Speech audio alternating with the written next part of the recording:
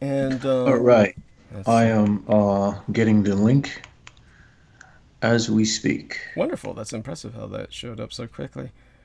And let's see if the changes I made to the editing took place, because they said, "Oh, we cannot change your editing for you." And so, well, we'll find out, won't we? All right, I got it. Okay, wonderful. That's great. And Putting it let in the me chat open at up this a new. moment. Uh huh.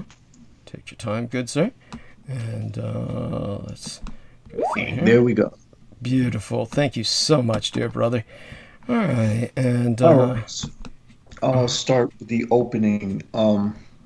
So I okay, was recently, for wonderful. some That's great. reason, And I just let had me this open notion this that I moment. should maybe try to check out what EA Coetting was doing on like his Become a Living God platform.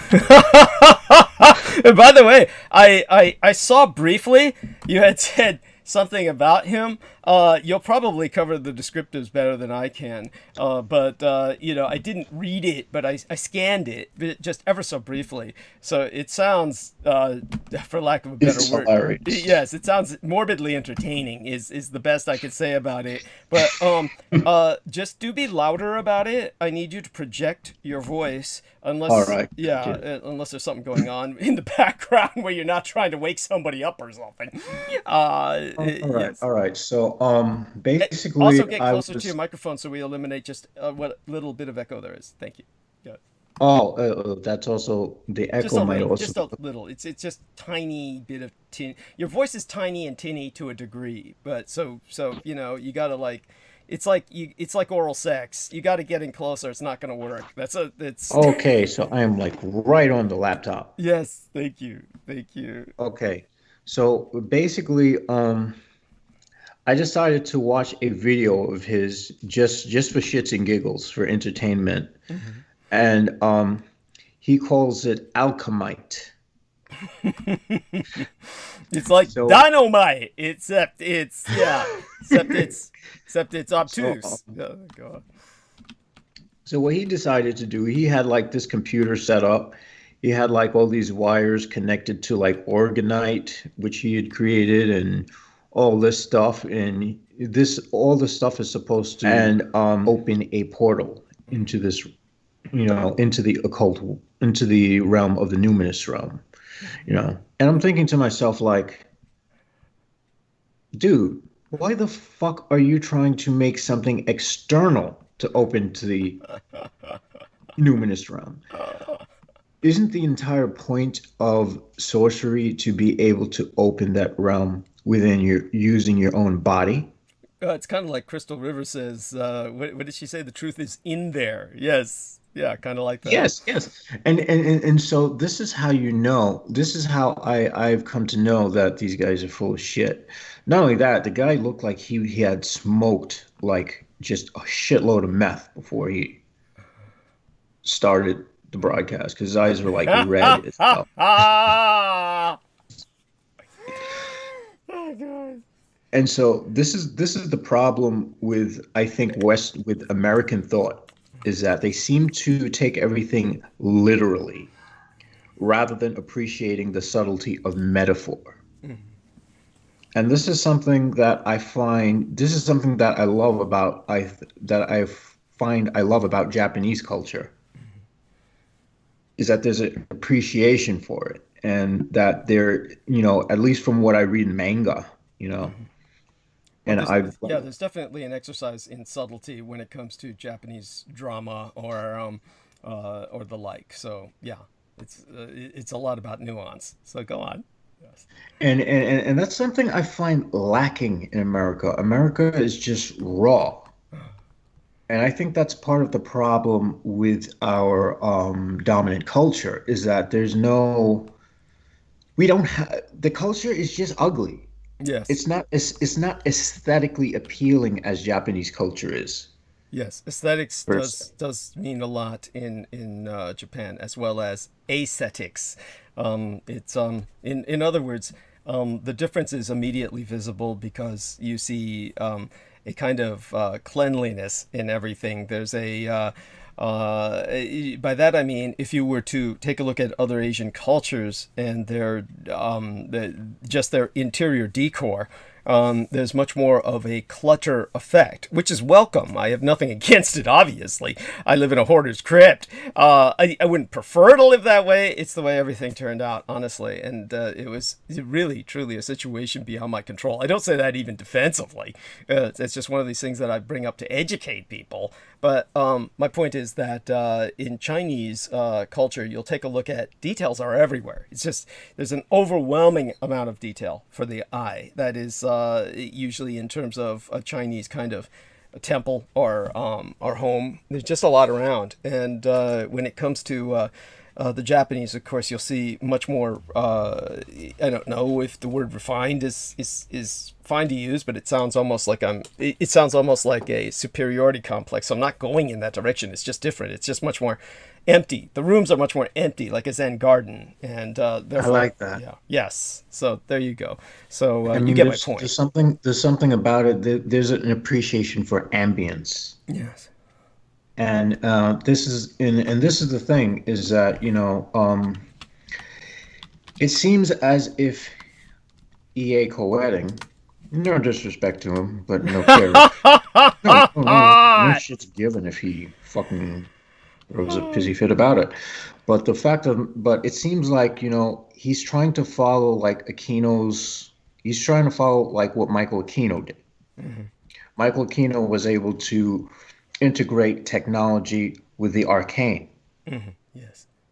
But he doesn't realize the reason why Michael Aquino was able to do that was because he was Michael Aquino. Right. It's something only he could do. That's an excellent point. Peter Moon was saying that just last night. When I was working with him just last night, we were talking about how sui genre Michael Aquino was. And I hope I'm pronouncing that correctly, but he was singular in the sense that his time and place was such that he could do what he did. His talent was recognized and he flaunted it, and he was very flamboyant. He reveled in his immunity and acted with impunity to a great degree. It's amazing that the more pathetic side of him would come out in terms of his claiming victim, and why he bothered to even do that was always, the sadder, more pathetic side of him. But certainly otherwise, no one could do what he did because we were emerging out of Vietnam and the hippie era, and this is a totally different world. You can't do that sort of thing anymore. You just can't abduct young boys and sell them, get away with it, and show up on talk shows. It's just, or maybe you can, but no, you can't. Not really. Not the way he did it. You can't create things like the Vox Arc. That's right. Yeah. Well, I mean, it's an interesting point you make. Yeah, he seemed to have a lot of personal control over many projects, or at least a great degree of relevant input, or at least observation into a lot of projects. It's amazing. He just had his hand in a lot of things. I think it's much more compartmentalized now. So your point is well taken. Yeah. You've got a good intuitive feel for that. My point is that the attempt to try to imitation, the attempt to imitate him as a form of flattery, in Eric's case, it's not a wise thing to do. No. It isn't. There's so many ways that can go wrong. You start messing with electronics and circuit boards and chemicals and whatnot. You literally have a recipe for something like Jack Parsons. Yeah. Yes. Is that what he's doing? I mean, he's got something visible there, like a motherboard or something, a headboard, or. He had like a TV that had static on. He had his computer hooked up to something, And the thing is, I played around with that stuff many years ago, like maybe 10 years ago when I was still in my 20s. Not even when I was around 21, 19, 20. And I would just look at static on a small TV and use that as a means of getting me into an altered state of consciousness. He's trying to work with radionics and all this stuff, but the thing is, the radionics that the Russians were working on and whatnot, a lot of it was bullshit. Yes, thank you. Thank you. Yes, that's A true. lot of it turned out being bullshit. So it's like a waste of time. The idea of this is the problem I find with American culture specifically, is that they don't grasp the fact that there is an internal metaphor to these things. It's not meant to be taken literally. Like, arcane technology is a technique. The best way, and this is the reason why I bring up Japanese culture, because they have an appreciation for like techniques, things like that. You know, ninjutsu, whatever, you know, all those types of things. Whereas, you know, in the West, there isn't an appreciation for it. There's just a desire to materialize something that's meant to be used as a metaphor. How does that work? Thank you. Yes. I mean, that'd be like a Christian saying, we're going to materialize Jesus. Just let's stack a few computers together. That's an interesting analogy. I think it's apropos. Yes, that's appreciated. Yeah, as a comparison. Yes, and the problem is, you know, there's a sort of, it disgusts me in a way, because I feel like it violates the sacrament of that numinous aspect of the occult. I feel like it's a violation. You know, in a way that's almost offensive, you know. Yes. Oh, I understand. So that was one of the reasons why I brought that up. Now, as per the vaccine situation, Oh, wait. I mean, before you go there, I could do with some more details on how drugged out he appeared, because that was so funny. You were more adamant about it in the private message, which I scanned. oh yeah, no man, the dude looks scorched. Like I've seen him in some videos look like, you know, maybe this guy went without sleep for a long time or whatnot. But nah, this dude looked like he was stoned. Like, damn, give me some of what you're smoking, man. It's like if somebody decided they were going to smoke, like, I don't know, a large bag of pot that's meant to last for like months, Right. all in one go. Ooh. Oh. That gives me pain just to even imagine that. I don't want to imagine that. Yes. Yeah. So thank you, yeah, for sharing that. Sorry, I couldn't resist, you know, digging into that some more, simply because it's you know, obviously neither Jameson nor I are fit to judge, and we're hardly Oh, talking from by a no moral. means.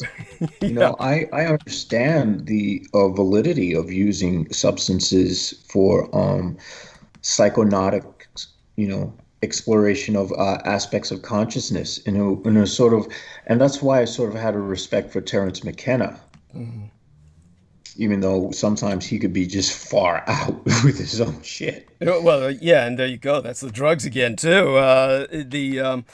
You know, one has to ask which comes first, the chicken or the egg. You know, it's really in these days, of course, for all kinds of Silicon Valley types to go down south, meaning like down to Ecuador or places such as that, and it just basically, you know, rub with the shamans. Ayahuasca. Yeah, just rub with the Yeah, shamans and you know, start but you trying to. see, this is the problem with American culture. It's Yes, like, dude, you can't buy that. just Yeah, and it's one of those things where I understand why the shamans work with them, because of course they're in poor communities that need the money, and the shamans are yeah. essentially like community leaders. So this is something that you can understand why they cater to this, do what they do, but you got to think that they take morbid satisfaction out of watching these guys puke their fucking guts out, you know, while they're poisoning their fucking brains on psychedelic mushrooms. It's but you know, there's something, of course, insane about that with It's very insane and it's very American. That's what yes. I'm getting. Thank you. You're buying enlightenment. Yes, you're because buying. instead of trying to take like the analogy or the metaphor and applying it to oneself in a practical sense, they want to immerse themselves in it. Like, dude, I heard the Buddha like sat in a cave and didn't eat for like 10 days. I got to do the same thing. There No, you go. that's not the Thank point, you. man. Thank you. You know, Yes. it's like they have to physically emulate it. No, use a metaphorical way to. You get what I'm saying? They Yeah. just don't. They don't grasp analogy. They don't grasp metaphor. Yeah. And that's what I think is the fall of American culture today. Yes, I No, agree. Yeah, it's certainly an aspect of it. So thank you for sharing that. And by the way, fuck, we still haven't even gotten to the top of the hour yet. So we've got time for more of this. I mean, by all means, go in whichever direction that you feel is apropos, and then I'll announce the start of the show at the top of the hour, and then count on you to talk some more. Well, I've grown an interest in a man by the name of Johannes Trithemius. Holy shit. Who is this? And now, this was a German-born guy who had written a book called, oh my gosh, it was called Stenography or something like that. Anyway, it's a grimoire. It's like a somewhat incomplete grimoire, but it's a grimoire that actually is the precursor to what would become the Goetia Theurgia, which no one seems to talk about for some reason in the mainstream, because they're all like, dude, I can summon the 72 goetic demons and become like a methed out dude tinkering with shit. I mean, come on. What I'm getting at is, it came to my attention that John Dee actually had read a manuscript of his in his personal collections. So I think that a lot of the encryption within Enochian magic was inspired by the sort of idea of encrypted messages put forth by Johannes Trithemius within his book of stenography. And now, what he does is he calls upon these aerial jinn to send messages, and the messages in which he sends, he encrypts them within certain sentences, which we would call conjurations. And so, you know, this goes back to what I'm starting to discover is that, you know, and this is what I suspect Michael Aquino had a fascination within Enochian magic for, was the fact that you can encrypt messages using it. You know, and this is where spying and the arcane come hand in hand. Yeah. Because the more you encrypt something, the more energy you're putting into it, and the more it's being pushed into your subconscious. In fact, it's the most direct way to cast a spell if you continually encrypt something that you've encrypted already. You know, and this is something that only requires a pencil and a piece of paper. Wow. Whereas, you know, people are like walking around and making these magical circles or buying these things that cost thousands of dollars and, you know, getting decked out in robes and building all these things for what? Yeah. It's like cosplay. Yeah. Thank you. Yeah, I hear you. There's an element of that there.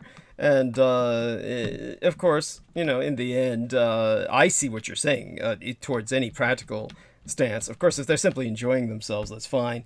But, you know, as you say, many of these people are seeking something more.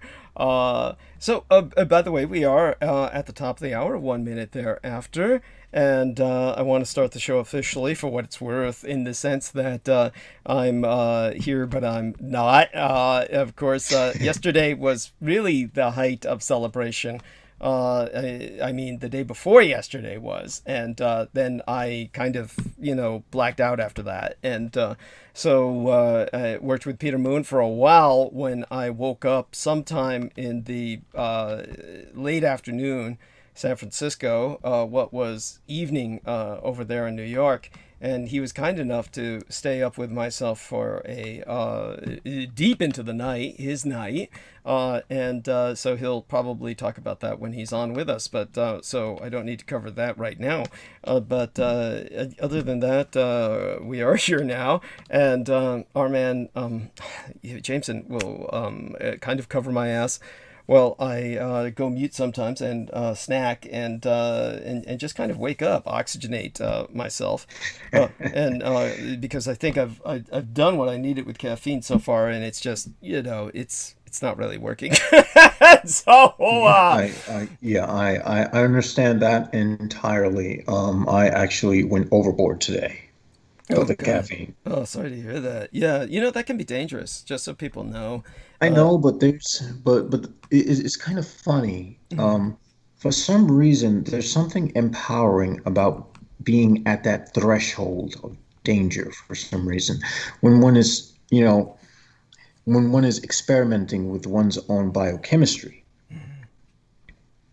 Of course, there's something that could be alchemical about that too, as well. But oh yeah. And, I've also heard, you didn't hear it from me, but sometimes certain spirits do like party favors too, as offerings. Well, there you go. Yeah, that goes without saying. Yes, I mean, when one walks into a bar, this is to take it down to the gutter. When one walks into a bar, you can feel those spirits if you're sensitive enough. If you're sensitive enough, you can see them feeding off of people. That's why they call it spirits. Definitely, they're around, sucking up people's energy, sucking their life force out of them, and so there you have that. So yeah, by all means, do continue. I'm just going to be mumbling a lot, really, through this opening hour. Then we'll bring Peter on, who will help me get through another hour or two, and then I'll start to talk. And at any rate, yeah, by all means, the stage is yours. Let's go into the joys of Staten Island. It's a Now here's where we're going to get passionate. Here we'll get passionate. It's an aesthetically appealing borough. It's one of the most beautiful aesthetically. When it comes to the eye, it's one of the most beautiful boroughs within New York. But the people are fucking retarded. Yes. So let's go into Jameson Reese's journey to get his vaccine. So JMO does everything he's supposed to do for his appointment and decides to take a stroll along the beach to get towards the what is it called? The Behavioral Health Facility, 77 Seaview Avenue. So I'm strolling along. I get there, and I notice that that's the place that has all these army like barricades and whatnot, because they have this vaccine thing, COVID testing setup thing going on. And so this army, so I waved down this army fellow who was not wearing a mask at all. Surprisingly. When you use the term army fellow, is this like what do you mean by that? Do you feel that this individual, was there any indication this is a real military person or National Guard? Yeah, he was military personnel. Wow. Okay. Okay, and so I'm like, yeah, I'm here to get the vaccine. And so he runs back to his station, to his post, and he talks to the other guy who's in the post, and he comes back out and says, "Oh, we only accept drive-ins." And I'm like, "Oh my God. Are you fucking shitting me?" That is just so frustrating. So like on TV, they're making it sound like they're eager to give the vaccines out because not enough people are taking it. Like they have a surplus and shit. I get your point. When you get there, Yeah, that's interesting. Go on. Yeah, Yeah, because I you had a get similar there, experience in San Francisco. So, but go on. Yeah. yeah, it's like, okay, so I get there to get the vaccine, and it's like, oh yeah, they're rejecting people. They're being super selective about who they take in and shit. It's like, wait, which thing is it? Oh, we can't. We have excess vaccines, and then there's like, oh, we can only give it out to the elderly and people who are populations who are vulnerable. It's like, make up your fucking mind. Yeah, when the flu vaccine came out last year, I had a similar experience with Kaiser Hospital, and Kaiser Hospital said, I asked my case management nurse, and this is by the way, this is the ultimate kind of privilege that I get. I'm now so moving up in the world where I have a case management nurse. I actually had to educate a senior friend of mine who was that guy who worked at the Veterans Administration for so many decades, Paul Mosslander, about advocating for himself and getting himself his own case nurse. I don't understand how he didn't get one and whatnot, but anyhow, so she told me where to get it. She gave me the directions and everything, and so I was in the car with V, and we were trying to find this place, and it was impossible. We were asking directions. It was somehow within the property of Kaiser Hospital, which I don't know if people understand this, but hospitals are they're like real estate moguls. They're like real estate kind of scam artists. They're kind of like they purchase large amounts of real estate, and they convert these different types of real estate into different functions, and they function very much like a campus, like a university campus, because that's what they are, and in many respects. And so university campuses can sprawl, and they purchase wings in different parts of congested cities that are nowhere near their epicenters. And so they get these little satellites that they fling out. And so it turned out that the COVID, nobody knew where this place was for the influenza, except the people who worked in Kaiser. So we were asking nurses, who we see them walking down the street, and they've got their, lab, their scrubs on, their working clothes. And we're asking them where it is. And honestly, we wound up, and it was a really strange experience, because we wound up parking across the street from where it was at. We could see just a little indication that something was going on there, only because of a sign that otherwise there would be no indication that anything was going on. It was just like a parking lot, and I had to go inside. And when I went inside, then I saw that they were giving out shots, and it was supposed to be that you could drive in there, but honestly, the directions were so obtuse and circuitous that I can't believe anyone found their way in there, even though I could see some people had. So it was just bizarre, and it was like they didn't want anyone to get it. And this was the flu shot, and by the way, the COVID has broken the flu. Almost nobody caught the flu this year anyway, because everybody's in their homes. So we just don't have the spread it used to have. So then when I got, down into that parking lot and got the shot, anyhow, it's just the whole thing just sucked. It just didn't make any sense. And I had to ask directions from, basically, it was weird as fuck. I live in San Francisco, and it was still just weird. It was just no moral judgment or anything. It was just, I don't know if it's disconcerting or it was just odd. It was just, it was a gay couple, and the one partner was really old, and it was like the other guy was like driving the car, and anyhow, so it was like, I only found that out because I said, where do I get the shots? I asked the guys in the car because they looked like they would know, and they were sitting there in front of the parking lot, and they said, oh yeah, you got to go in. You can't see anything until you're down into a certain level. Like it's Dungeons and Dragons and shit. And yeah, and the guy said, I just got my shot, and it was just, then they somehow brought up the fact that they were a couple. And it was just like, I don't know, for some reason that just added to the surrealism of the entire experience. It just made it even more odd and disconcerting. You know, it was like the cabinet of Dr. Caligari. And that is like the classic surrealist film where you're wandering around this city that has everything is distorted. And, you know, you found yourself in a situation like that, just trying to find this stupid shot.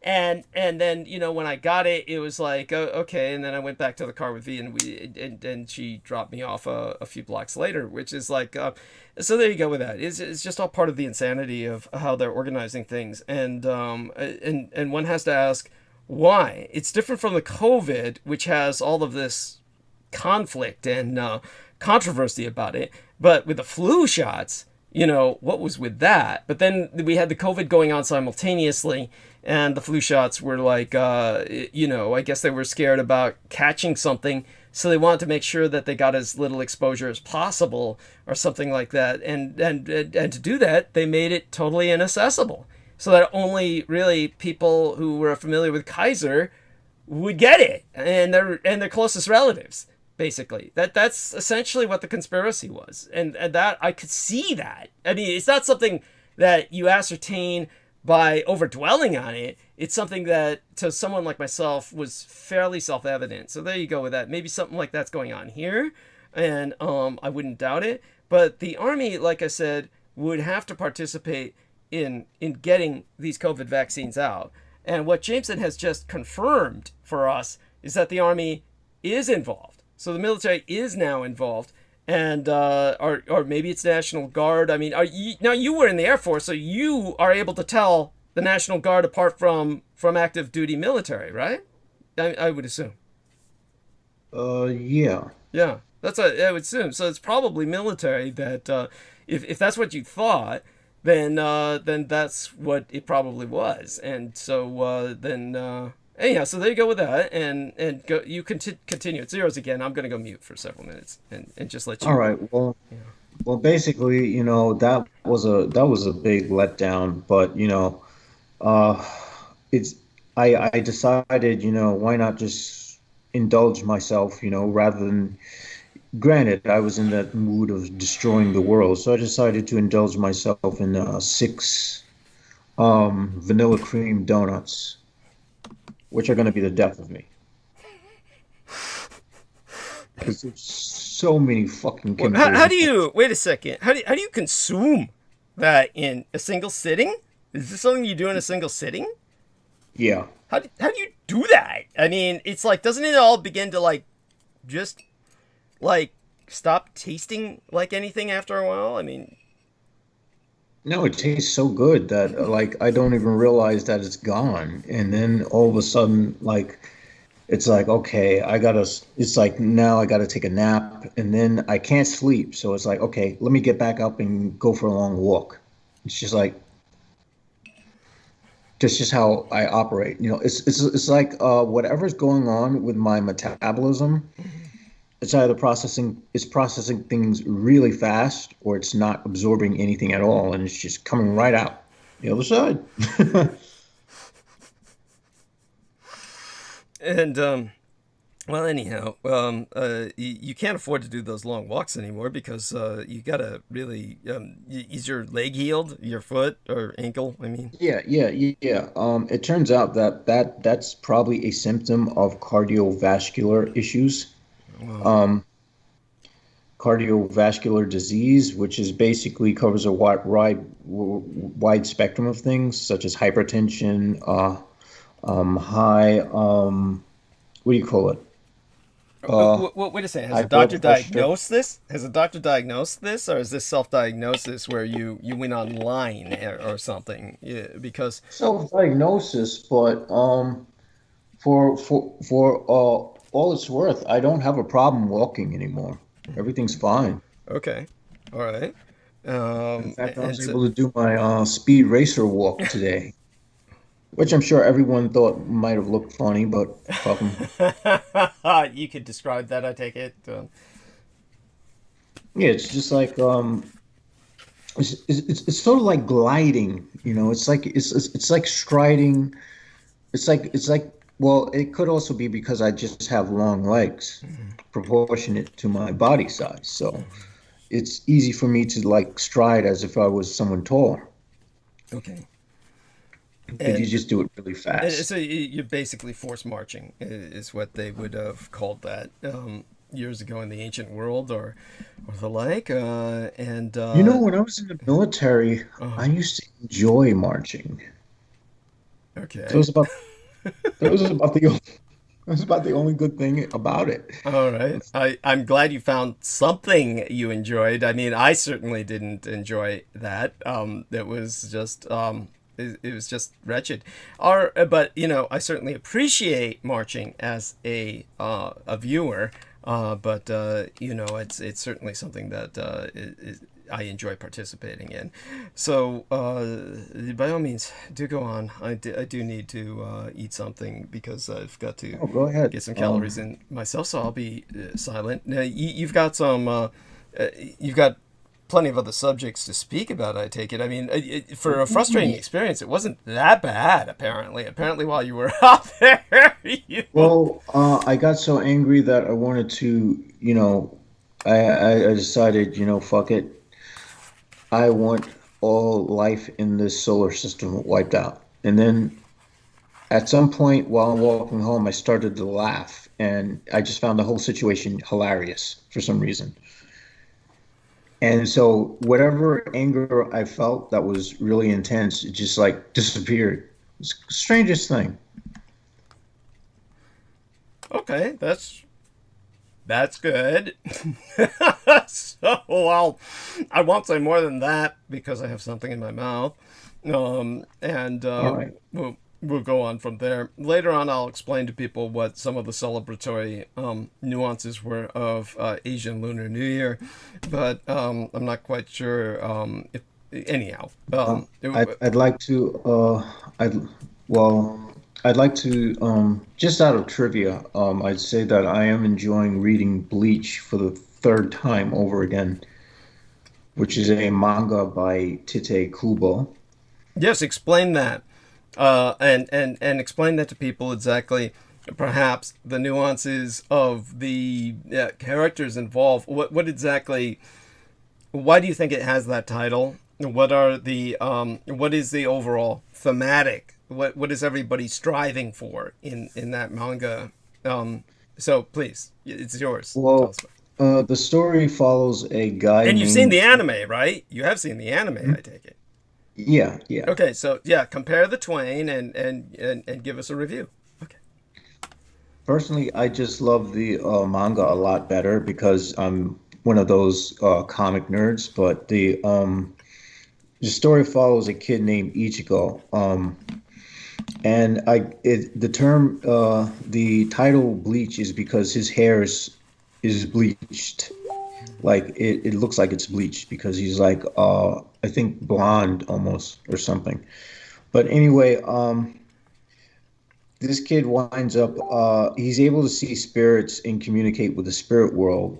And so this chick comes in from this from Soul Society named Rukia, and she basically has him become a temporary Shinigami.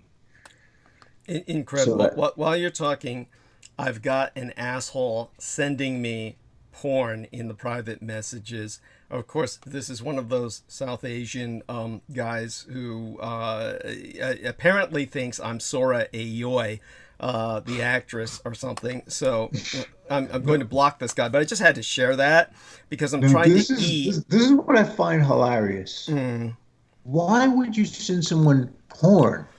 thank you. I mean, it's Why not send a picture of yourself if you're interested in some? because they know that they're physically repulsive. They already know that. They're not going to send that. At least the porn he's sending is not as grotesque. But still, I'm eating right now, and it's like honestly, it's like these people are. And what do they think that does? It's like I'm assuming.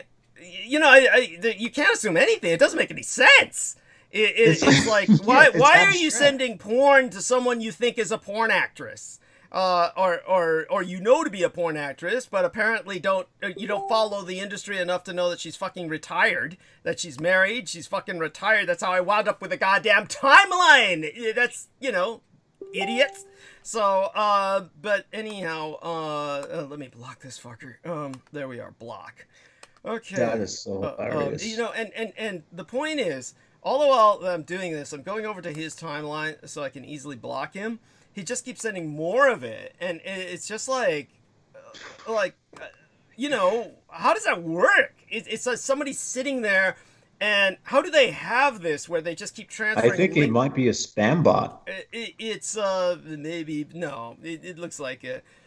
Looks like they had a timeline that had some, you know, amount of clutter on it, so it's probably a real person. No, it's not a spam bot. I can guarantee you that they're talking to me in a basically what is kind of like a text Urdu, so it's as senseless as text English. But you know, it's basically Urdu, and it's spy spy loud spy and cool moi. You know, it's basically like you know some vulgarities with you know it's the spam bot would just be so much more articulate. The spam bot would be almost poetic compared to this shit. So yeah. This is how you know the real people. They're just stupid. So there you go. All right. So now that way I don't get, you know, colliding genitalia in my face now while I'm trying to chew my roast beef and sauerkraut. Okay. So, all right. Meat and sex are two things that should not be mixed. Yes, no, and like I said, the fact that so many people, especially in America, conflate the twain, goes a long way towards explaining overweight. That's so gross. Yeah. So, all right. I'll let you get back to speaking, and I'll come on to bitch again later if any new developments come up. I mean, I'm here. You know, I'll probably come into every few moments or so. But yeah, take it away. All right. Let's look at. I wanted to cover something about the infrastructure last week. So I did find something that was recent. This is from February 16th, 2021, on the Center for Strategic and International Studies. The United States' broken infrastructure is a national security threat. Yeah, that's pretty obvious. The warning signs are everywhere. In Texas, a winter storm leaves millions of households without power. In Wisconsin, farmers are struggling to safely use modern equipment on roads that were built over 50 years ago. In Arizona, a century-old bridge partially collapsed last summer after a train derailed. In Florida, old pipes are leaking millions of gallons of sewage. America, the city on a hill, is crumbling. No shit. Because what did Trump do for us? After years of promises and inaction, revitalizing U.S. infrastructure needs to be treated as a national security priority rather than a punchline. But by the way, I couldn't agree more. And these people are, you might say they're belaboring the obvious, honestly, once you hear what they're saying. But the fact is nobody is expressing this. And people need to be expressing this. Which think tank is this again that you're sourcing? This is Center for Strategic and International Studies. Oh, CSIS, CSIS. Okay, thank you. Yes, and so excellent, and so good people in terms of at least a think tank professionalism. They're bringing up something that is obviously needs to be addressed. And it's certainly not on the news, because on the news, I don't know what the fuck they're talking about. Oh God, I'll go into that later. Take it away. All right. Few ideas have as much bipartisan appeal and economic potential. Increasing public spending on infrastructure to levels similar to the mid-20th century would create more than 3 million jobs by 2029 and boost productivity. The U.S. economy would grow by $2.70 for every dollar spent. But above and beyond the economic stakes, fixing U.S. infrastructure is a national security imperative. The strategic importance of infrastructure is not new, but it has grown in recent years due to climate change, innovation, and China's rise.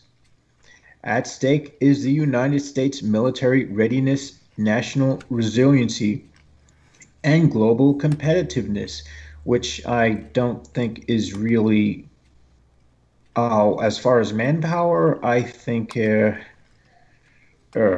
leaves a lot to be desired. During the Cold War, by that, do you mean the quality of our labor force? Just the quality of the people. When I was in the service, I have never met so many dumb, stupid people in my life. I mean, I had to tell one dude, you can't wear the same pair of socks every fucking day and expect not to stink. Yeah. Oh, okay, I am eating. All right, so let's. Oh God. So yeah, move on. Thank you. I was more comfortable with all the raw sewage pouring out of the pipes than that. So yeah, that's just too. It's just too close to the boot camp experience and shit. So there you have that. It's yours. All right. During the Cold War, President Dwight Eisenhower understood the link between infrastructure and military readiness. As he argued in his 1955 State of the Union address, a modern, efficient highway system is essential to meet the needs of our growing population, our expanding economy, and our national security. Eisenhower worked with the Congress to create the National Highway System, which enhanced the United States' ability to move troops and evacuate large cities. Decades later, these capabilities were still on display. The capacity of the U.S. highway system to support the mobilization of troops and to move equipment to forces to U.S. ports of embarkation was key to successful deployment. Lieutenant General Kenneth R. Wilk explained to Congress after the first Gulf War. The problem, however, is that the national highway system was designed to last until the 1970s. Years of underfunding has left a backlog of work for U.S. highways and bridges that exceeds $830 billion. Holy shit. So that's over 70s. That's over 40 years old. Oh my God. Infrastructure is essential for resilience, the ability to recover from adversity. Last year, the United States experienced 22 weather and climate disasters, with losses exceeding $1 billion each, a new record. Combined costs reached $95 billion. No person or place is immune to these risks, which aging infrastructure magnifies. As a National Academy study explains, if a community has weakened infrastructure, like a human body with a compromised immune system, it will not withstand trauma as well as one in good health. Now, climate change is increasing the risk. Much of today's infrastructure was built for a world that was cooler and less extreme, and it is now aging more quickly. Increased temperatures, precipitation, and storm severity that accompany climate change all degrade roads, bridges, and railways. Rebuilding infrastructure provides an opportunity to incorporate disaster resilience. It also provides an opportunity to increase energy efficiency and build a greener economy. And this is the problem with the last administration. They did not give a fuck. Resiliency extends beyond natural disasters. As the U.S. government considers how to make supply chains for critical goods more resilient, investments in infrastructure will be essential for restoring production. New domestic production will create new patterns for moving goods that infrastructure will need to serve. Investing in infrastructure would also incentivize for companies to set up shop in the United States instead of the United States instead of it being the other way around. The United States is competing for much more than attention of global companies. Infrastructure will influence whether United States trains and attracts the brightest minds. Well, we do not have very many bright minds at all in the United States. We are in dire need for bright minds.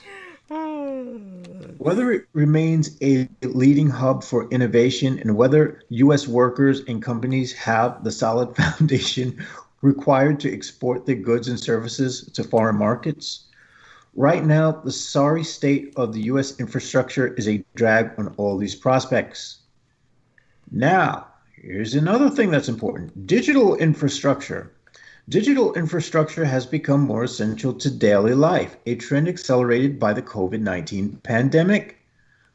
However, over 40 million Americans still don't have access to broadband. What the fuck? In Japan, this would be unheard of. But by the way, I think that's a good thing. I mean, considering the what people do when they get on the internet, that's for the best. I mean, well, considering what American people do, at least. Yeah, I can't speak for the rest of the world, but I would say that most people are just like hooked into Facebook and watching bullshit movies and videos or well, I don't know what the fuck people do with the internet anymore. All right. Investments in infrastructure are needed to close that divide and give the U.S. communities access to education, health, and business opportunities that digital connectivity provides. Done right, investments in digital infrastructure could also position the United States to export more of these solutions, from open RAN networks to smart city systems. China's rise raises the stakes further. The United States is entering what could be a decades-long competition in which the economic and technological power will matter just as much, if not more, than military might. Starting this race with decaying infrastructure is like lining up for a marathon with a broken ankle. That's actually a good analogy. Beijing understands the nature of this contest. Chinese leader Xi Jinping is championing new, quote-unquote, new infrastructure, calling for major investments in 5G networks, data centers, industrial internet capacity, satellite services, and other digital infrastructure. With its Belt and Road Initiative, China has also rolled out a bigger infrastructure package beyond its borders than the United States has been able to muster at home. And now this I can confirm because they are actually major investors in some of the African countries.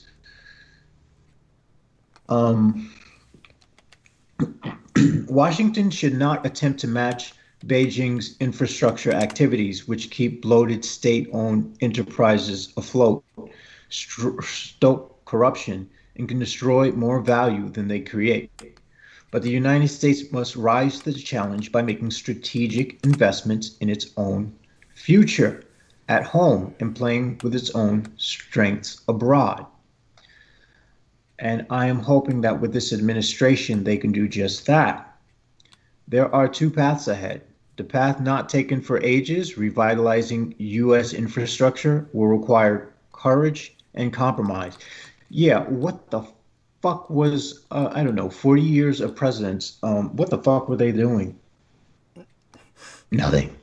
Absolutely nothing. You know, and it was bizarre, actually, when you saw Trump and Hillary Clinton begin their campaigns, they were talking about giving everybody a hard hat. All of the kids coming out of the school, just basically talking about putting them all in some kind of literal manual labor force, which I thought was preposterous, only in the sense that, these people are all, the majority of them are going to college, and they're not going to college to get involved with manual labor.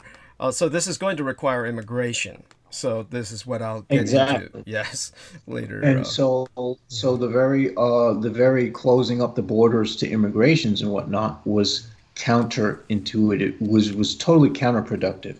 Yeah, as well as counterintuitive. Yes, go on.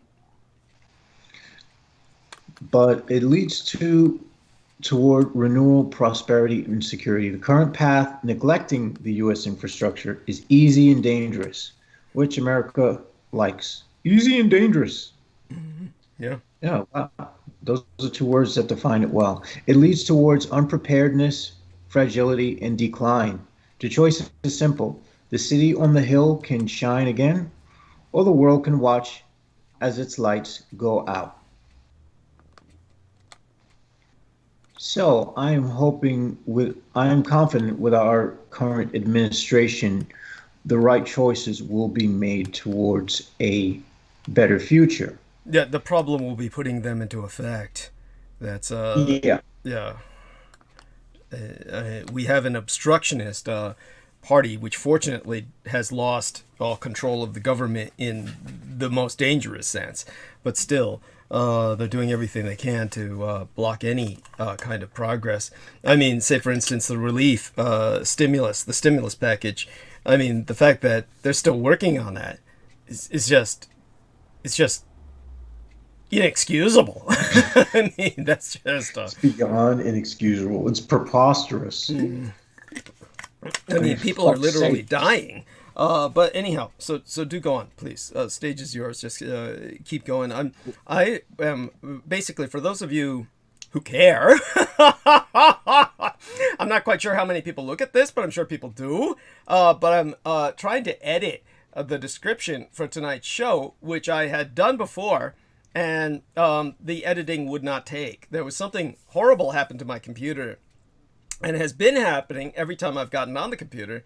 And who knows? I've wait, what's going on? Well, I'll describe it later. Probably sometime when Brendan comes on, that'll inspire me to start going into it. But because if I can help you with it, I would like to. Oh no, it's definitely appreciated. I don't know if that's possible. It's like some weird thing where the symptoms show up and then it disappears. It's very bizarre.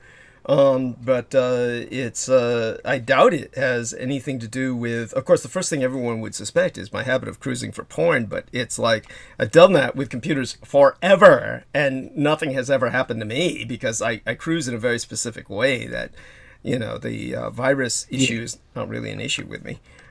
So anyhow, we'll go into that later. We'll probably talk about that privately. Not that I have anything to hide. It's just boring as fuck and I'm trying to get this done.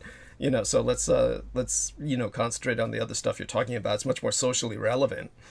So. All right. Well, I was listening to NPR radio today for what little time I was able to while I was, waiting in the ferry terminal. And they were talking about how COVID had affected, people such as immigrant populations who were trying to learn English, specifically when it comes to like kids learning how to speak English and stuff like that. And supposedly the learning abroad via the computer is actually proving itself to be worse than having kids in the actual classroom. Of course. That goes sans saying. I mean, it's like you have no control over them, and how are you going to get them to do anything, right? I mean, so, that should be self-evident. Yeah. So go on. All right, so I'm going to switch gears for a moment, and I'm going to go into something I did find interesting. Among these many tabs, I must have like 32 tabs open at one time. I got to close some of these out. This is just ridiculous. But That's because I'm saving up a lot of material for the show. Oh yes, Well, you're in the show now, so start using yeah, it. yeah. The title of the book by Johannes Trithemius is Stenographia, for anyone who's interested, and I do recommend at least looking at it. You could probably find PDFs of it for free if you're into, the occult thing. Right now, is this a And medieval figure or is this a modern figure, this individual? it was medieval, like Okay. All in right. the 1500s, 1490, Okay. Thank you. around the time period. Thank you. Now, let's see. There's an amusing article I have about a guy creating a fake Google Maps traffic jam with a wagon full of smartphones. Berlin artist Simon Weckert found a way to turn green streets into red on Google Maps app to discourage app users from going there, sharply reducing traffic on those streets at will. Weckert pulled it off using 99 smartphones running the app. This sort of hack has been around since as early as 2014. Wecker's stunt was meant to showcase the power that services like Google Maps has over urban areas. Google Maps has changed the way we drive. It created a digital turn-by-turn system that is essentially free. It is an invaluable aid with input from myriad users in getting us to destinations as quickly as possible. That is, if you drive. I don't have that problem, of course. It's that social aspect of the app and the service that Berlin-based artist Simon Wecker exploited, with nothing more than a wagon and 99 smartphones. And because they blanked out his face, that's hilarious. Wecker wandered the streets of Berlin with a wagon and his 99 smartphones, all running Google Maps. As he meandered down the street, the Google algorithm saw 99 vehicles moving very slowly down a road and set the traffic condition of the road to red. It's actually a pretty simple hack if you have enough devices lying around. The stunt is meant to highlight how much power services like Google Maps have over urban areas. In addition to powering your commute, Google Maps and WAZE services are used by a host of other services such as delivery and ride-hailing apps. If either application tells drivers to go down a certain stretch of road that might ordinarily be a quiet neighborhood, it can change the daily experience of those who live on that road. Oh man, that sounds like something the mischievous brat in me is like, how could we use this to fuck shit up? A quiet road where parents felt safe letting their kids ride their bikes is suddenly a commuter-filled side road because the app told drivers this is where they should drive to get home 5 minutes sooner. Weckert's hack, while fun and meant to spark a conversation, isn't new. Back in 2014, Los Angeles neighborhoods tried to trick WAZE into believing roads in front of their homes were clogged to keep their neighborhood from becoming a shortcut for those heading home from work. More recently, the Los Angeles Department of Transportation tried to come up with a plan to curb side street routes, Waze, and other services recommended for drivers via a pilot program. The city cited a recent example in which the app rerouted drivers away from Interstate 405 during a fire, sending them onto a neighborhood streets that were also surrounded by fire and subject to mandatory evacuations. Oh, totally groovy. Whatever happened to driving using your brain? Holy fuck. Apple and Tom both agreed to be part of the program. Google declined to participate, which brings us back to Wecker. He might be an artist with a squeaky wagon and a bunch of smartphones, but he's also just given traffic vigilantes the knowledge they need to maybe do what cities can't do and Google won't do, which is fuck shit up. Somehow I find that grimly hilarious. All right. Now I also have I have an interesting article that deals with science, but I can put that on hold. Here's something that I find alarming. Southern Baptists oust two churches over LGBTQ inclusion. This is from the Associated Press as of yesterday. The Southern Baptist Convention's Executive Committee voted Tuesday to oust four of its churches, two over policies deemed to be too inclusive of LGBTQ people. Why the fuck would they have anything against LGBTQ people? And two more for employing pastors convicted of sex offenses. Wow. That sure says a lot. And everyone bitches about the Catholic Church. Yes, that's I noticed that. Well, Americans are like that. They take some kind of satisfaction out of that just because it goes back to the religious wars of Protestantism and the Reformation.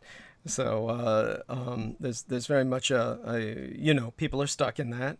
The wars go on, and the Protestant churches are a cesspit for sex and sexual deviances. Yes, yeah, and I was all too glad to be removed from that scene as an adult. Mm-hmm. The actions were announced at a meeting marked by warnings from the two top leaders that the SBC, the largest Protestant denomination in the United States, which is probably, I'm going to hazard a guess that they're probably led by a bunch of racist ass white dudes, which wouldn't be a surprise. Yeah. Was damaging itself with divisions over several critical issues, including race. We should mourn when closet racists and neo-Confederates feel more at home in our churches than do many of our people of color, said SBC's President J.D. Agriar in his opening speech. The two churches expelled for LGBTQ inclusion were St. Matthew's Baptist Church in Louisville, Kentucky, and Townview Baptist Church in Kennesaw, Georgia, which are places I would never want to go to. Yes, they sound like places you would be better off veering away from, yes, giving wide berth. Yeah, I'll jump off the fucking Freedom Tower before going to any of those places. Yes. Shit. Seriously, I mean, in states, I remember what you and Peter Moon were talking about last transmission, where, you were bringing up the fact that, when you go down south, you have to have like you have to show your faith because all people talk about is their faith. Well, not necessarily, but what they'll do is, like Peter brought up, people will ask you straight up, "Are you a Christian?" And which he, of course, like he said, is rather invasive, and it is for someone to be asking that. But I'd ask them, "Are you a Homo sapien?" And they'd probably be like, "Oh, you're gay. Well, what are you trying to say?" There we are. Yes, that's funny. Yeah, there you go. Okay, so just to catch people up on this, what's going on now is that perhaps because I have some other people who are in the YouTube studio, what I entered was instantly rejected. And changed. Anyhow, so I'll go on doing what I'm doing for a few more minutes and give up if it just doesn't work. There's nothing to be done. But will be in YouTube studio. I'm sorry. I'm not in YouTube studio. Oh, I understand that. Yes. At any rate, I'll just do what I'm doing, and we'll see if it works out. Anyhow, continue. And this is All not the right. problem I was encountering before. The problem I was encountering before was the computer freezing up. And so of course it could be that the service there was when I came home a few nights ago, and the service had it was something that whatever it was, I called Comcast, and they just did a signal to the modem, and it started working again. So it was obviously something to do with their service. But in terms of this, God knows what's going on. I'll describe, it takes a screen share, and it takes someone actually looking at it to perhaps even get an idea. But in the meantime, continue doing what you're doing. I'll do what I'm doing. I'll certainly be joining in whenever I feel it's constructive to do so. All right. I'm looking in chat, and Bruce Dallas III is like saying, "Take yourself to a different country then." Nice one. Very clever. It's what do you say to that? It's like it's the easiest thing in the world to say. Yeah. Go back to your own country. You're like, this is my own country. Yes, we're stranded here. That's the point. We're stranded here, and so we're doing the best we can we're doing the best we can to improve it. That's the point. You're not going to improve it without criticizing it. That's the whole point. And so without the criticism, I might just decide to block this dude just for shits and giggles. It's up to you. I trust your intuition. He's Dallas III. He's always talking down on America. Get money and live long. Take yourself to a different country then. Is he talking about you or I or both or what? And he says, heavy in the occult. That's why I'm here. God. Yeah, but he's a patriot, quote unquote. That's what kind of a combination is that? What is this? Like a cult militia man? Well, it goes to figure, right? Look at George Washington and Benjamin Franklin and all those fucking Satanists. That would just figure if he's emulating the founding fathers. All right. At any rate, you go on. If you find some morbid entertainment in bringing up any other aspect of them, you're welcome to do so. But no. I just find it interesting how people use the I just wanted to pick apart the idea that people say move to another country then. If you don't like it, leave it. That is the dumbest thing I've ever heard. If you don't like it, change it. Yes. Change it to your liking. Yes. This is what a rational person would do. Well, that's the whole point of social activism. Yes. And this is the problem with these cliche attitudes within this country, which is why I continually bring it up, because the cliche attitude is like, let's preserve what we have, which is already shit. I mean, really, there's a such thing called stagnancy. Stagnancy leads to decay, corruption, and destruction. Now, if you really love your country, don't let it stagnate. Don't try to preserve shit that doesn't work. Don't try to preserve practices that are shooting off your own foot. Inside of the text. And interesting. Okay. So, quite true. Yes, of course. And I mean, if you're really patriotic, you're going to want to change the things. You're going to want to say, all right, this is my home. I was born here. So how can I make things better for myself to survive, to be able to survive, I never got the idea of, if you don't like it, leave it. If you don't like it, don't leave it. It's like something a fucking preschooler would say. Well, no, actually, preschoolers have a lot more intelligence than that. Yes, it's the equivalent level of responsive rationale would be like that of infantilism, and but it almost doesn't bear addressing, really, to tell you the truth. It's one of those things where I think we've adequately addressed it as is. So. All right. Let's see if this takes. I'll continue with this church thing. Town View's pastor, the Reverend Jim Conrad, told the Associated Press last week that he would not appeal the ouster and plans to affiliate his church at least temporarily, with the Cooperative Baptist. All right, that. Let me back up here. The two churches expelled for LGBTQ inclusion were St. Matthew's Baptist Church in Louisville. I covered that. Townview's pastor, Reverend Jim, told the Associated Press last Reverend week. Jim. Oh my God, that's straight out of Taxi. Do you remember that television series Taxi? They had a Reverend Jim, basically a homeless street preacher.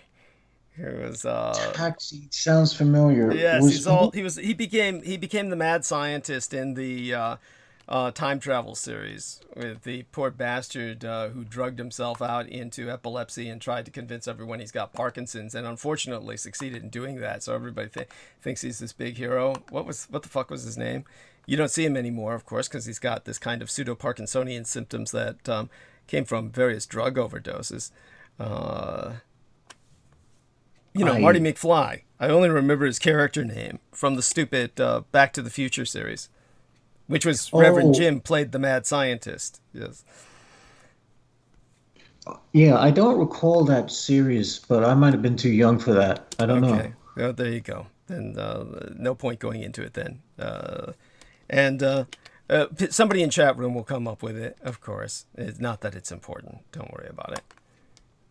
All right. St. Matthew's Baptist was among more than 12 churches that lost their affiliation with the Kentucky Baptist Convention in 2018 because they made financial contributions to the Cooperative Baptist Fellowship, which recently lifted a ban on hiring LGBTQ employees. In a statement Tuesday, St. Matthew's said the SBC's decision to oust it was based on its LGBTQ inclusive membership policy, which asserts a belief in Jesus as personal Savior is the sole criterion for membership in our church.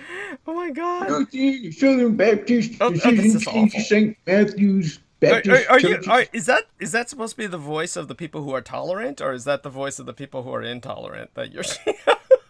I do not know. The way this is written, with the way this article is written, I don't know. Okay. Maybe I'm just too stoned. Yes. It's kind of like occult ritual. It helps when you're not turfed. Not that I'm admonishing. Far from it. I mean, I'm hardly one to speak. But it's like, I mean, certainly not when I'm doing this sort of thing. I mean, it's like, honestly, people are, how do I say? I wouldn't say they're lucky that I show up at all, because that's debatable as to whether people are lucky that I'm here. But definitely, I am here, and it's one of those things that. Anyhow, Peter Moon should be able to come on now. Check into him, see if you can give him a call that way. Yeah, because his church politics shit is like, yeah, it's obviously, let's put it this way, it's bringing you down. And when Peter comes on, I'm sure he'll have his own opinion on these sorts of things, and while he's doing that, I can look around the internet to see if there's anything to analyze other than what I've covered before, though that requires covering again, I'm sure, just to update people on certain aspects of what I spoke of last time. And I invited Crystal River, of course, to come on, but I don't think she will. She seems to have stabilized her situation, so I will report that to people. You might say that with all of the Texans, but that's really not the case. There is a lot that is not going on right with Texas. Inescapably, I will be dealing with that. Now, all right, now let's see what we've got going here. Right now, believe it or not, for everyone, I am changing as well as I can what is supposed to be the description for tonight's episode, which I did earlier, and it just disappeared. So we're going to see if that happens again. And if so, there's nothing to be done for it. But I'm trying to educate people about what's going on in this holiday season, certain cultural nuances of it. And then that way, at least, it won't be confusing. sure it's probably still going to be confusing to most people. I doubt most people even understand what the fuck I'm saying. But I'm certain there's people who do. So there we go with that. Okay, so, all right. Let me see here. There we All right. We have Peter on. And, Wonderful. Wonderful. Thank you so much. We really appreciate your holding the stage until we brought him on, dear Jameson. And so, Peter, cut loose and tell us how your day has been. And obviously, you stayed up very late last night on my account. And we'll talk a little bit about our plans. I, of course, am in the same situation I'm usually in, which is head up my ass and trying to oxygenate, let alone caffeinate. And I will be, counting on yourself to hold the stage while I look around on the internet to find out what would require analysis. And I'm sure I'll accomplish that with your help to buy me time. But believe it or not, right now, Peter, what I'm working on is fixing the description for tonight's episode to educate people about certain aspects of the Asian Lunar New Year, something which I actually did earlier, and YouTube rejected everything that I had entered, not in some sense that it was violating community standards. It literally said we cannot accept the editing. In other words, it was a technical issue. Something technical happened that might be involving my computer, or who knows. But it's disturbing, and we'll see how this works out. In the meantime, Peter, take it away. I hope everything's going well with you, and give us the lowdown. Well, what I first like to address, and I was listening early on. I heard some of the last few things Jameson was talking about, but he was earlier mentioning about eating vanilla donuts. No, seriously. I'm not here to advocate for vanilla donuts, but or even to decry them. I know that when I used to live in Florida, when I was in Scientology, my office was right next to a health food store, and every morning I'd go over there for my breakfast and have I guess what you call a sugarless donut. It was a healthy donut. Oh God, that sounds so fucking gross. It was good. Shit, what is that? Is that like granola or what? No. It was a donut. It just wasn't made with white flour and sugar. Okay. That's all. It was. So it must have been loaded with fat. It was. Donut was made out of wheat. I didn't investigate it. I didn't ask them what the ingredients were. I just knew that they didn't have white flour and sugar, and that was frequently my breakfast. However, what I was going to suggest to Jameson was that, if you have a craving for these donuts, one of the things you can do is chew the donut and spit it out. You don't have to swallow it, because swallowing really accomplishes nothing. You could just as easily swallow something else that's good for you. It's just a suggestion. Yeah, that sounds really gross. Well, but you see, he's trying to get over an addiction. Yeah, that's pretty extreme. Half a dozen donuts in one sitting. That's like something you see in well, it's what you would see fat people do, and so it's like it's bizarre. Well, yeah. In other words, the whole thing is, it might sound gross, but it's a problem and it has to be addressed psychologically. Yeah. And one of the ways you can psychologically address it is to not swallow. You can chew and not swallow. Of course, there are alternatives that can be tasty. There's something called monk fruit that is a sugar substitute that's good for you. And it's actually quite tasty. Yeah, it's more expensive than sugar. And one of the biggest problems with getting off of sugar is finding palatable substitutes that work for the individual. And it requires effort. And effort is the whole key thing. Effort is important. If you put in effort, you will get a result. If you don't put in effort, you won't get a result.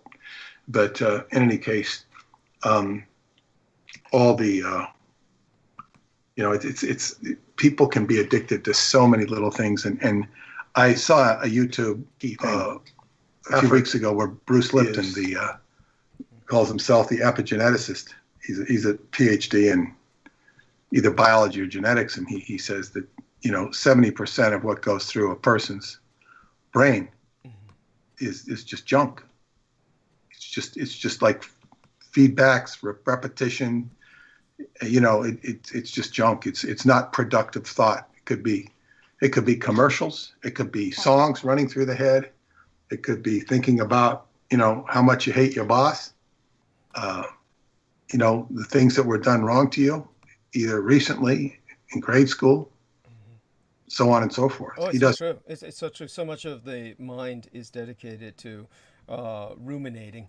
And it's definitely very impacting on one's health, physically as well as psychologically. So his point is well taken. Of course, how would you disambiguate from Bruce Lipton and what I was really deconstructing just with the latest transmission, where I was, of course, addressing the damage done by toxic positive thinking that is very selfish, and I was referring specifically to the book that was really promoted by Oprah Winfrey, which I think has led... The Secret? Yes. Oh my God. Yes. It's like, and I was just ripping into The Secret. How do you disambiguate someone like Bruce Lipton with the authoress, who I dare not even name because I hate her so much? It's like calling forth demons. I will comment on that, but of course I wouldn't position. Let's look at. I'm not a Bruce Lipton person. I'm not a Bruce Lipton fan. I've only heard a few things by him, and I liked what I heard. Right. He's very popular. He seems to be very with it. Well, he's very compelling. He's coming from a reference point of genetics, and coming above the genetics, and coming above. So in other words, even if this vaccine one of these vaccines that people might be taking, even if it's bad for you or intended to be bad for you, if it's possible you can override it with your positive thinking. But where I would disambiguate is in one word that would open the door to the disambiguation of what you would call, well, I guess what Hubbard referred to this type of phenomena as a false four. What four represented in Scientology was his emotional tone scale. 4.0 was enthusiasm. In other words, an ideal state of emotion is enthusiasm, which means entheos means to be with God. So enthusiasm. A false four is somebody who's enthusiastic, that is like phony enthusiastic, like, oh, look at me, wow, yeah, I'm on top of the world. And that is, and I have seen this in sports where somebody comes out and he's all excited and he's going to kick ass, and you just have to be sober and efficient, not jumping up and down about how you're going to wipe this person's ass, with your next play. That it just doesn't work. You don't act like that if you're smart. I've seen people do that, and they fall on their face because they're so hyped up on how good they are. Right. And maybe they are good, but when they get in that state of mind, they fall on their face. Is that what happened to Tiger Woods recently? What on earth happened with Tiger Woods, if anyone could tell me? He had a car accident, and I just heard on the radio that he was not at fault, or at least not under the influence. Or at least he bribed enough officials. I don't know what's going on with him. I mean, Tiger Woods is somebody who was, I guess what you call stage mothered into being, the greatest golfer in the world, which he definitely was.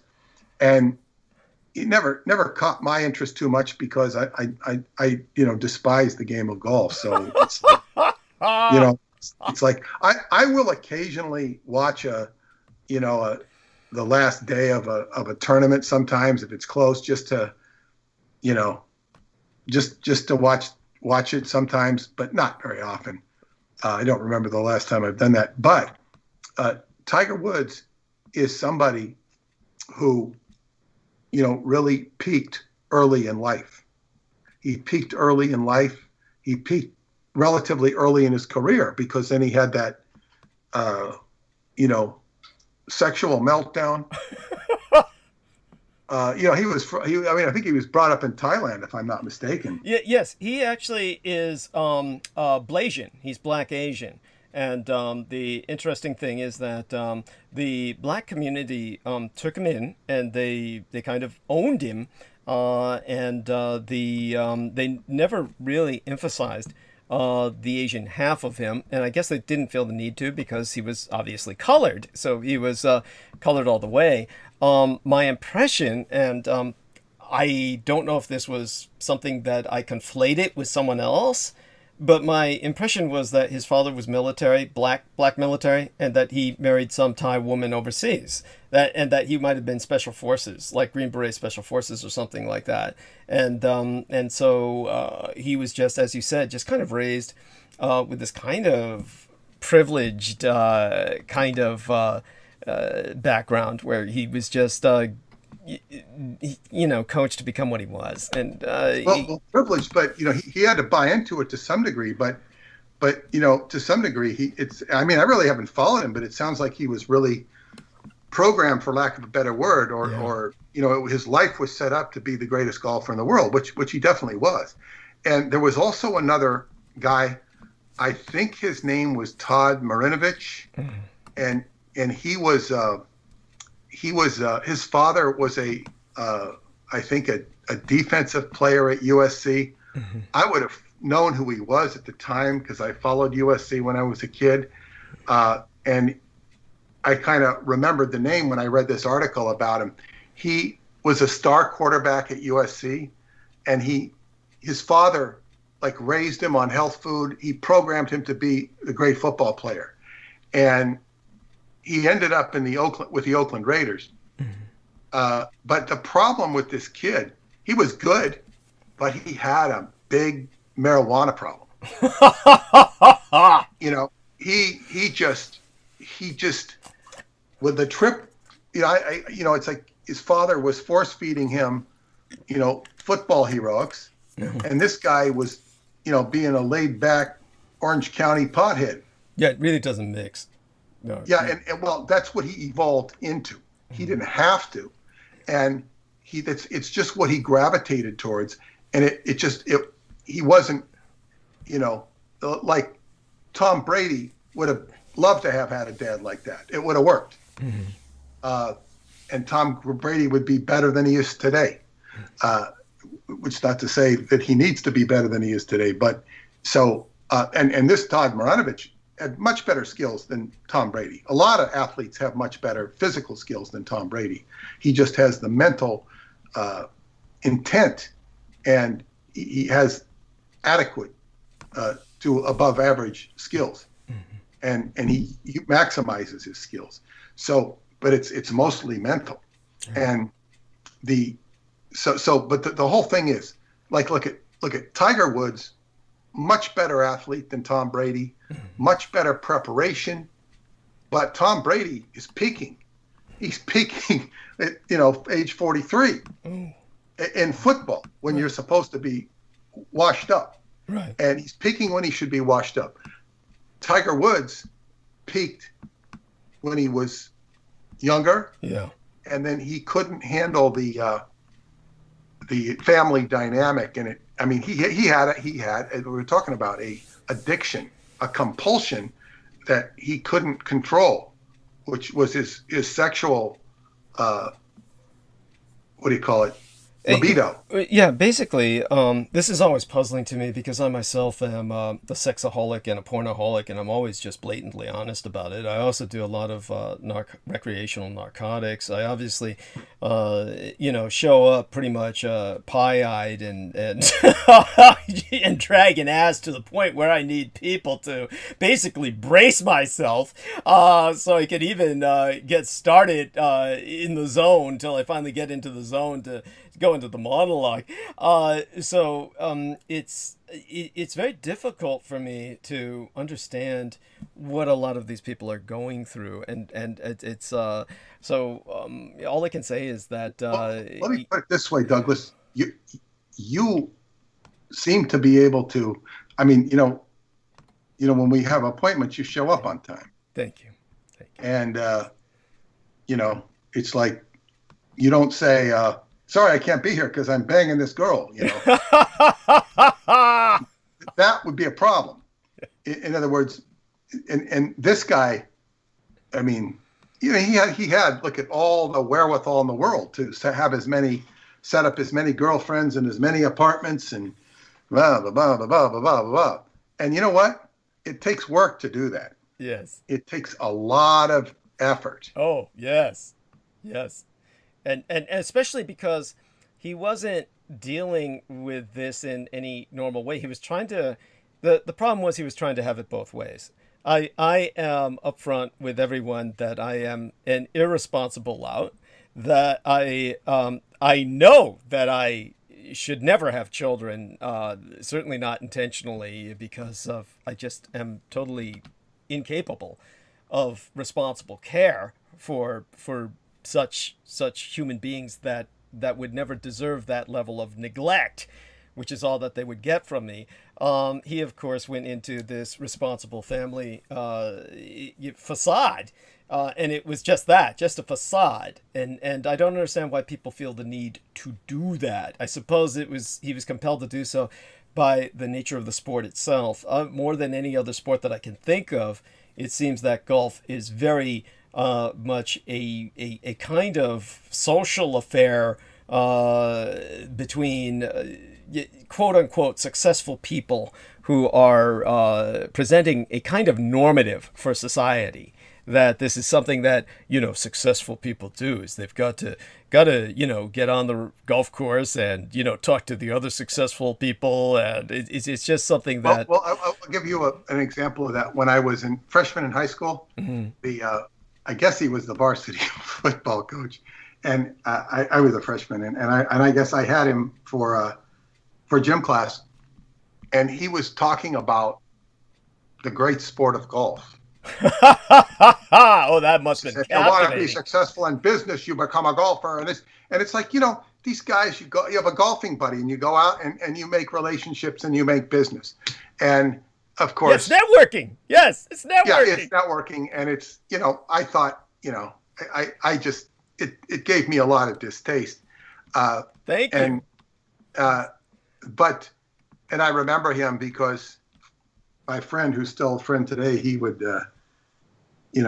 this PE coach had he had a skin, a skin. I guess he was born with it. He was part white. He had all these white patches over his face. Right. I forget what that's called. I don't know what it was, but it was. And I remember my friend, calling him, in the back, albino. Right. I've heard people who have had that condition say that it's albinoism, that it's a form of albino. Incomplete. It was like and he goes, "What did you say? What did you say?" It didn't stick. Right. He couldn't make it stick, but it was just like, the baiting of teachers. That was part of going to school. Right. Was, giving the teacher the bait and see if he'd take it and how they would react. It was a lot of fun. I was very good at it. And of course, this guy, would encourage me.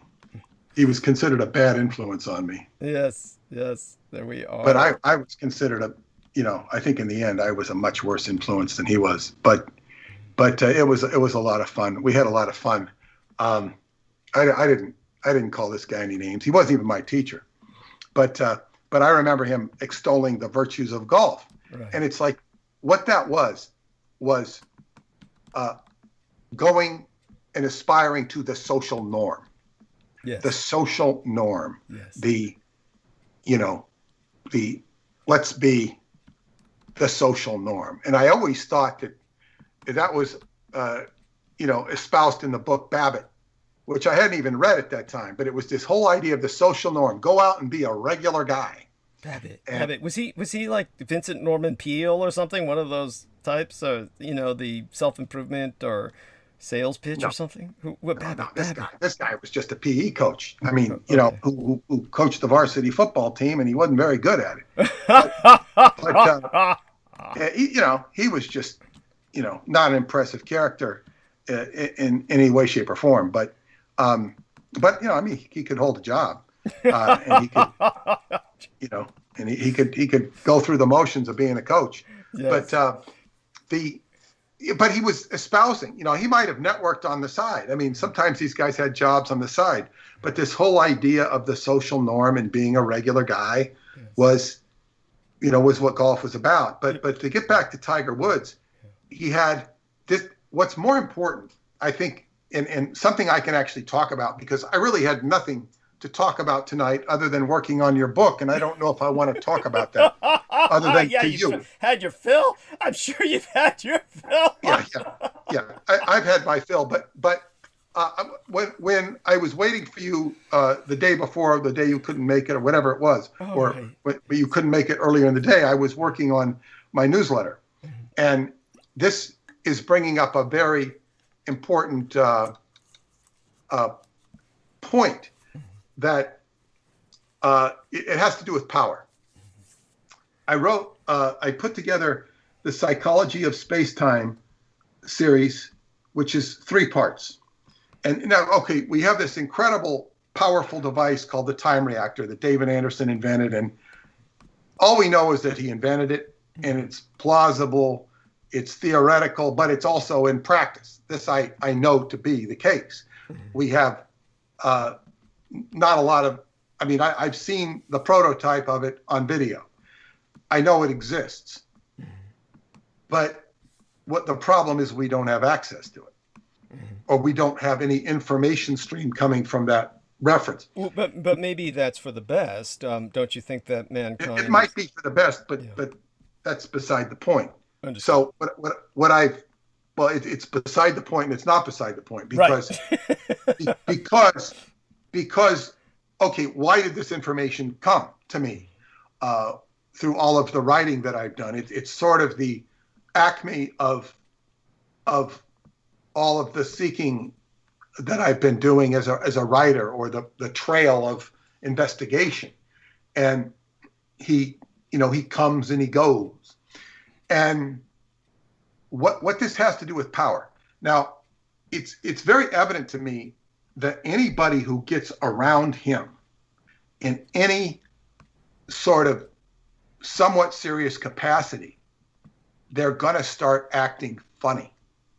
You see this around you when people get too close to the Vox Arca or the art elect, and they start acting funny about it. That's right. The subject thereof, the very subject thereof is disconcerting enough where people they won't know how to behave, so they suddenly start behaving oddly, just whatever way they use to process exactly. it. Yeah. Joe Matheny this occurred to him with the Meta Machine, his synchronicity generator that was,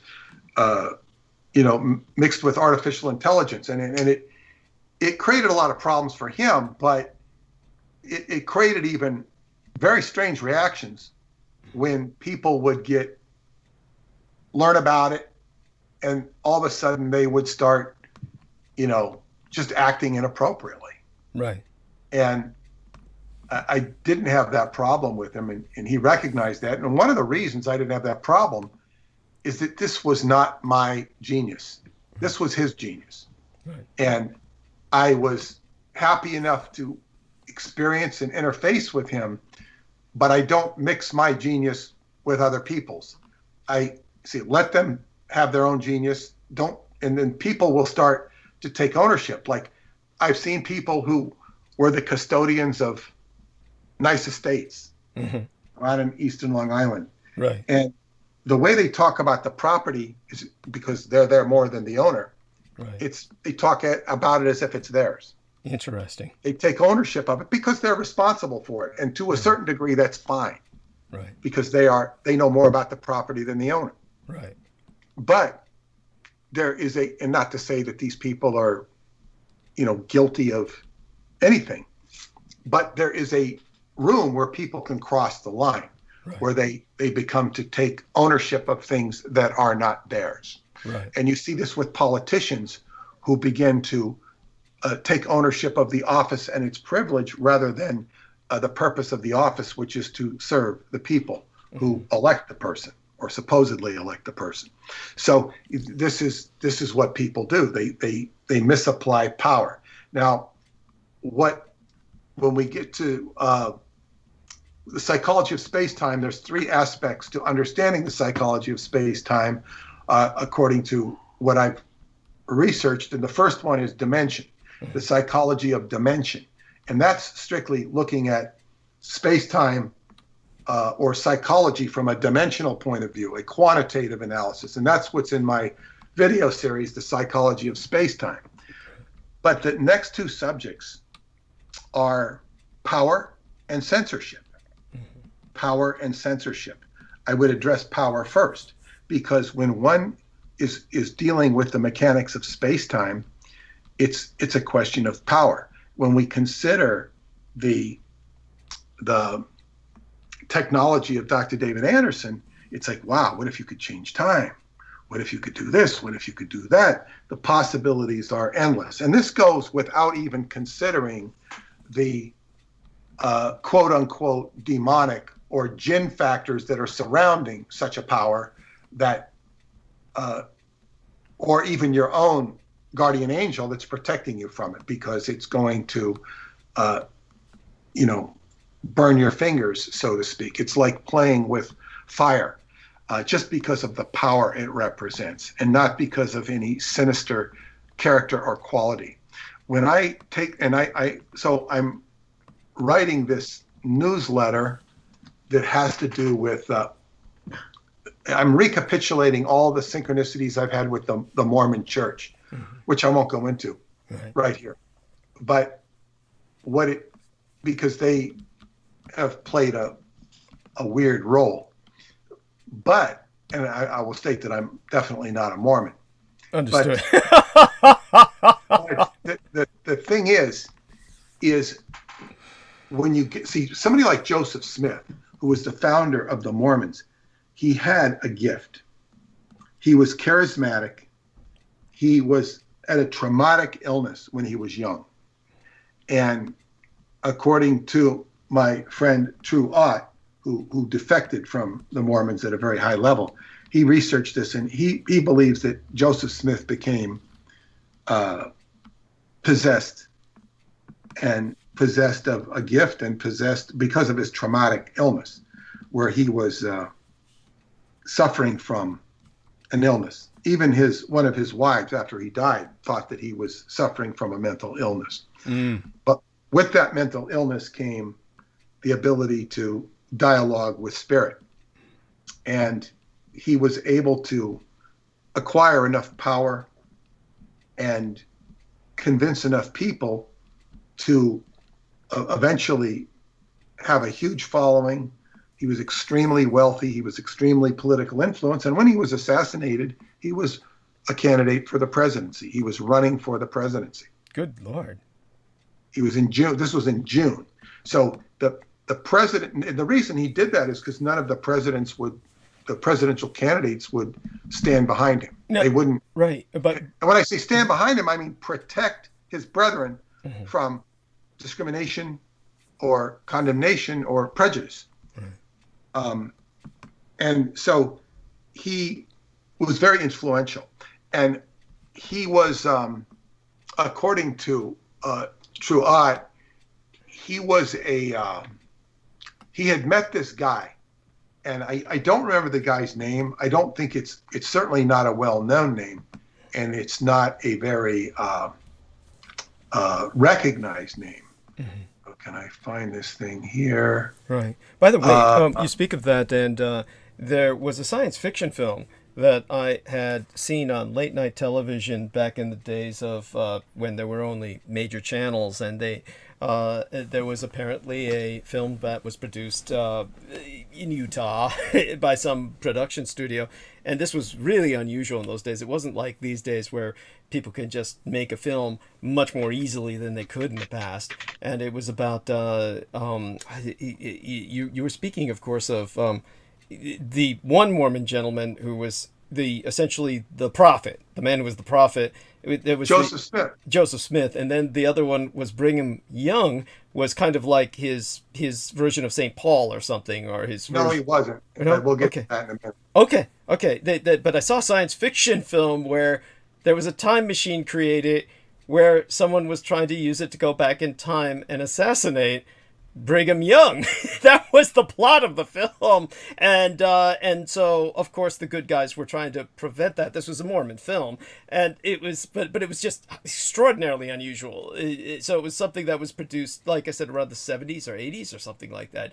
But it just, the only reason I bring that up is because it brings up the elements of time travel, and it talks about this kind of subject. So I thought I'd throw that out there because I didn't. No, I know a bit more about Mormons than most people do, but it's from an odd angle. It had to do with, of course, the Frontier West atrocities that they were accused of committing, and then there was, of course, the fact that certain local governments of states called for genocide of the Mormon peoples because they felt them to be basically worthy of extermination. And so they ran a on-running guerrilla warfare campaign against the United States government, and ultimately left the United States. They left for what was frontier territory outside of U.S. jurisdiction. They were encouraged to leave. Right, there was that. It was both, and they basically because they were driven out. Yes, they were driven out. But they were Let me give you some more background here. Sure. So anyway, Joseph Smith was he according to this unpublished book, he ran into a man. And this was his unpublished book you're referencing, right? My friends. Okay, your friends. Okay. Yeah, and he was a high-level defector of the Mormon Church. Right. And his website has all been shut down now. He was quite an active, what you call rabble-rouser. Is he still with us? Oh, yeah. Okay. Yeah, he's only gotten back in touch with me for the first time in many years. In fact, he was the one who was partnered with Alex Studer, was his helper, his Jameson, so to speak, who ended up dying. I'm sure he was killed by Aquino because he was fascinated with Aquino. Alex was. Right. I'm vaguely remembering you're speaking of him again. Yeah. So go on. Yeah. He had tried to get in touch with you. It didn't work out. And, he just he kind of had an attitude that I saw was not healthy. And that was mostly he was obsessed with Aquino's house. He was stalking Aquino's house to a certain degree.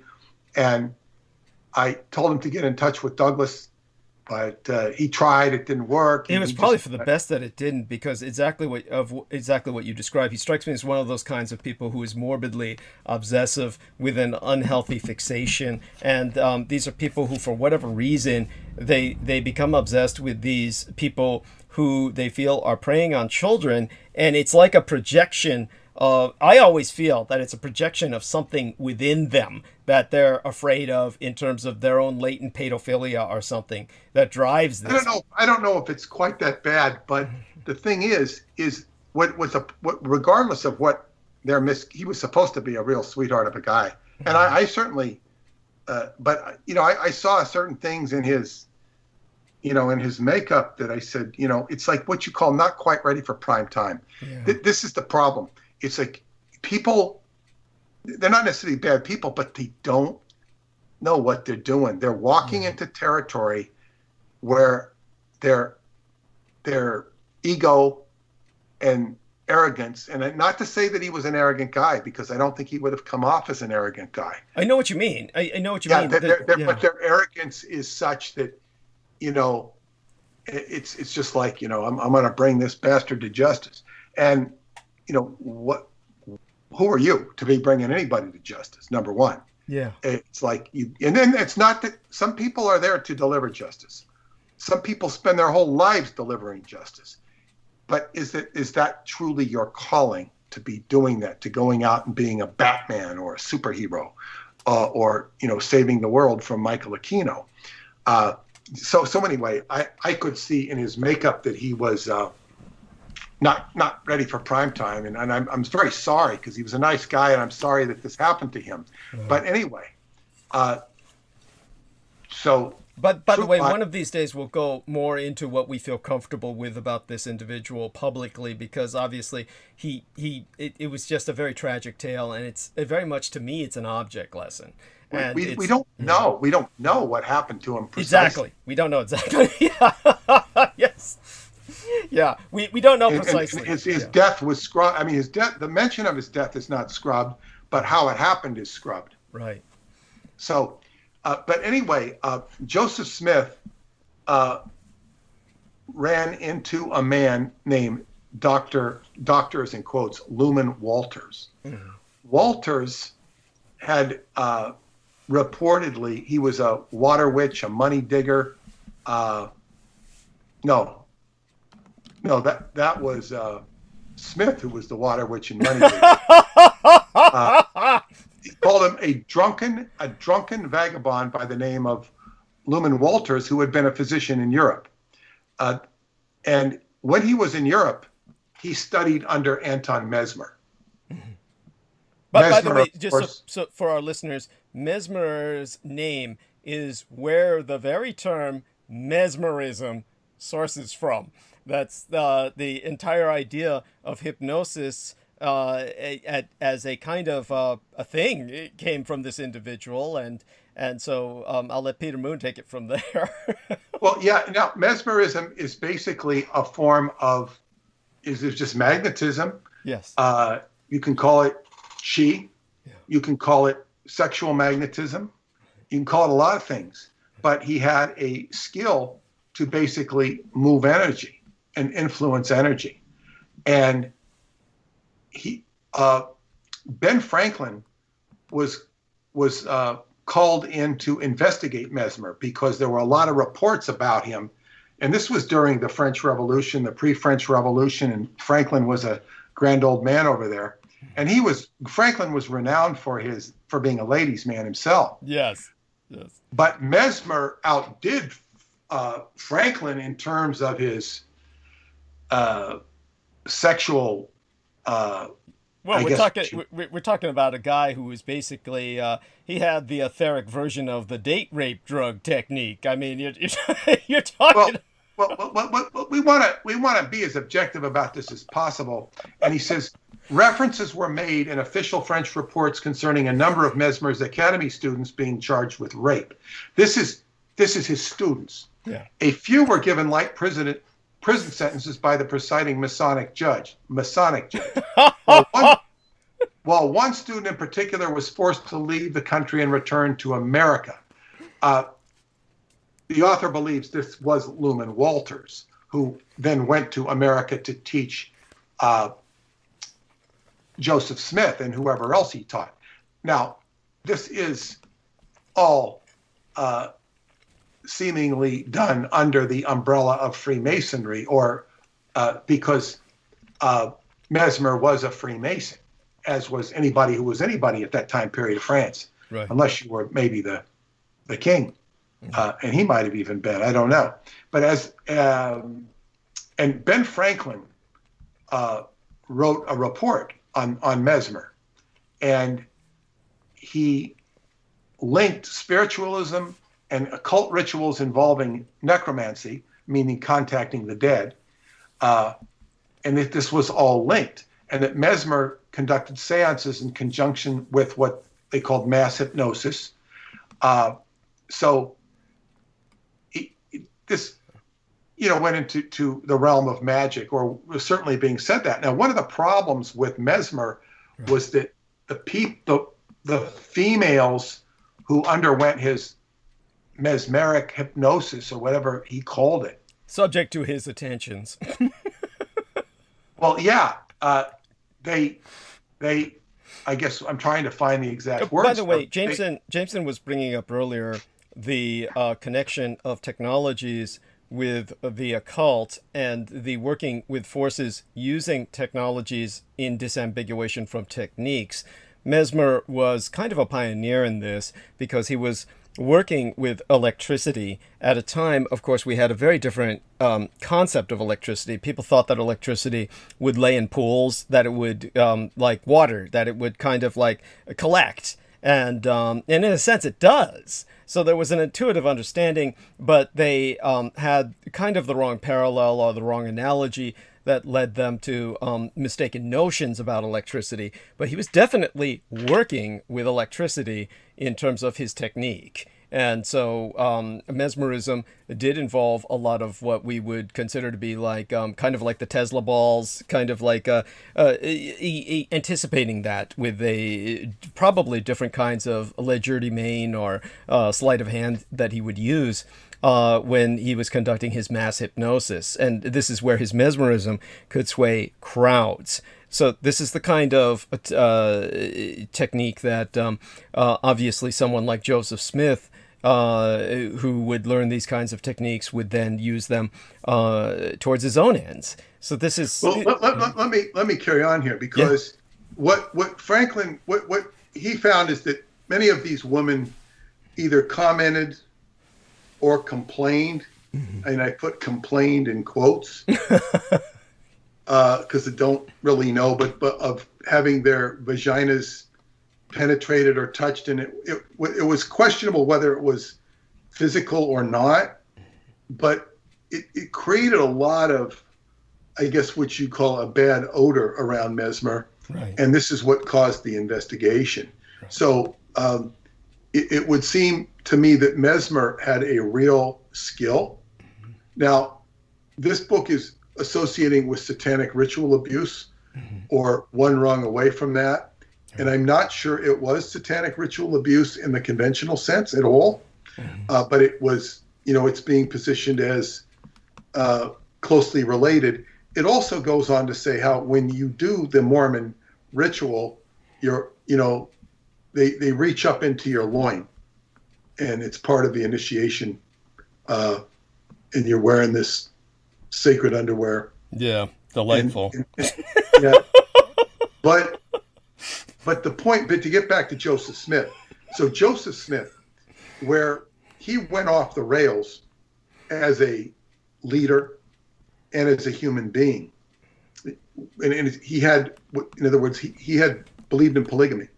His religion believed in polygamy, so you could have multiple wives, and he would have a wife, and then he would pick another wife, or another woman, I should say, and begin to have a spiritual marriage with her. And a spiritual marriage was basically, a cynical person would say, it's an excuse to have an affair or a continued affair, because many of Smith's affairs were continuous. They weren't just one. And this is where the polygamy came in. Yeah. Well, yeah, he had multiple wives, but he might just have, he just, whatever. But now he was able to convince enough people that, he was this leader of this religious movement. Now, he acquired a considerable amount of wealth because he could go in and buy property and sell it to his congregation. He could he had multiple businesses. He had a lot of people, and with people, you have power. So he was extremely wealthy. He was extremely influential. He was extremely charismatic. The problem with Smith, and what really was the beginning of his downfall, according to what I've read about him, is that when he got in, when he ended up in Missouri, and his top lieutenant was an attorney, and he went on a mission, maybe to get money. He was on mission for the church. And while he was away, Joseph Smith, who was a good-looking man, I think he had a club foot, and they said he could out wrestle anybody, and he was very good looking and charismatic. But even because he could have any woman in the congregation he wanted, but he had to want his top lieutenant's wife. Of course. This was his downfall. So he was going over to her house and having dinner, and he was forming a spiritual marriage. I don't know that he actually had sex with her, but his lieutenant came home prematurely, came in the house and saw Smith having dinner with his wife, and he didn't need to ask any further questions. He defected from the church. He thought, Smith was a rogue. Mm-hmm. And, somebody might have been in that same position and say, this son of a bitch what's he doing? I can do this too. But that's not how he looked at it. He looked at it in a way, and this is kind of common for people to be so believing in a religion or faith, and then they just turn 180 degrees on what they were believing because they deem it to be false. Yes, a disconfirmation process, as they say in theology. Go on, yes. Yes, so anyway, what he did was he became a fighter of the Mormons, mm-hmm. and because he was an attorney, he probably had some money, and he formed a press, and he began to publish his opinions about Joseph Smith and the Latter-day Saints. Mm-hmm. And what Joseph Smith did was he ordered his men to burn down the press. Right. And at this point, Joseph Smith became an enemy of the United States government, because now that's in a time when freedom of the press meant something. Uh-huh. It doesn't mean anything anymore. Right. It's a very twisted concept to this day. Yes.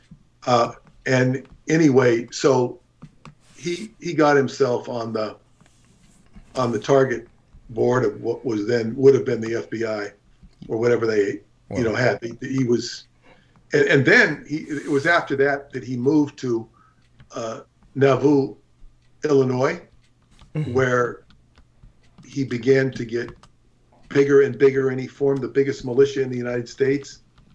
And he was eventually, what was he charged with? He was charged with, I think, treason or something. And, the charges against him were kind of flimsy, mm-hmm. him and his brother. And he basically, I think, made a impressive speech in defense of himself, I think. And he was induced by, I don't know whether it was the governor or the general or whoever it was. I think it was the governor. Okay, well, just face the charges. Just come in and face the charges and it'll be okay. Defend yourself. And so he goes to defend himself, and they put him in jail. And they don't protect the jail. It was like Jeffrey Epstein. Right. Instead of facing trial, the mob comes in and shoots him. Shoots his brother. And shoots him. I think he was hanging out the window of the jail, and they shot him and he fell down, and that was the end of Joseph Smith. But before he had died, and it was a couple weeks before he had died, he had written a letter with a postmark that turned over the stewardship of the church to a man named James Strang, S-T-R-A-N-G. And James Strang became the rightful successor to the Mormons. Brigham Young was a much more popular, charismatic, and visible apostle of the church than right. James Strang. Okay. And he did not like this. And he was much more influential. And the Mormons were then forced to flee by circumstances because they were not popular, and he was basically, I think some generals basically, kind of wink, wink, nudge, nudge, get the hell out of town. And Brigham Young was going to the Presidio. Of course. He was headed for San Francisco. Now, San Francisco at that time, didn't have much 500 people in it. Right. And they were all sandwiched around what was called Yerba Buena. It was, what's the name of Chinatown, at the square of Chinatown? It's well, good God, Waverly Place? You're not talking about Waverly Place. You're talking about Union Waverly Place. It's right by the Hilton. Oh, right. I'm something Square. I'm forgetting. It's the Union Square is just what I can. Union Square. It's not Union Square. Okay. But in any case, that's where there was nobody in San Francisco, hardly, and he was going there, and he sent Brigham Young. Brigham Young was steeped in Freemasonry, and he sent Sam Brannan, a guy named Sam Brannan, who's a big person in California history. He sent Sam Brannan on a ship to go around Cape Horn, not Cape Horn. The Horn. What is it called? Cape Horn? No, not the Cape Horn. Cape Horn in South America. Yeah, Cape Horn. Yeah. Yeah, he was going around Cape Horn, and he was going to come up to San Francisco with a bunch of Mormons, and they were going to meet Brigham Young in San Francisco, which was called Yerba Buena. And then what happened was Sam Brannan made good on his end of the deal. Brigham Young, however, went off to Salt Lake, and he found, what's that place called? Granite Rock. He found some things there that told him he should stay. It seems to me that he found something of a ultra special, if not a supernatural quality. Mm-hmm. And he stayed because Salt Lake City wasn't exactly jumping up and down with fertile, stuff. Right. It's not. It wasn't an inviting environment. Yeah. He made it work. And meanwhile, James Strang went up to Wisconsin following the trail of the Montauk Indians, who Joseph Smith had studied with when he was at Morris Charity School in Connecticut, which indicates that was only for Native Americans. So Joseph Smith was part Native American, and his brother and him studied there with Montauk Indians.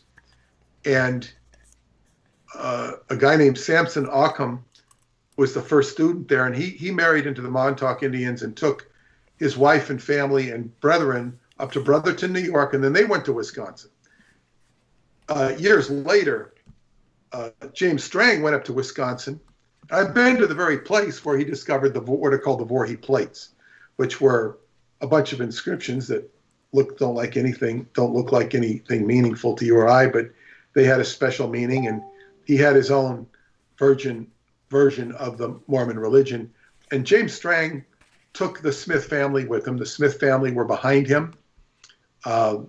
And he had quite a following. It wasn't as big as Brigham Young, but he ended up getting assassinated too, because he had overstepped his boundaries by publicly whipping one of the people in the Beaver Island where he lived, and I don't know if it was a member of the congregation, or having him walk up and down naked in the street. Jesus. And this pissed off him, but it pissed off the guy's brother, and they arranged to eventually shoot James Strang. I think they came down from a boat that was docked, and they went and they shot him. They went back on the boat to escape the sovereignty of the state of Michigan. There was eventually a trial. I think they were fined $1.25 or something, and there was no conviction, no prosecution beyond a fine of $1.25. So James Strang was not appreciated by the government or the people who ran the government. Right. But certainly Brigham Young, when he, the temple in Nauvoo had reportedly had the original Book of Mormon inside one of the, the stones that was part of the temple.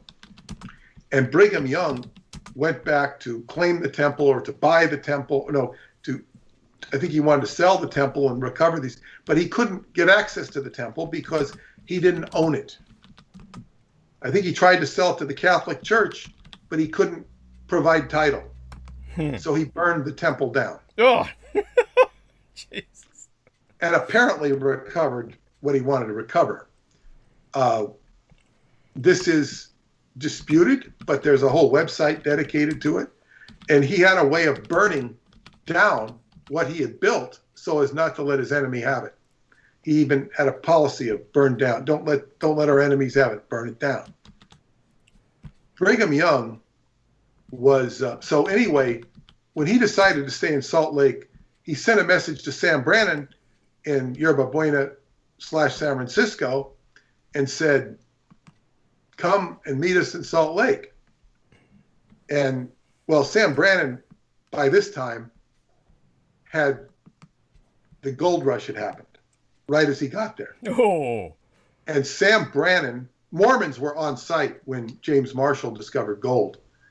They were part of there. There's a place up there called Mormon Island in Sacramento, where the gold was first found by James Wilson Marshall.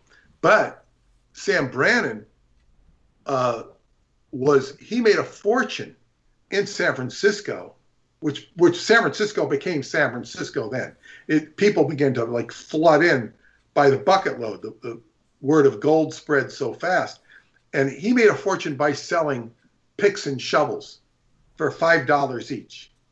And that was a good price. It might be like selling a shovel for $100. But Yeah. people would buy the pick and the shovel if they were going to go prospect. Yeah.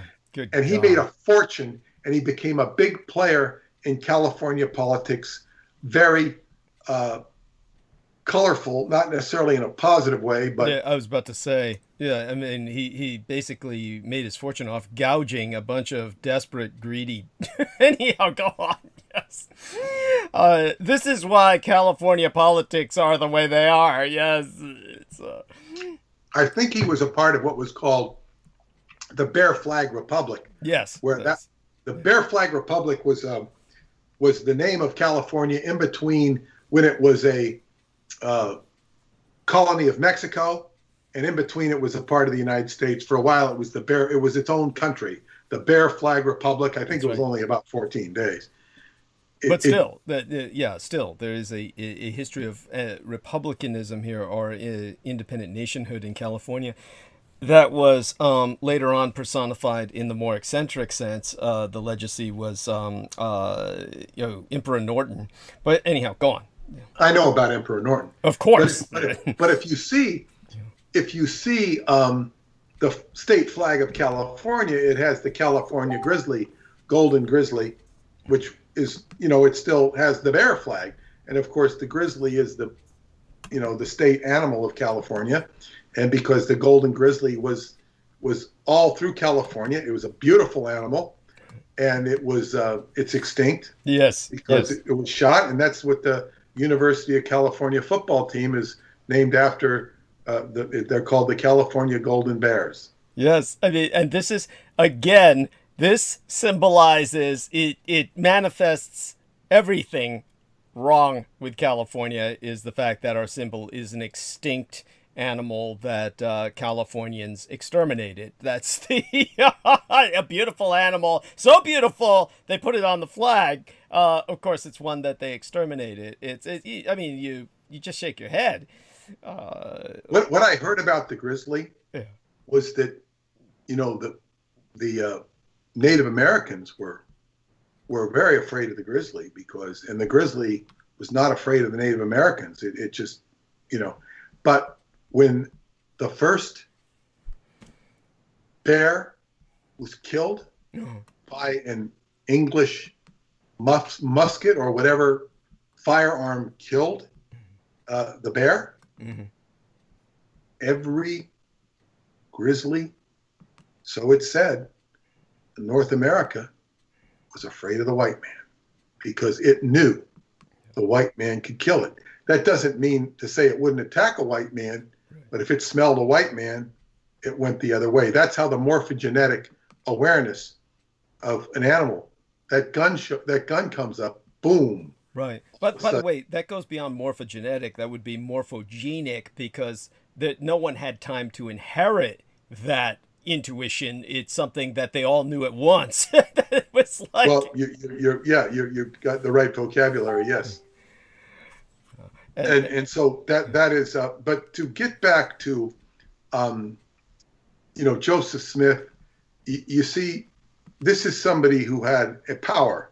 He had a power over people, and it seems that he acquired it through access to darkness. And this is the problem when people get close to power. It doesn't have to go that way, but it almost invariably will. And it's so when one becomes a steward of power, and I will paraphrase Dr. David Anderson, who told me, he said that he had occasion to meet with many heads of countries.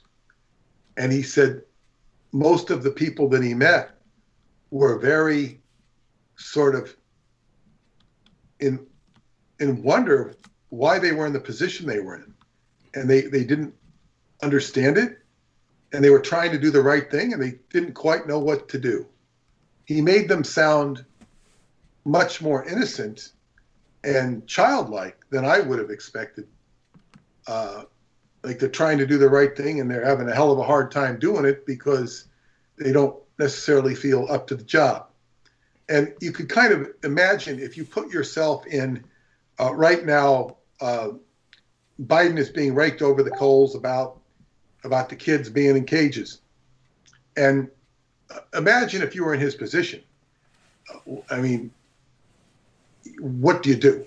It's not a question of what's right and what's wrong. It's what can you actually do to help the situation. It might not be easy. It's easy for the people on the outside to complain because it's a mess. So, but what can you actually do to make the situation right? And not to praise or criticize any of these people. You put yourself in that position, and this is kind of what David is alluding to. What do you do? I'm going to get support here. I'm not going to get support here. If I do this, that goes wrong. If I do the other thing goes wrong. So this is what David was saying with people who are in power. Now, when we get to the prospect of the time reactor, what I find very interesting so David told me that this area in Transylvania, Choklavina Cave, is the most important area with regarding time phenomena on the planet, by far. So I happen to have been there by coincidence. And keep in mind, David is the one who got me to go to Romania in the first place. He literally paid my trip. So the fact that I stayed on and hooked onto it is a whole nother different issue. But nevertheless, when I go to Choklavina Cave 4 years in a row, not in a row, but 4 years. My fourth trip, I'm invited to enter the cave. I go deep into the cave, and I'm very sure that I'm right near the area where the time phenomena happened. I won't go into the details of why, but I read the reports that were done by geologists to describe the minerals and where it was. And it would have had to have been in that area where I was. I can't imagine it not being that area. However, I was only near it. Nothing happened, but a deep experience of darkness with, frequently bats flying by and offering their, radar frequencies. I'm glad you said that. I was afraid you were going to say a lot of bats flying by and dropping. Well, there are traditionally a lot of bat droppings in the cave, but not so much. And I think it would be in different caves. Right. Where we were the dry cave, we were in the wet cave. But anyway, what was important is that my dreams after that later that night and the next night, I dreamed of a ray coming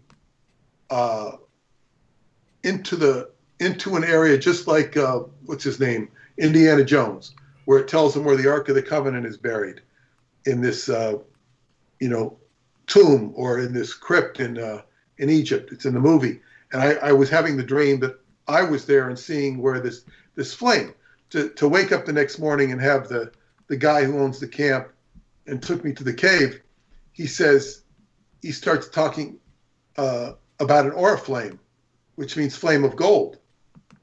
And I said, I just had a dream of that. And I'm talking about this dream, and my dream is matching what he's telling me about. So he says, yeah, there's a phenomenon that occurs there every once in a while on Christmas, Easter, or New Year's. He says the guy down in the valley, down the street, he's seen it. So he takes me down there in the evening, and there's this flame that comes up from the ground. So it's like all this stuff is, and then that night I dream of being escorted into the Queen's chamber by Queen Elizabeth herself. And the Queen's chamber, I later realized, meant the Queen's chamber of the Great Pyramid. Mm-hmm. It was just coming through the dream symbology of the rulership of the Queen of England. And so, in other words, which she represents power. So what I'm having in my dreams is now the Ark of the Covenant, this is the flame that is evocative of the Ark of the Covenant, which was supposed to be used as an incredibly powerful device that could wipe out armies. So here the theme is power. The theme is power, and power and control go hand in hand. And this is a big problem when it's not like I'm pursuing power and control, but that's where the trail, if you were coming here to study the civilization, you'd see who controls and who has the power. And this moves right into the metaphysical realm.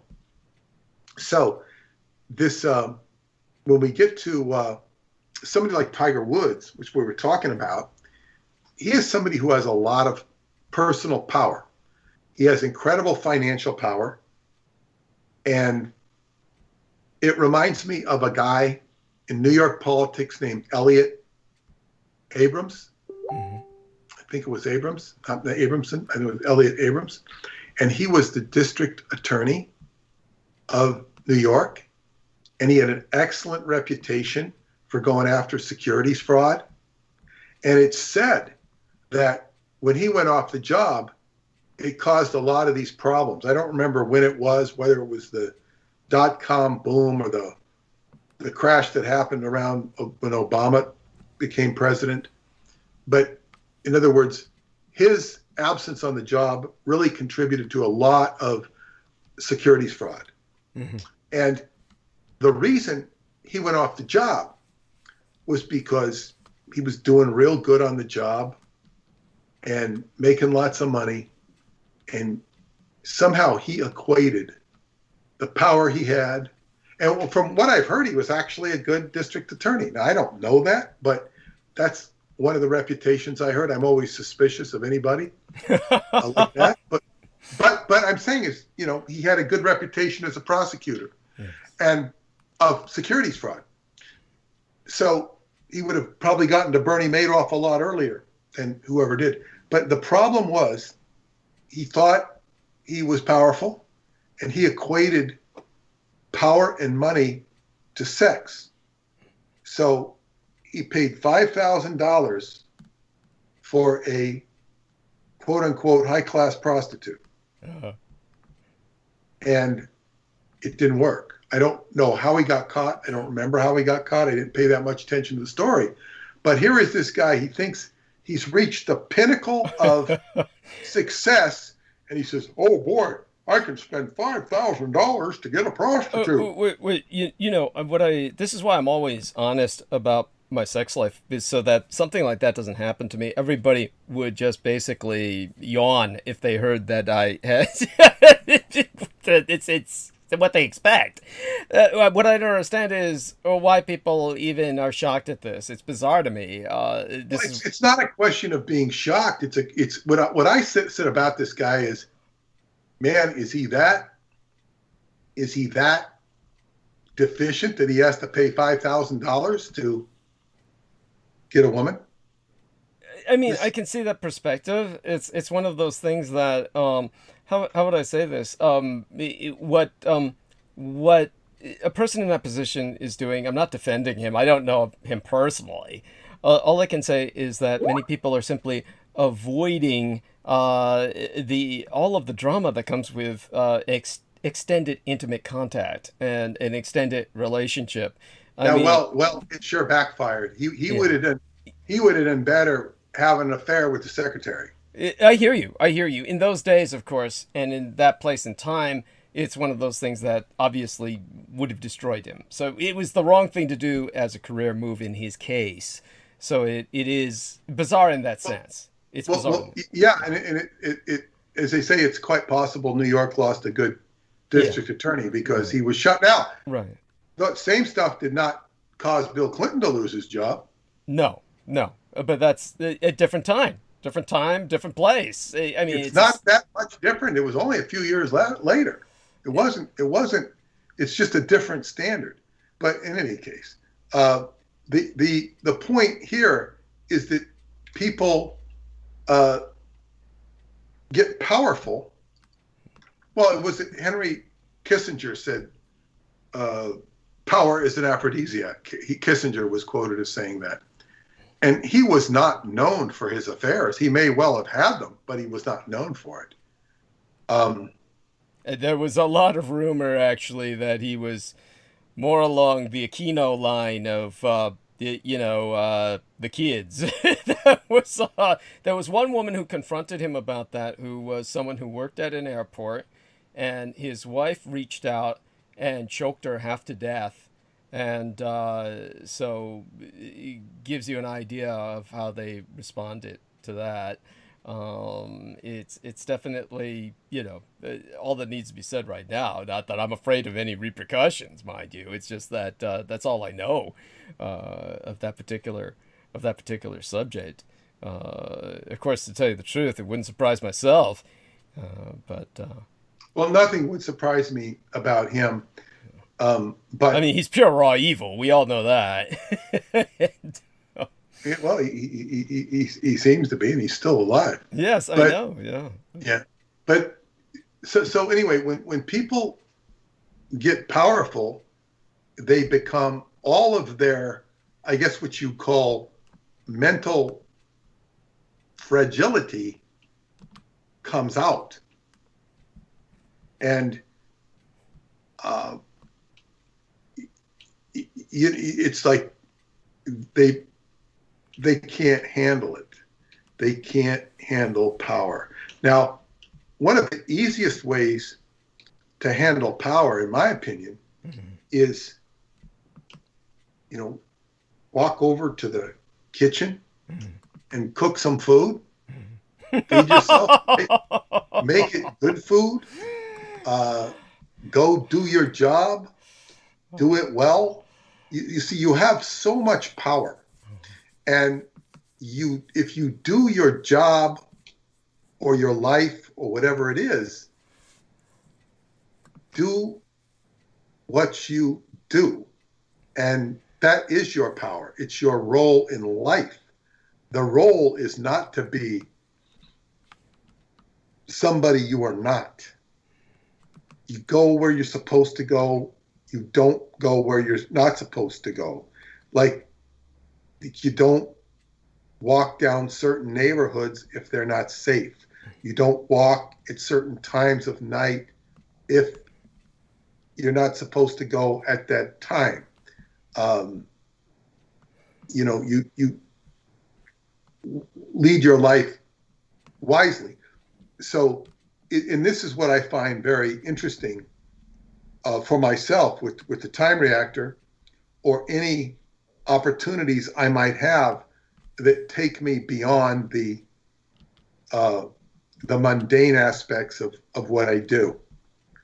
And certainly it's fun to go to Romania and have experiences and realizations, and this is all very wonderful.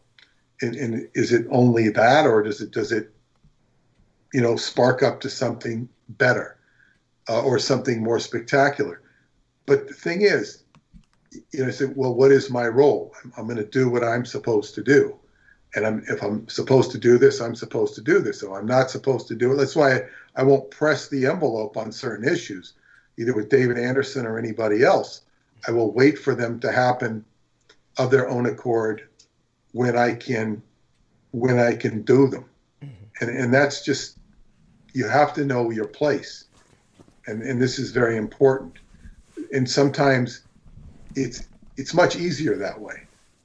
It's much easier. John Steinbeck's book, The Pearl, mm-hmm. is a classic example. It's about this. I read it. Is it, you're talking about The Black Pearl? Is that the novel? No, it's called The Pearl. It's The called Pearl. The Pearl. Okay. And it's about a small fishing village in Mexico, uh-huh. and somehow somebody comes into the position of this very valuable pearl. Right. And all of the drama that goes around the pearl, and the people who possess the pearl, and how much money it's going to bring. It's just like they got a Bitcoin or something. Right. And it's like, whoa, whoa, whoa, whoa. And all the drama. And finally, the end of the book is, okay, guy just, I don't know if he throws the pearl in the ocean or just gives that's up. That's what he does.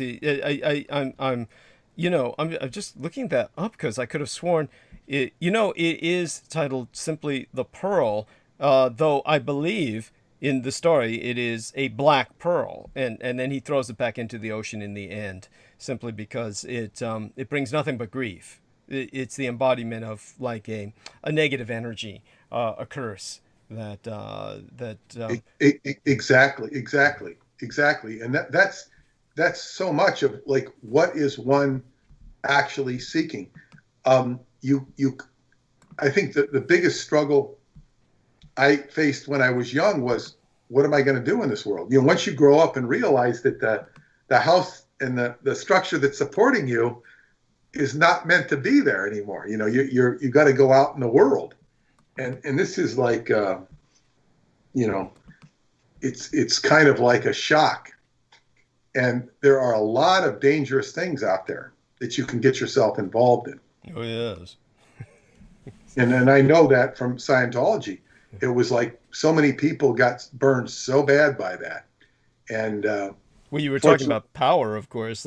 One could go on about L. Ron Hubbard, and of course, we don't need to go there. But you're welcome. No, but he wrote a lot about power, and he was actually somebody who played that game, and whether you play the game or not, it's something that everybody has to deal with in their own personal life. And as they say, it's whether it's cooking your dinner, it's making your own ends meet.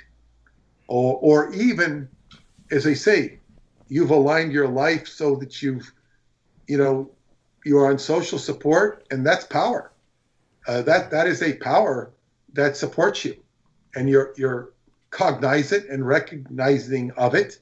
And if you don't maintain those rules, you will lose that power. So it's like something everybody has to deal with, regardless of their circumstances.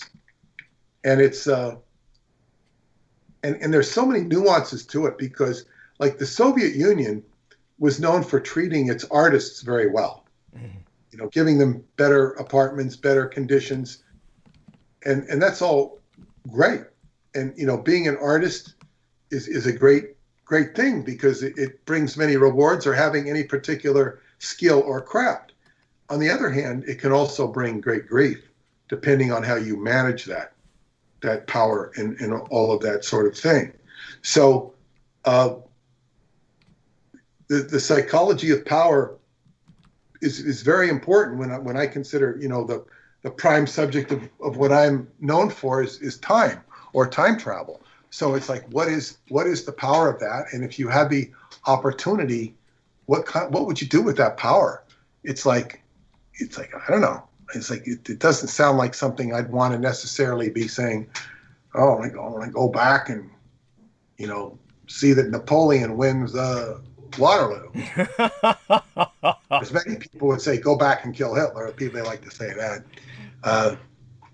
That wouldn't be on my list. Thank you. I appreciate it. I don't really have a list. Or what might be more interesting is go back and save Kennedy. You know, that might be more interesting. I don't know if it, you know, would that might be very interesting. Go back and prevent the Kennedys. It wouldn't be easy. I can tell you that, because, you know, well, it's not like you're going to sheer number of people involved and deciding who is involved, and you know, I mean, there's so many factors in that. Yes. Well, yeah, I mean, what you could start writing letters to people that you know were involved and saying, this is going to happen. You better do this. You better do that. You can make everybody notice. And what it might do is stop the assassination from happening on November 22nd. It might happen in someplace else. It might happen on another day. It might not happen at all. But certainly nobody's going to be patting you on the back because they don't know. So it's like you're in a completely different scenario. So as I say, when you get to all of these issues, whether it be Joseph Smith, whether it be Tiger Woods, you know, because he has so much money, and he has all the money he will ever need. And what does he do? Well, of course, he exercises his sex drive, which totally conflicts. And this is another thing. I heard somebody, maybe it was, no, I guess it was, you got Jameson, you were talking about the Protestants. Mm-hmm. One of the things is we have such shame inflicted upon people for their, what society would call their miscreant sexual behavior. But there are other traditions in paganism where such sexuality wouldn't be frowned on at all. It's a part of nature. And what we have here, is the LGBT wanting, getting discriminated against for being a Christian or something, or not being allowed right worship. LGBT people, in my opinion, should be Christian. And that's not a criticism of them, by the way.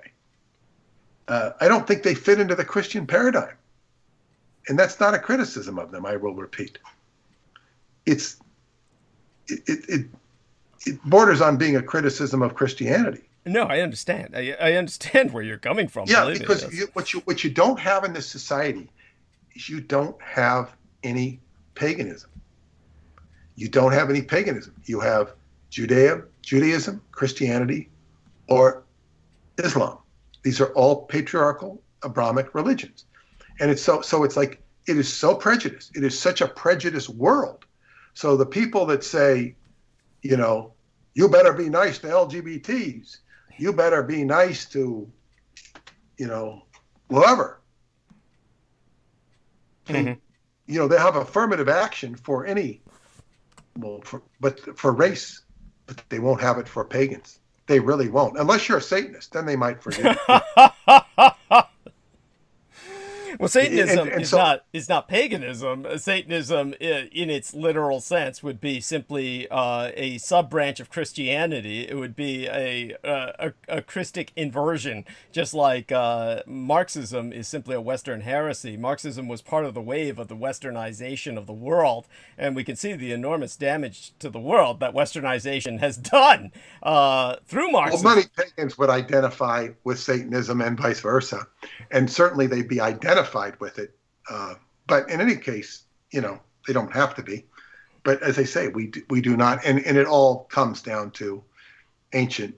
So we have a very prejudiced society that is just so full of, is so, I guess what you'd say, prejudiced that it doesn't even warrant discussion, because it doesn't do any good to discuss it, because it doesn't really change it.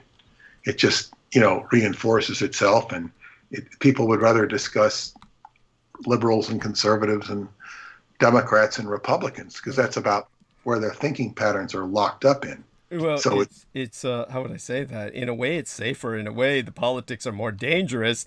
The paganism is certainly making a comeback, and it's very strong in Europe. And we're seeing more and more pagans here in the United States.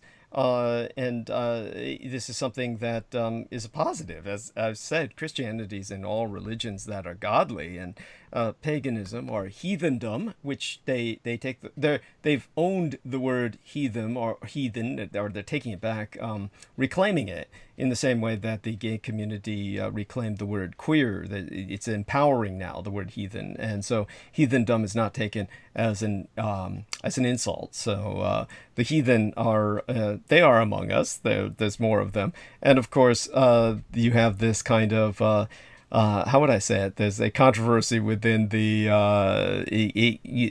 racist movements or the racial identitarian movements with those that would be pagan and those that are more quote unquote Christian, or those that are atheist, etc. The whole thing is a mess.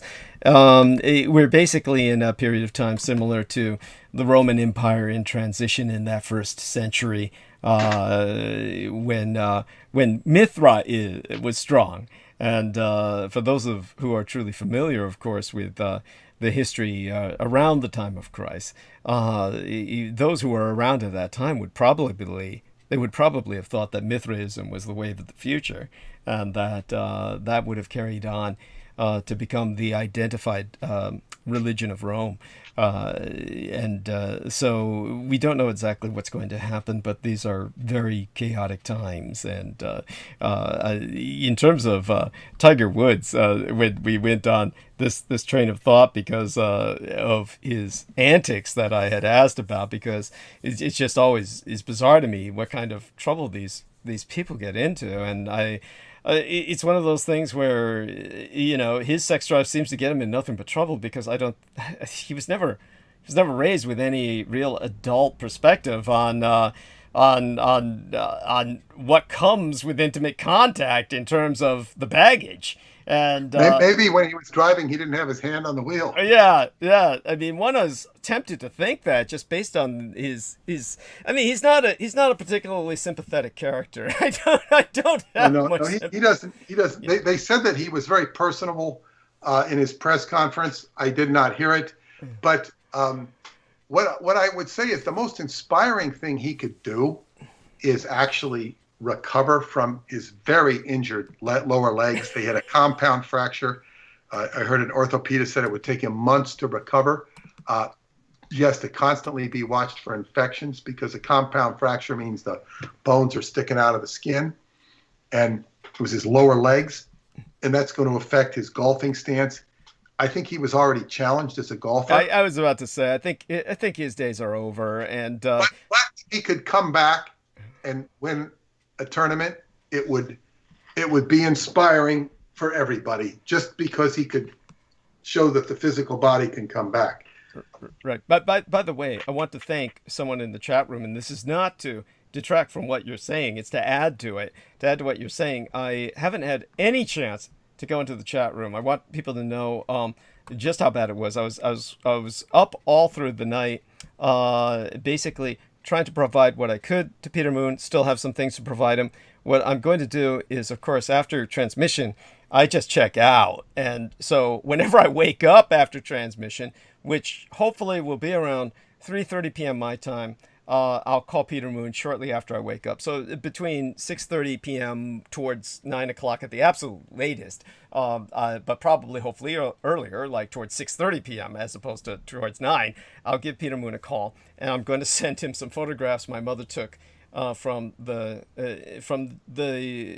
Sino-Japanese conflict.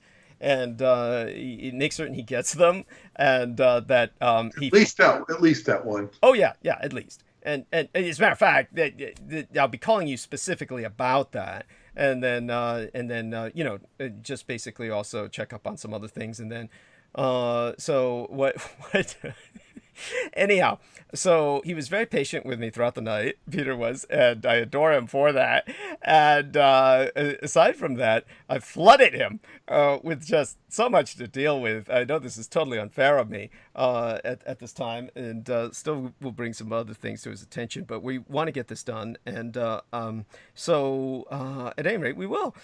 In the meantime, when I'm checking into the chat room here, there were some very kind people who provided me the names of that I was looking for. One of them was Michael J. Fox. And I want to thank everyone who's in there. I'm just going to go through some of these people. But in terms of Michael J. Fox, he's an important case because that's an example of someone who, when you're talking about Tiger Woods potentially making a comeback, and that reminds me of something to bring up about Japan, because our man Jameson Reese was talking about the aesthetics of Japan and what he appreciated about Japanese culture. And of course, there's that hard, pragmatic Asian business aspect of Japan that manifested itself throughout the 80s. And it was around that time that you had the Gulf phenomenon really manifest in Japan in the worst possible way. And I know I'm all over the place right now, but I'm just trying to get these thoughts out before they dribble out of my ear and I forget them completely, which I have a tendency to do. But in terms of the Japanese, one of the things that was really bemusing was the fact that you would have, of necessity to network, all of these Japanese men involved in business and just corporate lifestyle, just the corporate lifestyle, they had to become part of these golf clubs. And they would pay money to join golf clubs that they never visited. And this was because they just had to be a member of the golf club to be counted as someone who had a potential for promotion or advancement. And so this is the ultimate form of societal norm, where you had golf clubs in some cases that were empty and unattended, where nobody went to them, but everybody was a member, because if they weren't, they'd be frowned upon as someone who wasn't a team player. And then you had the other guys who actually did go to some of these golf courses and the like. And you probably actually had more contempt for them that they would just kind of, do their thing. And it was just part of half a social ritual more than anything else. It's kind of like karaoke. No one's doing it good, but everyone's just doing it because, they're doing it. I mean, you don't exactly hear about Japanese golf champions, on the world stage, which, as far as I'm concerned, is a blessing. And, but at any rate, so there you go with that. Just a silly little thing about Japan and the phenomenon of golf that was being talked about by Peter Moon's teacher at that time, or not his teacher, but a teacher he knew of or knew. And the guy would have probably, I don't know how he would have looked at what was going on in Japan, but he probably would have felt a combination of approval and bemusement as well, just to kind of like, yeah, there it is. It's networking. That's the ultimate purpose of it. In terms of Tiger Woods, of course, there's the ethnic issue where, well, I was, he came on the scene when I was pretty much mature already. And I could see he's just a fucking kid. And he never grew up. That's the fucking problem. He never had a chance to grow up. In that sense, he's kind of like the opposite of Mike Tyson, and yet very much like Mike Tyson. Mike Tyson, of course, the tragedy was, and I've talked about this with with Maria, and of course she's in the chat room helping to monitor it along with Jameson. God bless her. Shout out to Maria Gregorich as always. And when she knows about the Italians, and she knows how these Italian guys basically turned Mike Tyson into a kind of bipedal animal. Oh, by the way, Maria shares her experience. She says, I played golf only once in Vermont and contracted Lyme disease. That's like, I'm sorry. That's awful. Oh my God. That's terrible. So so sorry. It's just awful. And there you go. Don't play golf. You're gonna get Lyme's disease. Oh Jesus. And I mean, see, that's awful. I mean, this is why I'd rather be involved with sex. Oh my God, at least you'd get something before you get the STD, right? Fuck. I mean, what would I get out of golf if I contracted Lyme disease? You don't even get off. Anyhow, so when it came to Mike Tyson, of course, he was raised by a bunch of Customayo pulled him out of some awful orphanage where he was being beaten up by a bunch of girls. He got into fights with them, and then the people said, well, you're the boy, you're the bully, and they handcuffed him to a radiator or something like that. It was just awful. So, Customayo was going around, just this side of a fucking, how would I say it? Almost like, it's almost pedopredatory. And, how is it that a talent scout for boxing is allowed to go inside of orphanages anyway? Oh, of course he wants to adopt a kid. So he winds up adopting this poor kid, who Mike Tyson, who he finds chained to a radiator. And basically he takes him back to an environment. Like a gladiator. Yeah, he takes him, well, it's worse. It's much worse. Gladiators, whatever you say, they were still treated, even though like they were treated like studs, they were still treated like humans. People recognized them as human. Mike Tyson was just turned into a bipedal pit bull. That's all they did to him. They taught him how to box, and that was it. They taught him no socialization skills. And so they did the ultimate disservice. This is the worst form of abuse. And Customayo, and when is basically, he is, as far as I'm concerned, equivalent to a pedophile in morally. Not that he ever, diddled a kid. He did something just as bad.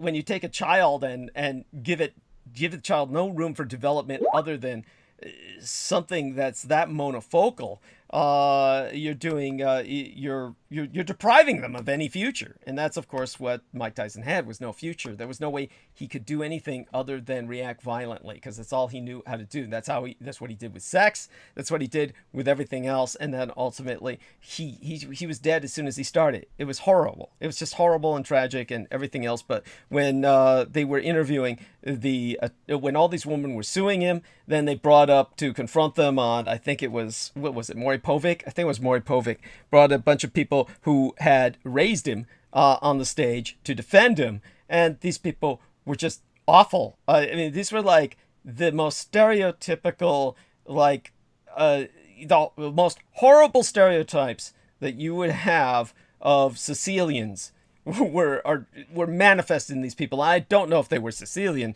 but they were like basically what people would think of as the really hardcore gutter level Italians. And they were just saying horrible things like to these women, like oh, you can't take being pinched in the ass, come back to Italy and walk up the street in my neighborhood, your ass would be black and blue, and I'm like, how does this help?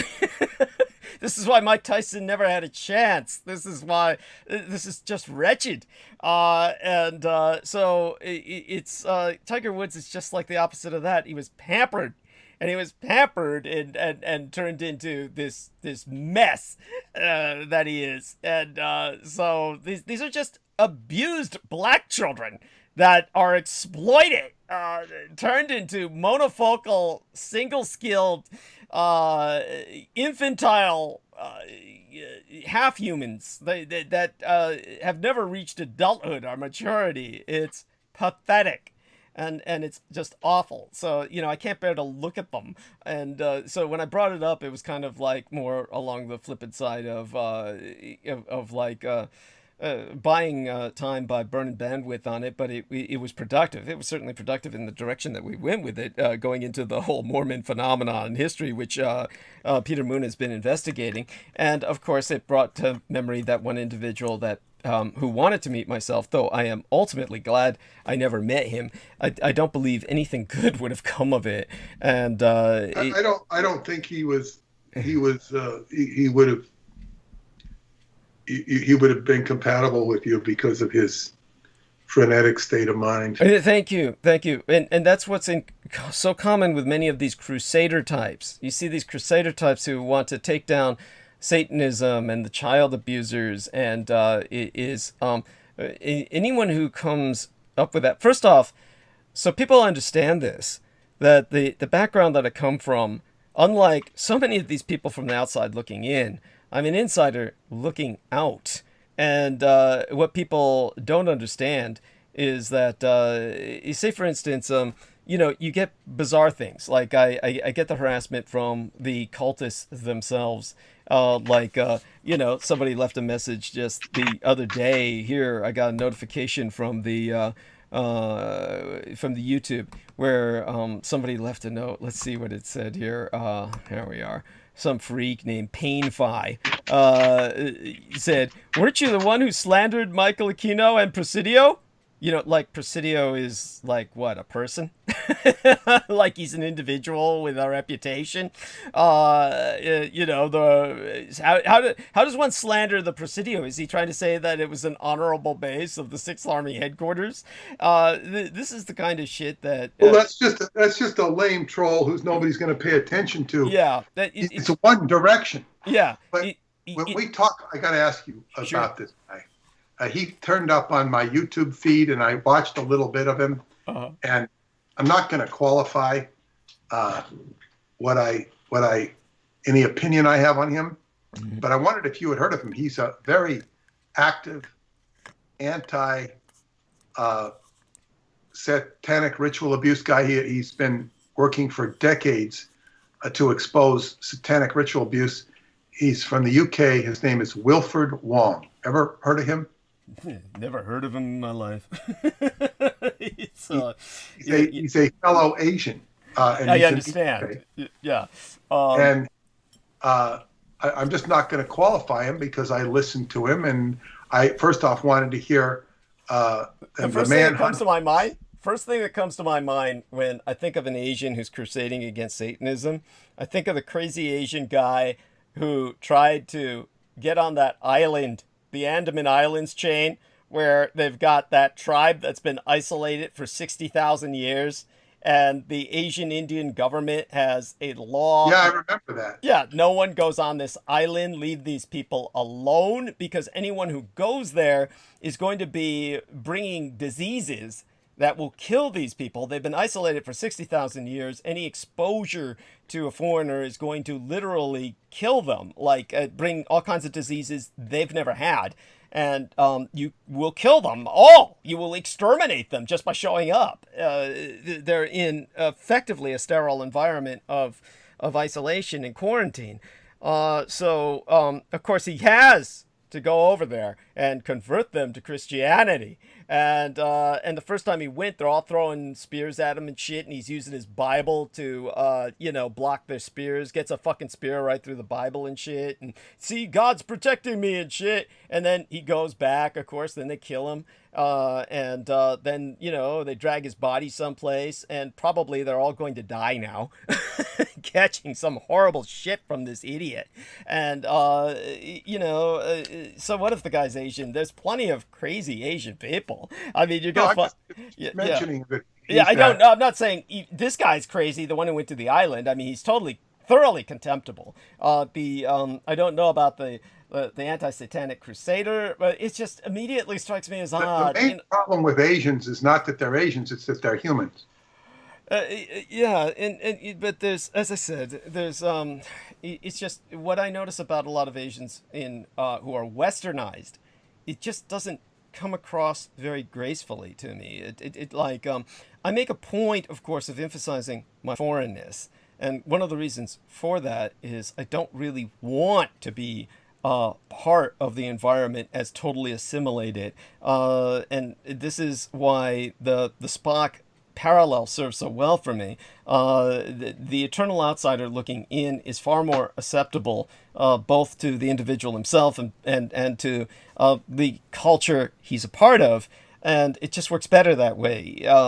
When it comes to, you see these Asians who speak English as well as I do, but unlike myself, they're like all American. There's no identity with anything else, and they get into the West's own fixations, the West's own kinds of morbid obsessions, and then you lead to like that Chinese guy trying to bring the Bible to a innocent group of Edenic peoples, and then you get this other guy trying to crusade against Satanists or whatever. The point is, having been dealing with these people and not the Satanists, I mean, the true perpetrators of evil in this world.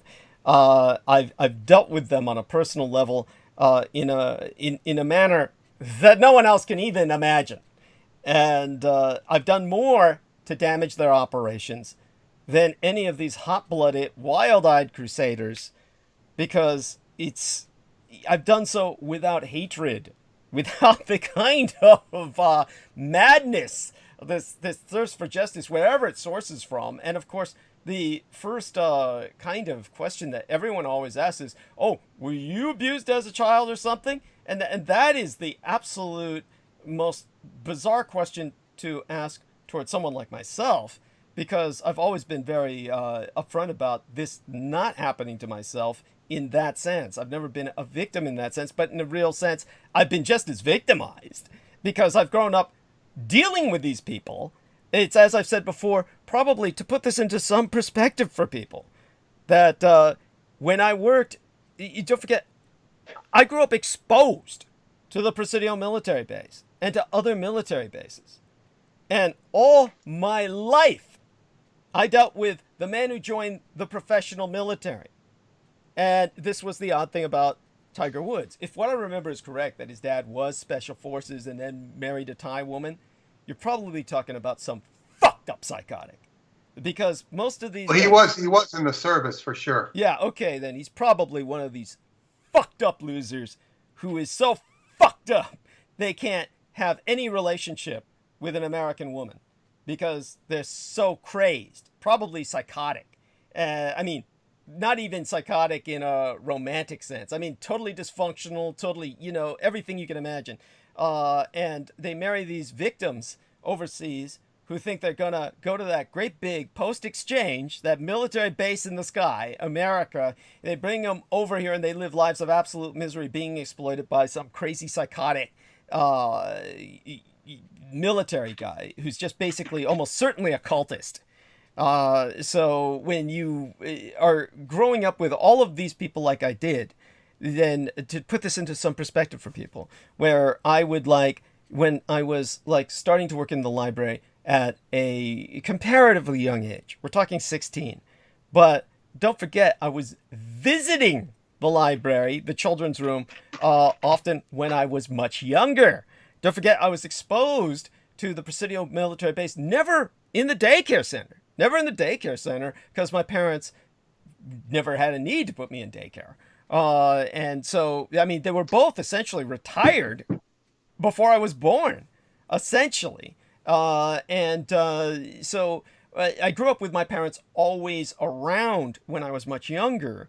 And yet I grew up, of course, in the Tenderloin for the majority of time when I was younger. And of course, I was exposed to sexual violence first off in the Rochester, New York area with my father's father, my grandfather, because of that whole Kodak phenomenon. And then when I wound up in San Francisco and we're in the Tenderloin area, it was not anything like what you see today. And it's horrible today. But it was much worse then, as bad as it is now, where it's, I would say, the worst place on earth.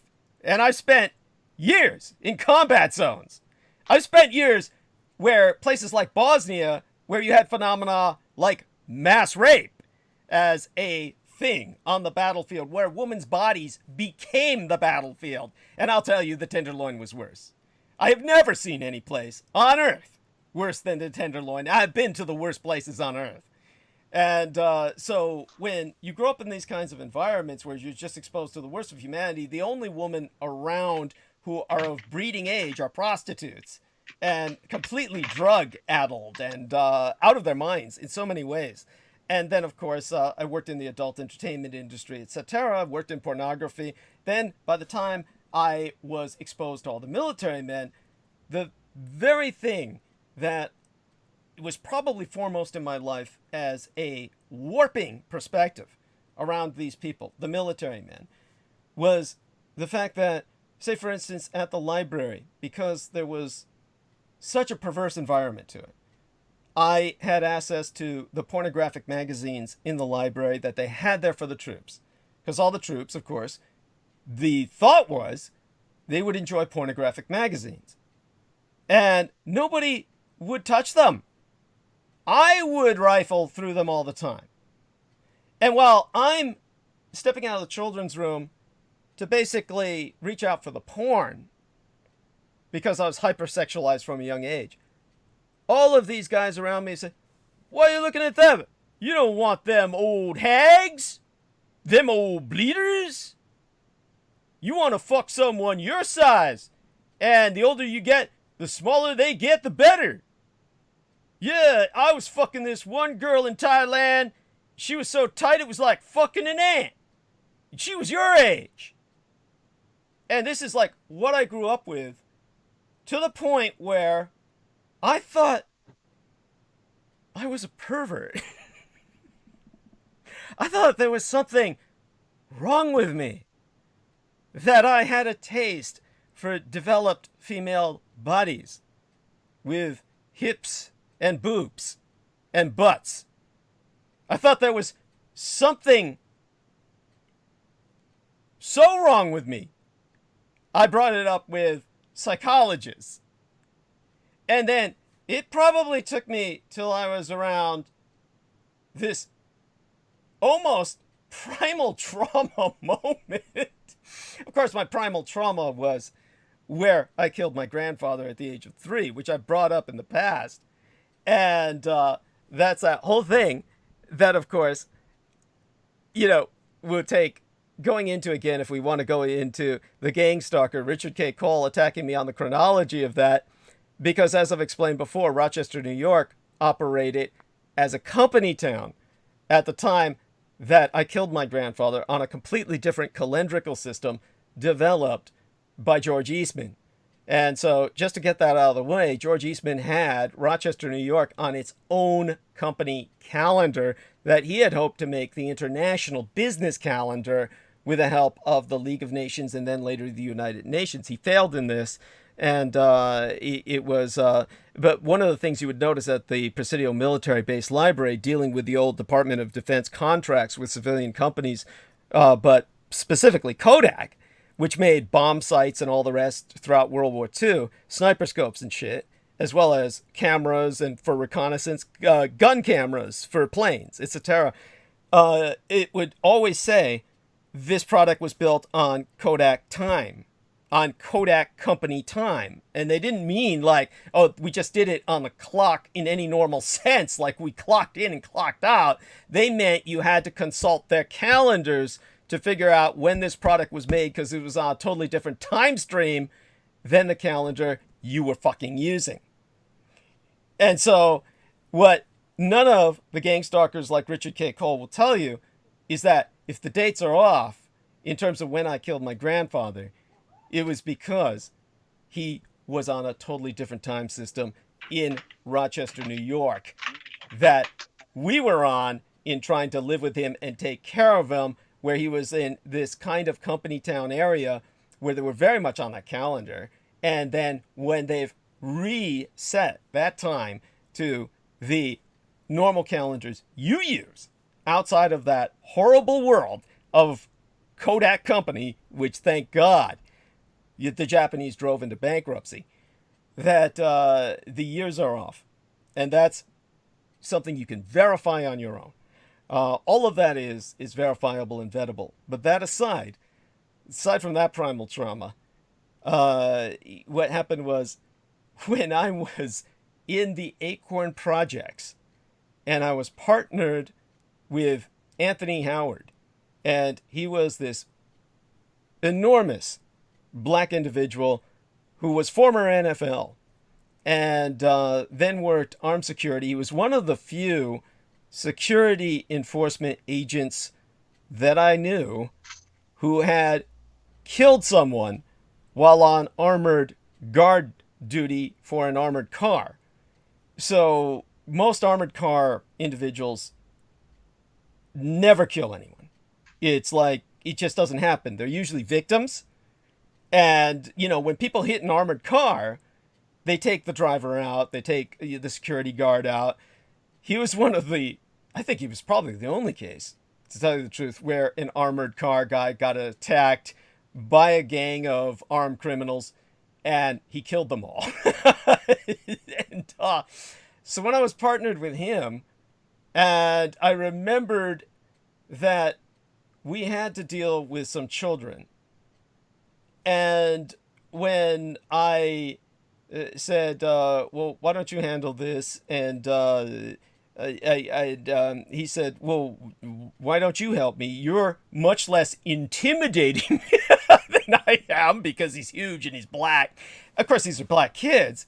But, and of course, in the right situation, they would have loved him. And usually they'd climb all over him and pretend he was a dinosaur, which he was amenable to.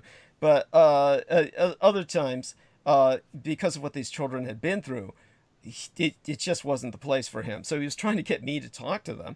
And basically, you know, I pretty much implied I thought you would want to talk to them because you'd basically have your chance with them, is essentially what I told him. And he said, good God, where on earth would you ever have the idea that I would want to have some kind of sexual opportunity with these kids? Because this is what I've seen all my life, was people taking advantage of victimized kids.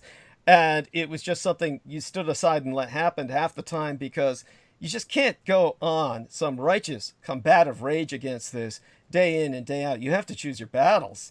You can't be on war 24 hours a day. And don't forget, I'm seeing kids fucked all the time while I'm growing up. Every day. And people just don't get this. What it's like to work in a library where kids are coming from the daycare center and they're bleeding between their legs. And so when he brought it to my mind that he would never have dreamt of taking advantage of these kids and their vulnerability to have sex with them, was it when I experienced epiphany. That's one of those eureka moments where it wasn't me all these years. It was everyone in the military around me who was talking about fucking children all day, every day, that they were the ones that were off. And it wasn't myself. So bear this in mind. When people join the professional military, the overwhelming majority of them are trying to go overseas where they can have sex with foreign kids and not be subject to the legal repercussions. They have sex with kids wherever they're stationed, in the Philippines, in Panama, in Thailand, wherever they're at, they're fucking kids. This is what the overwhelming majority of men join the military for. They have no capability of having a relationship with an adult woman. They're pure child predators. And they go overseas where they can do what they do. And they marry foreign women who are totally dependent on them. And the overwhelming majority of these foreign women are what you would consider undeveloped in the physical form. I mean, this is why Asian men tend to really have these sex fantasies about European or Caucasian or American women, because they look like blow-up dolls. All the features are exaggerated to them. In terms of white men going after Asian women, overwhelmingly, that's a case of frustrated pedophilia.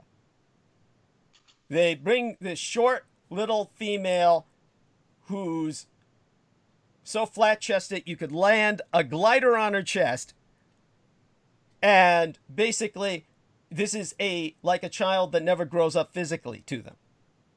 And this is why they marry foreign women, and because the women are totally dependent on them. It doesn't matter if they get U.S. citizenship. They have no idea of how to interact with the external culture. So they're totally dependent on this madman, this predator, who has made them their slave, their domestic slave. They produce children for him that oftentimes grow up to be his slaves. This is what that whole trip is about. So when you see any of these men come back with some foreign woman, overwhelmingly, they are to be condemned, loathed.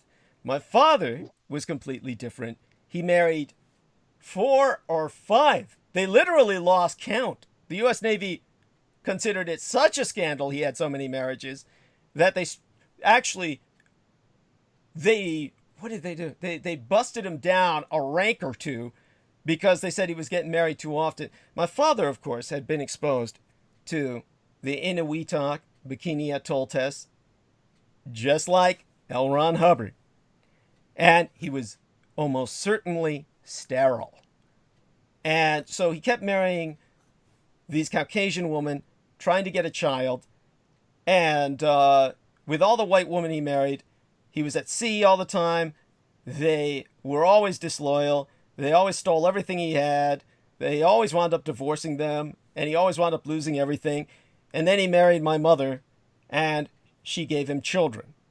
So it was like there was this almost superstitious thought he had that because she's Asian, she'll be fertile. And he had tried it with so many Caucasian women, and it didn't work out. And then he married an Asian woman, his like number 6 or 5th or 6th marriage. And then, of course, my sister and myself were born. This, of course, adds all the credence to what my mother has always said, that I am probably not his child, even though she was never disloyal to him. I'm probably a product of the sperm that she saved, that she had extracted from Adolf Hitler under orders of Emperor Hirohito when she was serving as an interpreter as a young lady herself at around the age of 16. Because, of course, she was so gifted with languages that the pragmatic Asian culture deployed her in that role. So when it comes to the situation where I grew up surrounded by all of these just filthy, cultic child predators, which is what the overwhelming majority of men in the military are. Think of the river that I'm swimming against, because these men have all of your state and media behind them to propagandize you to think they're all a bunch of heroes. And they're the scum of the earth. And by the way, I want to thank Spartan O Negative for making a donation in chat.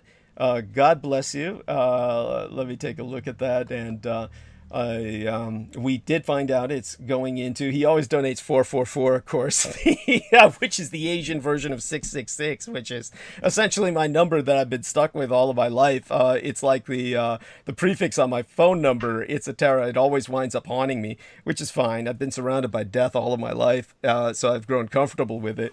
So thanks to Spartan O Negative, and I appreciate it. And so definitely, when I talk about the military, of course, everyone condemns me, and they come up with all kinds of rationalizations of why I say what I do. The truth is, this is the evil that I fought. But I fought it because I've had to deal with it all my life. I've shut down the Presidio military base. I shut down the Marine Corps porn ring against children that they were exploiting in San Diego, which was running between the San Diego Marine Corps Recruit Depot and Camp Pendleton. Dominating the San Angeles area. And with everything that I've done, no one builds any statues for me. No one has ever said, hey, great job, Douglas, on any TV show. No, all I get is a bunch of gang stalkers. Basically, yeah, this is what I get. I mean, this is the life that I'm talking about. This is why it's so bizarre to me when you get people saying, oh, I want to take this on. I want to put these people away. It's not, it doesn't work like that. There's nothing these people can do. And I'm not saying that from a fatalist perspective, like give up. Obviously, I didn't give up. But these people are looking at all wrong. This requires complete and total social change. You need, like I said, reinstitute a draft. And I mean, actually enforce it. If everybody serves in the military, this will not be possible because everyone will see what's going on. The only reason the military is like this is because they've given everyone the very false perspective that they're a professional cast of people. And nothing could be further from the truth. These are pedophiles who can't get any American woman to have a relationship with them. And so they wind up basically fucking kids. And the reason they can't get an American woman to have relationships with them is because they don't want one. They want a relationship with children. And when they marry these foreign women are forever children because they're forever dependent on their husbands for their livelihood, their medical care in the military base, etc., all the privileges of the military system, the benefits. That's what they grow up with. They're totally unable to extricate from that. They wouldn't know what to do. It's like growing up with your entire family in prison. And so this is something that is just the reality of the situation. And so when it comes to someone like when we were talking about Tiger Woods is a product of that. He's like one of the cast-offs. His father was in Special Forces, it says on Wikipedia. Okay. Yeah. Well, that doesn't matter if he was in the military. It really doesn't matter. Special Forces would just mean that he's a worse level of criminal or a more successful type of criminal. But at any rate, I definitely want to thank everybody in chat. I will get to looking at it. And Veronica Barrera, buenos noches todos. Thank you, Senora. Bill Lyons has been very active. Deeply appreciate that. And of course, Bruce Dallas III has checked in and deeply appreciate his being active. And there is Daniel Arola saying hi, H-I-G-H. And so all of the usual suspects have checked in, and that's wonderful. And yes, Bill Lyons reminded me that it was Michael J. Fox. We had spraken on Reverend Jim earlier when what happened was Jameson Reese was talking about the Baptists and their whole division over the alternative lifestyles, and then rather alternative lifestyles partnerships, and then I guess alternative lifestyles, it's best to stick with that because many of these people are sexually active and they're not in partnerships. So also shout out to that dude 873210. So Bill Lyons was bringing up Michael J. Fox. Now, by the way, Michael J. Fox is someone who is another comeback kid. And just to put this into perspective, and for some reason people hate me for this, I have no understanding as to why. Jeffrey Fravel hated me for saying what I did about Michael J. Fox, and there was a few other celebrities, but people. Oh yeah, the other one was with, of course, San Francisco's own. Oh God, who is that awful comedian? He's reminded me of something I wanted to talk about concerning Canada too. Robin Williams. Yes, thank you. Yeah, Robin Williams. Anyhow, both people have these fantasies about Robin Williams and Michael J. Fox. The person that they're less offended by when I talk about the truth of it for some reason is David Carradine. But David Carradine, of course, very briefly, he, of course, was the white man who took the role that Bruce Lee had written for himself. And I will have to say that I agree with David Carradine when he was questioned about the justice of what happened with his taking the role of Kung Fu. And, of course, everything he did was just slow motion bullshit and not real Kung Fu or any kind of martial art that Bruce Lee could have turned out, and so it was visually hardly anything spectacular. But what David Carradine gifted us with was a sense of Zen-like contemplative peace. He truly basically was kind of the embodiment in his character of a projection of a state of inner peace. And one thing that David Carradine said about Bruce Lee that I completely agree with was that the problem with Bruce Lee was that he was simply too angry for the role. And you do see that you see rage in Bruce Lee. And so there's a different type of energy. And at least what that series offered us was something that we normally would not get, which was instead of action and violence, it was more of a sense of inner peace.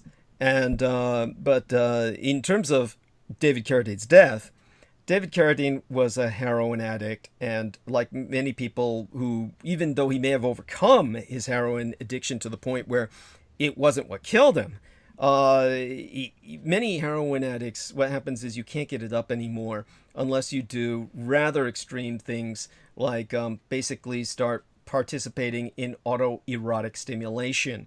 Now, David Carradine didn't like to play with himself, so he went to Thailand and had young boys stimulate him while he was basically strangulated to a degree, and he would have them, basically take the choker off when it was endangering him. Well, one of the young boys he was with panicked and left him there to die. So he was found basically in a very compromised position. His family tried to do their best to hide all of the damage, but we know what happened because the Thai authorities pretty much gave out all the evidence. So we know what happened with David Carradine. That's exactly what happened with Robin Williams. Now, I know this for a fact because Robin Williams was a San Franciscan, and he was someone that when I grew up in the streets, Robin Williams was on those streets. And he was hustling basically for laughs, and then wound up with his manic, coked out persona being a success. It didn't help him any because he tried to get some of the porn actresses that I personally had worked with in some of their jobs, only as security and all the other things I did in the porn industry that did not involve sexual participation. And in his case, he brought in one of my favorites, Christy Canyon. And so it was Christy Canyon and some other young lady whose name I honestly forget. And they were both very open about this. They were pretty public about it. He paid them a bunch of money to come over and have sex with them, two of them at once. He was all coked out. He stank to high heaven. He reeked like melted plastic, which is pretty indicative of a hardcore methamphetamine user or crackhead. Plastic smell begins to emerge from their pores because of all those plasticized chemicals they're inhaling and imbibing. And so, of course, he couldn't get it up, but he was all manic and all coked up. And so the girls did what they could to try and stimulate him. Nothing came of it. So they just wound up making out with each other. And, well, he just watched helplessly.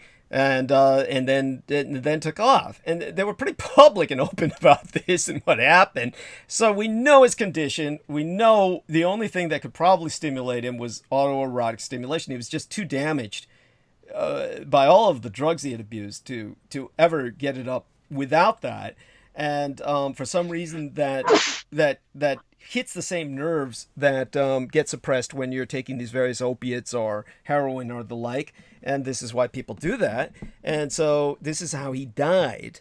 And of course, when he died, then they said, oh, he was so depressed. And they went into this whole thing about he was dealing with depression, clinical depression. And this is the tragedy of depression. And no, it wasn't. It was nothing like that. Okay, when somebody kills themselves, they don't use a fucking belt over a fucking door.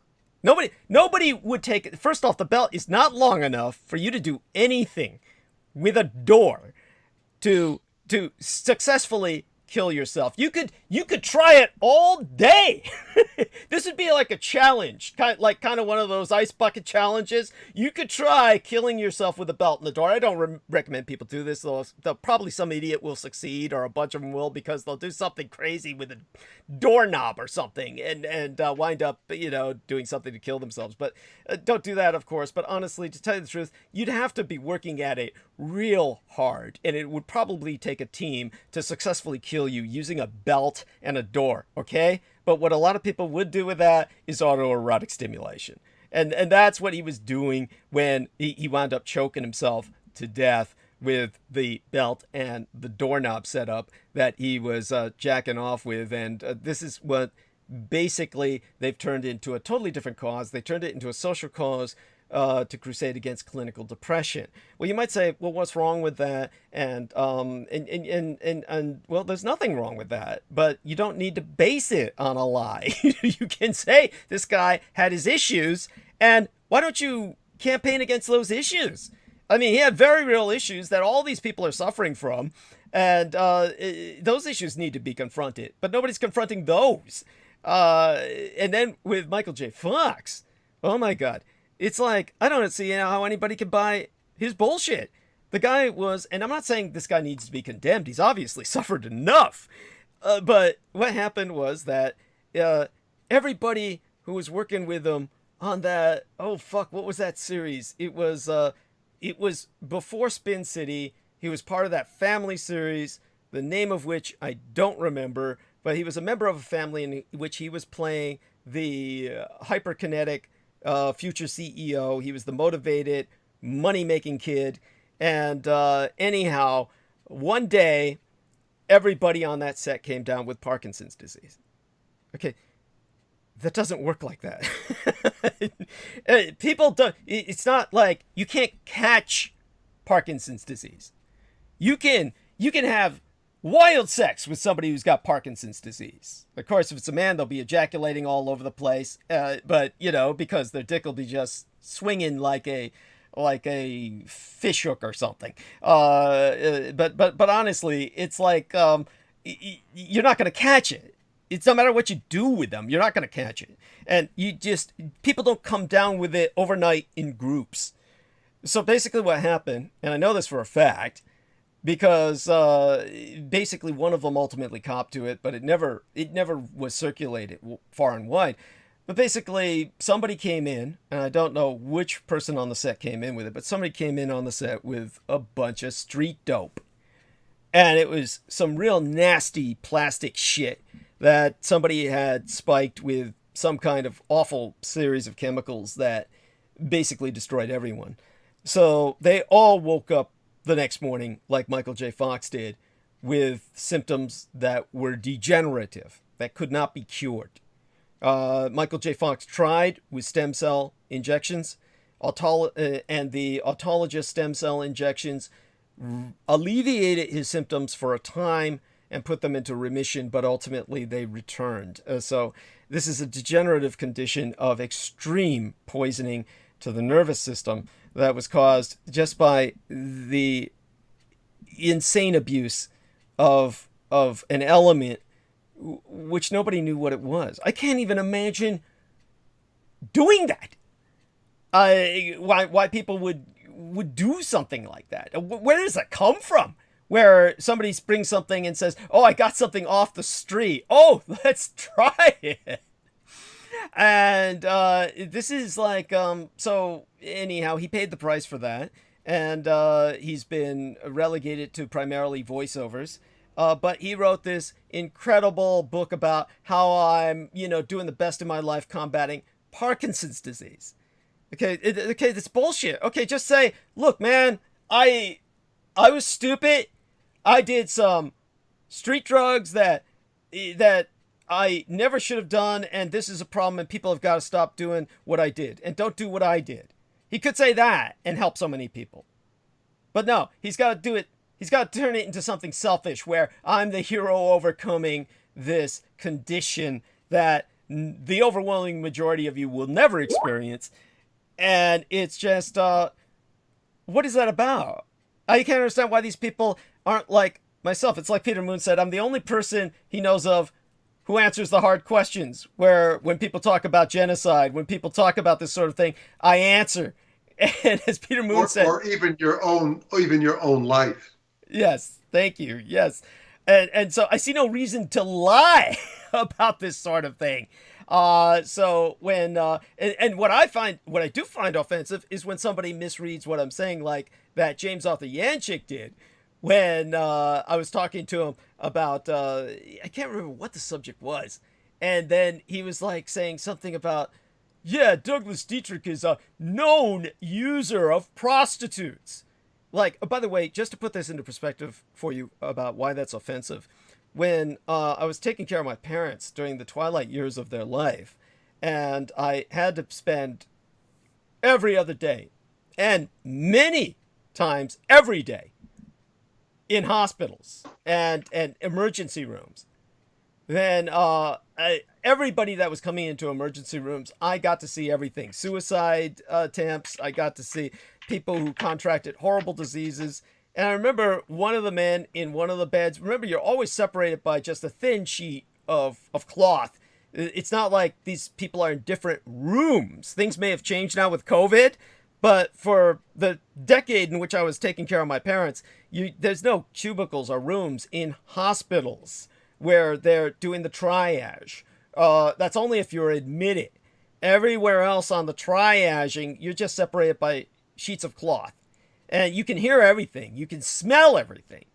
And so they're bringing in gay couples who are experimenting with, like, light bulbs up the ass. And they're extricating light bulbs and shit from a person's anus. You can smell that while they're doing that right on the other side of the sheet, while you're waiting for the doctor to return to, you know, the parents you're waiting with. This is like the life I had for 10 fucking years.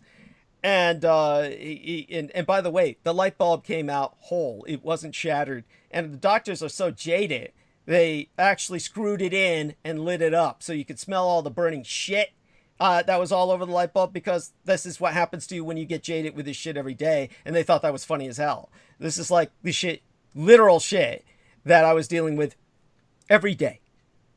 And so when there was one time, some guy was brought in, and the first question the doctor asked him, and it was a form question, was, do you use prostitutes? Because he had something, probably caught the clap or something. Maybe it's, and so the doctor said it very just detachedly, like he's reading it from a sheet. Do you use prostitutes? And the guy says, yes. And then, you know, then the whole tone changed with, like, almost like, well, there's nothing I can do for you. I mean, but it was like they were just, you know, going through the motions and basically triaging him as to, like, well, this person is not going to be treatable or something like that, because then, anyhow, I think you get my point. This was like one of these things where they're dealing with a person who is obviously working at the level of the street. But this is what I grew up with, and that's very different from professional escorts that cost thousands of dollars, which, by the way, Peter Moon was pointing out as kind of a failing on the part of a man, when I'm saying that, well, you know, obviously people have seen me in relationships with women right here on the show. And the drama that is involved with that, it should make it understandable why I deal with escorts. It's simply just to evade that. It's one of these things where maybe someday I will be in some quote-unquote healthy relationship which will work out and be longer lasting. So far that hasn't happened. But honest to God, and the thing is, like, people hear how I interact with these ladies that I've had on the show, and just how I've been obsequious, practically prostrating myself in any number of occasions. And yet, many of them, several of them would say, I've never been treated so bad in all my life as by you. I'm like, good God, how? It's like, the way they speak of it, you'd think I spent all day slapping them in public or something. It doesn't even make any sense. After a while, it's like, why deal with that?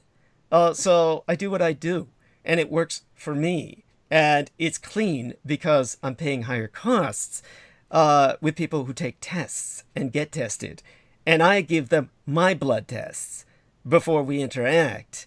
That's at that level of interactive professionalism that we work.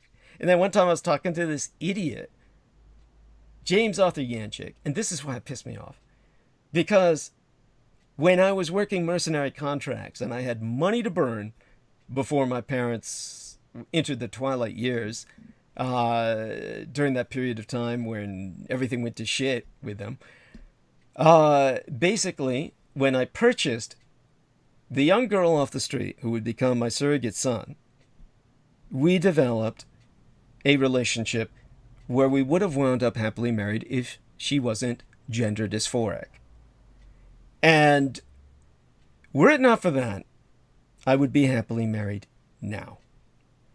And when it comes to that not happening, that's a whole different story with its own arc of narrative. But it goes to show that there are relationships that can develop in this kind of world. When James Arthur Janczyk was bringing it up, he was like saying, yeah, Douglas Dietrich, a known user of prostitutes, paying a woman to sit on your dick, you know, that's all you're about. And I'm like thinking, dude, motherfucker, you got Lucinda, who was this drop-off. You basically picked this poor chick up from Michael Aquino, this woman who grew up abused by ritual satanic abuse, is totally dependent on whoever will take control of her life because she's totally dysfunctional, unable to survive on her own at all because she's been so damaged. And he basically treats her like a slave and keeps her locked in the house and didn't even bother to try and do anything for her when Michael Aquino's gang stalkers would call her up and terrorize her, and she had no one to talk to about it but me. And to think of that motherfucker telling me about, from this moral high ground, about my paying woman to sit on my dick, so to speak, that there's no future in that was one of the offensive factors which made me realize just what a piece of shit this person was. That, and of course the fact that he's basically the only woman he ever had in his life is this chick drop off from Michael Aquino. That's that he basically keeps as a domestic pet. Disgusting. And this is the guy, of course, who was saying what a crusade he'd have against this sort of phenomenon. You know, it's all bullshit. And then, of course, he helped all these child predators move into his neighborhood. And when they started sending dick pics to his girl, Lucinda, and she tried to tell the neighbors about it, James Arthur Janczyk is saying, oh, no. They have rights. Oh, you can't do that against them. And they'll sue us. I told her, I said, they can't sue you, Lucinda. The guy's got a fucking ankle bracelet. Because she sent me a picture of him waving his dick at her, and I could see his ankle, and he's got a bracelet around. I said, the guy's got a fucking ankle bracelet. You can go on the NCIC, the National Criminal Inventory Catalog. You can go to CLETS, the Criminal Law Enforcement Tracking System. He'll be on there, and she found him on there. I said, that means it's legal. You can tell all your neighbors he's a pedophile. Because it's on record. That's not defamation of character. That's not slander. The man has been indicted. He has been arrested. He has been processed. And they've let him loose with an ankle bracelet. And he's living in a neighborhood full of kids. And, but his great defender, James Arthur Janczyk. And so he wouldn't let Lucinda tell any of the neighbors. Then before you know it, the guy buys a fucking telescope. By the way, these are neighbors. He's got a telescope, he says is for astronomy. He's got it on a tripod, and he spends all day looking at the kids in the swimming pools and shit. Granted, these are blow-up fucking little pools where they inflate them and put the water in because it's that kind of neighborhood. But that makes it easier for him to see. And then finally, everybody in the neighborhood has to build these super high walls so the kids can't get any sun, they can't get any sun, or eventually they all move. And who replaced them all? Other child predators with ankle bracelets. So James Arthur Janczyk was a champion for making his neighborhood a neighborhood of child predators with his girl Lucinda trapped in his community where everybody's sending her dick pics. This is the shit that I've run into all my life. These kinds of fools and cretins and creeps. And how is it that this guy's not even in the military? They're just everywhere. I mean, they dominate alternative media. And what is the same thing they always say? Campaign against the child predators. Campaign, yeah. They just need an excuse to look at all that child porn themselves because they say they're doing research on the enemy. That's, yeah, I'm keeping track of the child porn market or some shit. I mean, this is what it comes down to. And I remember telling Mike Ringley about this. And again, that's offensive. You're talking to somebody who's on the other side anyway. He's controlled opposition. But here's this son of a bitch who's living in the same city as Michael Aquino. Michael Aquino moved in to Louisville, Kentucky, so he could keep an eye on Mike Ringley right over his shoulder. And before he moved out from there, he was moving quite a bit towards the twilight years of his life, thanks to basically my exposing him and turning his life into what he considered a living hell. He considered himself a persecuted fugitive. Poor son of a bitch. And but when I was telling Mike Ringley about James Arthur Yanchik, and I told him about his girlfriend Lucinda being abused by Michael Aquino, and he's going, yo, this Michael Aquino really gets around. I can't believe it's possible for that. Does he teleport?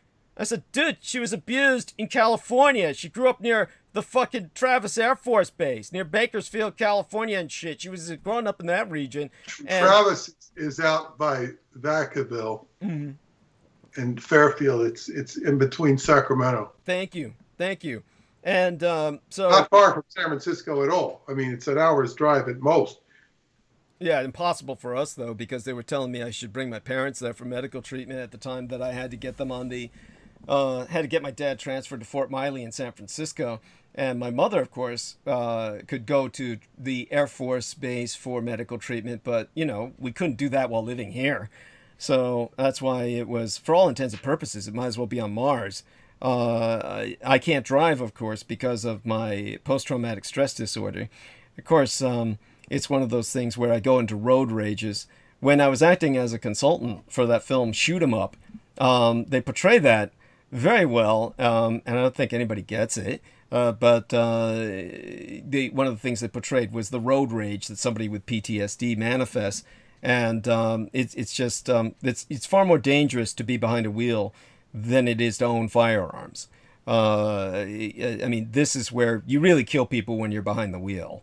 And it's one of those things that, anyhow, that is another subject for another time. But in terms of when Lucinda was growing up, she was like, she had a mother who was like a pure Satanist, and I mean, like, openly, like, you know, the Satanic Bible is on a special place on the wall and shit. And in her case, she was sleeping with a different man pretty much every other night, at least. And even though she was incredibly fat, and she was just bringing men home for sex as some kind of like vampiroid kind of trip where she felt she was absorbing all their power. And so when Lucinda was talking to me about this, she was basically saying at one point her mother brought home some guy who claimed to be a Christian or probably Catholic, because he was dealing with holy water. And by the way, there are departments of the Roman Catholic Church that do investigate things like satanic crime. That they have an intelligence department that is dedicated to that. And so for whatever reason, this might have been one of those, might have been some Protestant who for some reason had an affinity for holy water that's usually affiliated with Catholics. But the interesting thing was, when the mother was gone, the individual threw holy water all over Lucinda. And she said after that, her mother literally could not touch her or go near her. So she called in Michael Aquino, who was just, you know, a short ride away at Travis Air Force Base at the time. And even if he hadn't been, he could have come easily from San Francisco. But he apparently came in from Travis at that time. And as I said, and we were confirming this with, oh my God, Michelle Carmela Saldana. You might remember her from Revolution Radio. She was at an Air Force base when she met Michael Aquino. And this is because Michael Aquino, as the satanic chaplain of the military services, who wrote the Satanic Chaplain's Handbook, or rather the Chaplain's Handbook, with chapters on Satanism, so that everybody got the instructions via the U.S. Army, U.S. Military Chaplain's Manual for all branches of service.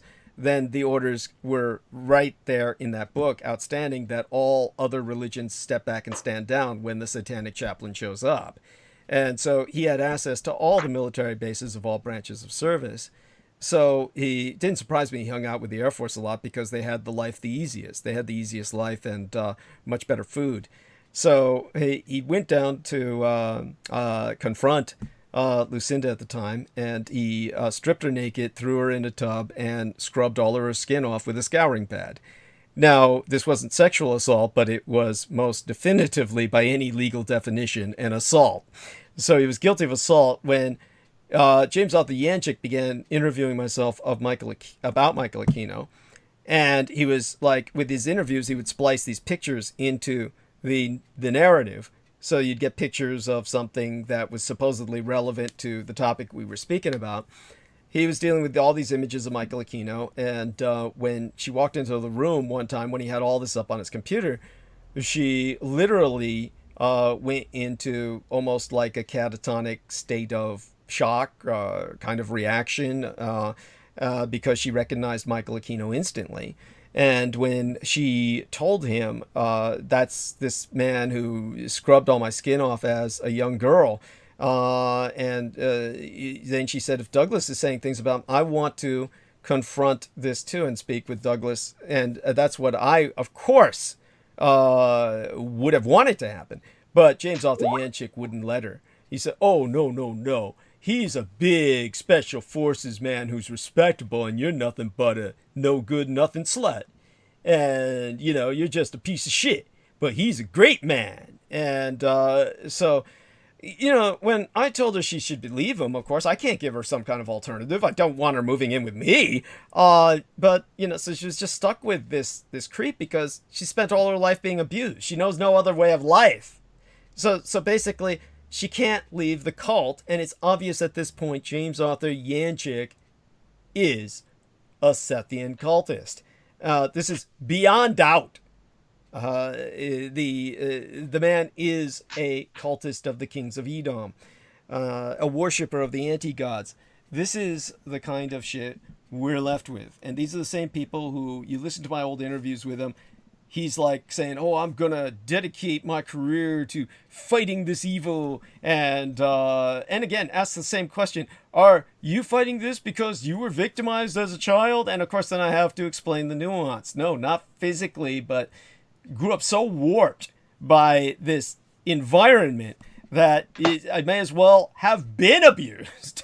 I mean, I feel like I've been thoroughly abused just by what happened to me. I can't even begin to imagine what children feel when they're physically abused. It is literally unimaginable to me. The kind of impotent rage that they must live with throughout their lives. Or that kind of hopelessness you see in Lucinda, where they just surrender to always being a slave of one of these perpetrators. So there you have that. I mean, I'm off that topic now. I think we've expended my wrath on. I'm going to have to sign off. Understood. Well, all our love. Thank you for sharing all that with everybody. And share our love with Paula. And so I'll give you a call whenever I wake up tomorrow and get that photograph in particular over to you. And do look through everything else that I've sent, of course. And oh yes, by all means, what I sent you on the balloons about the amount of lift that they could carry, make certain to get that into the book somewhere. I'm sure you've looked at what I've sent you in the Facebook Messenger. Okay. Yes. Thank you so much. All right. Take care, and you have a blessed night. Okay. Good night. Bye-bye. Yes. Good night. And Jameson's not with us, but whenever he returns, I'll certainly have him take the stage for a few minutes while I, refresh myself. In interim, I'll take a look at what people are saying in the chat and try to answer what questions, if there are any. Not that I'm suggesting people need to ask questions. And all right, let's take a look at what's going on here. We'll start at the top. Oh, Derek Talley joined in for a bit. He was listening. And let's take a look at the live stream where I can go up a bit further. And oh gosh, I guess Derek Talley got in at pretty much the beginning. and always very helpful. And Bill Lyons was saying entities are just waiting for people to take DMT, dimethyltryptamine, big money. I'm not innocent. Used to take LSD and mushrooms. Well, no crime. And he says, yeah, the Ouija board is just a toy. He's being sarcastic. Fucking spot on. That's why I don't drink anymore. Yes, yes. And then he's talking about the spirits that hang out in bars and just leech at people from the rafters. I mean, actually, they drop on the shoulders and just slither all over people. You can see them on the backs of people's necks. I'm being facetious myself, but there's truth to what I say. The metaphor is real. Daniel Orella says, hi, HIGH. The weather feels too fine now that the cold front has passed. Yes. And Bill Lyons says, beautiful here in Ontario, Canada. I'll speak a little bit to Canada. He says, 30 years of neglect from all administrations. I have no faith in any government. See, we can't afford that level of cynicism. That's the problem. I can see why people feel like that, but honestly, it's... Anyhow, I'll speak to what I can about that. Bruce Dallas III says, he's always talking down America. Bill Lyons says, Canada is no different. Then Bruce Dallas says, get money and live long. Take yourself to a different country then. They're invested in Africa for the bushmeat. This is what he's saying about the Chinese. He's talking about the Chinese investment in Africa. Trade school, heavy in a cult. That's why I'm here. Biggest freaks come from the church. Laugh out loud, shaking my head. That's that dude talking about the Baptist situation earlier. Bruce Dallas III says, no, what's good about it here, I can tell you what's bad, police murders. So, well, there you go. Well, I've certainly covered that issue more than enough. I mean, I'll go back to it in the future, no doubt. I mean, fuck, there was just some poor bastard who recently had some mental breakdown, and his relatives called the police, and they put their knee on his neck until they killed him. And I'm like, wow. It's like, wow, he's not even black. And he was ethnic, but not black. All right, Jameson is back. And so here we are. What's going on? There we go. Let me see. Hey. Yes, hey. And thank you. I'll need you to hold the stage while I refresh myself. And definitely, oh my God, what's Maria Gregorich saying about Young is a descendant of Brigham Young. And, she's talking about maybe the quarterback named Young. Saw an article that the elder Young was married 27 times and had 56 children. So it's likely to be a descendant who would be a quarterback for the university. That makes perfect sense. And then thank you, Spartan O Negative, who agreed with me. Military cult fuckers, yes. And so then we have that. And thank you to both Maria Gregorich and Jameson Reese for keeping an eye on the chat room. Everybody seems to be behaving. And definitely, let's see what the plans are for tonight. I'll basically... let me get a few more calories in me, get some more liquid inside myself, and I will refresh myself to the point where I'll take on the monologue. Not just there yet, and so I'll count on our man Jameson to... It's about 8:45 p.m. Pacific time, which means it's about what time in New York, Jameson? It is 11:43. Okay, still early for you, I would hope. And so what I'll let you do is, take over the stage for, and probably a while yet, I'd say about, take us to the bottom of next hour. So about 45 minutes. And Jameson will be covering some issues. I'm sure he can go over quite a bit about what we went over and add his own perspective on that. And we'll just take it from there. When I return, I'm going to cover some of these issues that people were talking about concerning governance in the various situations that we're exposed to now. Of course, Texas is going to be inescapable to touch on again, but I'll probably start with just a little bit of a nod towards Canada, and then we'll take it from there. In the meantime, I'm going to go mute. I'll be back in about 10 to 15 minutes at the longest, and our man Jameson will hold the stage till then, most certainly. Then I'll start, breaking in with my barking laughter every once in a while if he covers any topics that elicit such, and then I'll gradually go into the monologue. All right. Thank you so much, Jameson. It's all yours. All right. Well, what I want to emphasize to the listeners is, folks, take care of your feet. I'm somebody who walks a lot, so, I've taken an interest in, watching some videos online about podiatry.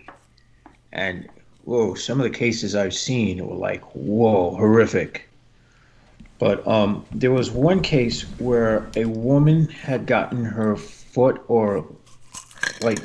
mutilated by a car accident, and they had tried to reconstruct the foot for 2 years in surgery.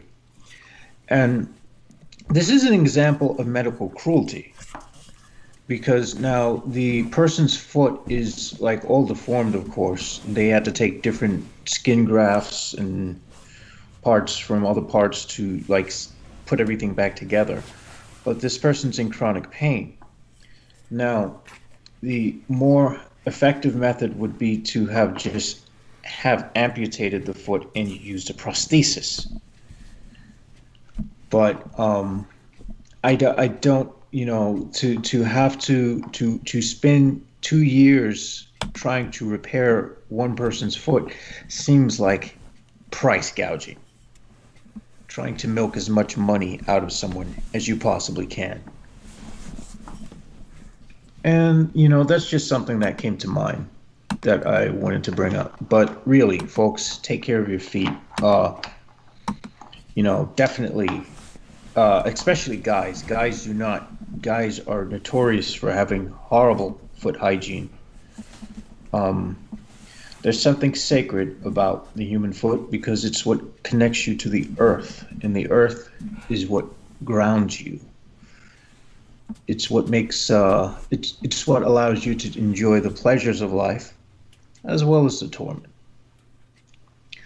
That aside, as of 2 days ago, and I suspect that, as of 1 day ago, this article is from February 23rd, 2021. The South African virus variant has been found in Washington State, Seattle. The first known case of the coronavirus variant discovered in South Africa has surfaced in King County, and 19 additional cases of the variant first found in the UK have been identified, according to Washington State Health Department. The variant that emerged in South Africa in December was identified through genomic sequencing at the UW Medicine Virology Laboratory, the Department of Health said Tuesday. The mutated version of the virus was first found in the United States last month. The strain first identified in the UK was first found a month ago in Washington State. The additional cases announced Tuesday bring the total number of the UK variant cases 39 in the state. What the fuck is going on with Washington State? Was it just like a fucking plague magnet? Scientists believe both virus strains spread more easily than others. Despite the decrease in our case count, we are very concerned about the emergence of these variants and how it will affect the case future accounts. There is just fucking annoying ass pop-up ad, on this website. There's some dude called Trapland Pat, and this dude's just bouncing around, and it's just fucking annoying. I hate these fucking ads. I'm trying to close this shit out. All right. Despite the you guys can forgive my attention deficit disorder. It's just one of those things that happens. Despite the decrease in our case count, oh my gosh, this motherfucker's on the screen again. Yo, what the fuck is with these ads? All right, this is what I get for running Opera, because Opera, is a web browser, but it's more streamlined, meaning it takes up less RAM space. But the catch is, these ads are fucking annoying. Despite the decrease in our case count, we are very concerned about the emergence of these variants and how it will affect future case counts. Acting State Health Office Scott Lindquist, MD, MPH, said in a news release. As a community, we need to redouble our efforts to prevent the spread of this virus and its variants by following public health guidance, which no one on fucking Staten Island does. I go to Manhattan. I've never seen so many people wearing face masks in Manhattan, and I was happy to be in Manhattan today. I felt safe in Manhattan. I come back to the borough in which my home is located, and it's like, holy fucking shit. I feel like I have to, wear like one of those plague doctor masks constructed out of like metal, maybe with like glass eyes, and maybe something that will allow me to anchor a real filtration system. That's something I could try to design, like a plague doctor filtration system mask that uses like. That's actually a good idea. All right. I'm not going to speak any more of that because that might be a copyright issue. All right. This next article is takeaways from Congress's first hearing on the Capitol riot, February 23rd, as of yesterday. Security officials testifying at Congress' first hearing on the deadly siege of the Capitol cast blame and pointed fingers on Tuesday, but also acknowledged they were woefully unprepared for the violence. Are you fucking serious? How goddamn naive could they be? We were unprepared for the violence. Oh, come on. Yeah, because they associate violence with the people who are actually more peaceful than... I'm not even going to go there. Senators drilled down on the stunning security failure and missed warning signs as rioters loyal to former President Donald Trump stormed the Capitol on January 6 in a misguided attempt to stop lawmakers from certifying Joe Biden's election. Now, actually, let me go there. Black people marching in peaceful protest. Cops are out there beating people up, fucking mass arresting people. And their own people come out there, these fucking Peckerwoods, these pieces of shit who support Donald Trump, and feel like, we're being threatened. Well, good. Well, I would say karma's a bitch, but honestly, let me not be too hateful. What I'm going to say is, these motherfuckers post all this shit online about how they're going to do all this violent shit. They strategically plan it, and security officials say, we were unprepared. Bullshit. Absolute fucking bullshit. Well, let's continue to read through this. 5 people died in the attack, including a Capitol police officer. The security officers lost their jobs, and Trump was impeached by the House in a charge of inciting the insurrection, the deadliest attack on Congress in 200 years. Trump was ultimately acquitted by the Senate. Is there a specific office that America can live without? It's the Senate. Here are some takeaways from the testimony. Failure to communicate. Intelligence warnings of an armed uprising by extremist groups heading to the Capitol didn't rise to the level of alarm or even get passed up the chain of command in time for the January 6th attack. Gee, I wonder why. Crucially, a key warning flare from the FBI field office in Norfolk, Virginia, of a war on the Capitol was sent the night before to the Capitol Police's Intelligence Division. But then Capitol Police Chief Stephen Sun testified that he only learned about it the day before Tuesday's hearing. Instead, Sun said he was bracing for demonstrations on par with other armed protests by mobs of Trump supporters in the nation's capitals in November and December after the presidential election. How fucking stupid can they be? They honestly want us to believe they're that dumb.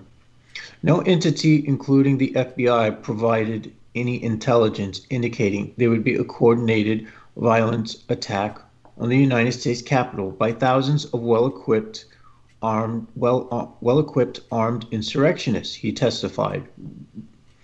He testified in written remarks about a conference call the day before the attack. Yes, because your FBI and CIA are busy trying to, I don't know, make people who are idiots who throw shit against the wall for art rich. That's all they do. People should be fired over that. The Democratic chair of the Senate Homeland Security Committee, Senator Gary Peters of Michigan, said, "There was a failure to take this threat more seriously."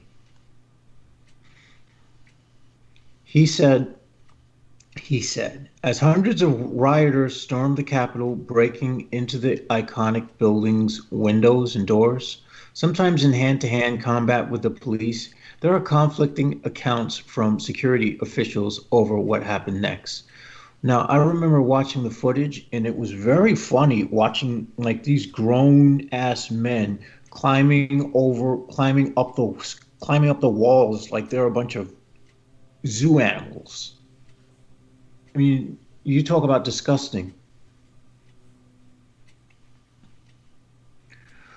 Sund, who had raised the idea of calling on the National Guard for backup days earlier, specifically recounted at 1:09 p.m. a phone call he made to the then Sergeant at Arms of the House, Paul Irving, his superior, requesting National Guard troops. Sun said he was told they would run it up the chain of command.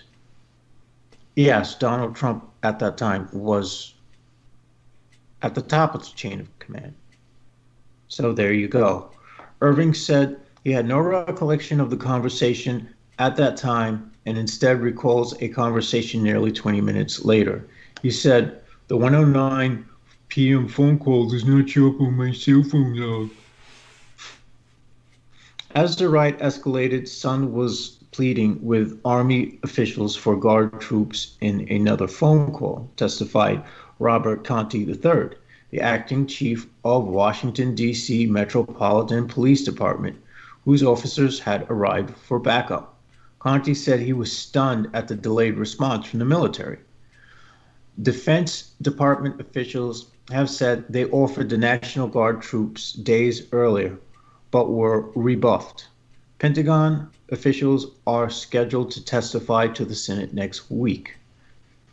At the start of the hearing, coming 10 days after Trump was acquitted by Senate on the impeachment charge of inciting the insurrection, some common facts were agreed to. Oh, I wonder if they can also grill the Pentagon officials on what happened to those, was it $3 trillion that were missing when George Bush was in office, Jr., that is. Democratic Senator Amy Klobuchar of Minnesota, the chair of the Rules Committee, asked the security officials if there was any doubt the riot was a planned attack and carried out by white nationalist and extremist groups. None of the witnesses disputed the characterization of the facts of January 6th. Republican Senator Ron Johnson of Wisconsin read an alternative account of mostly peaceful protesters festive that day that he encouraged colleagues to consider. What a fucking douchebag. But in closing, Klobuchar restated the testimony. There was a clear agreement this was a planned insurrection. The hearing opened with Capitol Riot Police Captain Carnicia Mendoza, a 19-year-old veteran of the force, delivering a compelling personal account of being called at home that day she was spending time with her 10-year-old before the start of her shift. She rushed to the Capitol only to find the worst of the worst scene of her career. A former Army veteran. She recounted the deadly mayhem, fending off rioters inside the building's stately rotunda, inhaling gas and suffering chemical burns to her face, she said still have not healed. Her Fitbit recorded 4 hours of sustained activity, she said. The next night and following day, she spent at the hospital consoling the family of Officer Brian Sicknick, who died after the attack. As an American and as an Army veteran, it is sad to see us attacked by our own fellow citizens, Mendoza told the senators. Oh, gee, you couldn't choose something more cookie cutter to say. The former president was hardly a presence at the first hearing. Instead, senators largely set aside their sharply partisan ways to drill down on the facts, what happened that day, on how to prevent it from happening again. Senator Alex Padilla, California, pointedly asked for the name of the commander-in-chief of the armed forces that day, who was ultimately responsible for the military and security of the country. That drew out the former president's name. Among senators on the panel are two of Trump's staunch allies who led the effort to overturn Biden's election victory. Senator Josh Hawley from Missouri, and Senator Ted Cruz from Texas. What a bunch of douchebags. And now, let's see. I also had another interesting article. This is more, this is more my thing, I guess, but, I don't give a fuck if anyone's interested or not. Scientists have created black nitrogen. Researchers have used a diamond anvil to smash nitrogen into a previously unseen form they call black nitrogen. The nature of nitrogen led researchers to believe this flat, crystalline form wasn't possible for the extremely abundant gas. Black nitrogen is extremely fleeting and fragile, but its existence, the researchers say, shows that nitrogen has more in common with its periodic table mates than scientists previously believed. The name black nitrogen is from a similar allotrope, black phosphorus, which American Elements describes as a layered semiconducting material similar to appearance to graphite with numerous uses in the optoelectronic semiconductor and photovoltaic applications. Now, this is the reason why I chose this article is because this has a lot of interesting technological implications. Both nitrogen and phosphorus belong to the element family called pnictogens, named from the Greek for choke. Several people still die from accidental nitrogen asphyxiation each year. Where scientists use extreme cooling to make metallic hydrogen, black nitrogen was first superheated to over 7,000 degrees Fahrenheit, the researchers explained in their paper. Laser heating of pure nitrogen at 140 GPa in a diamond anvil cell led to the synthesis of a polymeric nitrogen allotrope with the black phosphorus structure BPN. The discovery of the BPN brings nitrogen in line with much heavier pnictogen elements. What resulted were flat microlayers of zigzagging crystal structures which not only resemble black phosphorus in structure and appearance, but appear to be conductive as well. But where black phosphorus is stable, the structure of black nitrogen quickly dissipates when either the pressure or the heat lets up. That's not to say there's no possible application, but the likelihood is very slim for now. Even so, this is a big step for nitrogen.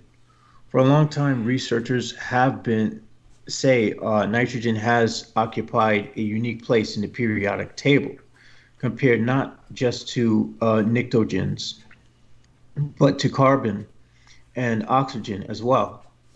And other groups, topmost elements tend to behave more like the lowermost elements when scientists apply serious pressure in the lab, like carbon into diamonds, but not nitrogen.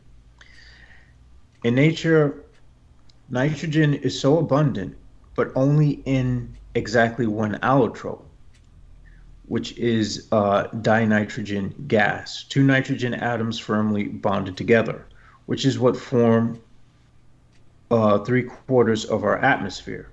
Before now, there was no diamond for nitrogen. This means that there is no doubt about it. Nitrogen is in fact not an exceptional element, but follows the same golden rule of the periodic table as carbon and oxygen do, lead author Dominic Laniel explained in a statement. And as scientists continue to use new tools like extreme heat, cooling, pressure, and nanotechnology to push and pull chemicals into new forms, black nitrogen is another example of what's possible. I wonder if they can use some of this engineering genius and scientific know-how to remove our reliance on plastic, which is a nice dream, but I'm sure it's not going to happen. Nitrogen remains a highly interesting element in materials research. Our studies show, by way of example, that high pressures and temperatures can produce extreme structures and properties that researchers previously did not know existed. All right, let's try to bring something more human to the table.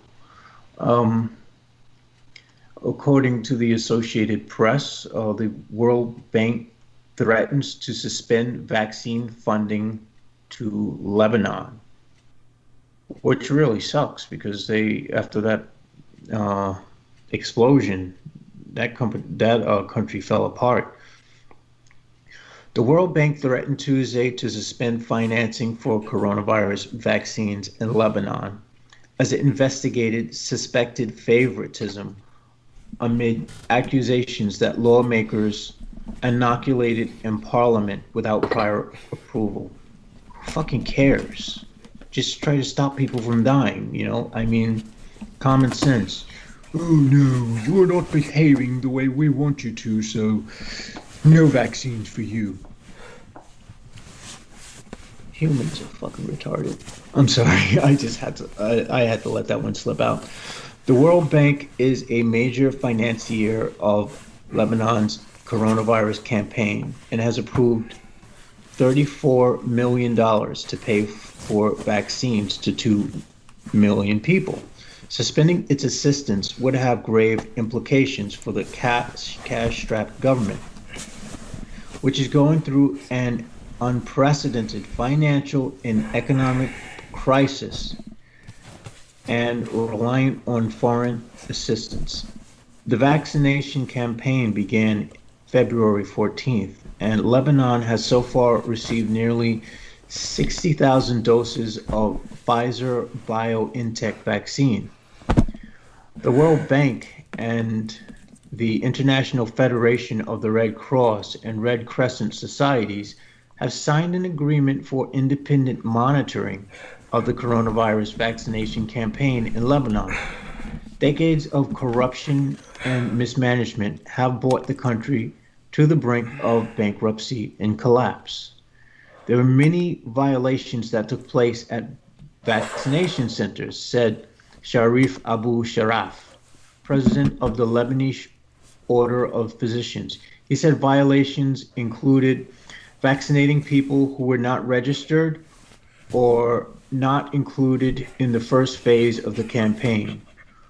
Lebanese have been expecting the vaccine rollout to be riddled with corruption and violations. But news of the vaccination of lawmakers as a political group at a building used by legislature provoked fresh outrage among the country's population Monday, as it should.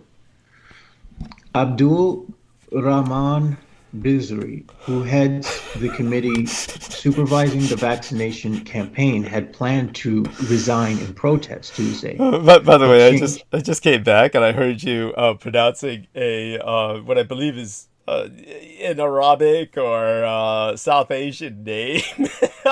I think it's Arabic. No, it could be South Asian. It's definitely Muslim. It just struck me as incongruently funny. That's all. I just came in to hear that. I just put the earbuds on and then I heard that when I returned.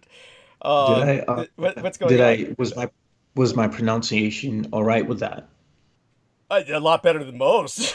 I mean, you do well. You do well with that. I mean, honestly, it's just so people know in general, when you use the word Arab, make certain that you use it very gently and you don't say something like a rab. It's very offensive to divide the syllables like that. So it'd be Arab, and when it's something like many of these, it's a tough call because a lot of the syllables are very guttural in Arabic as well. So you go between. Oh, I see. Yeah, you go. So it kind of roll off the tongue. Yeah, it's always a roll. Whatever you do, it's a roll, but it involves a lot of tongue action. There's a lot of let me see that comes out with the Mahmud. Some people, instead of Mohammed, depending on the dialect, Muhammad will come out literally as Mahmud, and that would be the correct pronunciation, would be more like Mahmud than Muhammad. And so it's a tough call. Honestly, it's where you're at, because the cultures can be fairly different. The Arabic world is generally its own world, and then of course there's the Iranians and the Turks. And then you've got the South Asians like the Pakistanis and the Baluchistan, which would be around the Afghan area. And so it's an area where the pronunciation can be different radically depending on where you're at. So you have to know, really, to be fair, you have to know the ethnos or the nationality of the person before you give it a try. But, so long as you're doing it sincerely, the overwhelming majority of people all over the world will just be so impressed that someone is trying to sincerely speak their language that they'll always be amenable. And it's the one thing that can really help you if you travel the world, is to be sincere about trying to speak their language. Do the best you can. And the only place where that won't work is in Quebec or in France. where the moment you pronounce something wrong and you bumble and you stumble, that they'll just you turn around and walk away. And it can be quite funny, actually, the kinds of problems that can lead to. But it's there you go with that. And oh my God! Oh, Brendan Zugye is sending us a message. Ship maker orders water amid Taiwan drought. Oh my God. So there we have it. Taiwan's going through some kind of drought. How does that happen? I mean, it's a tropical island. They have snow. Bear in mind, they're right above the Philippines, but unlike the Philippines, Taiwan gets snow in its mountainous regions. So it's very different. And I've never heard of a drought in Taiwan. I know that, of course, they get a lot of floods and stuff like that with the hurricanes. They call them monsoons in Asia. Maria says no comment about the language. She lives in Quebec, by the way. And of course, being Italian, oh my God, she's looked on as a foreigner in Quebec. And she's just, this is... this is one of those areas of the world because, of course, for those of you who don't know, in Quebec, they speak French.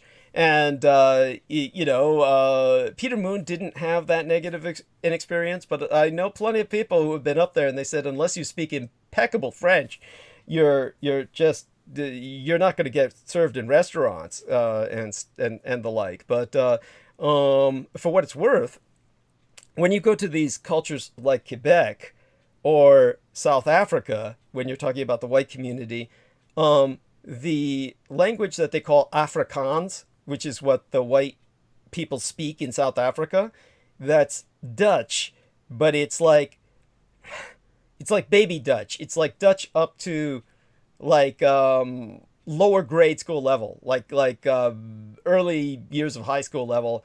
And then they call it their own distinctive language because they didn't have the advanced postgraduate university set up in a frontier nation like South Africa when the Dutch settled there. So their language is a lower level of sophistication and nuance. It's like a frontier language, and it's the same in Quebec. Quebec, the Parisians speak a French that they consider to be grade levels above what the Quebecois speak. So it's a matter of the frontier mentality combined with linguistic arrogance in the case of Quebecois, and with the South Afrikaners, they actually speak, because of their Dutch language, their language is much more similar to the native African languages. They, because they're Germanic, they use a lot of Ks, and they don't use the Cs or the soft inflections that English speakers use. So for that reason, their languages are very similar to the African languages, to the point where the South African national anthem is universally accepted by the blacks and the whites, because it has similar tonations where all of the people can speak it. So the tonations are the same. So it's not like it's that foreign in terms of the euphonics. It sounds euphonic to both the blacks speaking the Zulu language or the whites speaking their Dutch language. Of course, there's many other people aside from the Zulus in South Africa who are black. And so, there you go. Just some more... There's also a considerable population of people from India. Oh, yeah, Africa. Yeah. And for the longest time, the Indians served as like the middle class. And that's why, let's put it this way. In Africa, for the longest period of time, Asian Indians who were brought in by the British bring the Asian Indians everywhere. And they would, with the Americans, it was the Filipinos. And so the Americans brought Filipino slaves, literally slaves, all over the Pacific. But they especially dumped a bunch of them in Hawaii.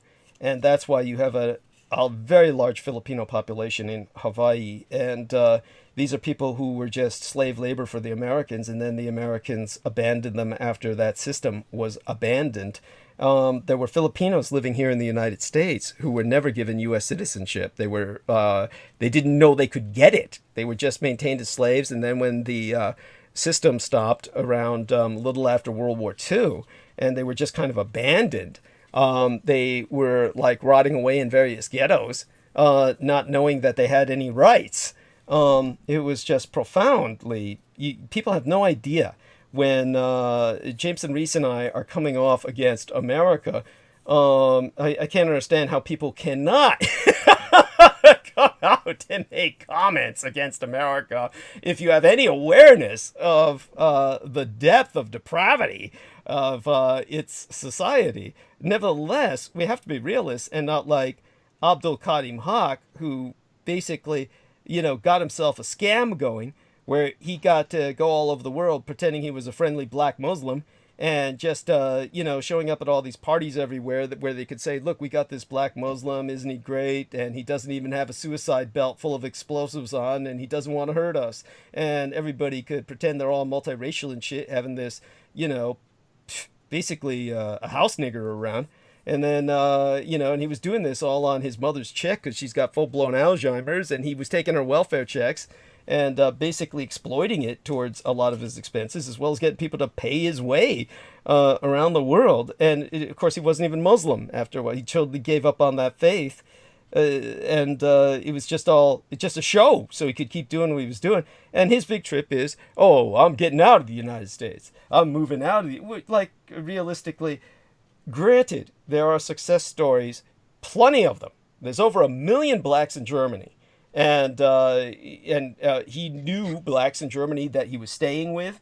And he'd been to Germany multiple times. And they were happy there. It said that they wouldn't want to live anywhere else. He knew blacks living in Japan who said that they wouldn't want to live anywhere else. And so, yeah, people can move out of the United States and relocate, but maybe those people have something to offer as opposed to him, since basically I looked at how he was living here, and it's basically off his mom's wealth, basically off her retirement checks. So how's he going to support himself over there? It's just not, that's what pissed me off. It's like, when your mother dies and you have this irrational fantasy of, oh, okay, I'll just go live in Japan or Germany. Well, what do you have to offer? Like these other people. How are you going to make a living? Yeah, thank you. Since he's not going to be able to skim the system if you're someone who just... Yeah, because he was getting not just his mother's checks. He had the checks, of course, for his kids. He had the checks coming in for, he had in-home supportive services kinds of deals going on. He had the full advantage of the welfare system here. How's he going to fit in over there? It would take years. It's just not going to work. First off, none of the people that he was talking about who were happy in Japan or Germany, the blacks that were living there, were not living off Japanese or German welfare. They obviously had some kind of employment going.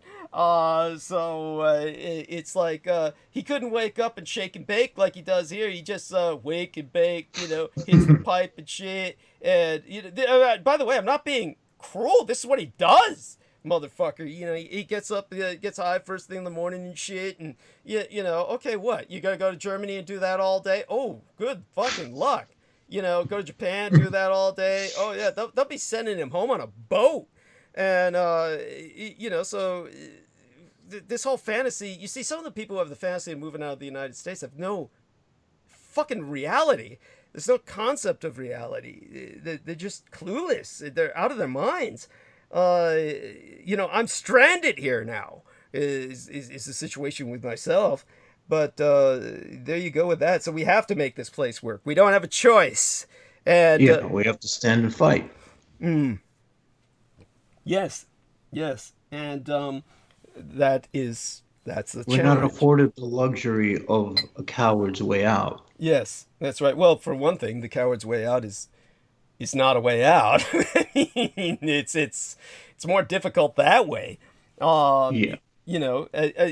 It's obviously, if someone has something to offer another nation and they can relocate there, then that's great. But with the overwhelming majority of us, we don't have that knowledge of the system of the nation. Of course, I know from an academic level the culture of Germany or Japan, but that has nothing to do with Germany or Japan today. I know more about Japanese history and German history than the overwhelming majority of Germans or Japanese.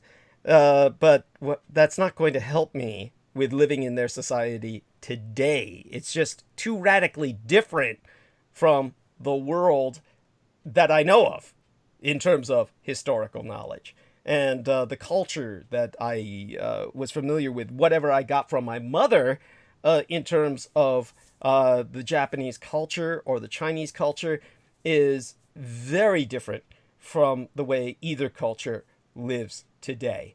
They've altered completely under the communists in mainland China. the closest place for me would be, of course, Taiwan, where I could go to and probably adapt, but I can't go there. So, and I've explained the situation behind that. So I'm stranded here, and we have to make do. So, so what was going on with, you said somebody was, the guy with the Muslim name was threatening to resign because of something to do with vaccines. What was going on with that? Some scandal Oh no, or no, something? no. He was all right, blah blah blah. I got thrown I got thrown off my train No of thought. worries. Yeah, I figured with that. He planned to resign in protest Tuesday, but changed his mind later, saying his committee will hold a meeting Wednesday to follow up the case. He demanded an explanation from the legislature. Whoa. Catch me up. What case? What?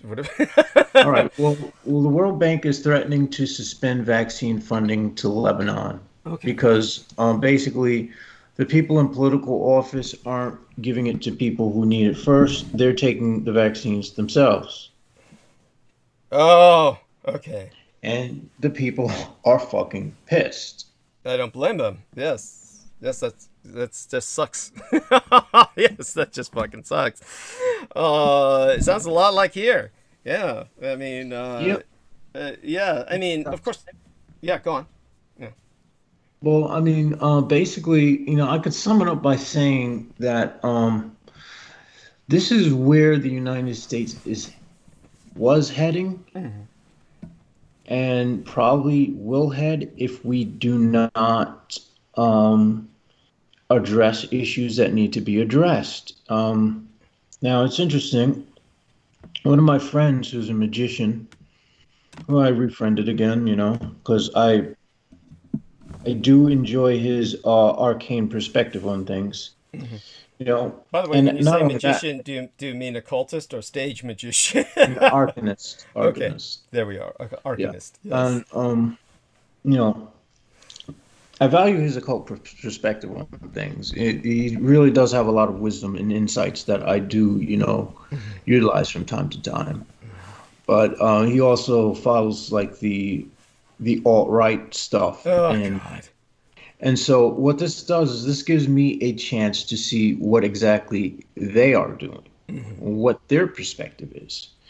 And so now the one of the guys who he had a video of some dudes who were talking about they were talking about like Coca-Cola, claiming that Coca-Cola isn't black enough.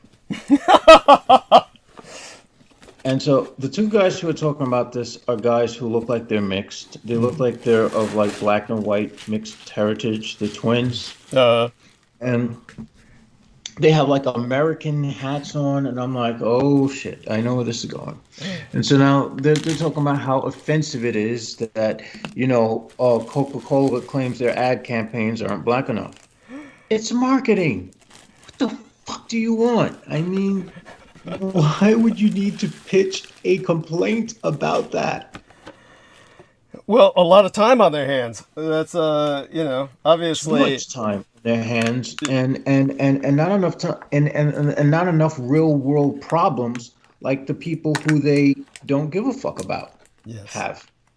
Yes. So they could get there and say and talk all this shit like, oh man, black people want everything to be all political correct.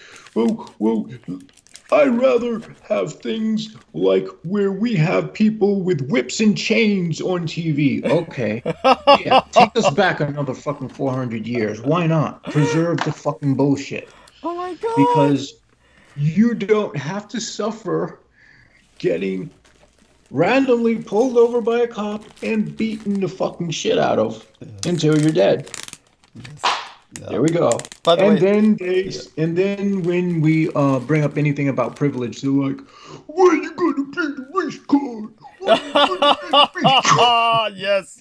Meanwhile, the minute like something says, "Okay, we need to diversify," they're like, "No, that's wrong. That's wrong." They're playing the very race card that they're supposed to condemn. Oh shit. Assholes. Oh my God. Well, aside from all of that, let me go mute for a second so you don't hear me chewing. Still going to get some calories. I went, of course, to refresh myself, and then, of course, grabbed some water and whatnot. Let me slip a note over to George Knight, see if he'll be available in the closing hour. Otherwise, of course, I'll do my best to carry us all the way through. This is interesting. Do I know this person?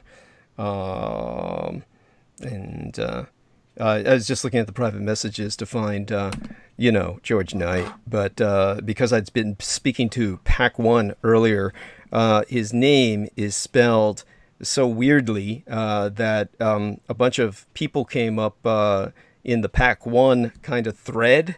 Like when you're trying to look for Pac-1 on the search messenger, then a bunch of people come up with similar names. And so there was a bunch of Pokemon people that came up.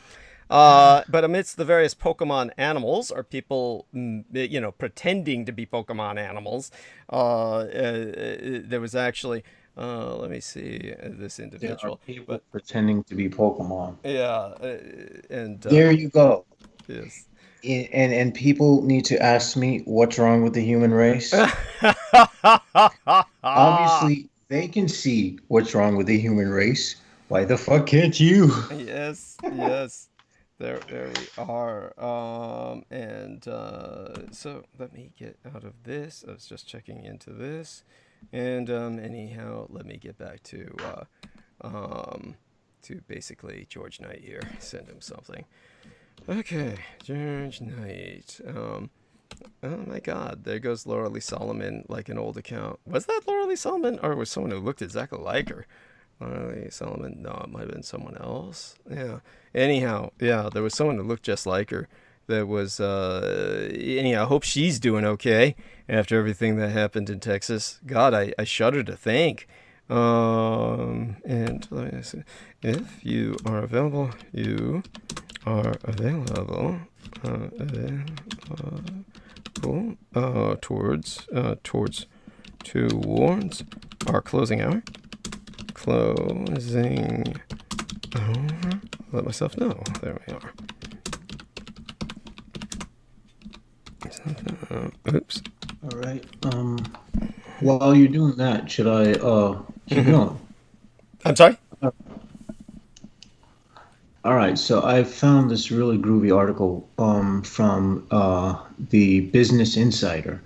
How do you use Siri? How do you use the Siri "I'm getting pulled over" shortcut to record police encounters during traffic stops with your iPhone?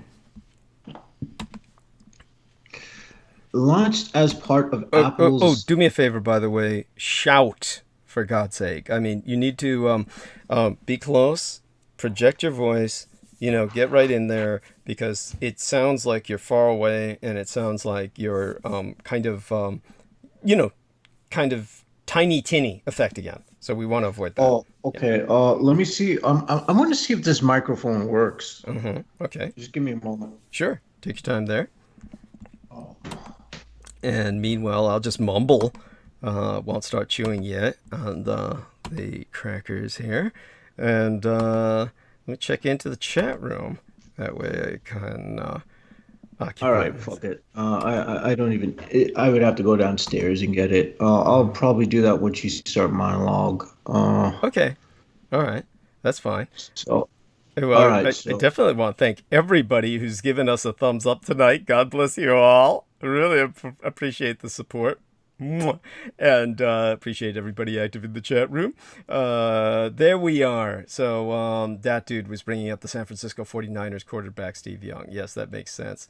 Holy shit. This is the scam you got to go into, Jameson. You got to start your own religion. Then you can get married 27 times and have 56 fucking kids like Brigham Young.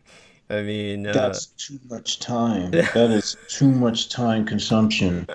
I do not have... as slow as time moves for me, 24 hours in a day isn't enough time for me to get done what I want to get done. But that's because I am someone who's impatient and needs to rush through life to get to the finish line. I know I know how you feel. I'm pretty, how do I say it? It's pretty hard to get me to do anything either, honestly. So I know where you're coming from. No, what I mean is what I mean is I have too much to do. Okay. Like I'm always busy. I always am busy with something, whether it's reading or writing something or trying to keep my body in shape. So these are things that occupy my time. Yes, that's, by the way, keeping in shape, of course, takes an enormous amount of time. That's an enormous investment just to stay in shape, which is why so many people are out of shape. Especially once you pass that 35 mark. Well, especially when you're inhaling 6 donuts at a time. Yeah, can't resist that. Oh my fucking God. And oh Yeah, my well, God, and what Peter I was suggested. covering. Oh my I God, was Peter covering. suggested, how about just chewing them and spitting them out? I was just thinking, that's so fucking gross. One does. One doesn't simply just chew food and spit it out. Thank you. Oh my God. Especially not when your muscles are burning like holy fucking hell from a negative caloric intake. Yeah, there you go. And anyhow, again, your voice is very soft. Okay, so do what I do, shout. I mean, oh my God, you've got all this rage. Don't shout abusively, but I mean, get the projection into the voice and. Yeah, I gotta figure out what's up with this computer's microphone. Right, right, but you do have a fairly gentle voice, and so that makes it difficult for the listeners. You want to you want to get kind of shout, and don't be afraid to do so at the listeners. Not at the extent where, of course, it's manic, but you get my point. It's Okay, how is this? It's all right. It's not really. Maybe it's my volume. Let's ask the people in chat. Let us know if Jameson's voice is okay. I'm not talking about the quality of his narrative. Talking about just the voice, quality of the voice. Okay, we need to know if we want to make sure that your voice is something that people can access, that they hear it, and hopefully somebody responds. And Yeah, folks, is my voice coming out clear? Someone please type a yes or a no. Yes, because it's clear enough. The problem is, for me, the problem is it's not loud enough, and maybe it's me. Maybe it's just because I'm an earbuds person, and that's got to do damage, and I'm half deaf anyway, so it's probably just me. By the way, oh yes. For everyone, couldn't say this while Peter Moon was here because he gets to talking about, stuff like the Mormons and stuff. I don't understand his fascination with that, to tell you the truth. It's interesting from a historical perspective, and there's different controversies, but it's, honestly, it's kind of like almost a niche subject. But in terms of what I was going to say about the episode tonight, I have got the description fixed. So everybody do look at the description for tonight's episode when you have a chance, because I do talk about the special aspect of today in the Chinese creation calendar that always comes into play with Asian Lunar New Year. So the Asian Lunar New Year days reflect the Chinese creation calendar as to the days that the world was made, that people were created, that different kinds of animals were created. And so today is the day of the god of war. It is actually the death day of a extraordinary warrior who ascended to deification, apotheosis, in which he became the god of war in China. So that is, of course, Guān-Yǐ. And Guān-Yǐ is well known in China And in the sense of all the Chinese people there are in the world, it makes him one of the most well-known people in history. And so I'll go a bit further into that later tonight after I've, come off of mute and I feel that I'm ready to go into monologue. But definitely very glad to have Jameson here. He's a lifesaver, and he'll, get more and more the hang of this as time goes on. So I'll turn it back to you. Take the stage. And Yeah, it doesn't seem like anyone's responded as to whether, maybe that's for the best. But I'm sure it's fine. All right, it's probably just me. But all right then. Let me go mute. Let you go back to talk about what you were talking about. I'll do a bit more munching and imbibing of liquid. And okay, it's yours for now. All right. Launched as part of Apple's iOS 12 update, the Shortcuts app lets you create automated routines for your phone. In other words, with the Shortcuts app, you can say a phrase or tap a button and your phone will perform multiple tasks at once. Although it's made to let you create your own shortcuts, you can also download pre-made shortcuts from third-party apps or developers. Arizona resident Robert Peterson used his update to create his own third-party shortcut initially known as Police and now known as I'm Getting Pulled Over. It aims to assist users during traffic stops by automatically recording their interactions with police officers. Here's how to download and set up the I'm Getting Pulled Over shortcut, and then activate it with Siri. First developed in 2000, this is how the Siri I'm Getting Pulled Over shortcut works. First developed in 2018, the shortcut activates Do Not Disturb feature, turning off all incoming calls, messages, and notifications. This is to reduce the chance that a police officer will be startled by your phone ringing or flashing and act aggressively. Next, it'll send a text message with your current location to all contacts that you selected beforehand. At the same time, your phone will start recording a video with the front camera, the one above the phone screen, which is usually the one that looks you right in the face for selfies and shit. These are the default settings, but you can customize them in various ways. For example, you can set it so it records with the rear camera instead. Enable untrusted shortcuts on your iPhone. Since Shortcut is made by a third party, your iPhone will consider it an untrusted shortcut. This means you need to adjust your phone settings before you download and use it. Of course, they have the instructions there for people who honestly want to do this. I don't have an iPhone, so I don't have to worry about it. But it's handy because basically it will allow you to basically, if you're ever driving and the cops pull you over and you want to make sure your death is going to be recorded and heard, you can at least use your iPhone to do that. And hopefully one of your contacts has a Reddit account and can put it on iBlack, and we can all watch you get mutilated by multiple bullets. But anyway.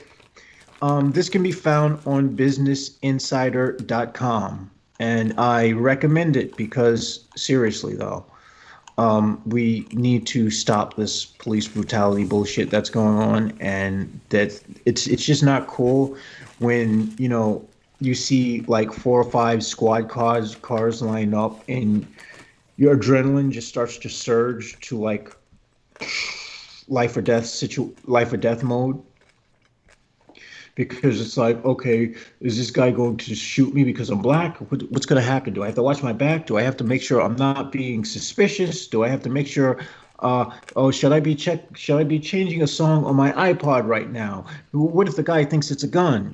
These are very real anxieties if you're a black male. And so now, for white guys who can't understand why are black men so angry. It's because you motherfuckers are killing us every fucking day of the week. Like it's nothing.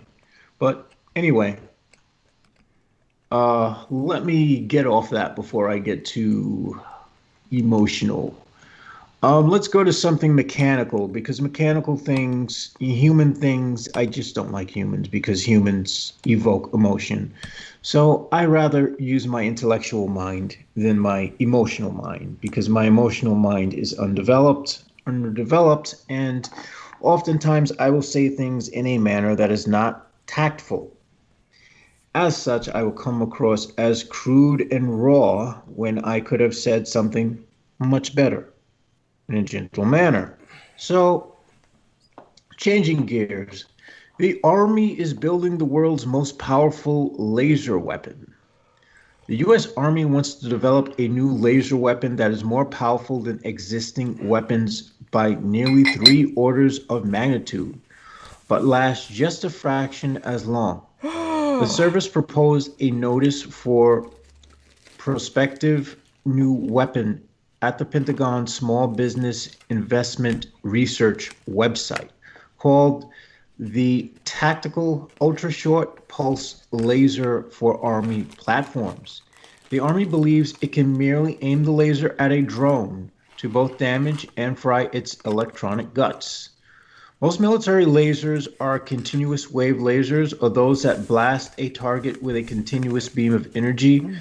Continuous wave lasers need that blast because they effectively work like blowtorches, heating the surface of a target, say a flying drone, until a part melts off, inducing aerodynamic failure and a crash, or the fuel explosive payload explodes. The problem? Sometimes continuous wave lasers, often in the kilowatt class, need to focus on a single point of a target for a few seconds to work properly. Well, damn, that's pretty damn scary as a civilian, because I really, really trust the military to have my back. And I could not be any more sarcastic if I tried. Oh my God. I've got to go mute again. I'm still chewing. Don't make me choke. Ultra-short pulse lasers, however, would trade duration for power, firing a 1 terawatt, 200 femtosecond long burst of laser energy. For context, 1 terawatt is 1 trillion watts, while 1 femtosecond is the equivalent of 1 quadrillionth of a second. Unlike the continuous wave lasers, which simply burn, the Army says the USPL systems can neutralize threats with 3 distinct mechanisms: ablation of the material from the target, the blinding of sensors through broadband supercontinuum generation in the air, and the generation of a localized electronic interference used to overload a threat's internal electronics. The last method of threat neutralization is particularly interesting. Electromagnetic pulse, EMP, is typically considered a side effect of nuclear detonation, a process by which an exploding nuclear bomb releases electromagnetic energy. The energy builds up in electronic devices near an explosion, shorting them out and rendering them inoperable. But natural events can cause EMPs too. The 1859 Carrington event, for example, saw unusually large coronal mass ejection from the sun release electromagnetic energy that fried telegraph wires worldwide. By the way, just to put this in some context for people, the Carrington event it's something everyone should know about. The Carrington event is just incredible. There's no other word for it. With the Carrington event, we're talking about the old days. I mean, like back when they were like putting enormous cables underwater that crossed the seafloor to try and expedite intercontinental communications. We're talking about the days when we had primitive communications technology. So for those of you who don't understand what I'm getting at, it stopped telegraphy. The telegraphy of the day, we're talking Marconi level shit. If that were to happen today, the Carrington event, billions of people would die. Everyone is connected to the system. All your refrigerators would stop.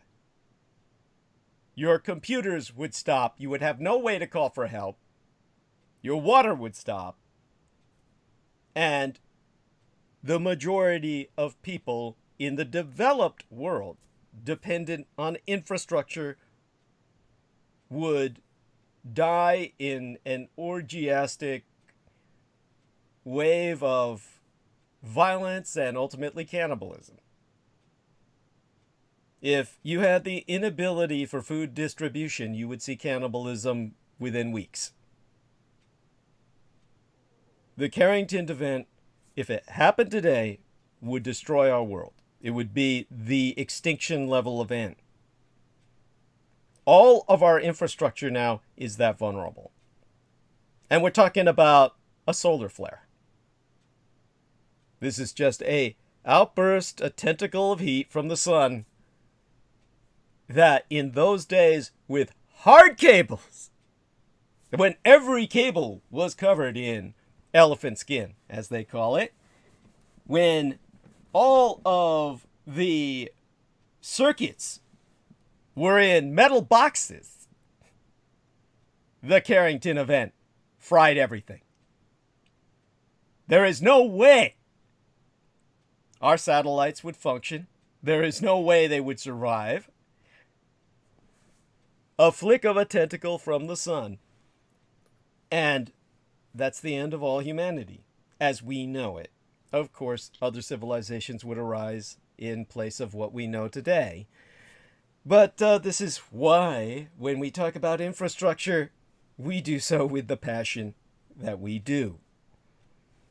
This is why it takes people like Jameson and I with some time on our hands, as busy as he is, you know, scarfing all them donuts down and shit. We still understand better than most people have the time to comprehend just how fragile your existence is in this violent universe that was never meant for us to live in. So when we do what we do, try and listen and spread the word. There are not enough people speaking about this at all. Talk about your stupid great thinkers, the so-called great thinkers. Do you ever hear Michio Kaku talking about this shit? Do you ever hear anybody who is consulted as a popular expert speak about this reality? No, of course not. All I like to talk about is aliens and this would explode in nuclear this and nuclear that. It's just bullshit. Yeah, it's literally, it's just stupid. These people are in a different world. Oh. And you know, even people who are touting Elon Musk as a genius, all he's doing is shooting rockets. It's just so stupid. He's just shooting dicks into space. Yeah, it's phallic. It is so fucking phallic. It doesn't even. I mean, it's funny, but at the same time, it's tragic. It's tragic that so many people think this guy's doing something, or that somehow he's doing anything. Yeah, or that somehow he's going to help the rest of us do something. It's a fucking joke. It's anyhow, I'm going to go mute for a bit. Had to get that in there so people understand the seriousness of this, the gravity of the situation. Whatever it takes, we've got to completely revamp our infrastructure, and we've got to put everything on basically, we've got to protect everything, and we've got to basically put everything in a Faraday cage. Everything has got to go underground in a Faraday cage. We've got to start shielding everything. Look, when I was like talking about this to Peter Moon. What happened was yesterday in the evening, after I woke up, I went through a bunch of images with him for the book. And of course, I've got all kinds of images on file that are not directly related to the book itself. But I couldn't resist explaining to him some of these images to put the context of our book into the course of history. And so when it comes to the context of, say, for instance, we were talking about all the dirigibles. And I started talking to him about the air defense of America. And America has no air defense. And when I was, Derek Talley was kind enough to bring his father on for myself to interview. And we have this individual who was working for NORAD at a particular time and place. He was working with the computers. And the world has changed a lot since he was working with NORAD. But they were all living in an illusion, a gaming world of a hypothetical conflict that was never meant to happen, and realistically simply could not have happened because the enemy, quote unquote, the Russians, just didn't have the technology to project any real threat. And so if they had the technology to project any real threat, they would have launched their fucking nukes at least a few times in such a manner to show that their intercontinental ballistic missiles worked. They just would have done something like nuked a small third world nation in a conflict, just to say, see what we can do. They couldn't do that. That's why they never did it. The Americans couldn't do that, which is why they never did it, or they would have done it. And it's just that simple. When it all went down, in terms of your ultra-modern world with 9/11. And forget the reality of the conspiracy. There was a conspiracy. Forget that for a minute and dwell on the reality. I was telling this to Peter Moon. I brought it up with Derek's father. I said, and Jameson was listening. Tell me what you remember about this. I asked Derek Talley's father, whose name I don't remember. I asked him, well, what happened on 9/11 when Heather Penny was dispatched? Her father was an Air Force officer, and on 9/11, he was able to pretty much give one order to his daughter who was on duty. And she was the only pilot, essentially, on duty. There was an older guy who, for some reason, I think of as black. He might not have been black, but I remember him as such. That was like the only other person on duty. But basically, through her father, the orders came down, today you're going to die. And that was, the flight was headed towards San Francisco. And it's one reason I know so much about it. And also I knew security men, enforcement officers, who had guarded the site where that flight went down. And of course, if anybody didn't believe in ghosts or the afterlife, anybody who stood guard over that site, they did. And it was Flight 93. And what happened was, Flight 93 was headed towards San Francisco, and there was a gay guy on it who was a real flamer. There was a guy who was a football player who was from Wheaton School, where Keith Call works.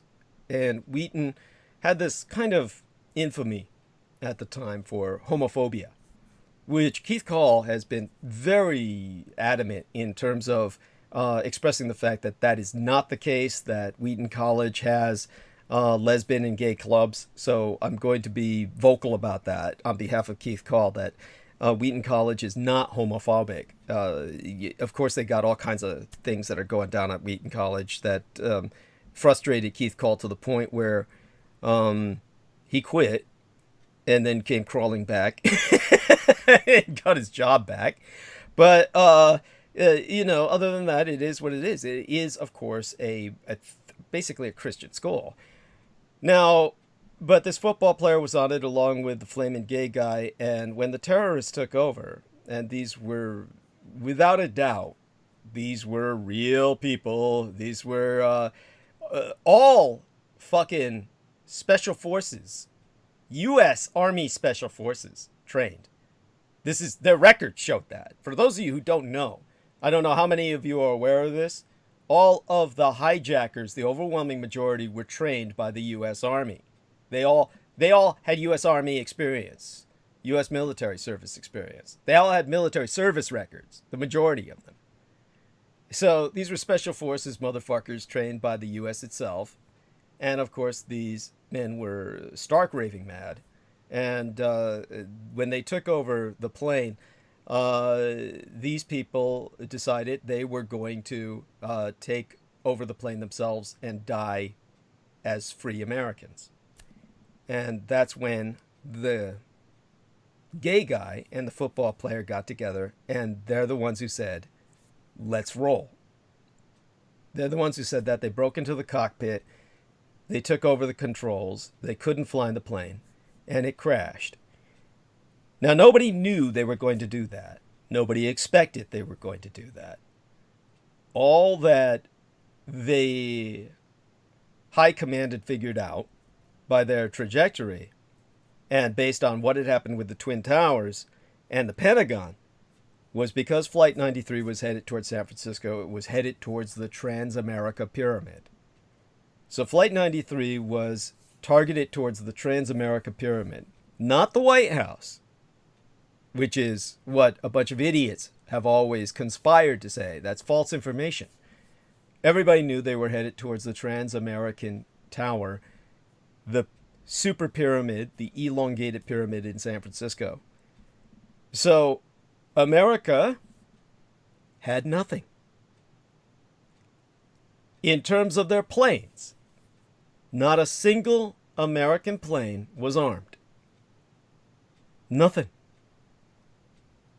So Heather Penny's father called her, and he said, because she went into the Air Force like her dad had done, and she became a pilot, no doubt with his help, I would amount, maybe that's unfair of me. Maybe that's unworthy.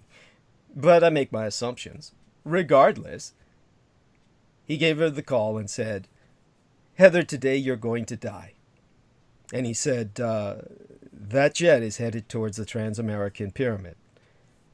And it's either you or many, many other people.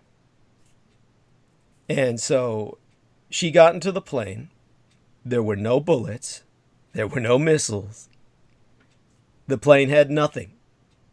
Her orders were simply body slam with your airframe Flight 93 and take it down.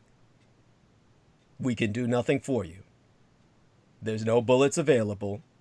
There's no missiles available. We have nothing. And so she flew towards Flight 93. When she got it in her sights, she proceeded to dive, and she was just about to crash into it when she received the order to withdraw, desist, abort, because they could hear on the radio from the cockpit that the Americans had taken over and they were taking the plane down themselves. So Flight 93 crashed and Heather Penny was spared. But she was about to commit a suicide dive to bring down Flight 93 to save the Trans-American Pyramid. She was about to be sacrificed. So she was ready to do that on 9/11. And then where it crashed, of course, is a totally different story. Because I worked in the Security Enforcement Agency for years and maintained many contacts, I knew men who guarded that site. And they were scarred for life. Where did it crash? It crashed in some field out in, I don't remember exactly, it's Pennsylvania or something. Where was it? Let's take a look. Flight 93 crash site. And I know that for all intents and purposes, it was out in the middle of nowhere. The crash site, of course, was someplace that is in Pennsylvania. Yeah, that's what's it. Somerset County, Pennsylvania. And so the security enforcement guards who had to guard that site, especially at night, they said, all you heard all night was screams. They said that you could see them. You just see the passengers would appear as people, but you always knew the terrorists because they all appeared as just black shadows. The black shadows never made any noise. They just kept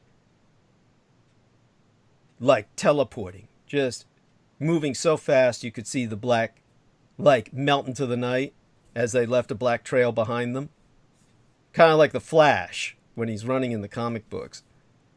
And they just kept going back and forth in more angular zigzag patterns. But the passengers, you could distinctly make out their faces, all screaming to get away, get help. And some of the guys who stood guard at that site over the nights had to be institutionalized. Nobody would believe them. But in terms of... that's the kind of technology that Michael Aquino would cannibalize.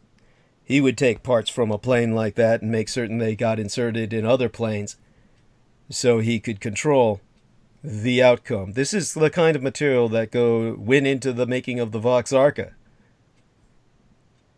That's the kind of resonance that sticks with non-organic metals or materials from the side of a mass act of evil like that goes into making artilica, which is not anything to do with artilects or artificial intellects. Artilica are occult technologies in which such shock imbued in the inert can be utilized, weaponized, the way Michael Aquino weaponized it. It's the kind of thing I see whenever I run a diagnostic on the Vox Arca. In terms of when I asked Derek Talley's father about 9/11, and bear in mind, Derek Talley's father was an officer in the Air Force, worked with NORAD, North American Air Defense. And when I asked him very tactfully, without confrontation, just, well, how do you explain 9/11? We have no assets. There's nothing available for defense of our airspace. And he said, oh, you can't go into these rumors. You can't go, oh, you know, do you remember that, Jameson? Yeah. I mean, we our airspace is, I do remember that. Our airspace is essentially unchecked. Thank you. And there's are sitting ducks. The only thing we can do is fire nukes. Well, you can't even do that. That's all a myth. None of it is. The system is a scam. There's none of it that works. Oh, goddamn. It's so the whole thing is just a scam. And people say that's conspiracy. That's the funny part. These are the same people who argue that we've got total control of the weather, or that that people are that Biden's causing the snow in Texas and shit like that. Well, if that was the case, then we'd be in a good situation because we'd at least have a defense. Yeah, we'd have control over the elements. But if we were at that stage, we'd be, of course, fuck Michio Kaku. All he was doing was ripping off, in this case, a Russian scientist. It was a Russian scientist whose name I'd have to look up, who came up with those type 0, type 1 civilization gradations. We'd be a type 1 civilization at that point. If we had total control over our own weather and could make it snow at will or do whatever we wanted at will, that's a type 1 civilization shit. We'd be basically a global civilization at that point, moving out throughout the solar system. But in terms of the point about Heather Penny was I brought up her name with, of course, Derek Talley's father. I said, but what about Heather Penny on the day of 9/11? She was sent up and she was prepared to conduct a kamikaze mission and sacrifice herself. And he went into that whole thing about, oh, come on, you can't believe, you have to check your sources and all that. I'm like, dude, this is publicly, without confronting him, you might remember I said, this is like publicly known. I mean, she gives like speeches on what happened. Anyhow, Maria Michaela Grigorich, good night. Yes, blessed be my darling. Have a nice night. And, so there we have that. Let me put a response there. And they would be they would be honestly giving the United States too much credit if they claimed it was a conspiracy that had happened for just that day. No, that's the constant state of affairs. Thank you. We exist in. You're getting it. Yes, you get it. You get a false sense of security. And this is what I've always been talking about with people who are deniers of COVID-19, is that no, if anything, they're hiding the amount of deaths that are really happening to placate Americans into a false sense of security to keep the economy running. Because if we knew how bad it really was, we wouldn't have a fucking economy. Yes, people would be running around in a blind panic. So it's definitely the situation is dire, and people don't know just how dire. Of course, by exposing how dire it is, people might argue that I'm making it worse. Well, there's no way we can get it to be better until you know how bad it is. So just take my word for it. It's that bad. When you had Derek Talley's father just saying, oh, no, then he excused himself. You might remember then his father excused himself and just left. Yeah. Remember that? It was like, oh, my God. And so bear in mind that experience. And what I went through with the stubblebines and all that shit. That I remember that doctor's name, the horrible wife who was mind controlling General Stubblebine was Rima Leibo. Finally remember her fucking name, Rima Leibo. Dr. Rima Leibo. She was the one who put a video up on YouTube. That was oh fuck, who was that? Who was the mass shooter at the school who killed all of those people? What the fuck was it? His name was mass school shooter. What city was that again? I do my best to forget all this shit. Mass school shooter, where all the kids died. Remember where they said it wasn't true? The Alex Jones peoples of the world and shit. Oh yeah. I am too fried to remember. Sandy Hook, right? Was that Sandy Hook? Sandy Hook mass shooter. Sandy Hook. Yes, I believe so. Yes, Sandy Hook. And all right, and it was let me see, Adam Lanza, Dr. Rima Leibo put a video up on YouTube. I am Adam Lanza's psychiatrist. She was a psychiatrist, of course, and she bragged about it on YouTube. I am Adam Lanza's psychiatrist. Yeah, and for those of you who don't believe me, use your Wayback Machine. I'm sure some researcher can dig that up. And Adam Lanza shot and killed 26 people. And so she was his psychiatrist, and she was the one who was mind controlling poor old General Stubblebine there, who didn't say a fucking word. While she basically answered all of the questions. It was disgusting. That was arranged, of course, by Laura Lee Solomon, who was herself terribly disappointed. I mean, the whole thing was a wretched experience, but at the same time, one which I'm glad happened, only in the sense that, at least I could say I tried. And we brought Spoonbender Stubblebine up. For those of you who don't understand the why that was important, Stubblebine is the general that is portrayed in the film The Men Who Stare at Goats. Not the one played by George Clooney. George Clooney is portraying the Channon, Lieutenant Colonel James Channon, who retired a colonel, who was Aquino's fuck buddy, so to speak, his fellow cultist. And that was played by George Clooney, which is kind of like getting, like I said, Sean Connery as a young man to play Michael Aquino. It doesn't even make any fucking sense. I mean, I've met these people. I've worked with these people in the past. And with Stubblebine, the tragedy was to see what had happened to him, what he became, a puppet on a string for this bitch who was just exploiting him and abusing him.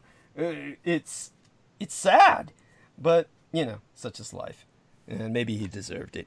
And they were trying to start their own cult too. They had their own compound down in the middle of Central America someplace. I'd have to look it up exactly what was going on with that. But at any rate, I'll try and start the, let me see how much time we've had and how much time is left, and see if anybody said something in the chat room. We're at All right. 1:14 Yeah, we're now. heading on 5.5 hours, and Maria Grigorich says, good night, everyone. Chris Collins says, Jameson has been audible, only slightly distant at times. Thank you so much, Chris. Hugs.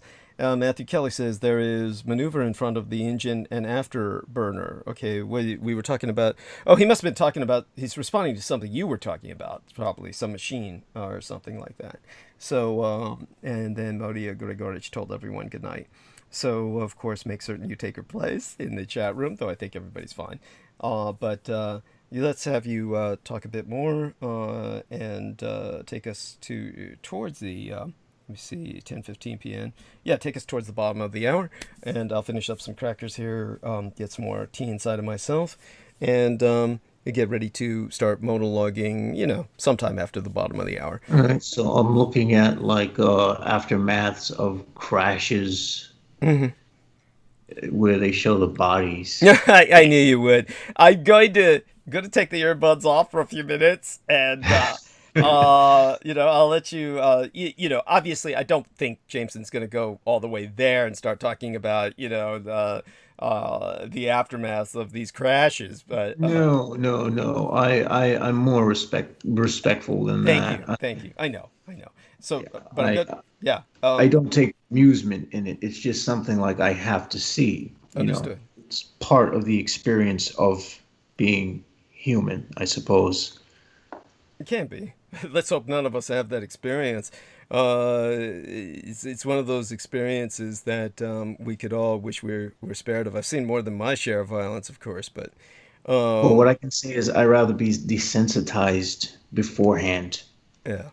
If that's even possible. Yes. I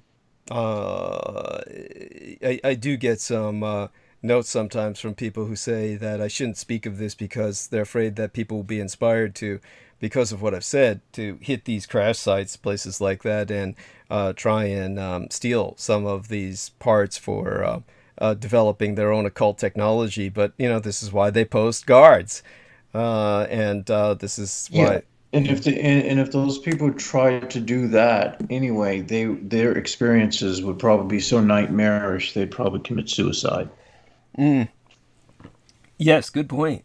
And because what people don't realize is sometimes the dead can jump your body, and when they jump your body, they can make you relive their last experiences, which is constantly replaying for them. Yes, and over and over again. Thank you. To the point where you want to commit suicide. Yes, and so let me allow Jameson to hold the stage again. I'll be back soon enough. I'm here, but I'm just going to take the earbuds off and be on mute for a few moments. And all right, so yours. Okay, folks, I am going to drift through and look for some more news. While I would say I was prepared for the opening out. Oh, here's an interesting one. Venus flytraps produce magnetic fields when they eat.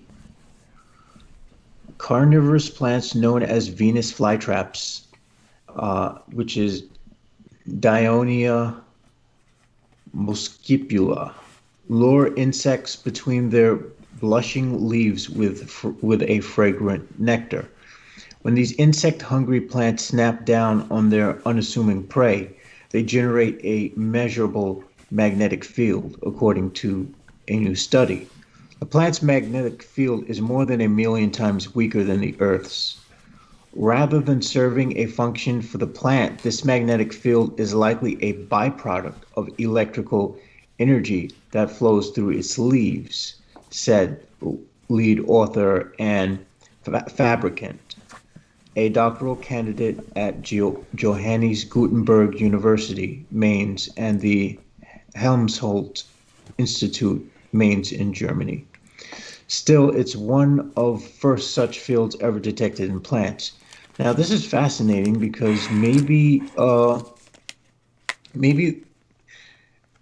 the future of being able to protect this planet from something like a Carrington event would be able to utilize plants to keep a magnetic field generated, which I'm fairly sure that our Earth's magnetic field is good enough to suffice to only a point, but not enough. Maybe they could figure out how to magnify such a thing. Wherever there is electrical activity, there should also be magnetic activity, fabricant told Live Science. The laws of electromagnetism dictate that anything with an electrical charge also generates a magnetic field, and that includes humans, animals, and plants. In fact, it's such a common phenomenon among living things that there's a name associated with it, biomagnetism. But while much research focused on such magnetic fields in humans and animals, not much has been understood. Not much has been done to understand biomagnetism in the plant world. All right. In the new study, Fabricant and her team used tiny glass sensors called atomic magnetometers that contain a vapor of atoms that are sensitive to magnetic fields, according to a statement. They then triggered electrical activity in the form of an action potential to flow through the Venus flytrap. Action potentials, which also occur in animals and human nervous systems, are bursts of electrical energy that allow cells to communicate. Action potentials serve a vital function for the Venus flytrap, triggering the plant to close its leaves around insects that touch its sensitive hairs on the plant's leaves. But the researchers stimulated the plant in another way by using heat. They found when stimulated, the Venus flytrap created a magnetic field up to a strength of 0.5 picotesla. That's similar to the levels generated by nerve impulses in animals, according to the statement. Well, there you go. Plants can have the potential for nervous systems as well. Magnetic fields have only been detected in two other plants prior to the study, a single-cell algae and a bean plant, Fabricant said. But those were measured using superconducting quantum interference device, squid magnetometers, which are just as bulky as their name and need to be cooled to extremely low temperatures, she said. It's exciting to demonstrate plant biomagnetic measurements using atomic magnetometers, which operate at room temperature and can be portable and miniaturized, Fabricant said. The fact that we were able to detect magnetic fields gives some hints about how electric currents are distributed in the trap. The researchers hope to measure even tinier magnetic fields in other plant species, according to the statement. This sort of stuff is actually exciting to me because it's always interesting to learn more about, species on our planets and how we can learn how to solve many of our problems if we actually look at the plant and animal kingdoms for inspiration,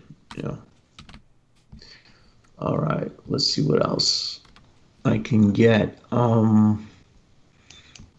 Strange news.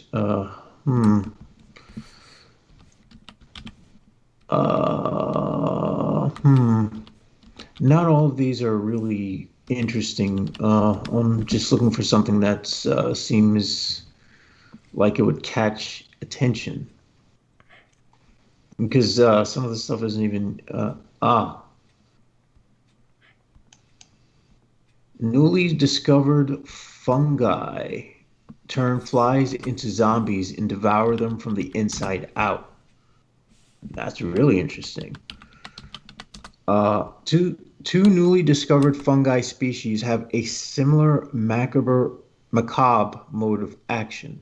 They eat flies alive while using them to drop spores on new victims. The related species, Strongsuella trigrinae and Strongsuella acorosa, attack the fly species Coinosia tigrina and Coinosia testinacea, which look like ordinary houseflies, but undergo a horrific change once they're invaded by the fungi.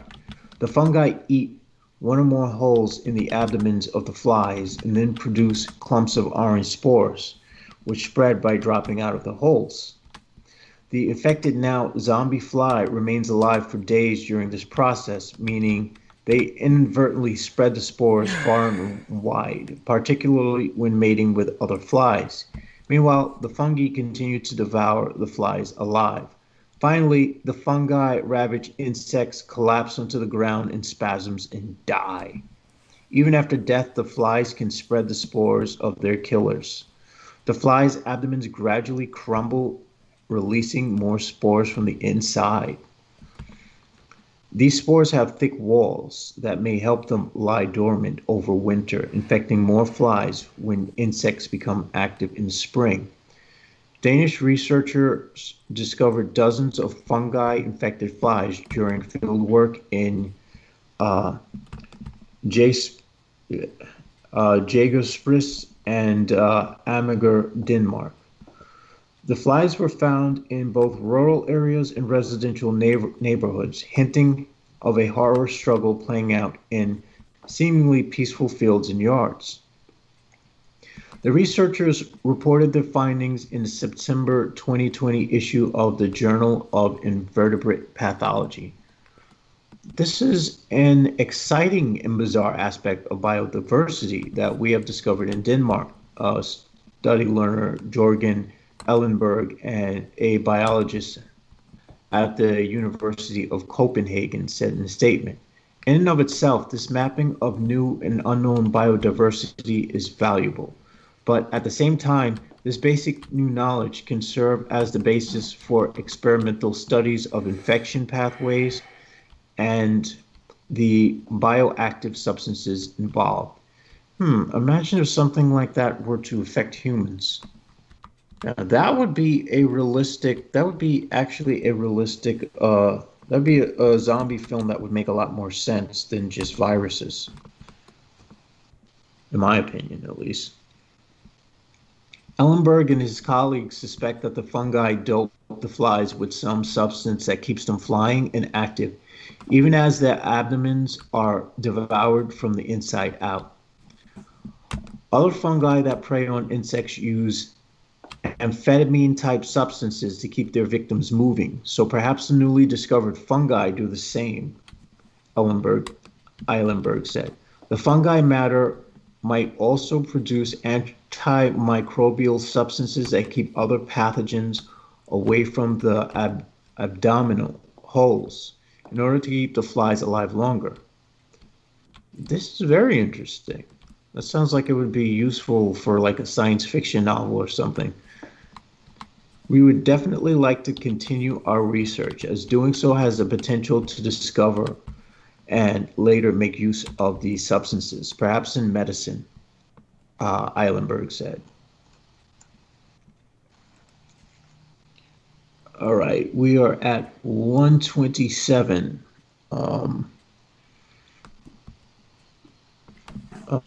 Let's see what else I can dredge up from the depths. Oh, here's one. Apophis. Oh, Scientists prepare for their last good look at asteroid Apophis before 2029 flyby. This was written 13 days ago. On March 5th, we wave hello to the most infamous asteroid that won't slam into Earth in 2029. Oh, scientists sure will. Astronomers spotted the space rock known as Apophis in 2004. It's precisely the sort of object that most humans probably want to know about.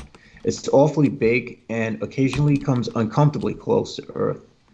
April 13th, 2029 is one such occasion when Apophis will skim so close to the Earth it will pass through the realm of particularly high altitude satellites. Scientists are excited. They've calculated just how rarely an object this large passes this close to the Earth. This is something that occurs once every 1,000 years. So obviously it's generating a lot of interest. Marina Brozovic, a radar scientist at NASA's Jet Propulsion Laboratory in California, told Space.com. The Mars flyby won't be nearly as stunning as the 2029 close approaches. Wow, they misspelled that. Okay. Apophis will come only 1/10 of the average distance between the Earth and the Sun, more than 40 times as distant as the Moon is from the Earth. But scientists have big goals for Apophis's 2029 flyby. And in order to get the most out of that opportunity, they need to know as much as possible about the space rock. The next month is their last real chance to study Apophis before the big day.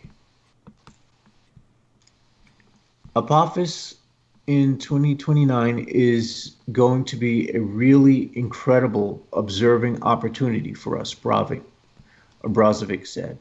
But before we get to 2029, we are preparing. All right. I could go on, but it's 1:30. Am I audible? Well, you're audible to me. Yes, it is 1:30. And yeah, what are you? You're saying I need to earn my keep here or something? No. I was just making sure that you were still, breathing. I didn't know if something happened. Oh no, I took off the earbuds. I know that can. By the way, one way to handle this sort of thing is you're doing fine, but of course, always room for improvement. You get more and more used to it. Just learn to just roll with it as if I'm never coming back. Even though God,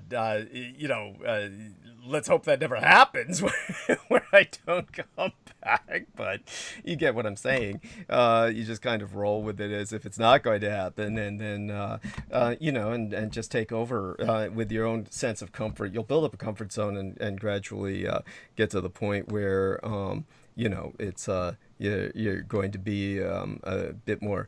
How would I say? It's just you get more and more polished. You get more polished as time goes on.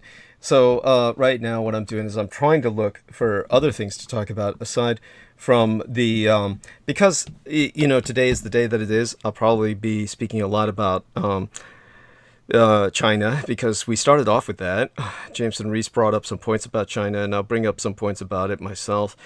Because, of course, I've been dealing with a lot of Chinese people lately for obvious reasons, and that gives me an opportunity to provide people with an update on the international scene. But it'll also give us a bit of a relief from all of the culture wars, but I'll have to cover those concerning that's what's really responsible for what went down in Texas. And let me go on with this, just kind of look around at what's out there. And in the meantime, by all means, just kind of go back to what you were doing. And, then I'll guess I should put my sweatshirt on because it is getting later. But it's 1:30 a.m. in the morning where you're at. What is it like in your place? Is your place very good with temperature control, or does it get colder at night? It gets colder at night, but because I'm not in my room on the top floor, it's I can the every so often the heat will come through the vents, so it's all right. Okay, good, good. And I so, certainly have enough caffeine making me feel warmer than I ought to feel. yes, yes, go easy with all that. And all right, give me a second here. So yeah, please go back to. Were you like talking about anything in particular? Oh no, I'm just gonna drop into some international news and see what's going on. Hmm. Uh, let's see. Opponents, supporters of Myanmar coup scuffle as more protests planned. Supporters and opponents of Myanmar's military clashed on the streets of Yangon on Thursday as authorities blocked students from leaving their campus to march. A day after the first flurry of diplomacy aimed at resolving the crisis. The country has been in turmoil since the army seized power on February 1st and detained civilian government leader Aung San Suu Kyi and much of her party leadership after the military complained of fraud in a November election. There have been about 3 weeks of daily protests and strikes, and students pledged to come out against the commercial hub of Yangon on Thursday. We students have to bring down the dictatorship, said Kong Satwai, 25, outside of Yangon's main university campus. Since the coup, our lives have become hopeless. Our dreams have died. While police blocked the blockades of the campus, stopping hundreds of the students inside from coming out to march. At the same time, about 1,000 supporters of the military gathered for a rally in central Yangon. Some of them threatened news photographers, media workers, and scuffles broke out between pro and anti-military demonstrators. One photographer was slightly hurt, he said. I'm sure there's a lot more people hurt than just one photographer. I mean, come on. Humans being humans. Later, military supporters threw stones and fired catapults, witnesses said, and there was an unconfirmed report of a stabbing, thus proving my point. The confrontation underscored the volatility in a country largely paralyzed by protest and a civil disobedience campaign of strikes against the military, which many professionals and government workers have joined. Doctors were due to hold protests on Thursday as part of a so-called white coat revolution.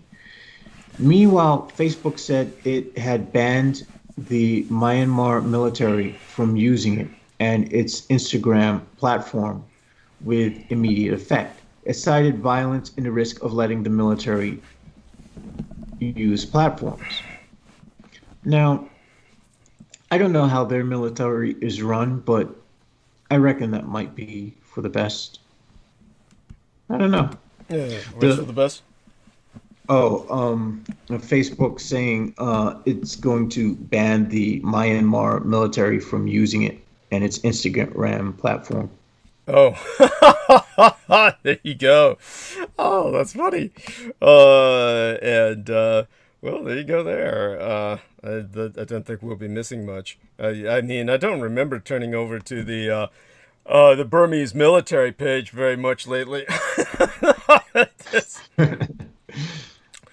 Yeah, what did they even show? I mean, good God, what would they show?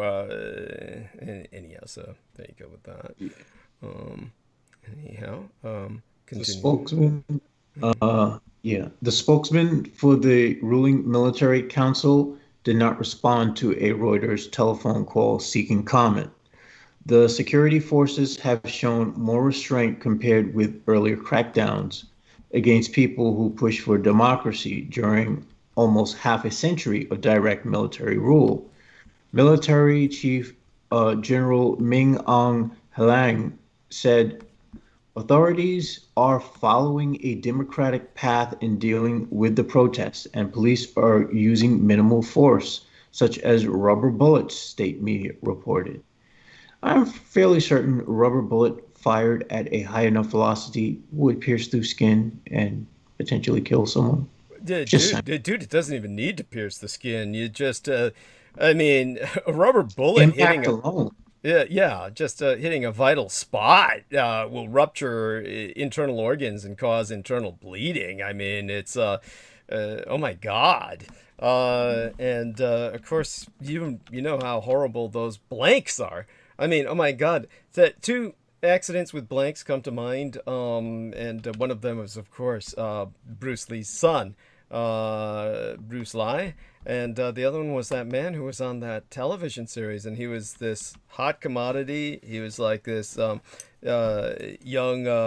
meathead, all buff and muscle and shit. And the chicks loved him. And he was, I can't remember the name of the spy show, TV spy show.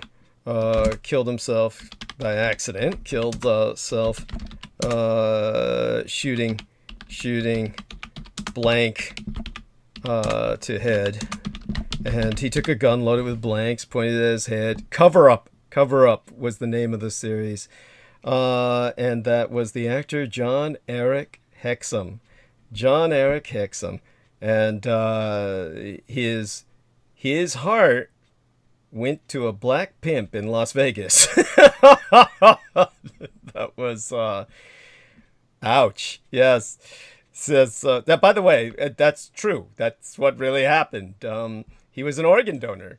So they took his heart, and it went to a black pimp, a super pimp in Las Vegas, to extend his life for what? I don't know. How long does your life extend when you get a heart transplant?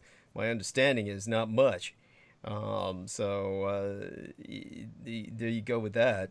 I was stuck in a car with someone who had a very serious heart issue and just didn't give a shit and was driving me all over the place in the middle of the night.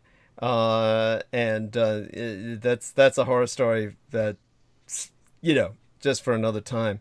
Another thing that was caused by Lori Ann Fenton, which, by the way, was a similar situation whenever I was in the car with her, because she has cataracts, which she has no insurance. She can't get them operated on. So she drives totally blind. That night when she's driving, all she sees in terms of the night lights, the street lights, they all look like sparklers to her. They all look like, the birthday sparklers on top of birthday cakes. That's what they all look like to her. She can't see anything. And she drives literally blind. I can't understand how these people are still alive. But there you go with that. Bizarre afterlife of TV actor shot dead on set accident. Leading man who killed himself playing Russian roulette on a TV show. His gun was loaded with blanks. Holy shit, so that was part of the show. I accidentally shot himself on the set of his TV show Cover Up. With a gun that was loaded with blanks. I thought he did it as a joke and placed the gun to his head and pulled the trigger, but it might have been an accident, or maybe they were, God knows. It's John Eric Hexum's fatal joke. So there we are. It was a joke. Fatally shot himself on the set. He thought it was like, here's cute, and then so if blanks can kill you, like they killed. I gotta find a picture of this. Go, you want to see the aftermath of his brains oozing out? Yeah. Anyhow, so there you go with that. And yes, it's just for medical research. Yes. You're a morbid dude. Anyhow, but believe me, people, I've looked at my share of morbid stuff. I mean, I was an illustrator, a professional illustrator, and I did illustrate porn. And I illustrated some pretty dark stuff. Now, by the way, one of these days I'll talk about it more. I just to put this into some perspective for people, Chris Collins asked me the other day about fine art, and I could go hours on different types of art and just how they've just why this is like, the frustration that I have as a person who has actually done illustration. Now, more and more people, of course, who are involved with illustration they're involved with basically software illustration. They're using digital illustration techniques to create some stunning illustrations, but it's a totally different system, a different technology, a different technique, a different skill set. This has nothing to do with the kind of a professional illustration that I was educated in, using pencils, charcoals, paints, papers, canvases, and most of all, photopentamento. Now, I notice a lot of people, I had a woman saying this, and I'll respond to her later, where, again, she says, a wonderful illustration about my photograph, which is just photopentamento. There is some paint over on that. So I'm not quite sure if people grasp that that technology or that technique either. So, but when it comes to the frustration I was dealing with just hardcore illustration, where you're not working with photographs, you're just working on illustrating for comic books, and people don't understand that it all was completely different from everything they do today. And so you worked very heavily with tracing paper. And if people don't understand this is what illustration's all about. You don't do this out of your fucking head. It's somebody who has the ability to just draw straight out of their head and produce an illustration that is of the quality of definition that people want. That's what I'm trying to do. Yes, well, people cannot do that. Unless they're autistic, or there are some examples of people who do very weird techniques that I have seen over the years, and the kind of training that was brought to my attention is like, these are certain kind of illustrating techniques that work for some people. And there are people, of course, like myself, who, more than anything else, I specialize in faces. And there are people who specialized in faces that did covers for TV Guide or various other portrait magazines, where they, like Time magazine. And actually, those kinds of facial illustrations that you used to see on TV Guide or the Time magazine, they were distinctive only in the sense that the people got the message across, where they render an illustration of a person who's recognizable. So you could recognize distinctively that that's an illustration of some particular celebrity. And when it comes to that kind of illustration, of course, these people are not really doing something that's particularly outstanding. If you take a look at the quality of those illustrations, they're not really all that detailed. They're not really all that, big a deal. You would take a look at some illustrations rendered in black and white for certain purposes of people's faces, and they were almost photographic in detail, and that's at a level that's almost frightening. And most people would consider that a map. They would call it mapping a face, and they would just basically start with horizontal lines on the basis of old television technology. So on the basis of old television technologies, which is a series of lines in black and white creating definition, these people would render black and white illustrations that would be based on emulating how a TV projects an image. And so they would just start at the top and work towards the bottom, start at the top of the head and the hairline, and then work towards the chin in a series of lines. I have seen people do this. This is exceptionally rare. These people are almost like autistic in and of themselves. It's something that is not, the average person could never do that. That's something that's simply inhuman. And so when somebody does that line after line after line, then completes the face, okay, they're operating on a different level of mental processing. You could never do that. and don't expect yourself to ever try. It's not something to emulate. So the rest of us, who are mere mortals, now granted I'm a little different, but nevertheless, we basically work with cannibalizing. And this is what everyone does. And in professional illustration, we're not talking somebody who's like doing anything quote unquote honest. When you're a professional, all this quote honesty, like drawing a picture on your own, okay, it's all bullshit. Nobody who's professional does that.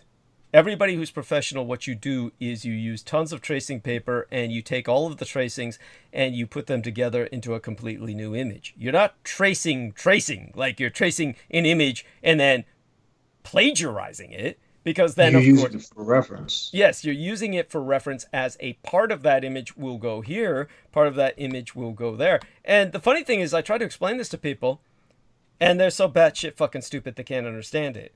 This is the way the professionals did it for generations prior to the advent of computer work. And as for anybody who's doing computer work illustration, fuck it and forget it. As far as I'm concerned, they're not doing anything. they're just like, you know, the computer's doing all the work.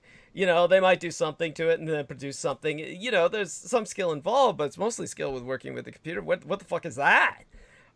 So when you're dealing with people who actually dealt with blueprints that use draft boards, that sort of thing, which of course drafting was something that I took some level of training in. That is its own skill. And in the old days, engineers had what you called drafting boards that they would produce blueprints on. My father took draftsmanship in high school. He really wanted to be kind of involved with that later in his life, but he wound up getting involved with the military. Which of course destroyed all hopes and aspirations towards anything constructive. So that was his tragedy. And of course, in my case, I got a little better deal than that, but out of life, but remains yet to be seen in terms of the illustration. Again, to get back to that. So what you would do is, so people understand this, when you take a look at some of the great comic book artists that I admired, like Plug, who did many of the horror comics that had an enormous amount of mood and detail. What they would do is, say for instance, you just can't draw, say for instance, a landscape in the background with telephone poles out of your mind's eye. It's like you have to take photographs of telephone poles and you have to put them in perspective to your characters. This is something that most people never think about. Imagine yourself trying to draw not only characters, but the environment they're in. Think realistically. Think about... that's what I've been doing. Yeah. Think about... It just doesn't work. Years. Yeah. You can't do that. You can't just draw animals. Most of you can't draw animals out of your mind. Most of you can't draw automobiles out of your mind. God forbid a motorcycle, which is just a set of gears. It's just impossible to do this out of your mind. You're going to take photograph after photograph after photograph of these various items, and then you trace over various proportionate parts. Then you put them into a sense where they're in perspective, and then you get an illustration where there's a man with a dog and a motorcycle. These are all very separate skills. There are people like Sid Mead who did almost nothing but cars. There are people who do nothing but animals. There are people who do landscape scenery. And then there's people who draw people. So there are very few artists that can do all of that. So what you're working with, if you specialize in drawing people, you might be able to do that out of your head. If you're putting them in any form of background on machines, like I'll draw this hot chick on a motorcycle, okay, then you've got to start referencing a motorcycle photograph. And so all of this leads to a lot of tracing. Then you take the trace parts, you put them together into a illustration, which is all these cannibalized different elements, and then you have an independently created illustration. And it takes all those elements to make... When I explain this to people, they think somehow that's cheating. This is how professionals worked for generations, and it makes me so angry people can't understand this as a skill. This is how fucking crazy they all are. Once you get the tracing amounts there, then you're filling in the detail.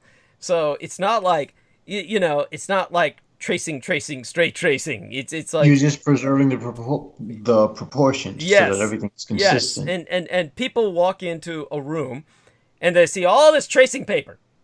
Tons and tons of tracing paper with of course, all of the charcoal marks all over it, pencil marks and everything else, and they go automatically, oh, and all you do is trace. This is how fucking stupid they are. You want to kill them. I mean, you just want to kill them. And it's like, how do you expect someone to produce a comic book on a deadline? How do you produce a fucking comic book on a goddamn deadline that comes out once a month? Do you honestly sit there and just churn this out, and people think you just churn this out of your head? These illustrations, you couldn't do it if you were on a deadline. That's impossible. Beyond that, think about period pieces. Your Plug did Frankenstein's monster, and he's drawing 18th century period pieces. He's drawing like railings on a balcony. So you don't just draw lines. You had to get photographs of 18th century railings. This went into Marvel Comics when he did Monster of Frankenstein. And he did all of these 18th century railings. He had to do research on what a hangman's, because Frankenstein's stealing all of these hanged bodies. He had to do research on what does a gibbet look like? What does a hangman's, you don't draw that out of your mind's eye. Who the fuck knows? How many of you know what a hangman's platform looks like? You couldn't even draw it. You have to get photographs, you have to get illustrations, and then you work from there. All of this is reference after reference after reference. So when you run across someone and you look at their art, the first thing you notice is what's their strength and what's their weakness. And when you see the average guy and you say, okay, this guy's just drawing, basically big busty females, that's fine. You see another guy, okay, this one's doing the animals, the nature, whatever. There are very few people who you run into who draw everything well. So when it came to some cases where I truly got, how would I say it, a chill up my spine, then I've been almost afraid to bring it up. I brought it up in the past, and I've just how would I say it? Leery about bringing up certain subjects because I'm not trying to advertise them. But of course, I've worked in porn and very dark areas of illustration, where I've run across all kinds. But when I've run across Jason Burrows, who did the work on this horrible series called Crossed, that was when I just stood back in awe of this man's madness. There is like no one I have ever seen at that level of skill whose whole life is dedicated to pure raw evil. It's just all this man did in the comic book Cross was just uglify everything. It's impossible to describe. His world is just pure shit. And it's just, he draws it all with perfect detail. And the things he draws, how does a man draw that? I mean, forget the morality of it. The sheer technicality of it is what sent the chill up my spine. Like, I could draw an illustration of a naked girl riding a porpoise. But you don't really dwell on the anatomy of the porpoise. I have dealt in pornography, so there were animals involved in the pornography that I dealt with at times in terms of illustration. But the more exotic an animal gets, the more unrealistic it is. People have sex with dogs. It's much more difficult when you get to cows. It is impossible when you get to lions. There are people out there who fuck dolphins. I have never illustrated that. And if I had to, the biggest problem would be the anatomy. I don't know where a dolphin's genitalia are. So when I ran across Jason Burrows and his entire series of Crossed, I said, this man is operating at some dimensional level where when I described it, Judith Ager just said, he must be possessed. And whatever it is, this guy draws illustrations of children taking chainsaws to their mothers and cutting their mothers apart alive. He draws illustrations of family members disemboweling each other. This is what he does.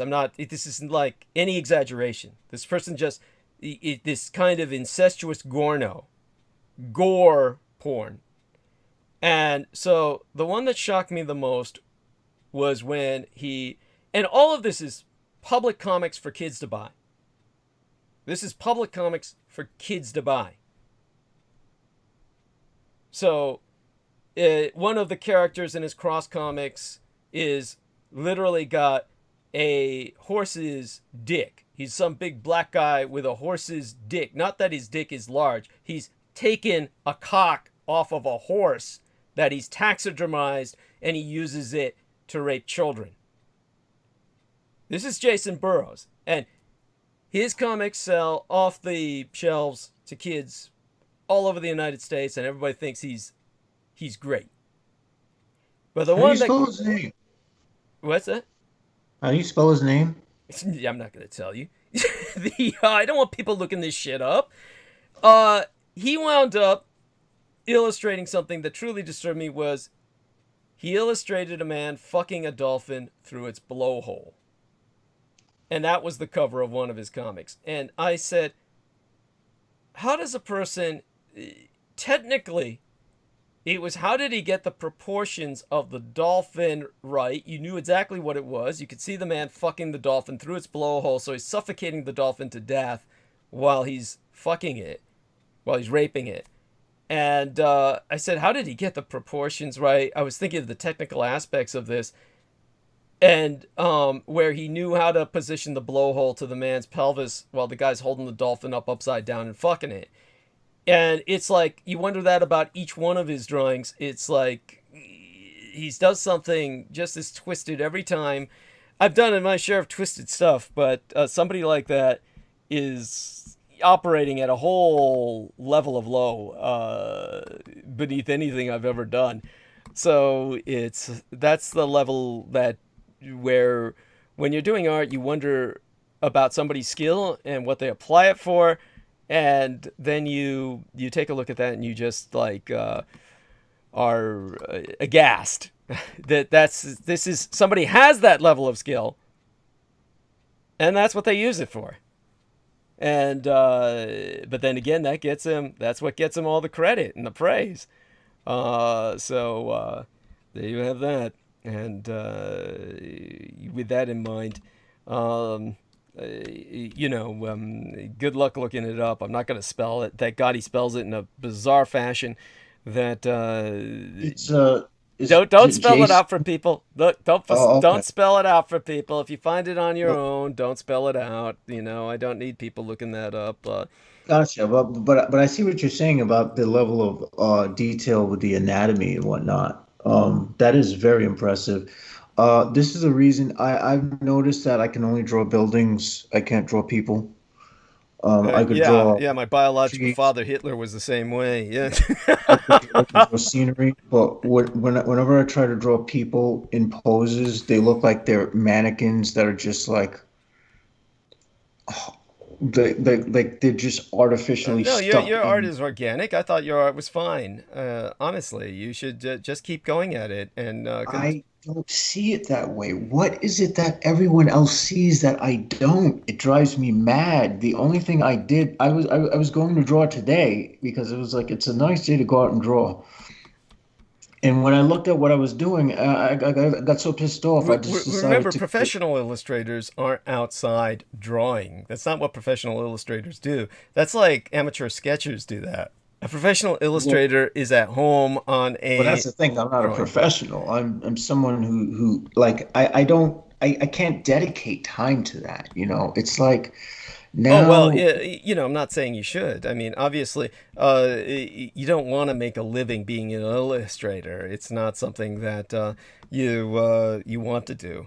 The comic illustrators at Marvel, by the way, most comic book illustrators at Marvel and these other contract jobs that I see these days, the majority of the illustrators are it just they're just horrible. Like the quality is not Oh even yeah. good. Well, I've noticed that Yeah, about mainstream comics now. yeah, and I there's this one guy that everybody was shitting all over and making fun of, and rightly so. I'm trying to remember his name. I don't remember his name. It's probably for the best. I mean, I didn't hate his art. It was distinctive in that it certainly had a particular style to it, but it was cultivated taste is the best thing I would say about that. The strange thing is when you see most comics and you see the illustrators, it's stylistic.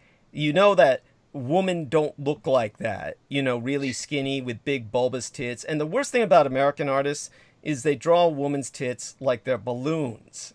They draw them like they're balloons, like they float, like they're loaded with helium or something. It doesn't make any sense. The difference between that and anime is Japanese artists, when they draw big boobs, they have weight. You notice that big boobs in Japanese or Asian manga have weight as opposed to boobs on women in American comics where they float. This is superhero comics, of course. When it comes to something like what Jason Burrows does, that's not superhero shit. That's gore porn. And then he's drawing anatomically accurate people, but he's chopping them all up and pulling their spines out and shit like that. This is like so he's basically jacking off on paper. Yeah, seriously, the guy, you can tell that this is how he gets off. But so there you go with that. And I'm just how do I say it? It's just one of these things. It's also reflective of the culture, but honestly, it's certainly where. How does this man do that? I'm impressed. I don't know how he does it. I couldn't do it. Not again. This is not even talking about the morality of it. Just the technicality of it Well, is. yes, that it's the technicality of it that I envy. That level of detail, that level of capacity. I realize realistically I'll never get there in my lifetime. I've pretty much turned my craft over my talent over to just drawing sigils. Yep. But well, I like, say what would you do the with fuck with it? I mean, would you the fuck want to with you. produce stuff like what this guy's producing? Is that what you would want to produce? No, no, no. What I wanted to I mean, produce I'm is not stuff. judging. I'm not. It's just that what I want to produce is this massive world that's been stuck in my head for years. It's going on 15 years now. And this world has had so much potential to me, and I can't do anything with it. So it's like, fuck it. Why don't I just come up with fantasies every day of the week of how I'm going to destroy that world? Because I can't fucking put it on paper. It drives me mad. I hate it. It's reached a point where my main character, who's an aspect of myself, I now hate drawing. Oh well. It's like reaching a point where I just want to annihilate everything because as much as that is an expression of what I was, I just hate it now. Oh well. These sorts of things happen. I mean, there's plenty of people who hate their creations. But the Sir problem is, Sir Arthur but the Conan Doyle problem hated is, Sherlock Holmes.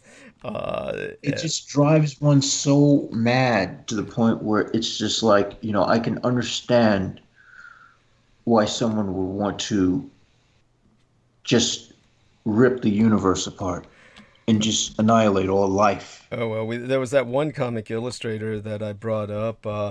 that, of course, is again somebody whose name I'm reluctant to bring up, and he was, of course, a Canadian of all people, and I was talking about what had happened with that motherfucker, and Oh yeah, the adrenochrome guy. yes, Mr. Adrenochrome, and he was just a human piece of shit, totally fucking. How would I say it? He's just, privileged, just privileged, just another person. For people who are wondering who I'm talking about, that's Blake Liebel. And Blake Liebel was just another scumbag who just took his fiance and hung her upside down on a meat hook and spent hours torturing her to death, with the neighbors, of course, doing fucking nothing. That's This guy looks fucking nuts. yeah. Then You could tell by looking at him that this guy is just yeah, piece of shit. Yes, and so there you go with that. And at any rate, let me see now. I'm just trying to get myself together. Maybe you can tell people a bit about this, what you're reading, and buy me some time. I'll, well, let me see. We what I got will about. say is this, it's there's somewhat of a horror of people seem to talk about creativity as if it's a good thing. Honestly, people who are stupid and just destroy shit, I envy them because they don't face the level of complexity of self-loathing and self-annihilating. Oh gosh, they don't have to deal with it. They just shoot shit or kick shit or beat people up, or they just walk around and beat people up, or maybe someone who's a fighter, like Mike Tyson or whatever. Granted, I wouldn't want to be in their circumstances that got them there, but seriously though, I mean, that is so much easier than having to synthesize something. Synthesizing or having to drive to synthesize when you can't express it accurately is even worse. Because, it's like your body's not enough. Your talent, your mind is not enough to project what you want to put into the world. So it's like, fuck it. What do you do with it? There was a good amount of time that I would just lay down and I would just meditate and sit in my fantasies and explore this world. And it had a plot, it had a theme, it had characters with names, and heck, I even decided to make them all speak a language that I couldn't even understand. That's how complex I made it. Yeah, Yet I well, knew exactly what they were saying. yeah, well, that's admirable. I mean, that's But now I don't even want to do that anymore because it's like, what the fuck is the point? It's an escapism. Mhm. It's a torture. It's a torture. Well, it is what it is. That's My the life is just like a gigantic sadistic and masochistic dance where I'm both the victimizer and victim of myself. It's very weird. oh well, there you go. I would say there's two of me in here. So, that may be, such as it is. Let's see if I can start my monologue sometime soon. I don't want to start it right now just yet. Still evading it. Let's see if we've got anybody who's saying anything in the chat. However, that's important to look up. And let's take a look down here and see if anybody is going with us. Okay, after Maria Gregoric said goodnight, everyone, that was pretty much the end of anybody saying anything in chat. Is that how you see it? Yeah, that's what I'm seeing as well. Oh my God. Well, hopefully people are with us. Let's get this back up here. Let's see if I can see the screen. And, all right, let me make certain that's on in the background. And, all right. I'll browse around for some more news and see what I can pull up. And Actually, I mean, you found stuff that you yes. were looking for. You could talk about that Libel guy a bit. You could tell people about what exactly was going on with him, and I could put in my observations regarding that if you wish. After all, this is a case that we got onto it. Might as well keep talking about some level of criminology, while we're here at the bottom of the barrel, so to speak. But yeah. Wow, I'm just looking at the daily.com like UK Hmm. page. It's like all this stuff about race coming up. It's like humans. You don't choose what the fuck you're born. Get over it. I don't Well, get what what the exactly are they saying about fixation race? is. Uh, Student was not a victim of racism for eating while black at 880K Smith College, made up details that ruin lives of campus workers, anti-bias, blah blah blah. I don't know what the fuck this is. Maybe this. Oh, maybe it's an ad. Oh, okay. Oh no, this is actually a story. It's actually a story. Okay. Amu Kanute claims she was targeted in July 2018 for eating while black. Kanute was a student at a $80,000 a year all-women Smith College. She went into an empty cafeteria which was reserved for a summer school. Kanate was seen by a janitor who reported someone in the closed canteen. He called security as he was told to, and another janitor arrived to speak to her. That night, Kanate said Facebook that she was made unwelcome at the school. She said the cafe worker was racist for informing her the room was closed. In October 2018, investigators cleared all those involved. The cafe worker, who suffers from lupus, was hospitalized with stress. A janitor who was not present during the incident was forced from his job. Another teacher quit Jeez. after 4 seminars about unconscious bias. Okay, so I guess some woman who was lying is was I guess she was just all right, let me read the story to put this in context. Well, Keith And Call was talking about something similar apparently happened over at Wheaton College, where there was this black woman who said, basically started a big controversy saying that she was Muslim and that they were just like, prejudiced against her and that, tore the college apart. It sounds something like that. the thing about it is that stupid ass motherfuckers who just want to be privileged and just use the race card inappropriately, you know, they make it look bad for those who are actually suffering from Yes. racism. Yes. That it So, reminds me of that guy. Who was the guy who claimed that he was a victim of a homophobic attack? Do you remember that guy? He was like he's kind of like an actor on some series or something like that. I can't the guy from fucking what do you call it? The series with the rap, the yeah, something like that. Yeah. Um yeah, the anyhow. guy. Yeah. Oh, Smollett, I think. Mhm. And Yeah, yeah. I mean, it's what that does is that just gives the alt-right the fuel to feed their, white hate. yes, their Like, grievance. Yes, their grievance, which yeah, is I what they're all mean, about.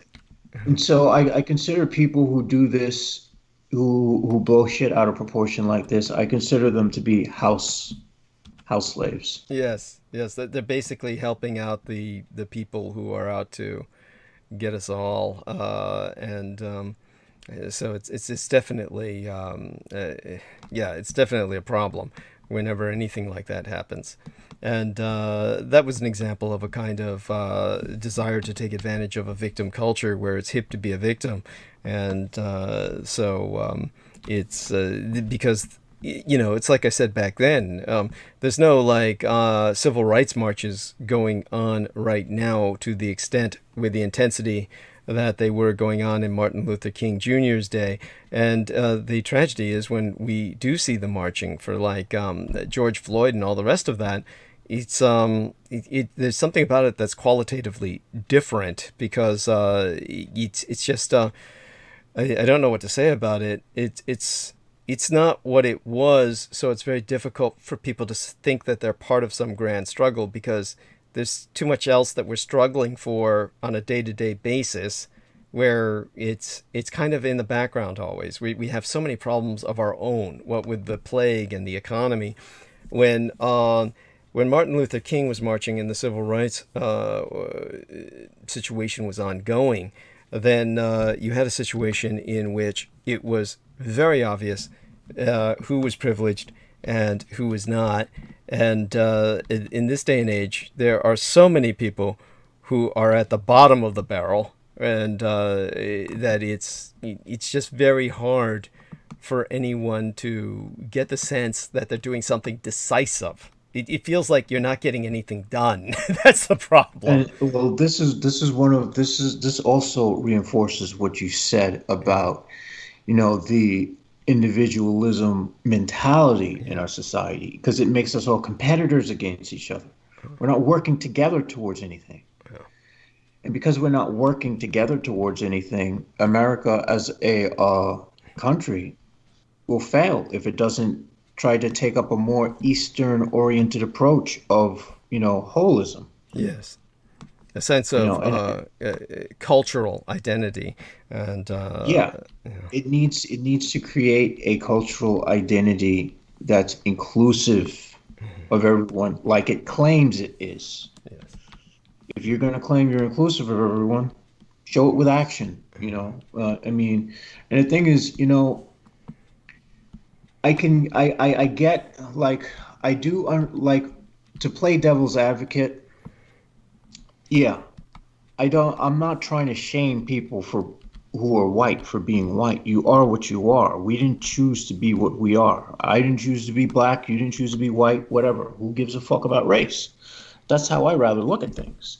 But, the problem is when people are bringing up race, sometimes there's a tendency for people on the white side to think that, they're being reprimanded or being shamed. And so instead of taking it into context, that they're just trying to tell you to be respectful to everyone, So people blow everything out of proportion. Yeah. Yes, very much so. And they personalize it too. Oftentimes it's taken as a personal attack. And that's the problem. Nothing's taken, as I brought up earlier, they don't understand the metaphor. They don't understand how to contextualize a situation as if it's something technical. They have to make it something personal, as if it's them you're talking to or about. Yeah. And so that makes everything difficult. All right, let me see if I can change into this sweatshirt's beginning to feel, I guess, kind of stifling. So let me see if I can change it to something else before I dive into the solicitation, which I loathe, and still want to eat a few more of these crackers before then.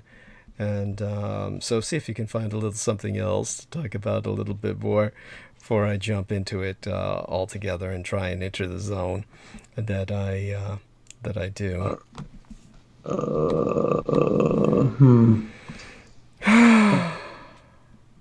Yeah, I'll look for something else. I could probably pull something off. Forgive me if I don't seem like all that prepared. I did find something about the drought in Taiwan. Oh yes, tell us about that. This was from December 21st, 2020. Taipei, when Typhoon Morakot hit indigenous villages in Taiwan's mountains 11 years ago. Mm-hmm. Former Army officer Chen Cheng-nan was stunned at the devastation. The mountain forest landscape changed overnight in the blink of an eye. The forested river valleys went bare. It was a terrible sight. The dike broke and Qishan town was completely swept away, he remembered. But as global temperatures rise due to planet warming emissions, something odd is happening in Taiwan. Devastating typhoons appear to be gradually disappearing. The self-ruled Western Pacific island, claimed by Beijing as Chinese territory, has historically seen 3 or 4 typhoons a year. But since 2010, the number making landfall has fallen to 2.5 a year on average. In 2020, not a single storm hit for the first time in more than half a century. After Morakot, the number of disasters per year has generally decreased, Chen noted, adding he believed climate change was playing a role. Taiwanese climatologist Chia Hsing believes the trend, which he called a golden belt force field, is a result of high pressure zones merging in the upper atmosphere over the Pacific and Southeast Asia. This is effectively building a protective wall around Taiwan and driving typhoons north towards Japan and South Korea, said Chia, a director of the Environmental Resources Department at Weather Risk, a Taiwanese forecasting company. Huang Hsu, a climate researcher at Academia Sinica in Taipei, said that if current changes of greenhouse gas emissions were not reduced, the northwestern Pacific Ocean is expected to see the great decrease in tropical cyclone activity of all the planet's oceans. The shift could have the number of typhoons making landfall in Taiwan by the end of the century, compared to the historic average of 3.5 a year, he said. Increased high pressure in the western North Pacific implies more future monsoon rainfall and heat waves, and fewer typhoon landfalls over East Asia, Chia said, noting that research on these impacts is still limited. For many in Taiwan, particularly those living in vulnerable areas, a reduction in typhoons is a welcome respite. But their absence this year might also foretell the rise of another challenge, an emerging lack of water.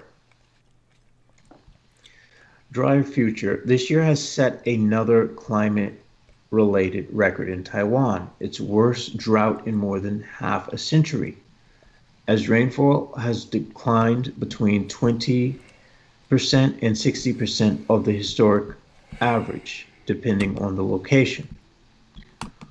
Over the past 50 years, the frequency of droughts has stayed the same, but their severity has gradually increased, according to the government's National Science and Technology Center for Disaster Reduction. Masu's high-resolution models suggest changes in atmospheric currents as a result of climate change could bring warmer winters and springs and a 40 to 60% reduction in annual rainfall by the end of the century if warming continues unabated. That decrease in rainfall would come partly as fewer rain-laden typhoons hit, although those that do make landfall could bring stronger winds at 30 to 40% more rain than typical, Hsu said. Shorter rainy seasons and less annual rainfall would create pressure on water resources for Taiwan, Chia warned. Could you give me a second? I just gotta get a swig of water. Yes, I'll take over from here. Thank you. That's fine. All right. Let me jump in on my responsibilities. After all, I dragged everyone here, right? I may as well do what people expect, which is start to talk. And we've been on for over 6 hours now. We've got a little over 5 hours left for me to cover, so I might as well get started on it. So Chris Collins says, still here, just busy working. Wow. Curious as to what you do for a living, and I take it he's working out of home, and that should be interesting. But glad that he's here with us, and now he's going to be hearing me. So, the height of the Asian Lunar New Year celebrations were on the a few days ago, and a lot of that has to do with what is called the In-Laws Day, in which essentially I am the son-in-law of my son, and was brought over to the home of Sugar Daddy, his husband. And okay, Jameson, go ahead, rehydrate. And of course, got all dragged out as usual for such an affair, and the photographs are self-evident for the thumbnail of tonight's program. Crystal River, of course, she was saying, thanks so much, love. Running water restored to my apartment. Still no hot water yet, but extremely grateful. So I do want people to know she doesn't have hot water yet, and that's a bitch. And I really, just we'll take that issue on. But a little bit about the in-laws. Obviously, there's a lot of partying going on with that. The last of the major amounts of Chinese food are pretty much devoured during that period of time. And so when I left a little link tonight in about tonight's episode, the description of tonight's episode, there is a link that people will find which talks about this day being about Guān-Yǔ, the Chinese war god, and how today is often known as Diarrhea Day because of all the eating that people have done, and it just overburdens the system. And this is kind of feast that people go through in cultures where there was a real danger of famine, and so people feast when they can. And so the Chinese have lived through horrible famines in the past, and as a result, when it came to Asian Lunar New Year, they really partied like there was no tomorrow in so many ways. And there are somber aspects to Asian Lunar New Year, of course, the worship of one's past relatives, and the honor of the relations with their own food, etc. But today was Guān-Yǔ Day. Now, it's still such here on the Pacific Coast because it's 11:30, and I did want to get started on this before midnight while the day was still with us. Then at midnight, we enter into the next day, and but it's Guān-Yǔ Day that really matters, and it is the death anniversary of Guān-Yǔ. Now, the year in the Chinese calendar is the 4,718th year that we are entering. This is the 4,718th year of the Chinese calendar. And so the New Year Day was February 12th, of course, and it was a new moon day. The first lunar day, the 13th lunar day of this first of lunar months for this year was today, was midweek, Wednesday. And so in terms of Guān-Yǔ, he was a general, of course, who has temples of his own because he's worshipped as a god in the Chinese pantheon. And he's also a god of wealth, among many things. Like so many other gods, there's multiple responsibilities that ultimately get assigned to each of these divinities. And he is one, of course, that my mother particularly favored because of her warrior spirit. And it's and that reminds me, I really should get a bit into some of the food issues with the Chinese in terms of like what kind of foods are kind of appropriate for a day like this. So let me first, of course, start with the solicitation. I do have to get that out of the way, and all I'm doing is avoiding that responsibility. So, Mein Kampf, My Struggle, Be Thine Own. Contribute to the struggle at paypal.me/Douglas Dietrich, where we now be accepting contributions via PayPal Holdings Incorporated at douglasdietrich.com. And in all due acknowledgement unto our own personal hero, we ask it of everyone moral and our fiscal support on behalf of our dearest English brother in battle, John Henry McMills Warrington, whom you can friend and follow at his Facebook timeline, facebook.com/John.War. And, of course, subscribe to his Maggot channel on YouTube at youtube.com/C/Maggotaur, which be spelled MAGGOTAUR, he being the property manager thereof, who also serves as Team Thrax, Dietrich's Our Dragon's ultimate post-episodic producer, and our final productions archivist at douglasdietrich.com, for were it no for he, nigh all videographic works of the internationally recognized renegade military historian would have been lost. So if financial aid no be prohibitive per budgetary constraints, electronically relay monetary assistance via PayPal, where you could donate to the Maggot Man, aka John Henry McMills Warrington, by clicking send on your PayPal account page and then entering his email address john_war@hotmail.com. And you can PayPal him directly at paypal.me/Maggotaur, which be spelled MAGGOTAUR. Now, I'm hoping that he's all right with me,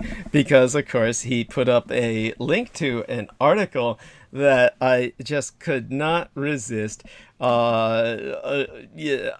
unloading the guns on. And his article, let me take a look at it. What was it that this article said that was, I'm sorry, this was just so funny. But basically, he put up a link to an article from phys.org in which researchers find a single-celled slime mold with no nervous system that remembers food locations. And so I left a comment on that saying, so excited about your being acknowledged by the scientific community for the miracle you are at last, dear John. So there we are. I told him, congratulations, John. And I noticed he didn't put a like on that or respond to that at all. So hopefully he wasn't offended by that. And he is, of course, the man who, if anyone deserved some financial assistance, aside myself, it would be he. He's the individual who took it on his own initiative to download the majority of what I produced on YouTube into his own personal hard drive so that we could recreate my legacy online when it's been wiped out, no less than thrice, 3 times in a row. And each time I've been able to reestablish myself thanks to John Warrington. So, yes, he's definitely the man who served as the bridge between the Akashic records and the data matrix of the material world, enabling my virtual personality to interact with yourselves online in context of a larger legacy. So in that sense, he is my creator. And now you too can do your part to help in the fight against total annihilation. Spread the word about Douglas Dietrich, that he, the biological son of Adolphus Jacob Hitler, which you can find out more about at douglasdietrich.com/2019/05/08/Douglas Dietrich, son of Adolf Hitler, fighting against white supremacist neo-Nazis.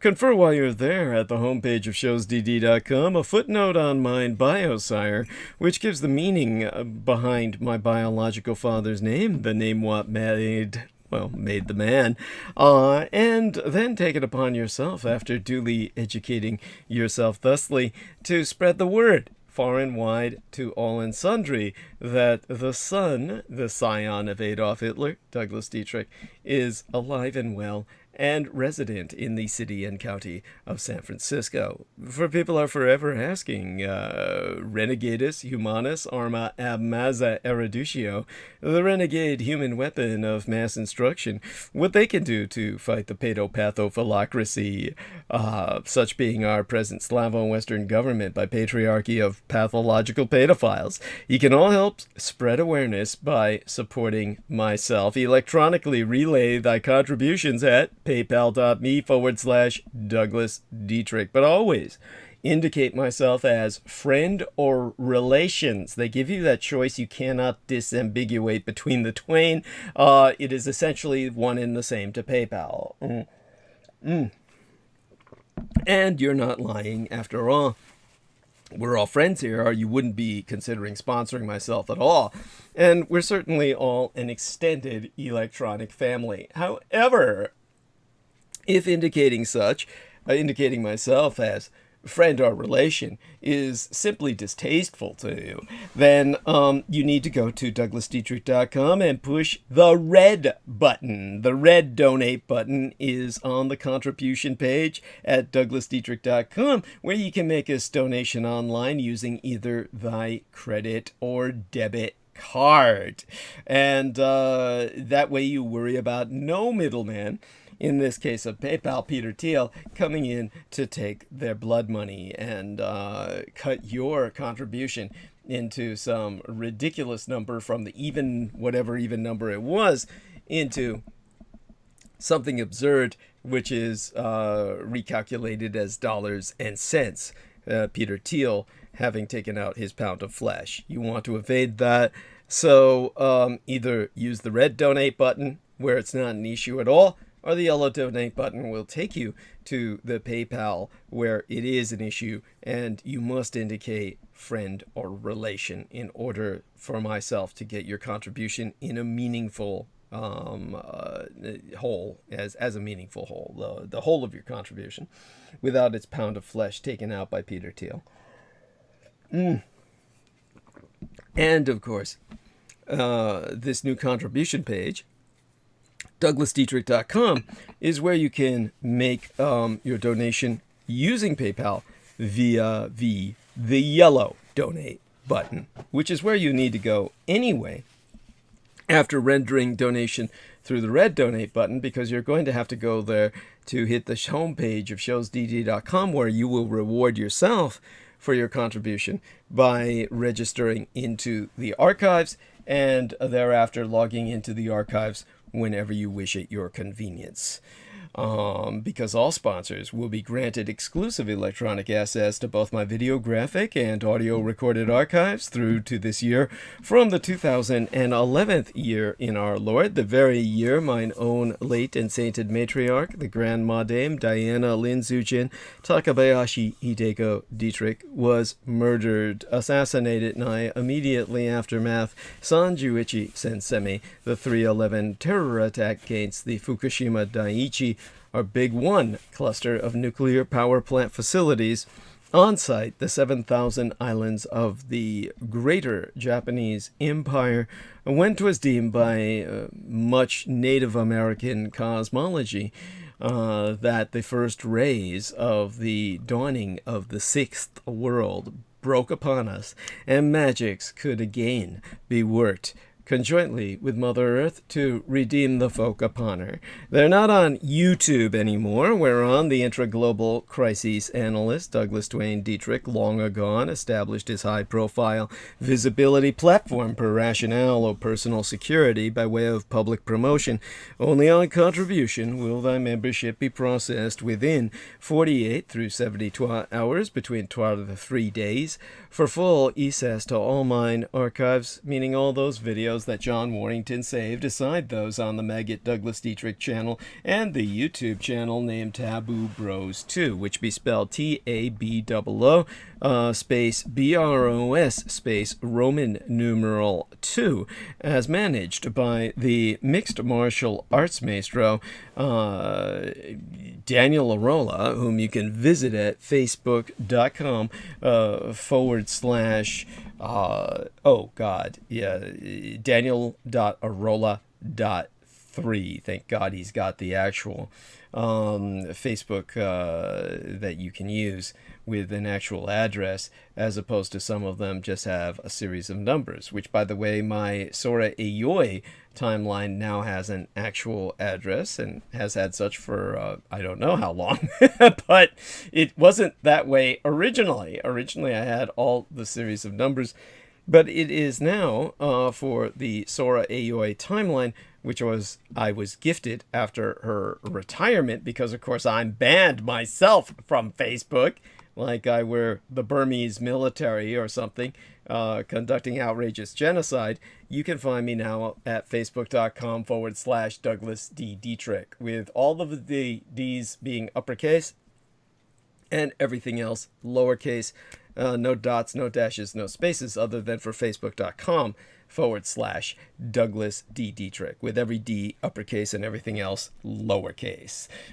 So do check me out there. And of course, as well, in terms of our friends that I'm mentioning, such as the Maggot Man and Daniel Arola. Basically, Daniel Arola manages the mixed martial arts group at DAMAG, D-A-M-A-G, Daniel Arola Martial Arts Group Incorporated, Cali Combatives. Optionally mail either checks or money orders, never cash, to the personal residential address of the Mr. Douglas Dietrich, which itself be listed on douglasdietrich.com/donate-2. The most important thing being that people regularly donate what they can within their means. Foremost among Axis Daddy D's donors, aside his mistress and manageress Selina Khan, be our most beloved Greater British brother in battle, the Team Thrax, Dietrich's Ord Dragons, heavyweight lifting keeper of the spirits, and YouTube Bizarre HD channel managing mixologist George Edward Knight. Subscribe to his channel at youtube.com/user/bizarre-hd, which itself be spelled BIZAREHD. And of course, he is the, as I said, the managing mixologist, which means the bartender, who, basically produces for that channel. And you can friend him at facebook.com/george.e.knight.7, where you can get better updates on his projects, his involvements. He, of course, is my known personal hero, who has substantially delivered towards my salvation from the streets, and who self-produced videos entitled How the United States Won World War I, and Why We Are Still Legally at War with the Third Reich, both be factually substantiated per mine own expositions. Of course, you can find on his Bizarre HD channel, you'll find the trailers for his documentary currently in production, a video documentary entitled The Thousand-Year Reich in Exile, and subtitled The Third Reich's Flügelrad and Hannibal Technology. And indeed, the last Dietrich, the son of Dietrich's, or son of a dragon's, which be Anglo-corrupted as Dracula's, expositions via YouTube would not be possible sans generous benefactions from my listeners on a monthly basis. The Amerasian agent of the Peacock Angel, Tavush Meliek, be the only person on the surface of this world with the insider knowledge and experience necessary to lead thy resistance against the Russo sub-satanic occupation and anti-godly insurgency, it bearing no end of emphasis that Judy, Anglo-corrupted as Jedi, literally Master D, or the Master of Enlightenment, myself, is not paid to articulate mine expositions, and have never once been remunerated for my services, rendered unto thyself and all thy holdest dear at incomparable cost to myself, sacrifices to myself, most tragically of all mine loved ones, in my most singular and quite unenviable role as the ultimate public informant at personal risk, still at large. Your taxation cannot support myself, as I be denied access to the United States Department of Veterans Affairs benefits and or services due dishonorable discharge. So again, go to paypal.me/Douglas Dietrich and enter mine remunerative compensation, the very survival of the human species be at stake, and I am not exaggerating. Do not wait. Donate now. It be appreciated beyond my ability to express in any language as well. Forget not to subscribe to the Douglas Dietrich YouTube channel at youtube.com/c/Douglas Dietrich and click that notification bell in order to receive notifications that live streams has started. And even if you be subscribed, you will only receive notifications if you select all in notifications. To reemphasize, subscribe to the Douglas Dietrich YouTube channel at youtube.com/c/Douglas Dietrich and tune in at 8 p.m. Eastern Standard Time. That's 5 p.m. Pacific Standard Time every Wednesday and Sunday, and click that notification bell in order to receive notifications that live streams has started. And finally, subscribe and support at douglasdietrich.com. Most importantly, donate at paypal.me/Douglas Dietrich while indicating myself friend or relation so that faggot Peter Thiel doesn't come and take his pound of flesh from your contribution. Sponsors will be granted exclusive access to the online archives by pushing the yellow donate button, going to the homepage of showsdd.com, registering on those archives, and rewarding yourself with access thereafter simply by logging in, including all videos and MP3 recordings of Douglas Dietrich from 2011 through to the present. And as well, while I'm on the topic, don't forget, of course, we have a GoFundMe that expires, well, any fucking day now. So be the last to make a contribution on it towards my microphone, which is going to cost about $300, and that will be appreciated. That way I can get a new microphone out of the way. And aside from all that, I may as well start talking about, what we're here to talk about, which is, of course, a lot about Asian New Year and the fact that we kind of have these special days in the Asian New Year, that today is very special to myself. And so in terms of Chris Collins, he says, working on packing up some eBay sales. I hunt down unique, fancy, collectible pieces of decor and antiques or otherwise sellable items from thrift stores, auctions, estate sales, etc., and sell them online. That's incredible. Well, congratulations. I mean, that must be exciting. You must meet all kinds of interesting people, and you must deal with all kinds of interesting people. It sounds like a pretty happy life, and hopefully you can support yourself that way. Apparently you are, unless, of course, this is like, you're doing it out of your parents' basement. But I wouldn't blame you for that. And so let's see, let's see if we get joined by anybody else. But definitely, I'm so glad Chris Collins is there. He's a wonderful person who keeps us company throughout the night. And apparently he sleeps in the daytime too. So feel free to provide any description there, because I'm just curious. And aside from that, all right, it's we've been on for 7 hours. We're 7, 8, 9, 10, 10 to 11. God, we still got 5 hours left. I think I can handle it. And I best get started. Dive into it. Get into the zone. And believe me, a lot of the reason why I'm like this is it's not all the partying. It really is the work with Peter Moon. And you can see what it took out of him tonight. Oh, God. Oh, my arm. Okay, let's see what I can do. Try and close my eyes. Think a little bit on how much I love Asia and how much I love the culture of Asia, how much comfort it gives me. Okay, this is Guān-Yǔ-Jie, and this is the Guān-Yǔ festival, so to speak, but it's odd because it is a death day.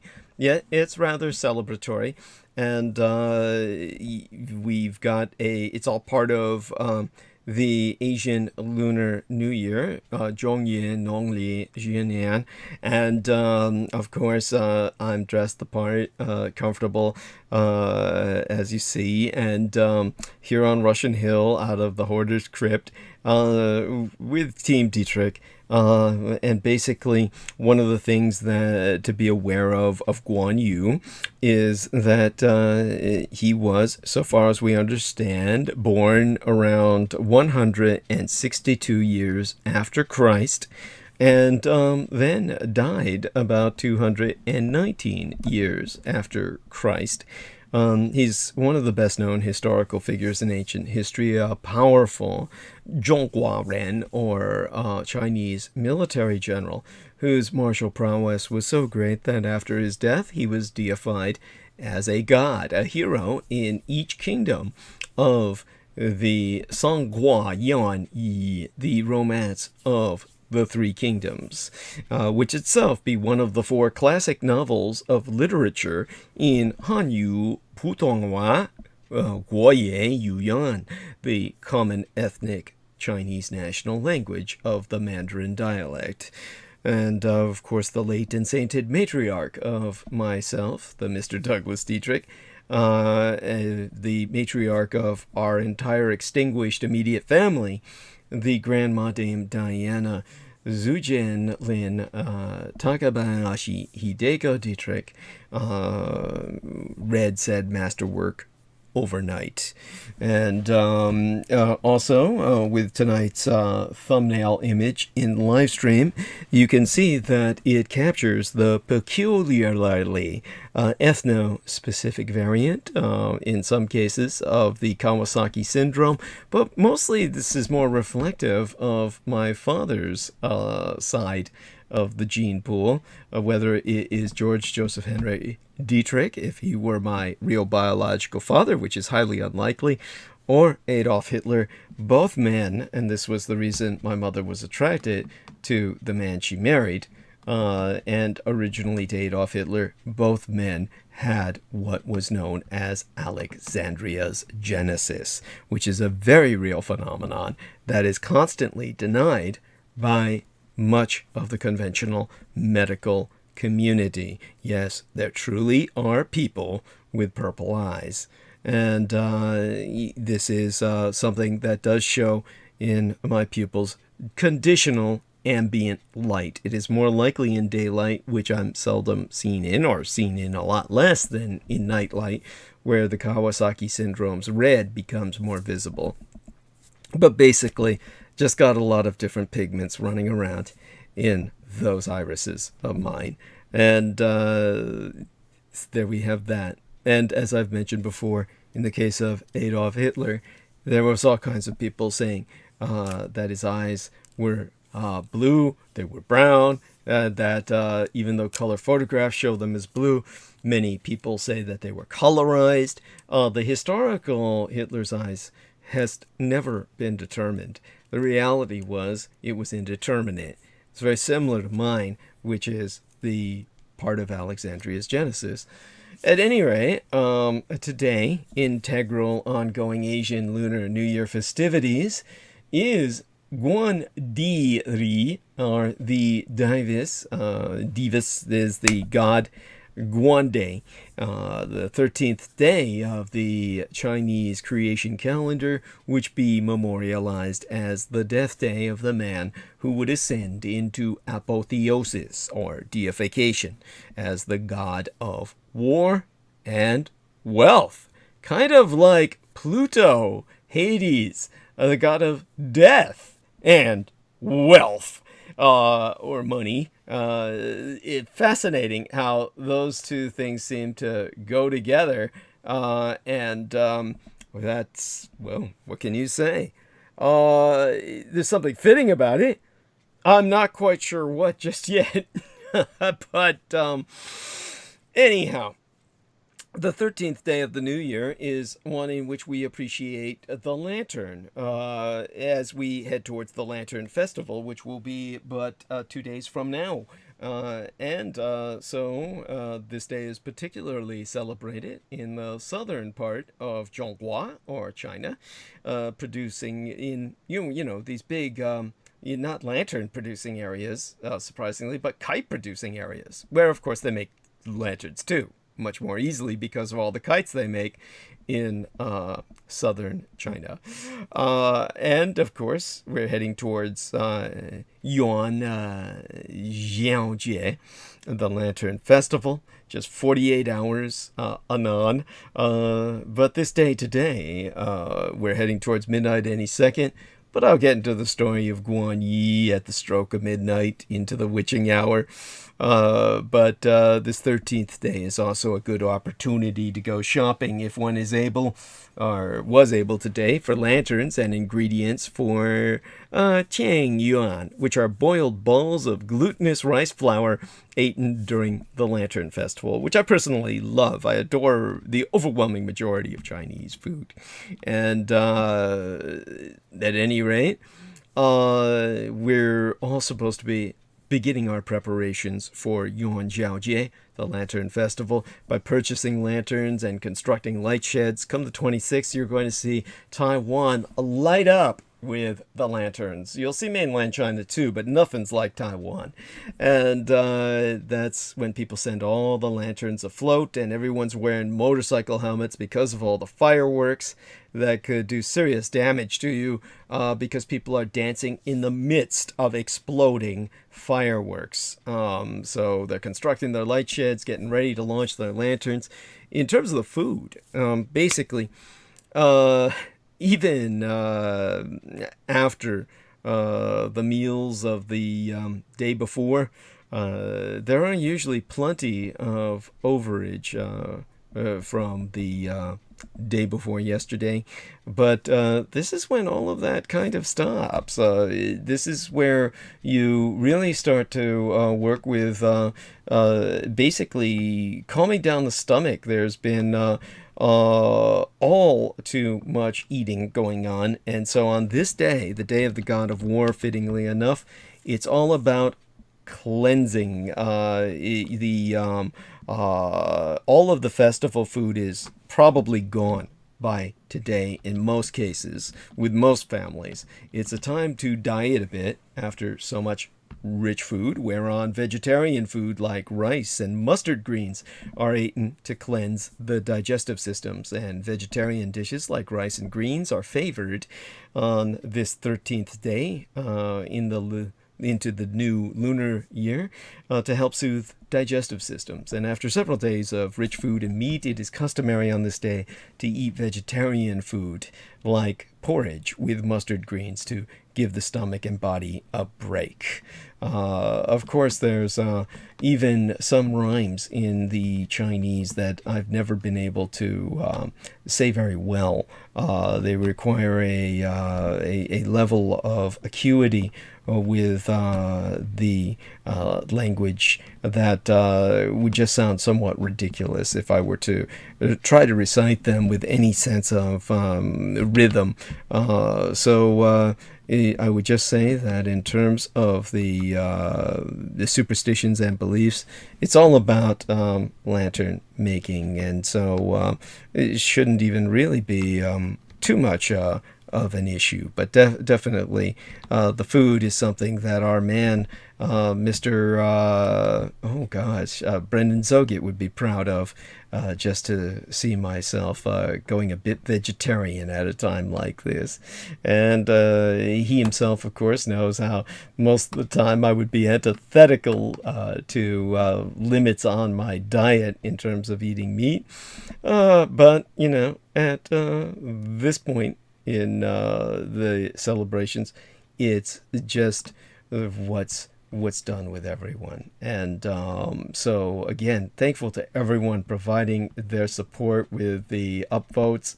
Oh my God, I certainly don't deserve them the way I'm treating everybody tonight, and just kind of throwing everybody in front of me as bullet shields, and taking time before I do anything myself.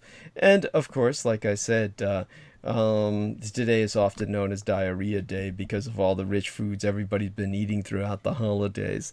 And so it's good, of course, to just go easy. Cleansing diet. And Guān-Yǔ, the figure of Guān-Yǔ. He's one of the best-known historical figures in all ancient history, and part of the reason for this is that he appears in popular comics and movies and video games. The old electronic video games, Dynasty Warriors, if you've ever indulged in that, which, of course, I never had the ability to play because I grew up really poor. But I was rich in the culture that was behind those books, taught to me by my wonderful mother, who read The Romance of the Three Kingdoms overnight, proving her intelligence to all around her, in which Guān-Yǔ is a major character therein. It is, of course, a semi-historical novel written by Lão Guān-Zhōng at the end of the Yuan dynasty period. So that would be around 1279 through 1368. And that novel, as I said, is one of China's 4 greatest classic novels. And, of course, Guān-Yǔ is also a god. Millions of people worship him and make little statues of him to put in their dwellings. He was said to be a strong warrior and a successful and daring general who was loyal to his rulers. One of the most unusual things he did was that he served both his longtime leader and friend Liu Bei and the enemy leader Cao Cao as well. And how he did this is an interesting story in itself. And finally, he died in the 219th year after Christ. Now, our man Jameson Reese says he's back among us, and so let me acknowledge him, and got him spilling the tea all over the place, and glad he's rehydrated. And in the interim, how do I say this? Basically, throughout the life of Guān-Yǔ as an important leader in the bloody conflicts of the fall of the Han Empire, he showed daring and fairness, and then he became a god. Guān-Yǔ is worshipped by many Chinese people still today, especially in southern China, Taiwan, and Hong Kong. The small shrines to Guān-Yǔ are almost ubiquitous in traditional Chinese shops and restaurants. That's the red-faced warrior with the very heavy, well, the Japanese would call it a naginata. I forget what they would call it in the Chinese, to tell you the truth. In the European world, they would call it a halberd. I'm going to suck some tea here, excuse me. And Guān-Yǔ was revered. He was a Chinese military warrior general whose martial prowess was so great that after his death he was deified as a god. And in modern times, he is revered for his bravery and loyalty, because he's become such a popular figure in historical fiction, movies, and video games. And when I gave out his birth year earlier, it's only based on tradition. We, of course, going back that far in history to 162 years after Christ, when they say he was born, we say that on basis of what we believe to be true, but we don't really know. We do know he died in either the year 219, or 220. Now imagine if that were the case. That would mean that it would be an even number before 2019 or 2020. So that's, of course, it'd be a long even number, but an even number nonetheless, which would have been fascinating. And he lived at a time, Guan did, when the Han Dynasty, which was the ethnic Chinese ruling themselves, they'd ruled China for nearly 500 years, but more like 400. They were in collapse. And during his lifetime, a series of events would occur that resulted in the emergence of the Sangua, the three kingdoms of Wei, Wu, and Shu. And Guan served a man named Liu Bei, who would eventually become the king of Shu. And so there is actually, because of my father's death in 2007, I purchased a book for my mother who was still alive, and this was to try and give her some sense of comfort in her constant rehabilitation. And it was a biographical dictionary of later Han to the Three Kingdoms. In other words, it covered from 23 years after Christ to 220 years thereafter in the year of our Lord. And it was published by Brill of Australia in the year my late and sainted sire died, George Dietrich, the man who raised and guided me. Its author was a retired professor at the Australian National University named Ralph Crepini, I believe, or Crespigny, he might pronounce it based on the spelling, but his first name is definitely Rafe, and very unusual name, but he studied a lot of Chinese ancient history, and so I thought my mother would appreciate that. And he describes, of course, Guān-Yǔ as a man of great physical courage and skill, who at one occasion had a serious operation on his arm carried out during a banquet, and even as the blood flowed, he ate and drank and laughed as usual. Now, little is known of his early life, of course, but he has what's called a style name. It's also called a courtesy name, and it's originally was Cheng Sheng. It was later changed to Yun Chong. So he was registered as being from Heidong Commandery, which is also called a prefecture or administrative region. At some point in the late 2nd century, he fled to the Zhao Commandery in fear of his life and joined up with Liu Bei.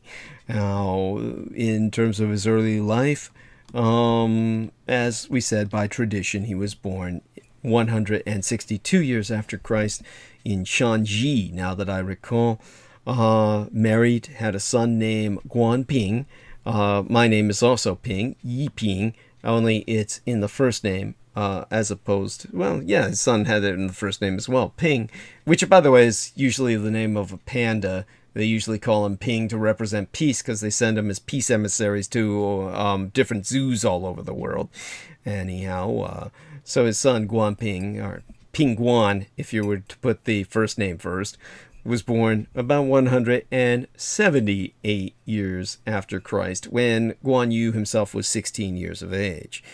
And Guan Ping fought and died with his father, who then met Liu Bei and fought with him against the Yellow Turbans, as they were known. And at this time, the Han Dynasty was in collapse. The Yellow Turbans were a Taoist-led rebellion that formed large armies and threatened to conquer the empire, along with another Taoist-led rebellion that was called the Five Pecks of Rice. So the Taoists, of course, are thought of as these peace-loving people, but like any religion, you have your militants. You'll find that with Buddhists, and Confucianists don't really manifest it because they have a disciplined life all along. There's no need to mobilize or rally because their life is fairly orderly anyway.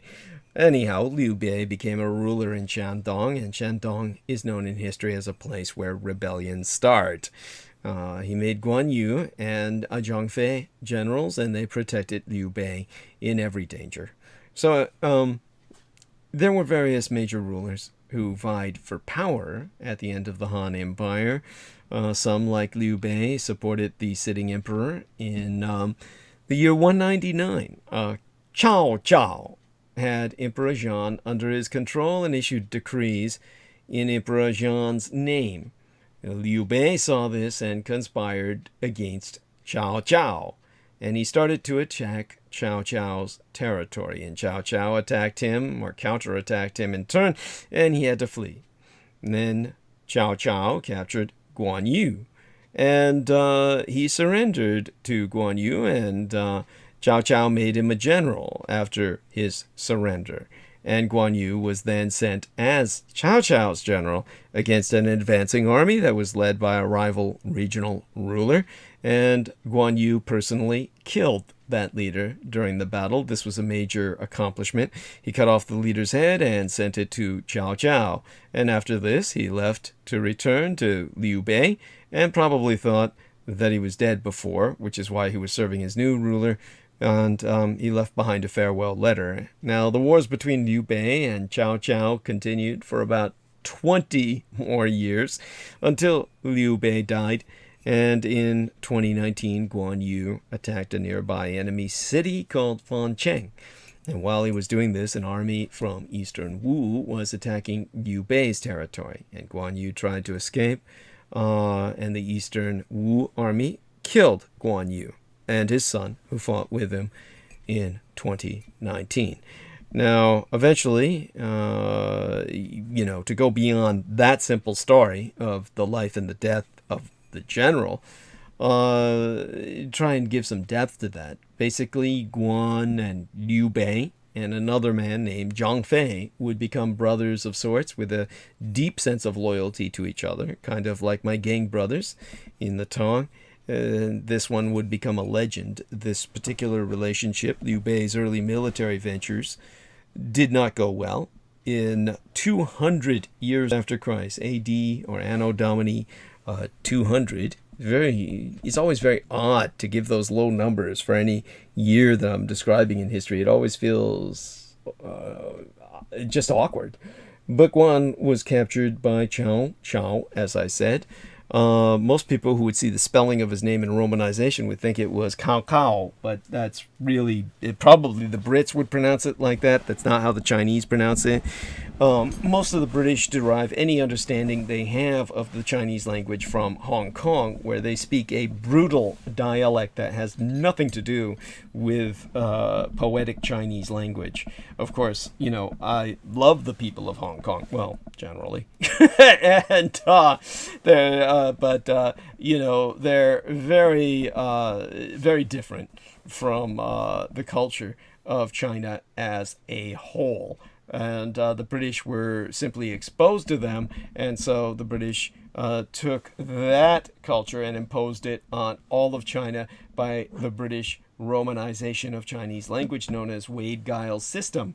Now, the Germans, of course, were much better and took the majority dialect of Mandarin Chinese, and that is the romanization, meaning the anglicization of the Chinese language that the Chinese themselves favor. So if you look up Cao Cao, he was a general that dwarfed Napoleon, meaning he was his battles were on a scale that Napoleon could never imagine. This is why Napoleon Bonaparte said that when China awakens, it will rule the world. And China has not wakened yet. It is still in its slumber, as far as I'm concerned, under communism. But as I said, Cao Cao was someone who would go on to control a vast amount of territory in northern China. His lands would eventually form the Kingdom of Wei, and he captured Guan and treated Guan well and made him a lieutenant general in his own army. And still, Guan regarded Liu Bei and Zhang Fei as brothers. He would not abandon them. Now, according to the 11th century Chinese historian Sima Guang, Guan decided that he had to escape and rejoin Liu, but not before doing Cao Cao a favor first.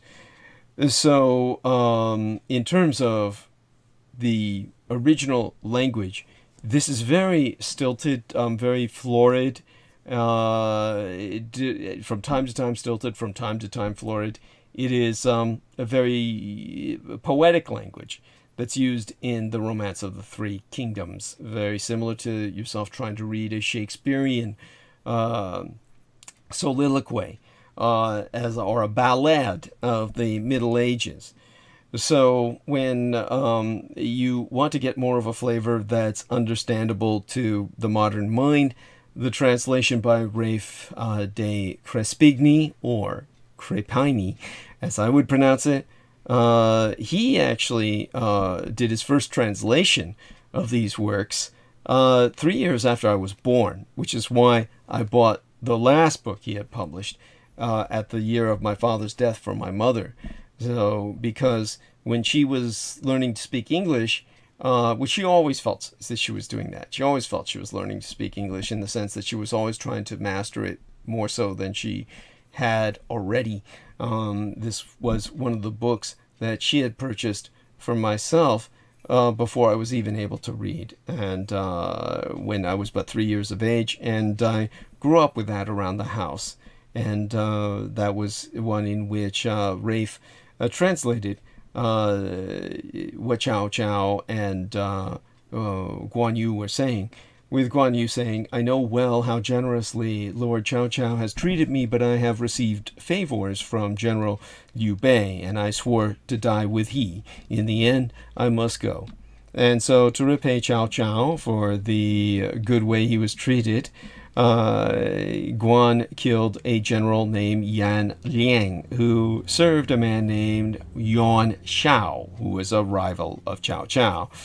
And so Su Ma Guang, we're talking about a historian from the year 1000 Anno Domini, the year in which the majority of Europe was still pagan, and the Christians were just beginning to turn the tide in their favor in terms of majority status. It really wouldn't come for hundreds of years yet.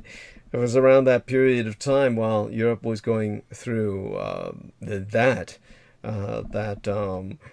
basically Su Ma Guang described Guān-Yǔ as seeing Liang's standard in the distance. He whipped his horse and broke through to Liang among 10,000 men of his army. He cut off Liang's head and came back, and no one in Shao's army could resist him. After the battle, he fled Cao Cao's army to rejoin Liu Bei. Cao Cao was said to have been so impressed by his loyalty and martial prowess that he ordered his troops to let Guan go. Now, the next major thing that stands out in my memory about the Romance of the Three Kingdoms would be the Battle of Red Cliffs. Over the next 2 decades, Guan would work with Liu Bei in a series of military campaigns that would eventually lead to the foundation of the Kingdom of Shu. And the records indicate that he excelled at naval warfare, and in 208 years after Christ, after the death of General Liu Bao, Guan-Yǔ took command of a fleet of ships on the Han River and brought them to Red Cliffs. And during this battle, Cao Cao's army, pressing south, tried to reunify all China by destroying the forces of Liu Bei and Sun Quan, who had formed an alliance. The battle was a disaster for Cao Cao, and he suffered a defeat that allowed the Three Kingdoms to come into existence.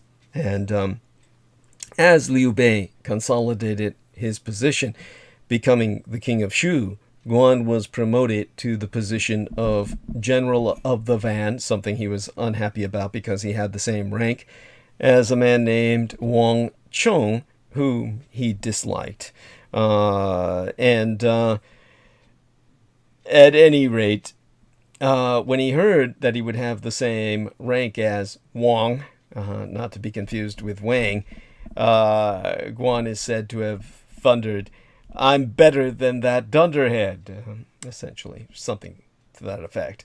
Eventually, Guan agreed to accept the arrangement. That brings us to the final campaign, when around 219 years after Christ, in what would be the last or next to last year of Guan's life, Guan-Yǔ led an army of Liu Bei's in attacking Fancheng, a city held by Cao Cao, and laying siege. He was concerned that the forces of Sun Quan would betray and attack him.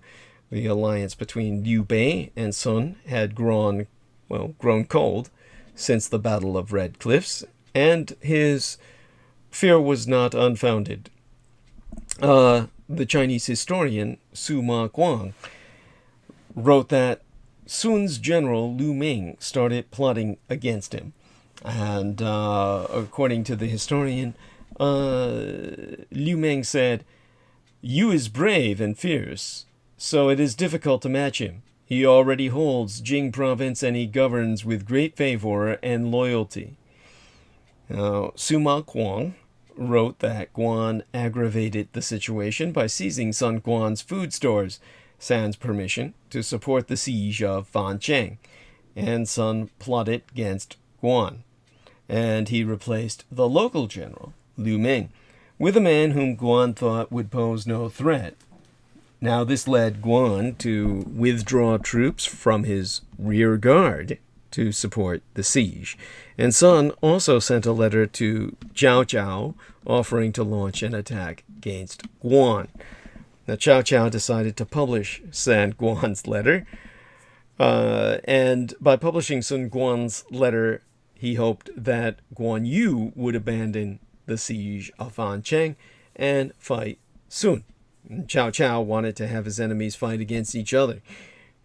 Now Guan thought the letter was fake and maintained his siege. And meanwhile, Liu attacked Guan's weak rearguard positions, taking them out before a message could be sent to Guan. And while his rearguard positions were under attack, Guan's siege of Fancheng faltered. A counterattack by Cao Cao's forces forced Guan to break it off. Guan suddenly found himself commanding a weakened force, trapped between two enemy armies, those of Cao Cao and Sun Quan. And that would be the beginning of the Battle of Jiangling. And Liu Meng, Sun Guan's general, made Guan's situation worse by capturing the city of Jiangling, which housed the families of many of Guan's officers. Now, Liu Meng treated them very well and made sure that Guan's army knew it, that they were held well and in well regard. And so Sima Guang wrote in his history that all knew that their families had come to no harm and were even treated better than in peacetime. So Yu's soldiers became less interested in fighting, and this led to desertions, shrinking Guan's forces even further. And still, Guan refused offers to surrender, at one point pretending to surrender to Sun Quan's troops before running away. Eventually, his remaining force was trapped, and Guān-Yǔ and his son Guān-Ping were captured and executed. So he became a Taoist god. This is partly, of course, because of the fictional portrayals in the Romance of the Three Kingdoms. His reputation has only increased over the years, magnifying with time, and one of his accomplishments, one of his feats in the novel, was to have arm surgery performed, as I said, sans any anesthesia. Well, he was also not just dining and carousing, but playing a game of Wai Qi, what the Japanese would call Go, which the Americans are more familiar with that term.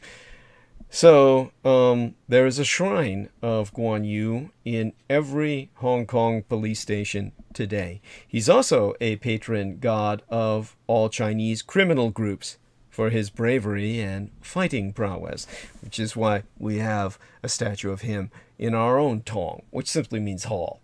And business people and shop owners put up shrines in his image in order to gain wealth. He is worshipped as not only a Taoist god, but a Buddhist deity, and by Confucianists. So, in terms of becoming a god, yes, I guess it just kind of works like this. After his death, Guān-Yǔ first became a legend and eventually a god. Now, hundreds of years later, when a dynasty called the Tang came to power in China, which produced some of the finest poetry, Guan was honored for his righteous loyalty to his lord Liu Bei. And there is, of course, an individual who is Chinese American, and he's a professor emeritus of religious studies at the University of California, Davis. And Wan Lai wrote the Encyclopedia of Asian Philosophy, which was published by Routledge in 2001. if you can remember that far back. Most of you probably weren't even born yet. But during the 10th century, when China was again divided into warring kingdoms, the cult of Guān-Yǔ grew. His, personal loyalty to a lord was a premium virtue. In the 14th century, the novel entitled The Romance of the Three Kingdoms publicized the exploits of Guān-Yǔ, further increasing his popularity. And at some point, it took hundreds of years almost for Our Lady of Orleans, Joan of Arc, to be sainted by the church. Some point along the way, then Guān-Yǔ was deified. He attained apotheosis and became god of war in Chinese culture, revered today as a symbol of loyalty, righteousness, and bravery, referred to as Guān-Gōng, or Lord Guan, or Guan-Di, Emperor Guan. And so his image is not just in police stations and gangster halls, but also in many Taoist shrines of the present day. Also a revered figure, as I said, in Buddhism, Confucianism, and Chinese folk religion. Now, it was around 2008, 2009, after my father's passing, there was a movie dramatizing the Battle of Red Cliffs that was released in 2 parts, featuring an actor, Bat Dwarf in Bazanyab as Guan-Yǔ, someone who wasn't even Chinese, but had the red face. Very important to remember, Guan-Yu's face is red. In Japan and the West, he's also a popular figure in the series of video games produced by Koei Company, Dynasty Warriors. And these video games emphasize his abilities as a general and martial artist, of course. Now, from that which provides myself a sense of nostalgia and comfort and overwhelming pathos, sense of poignancy, to more of the contemporary, shall we say,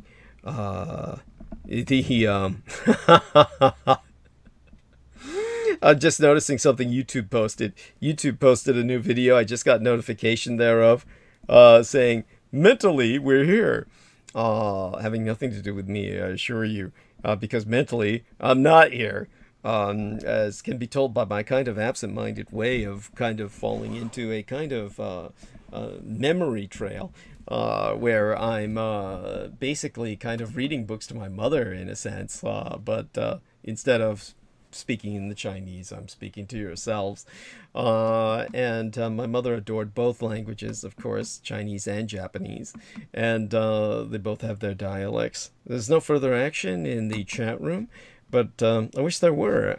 Always looking forward to some chat, and I really regret not being able to keep an eye on it on some nights when I really want to. Working with Peter Moon, there was so much effort that went into that, that it took away from any sense of a normal approach to an evening. But of course, I'm never really prepared, as people know. Crystal River was asking me why I start so early, comparatively speaking. And of course, I told her that, it's no matter what time I start it would be too early. I could start at fucking midnight, and I wouldn't be really up to it because I would have spent all day, doing something to that point. Yes, life is a struggle. All right, give me a second here to quaff some more tea. The proper term for this is quaffing. And, how did I get a paper cut on my tongue? And when did that happen? Every once in a while, I might chew on my tongue in my sleep, but I haven't been stressed, so I'm not sure where that comes from. Something I used to do when I was really stressed was kind of chew on my tongue in my sleep. which was, never too aggressively, mind you, but enough to be noticed the next day. I always hated that, of course. And what you really need to do is just stop stressing. And so over the years, I've learned to do that. And as a matter of fact, it's probably my biggest problem in a lot of cases is staying awake when I'm trying to deal with the public. And, I'm in a position where I'm doing something like I'm doing now.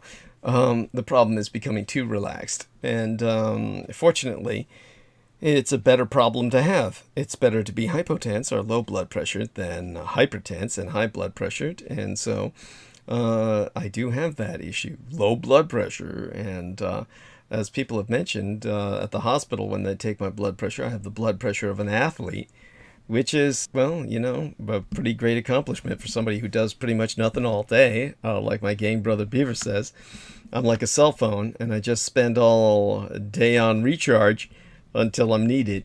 But hey, at least I'm there when I'm needed. All right then, going into a different subject. According to a quote that's oft attributed to the late American comic Robin Williams, who I alluded to earlier on Eventide. We're on the night tide now.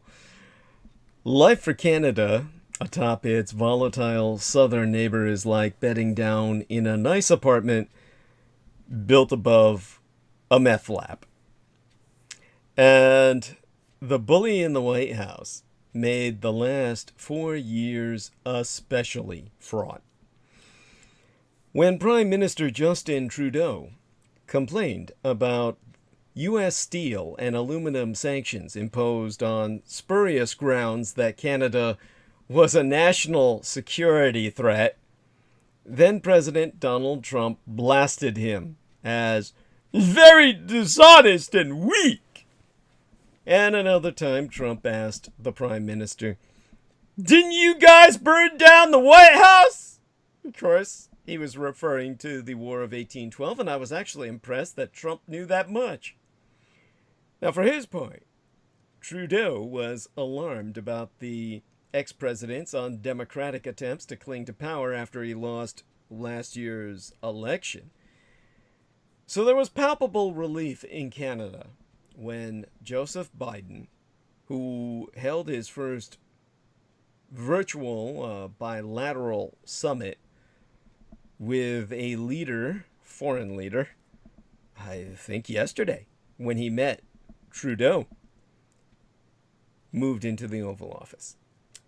And Biden, a man of courtesy and diplomatic decorum, was quick to get Trudeau on the phone and assure Canadians that friendships across that vast and COVID-closed border are back on track.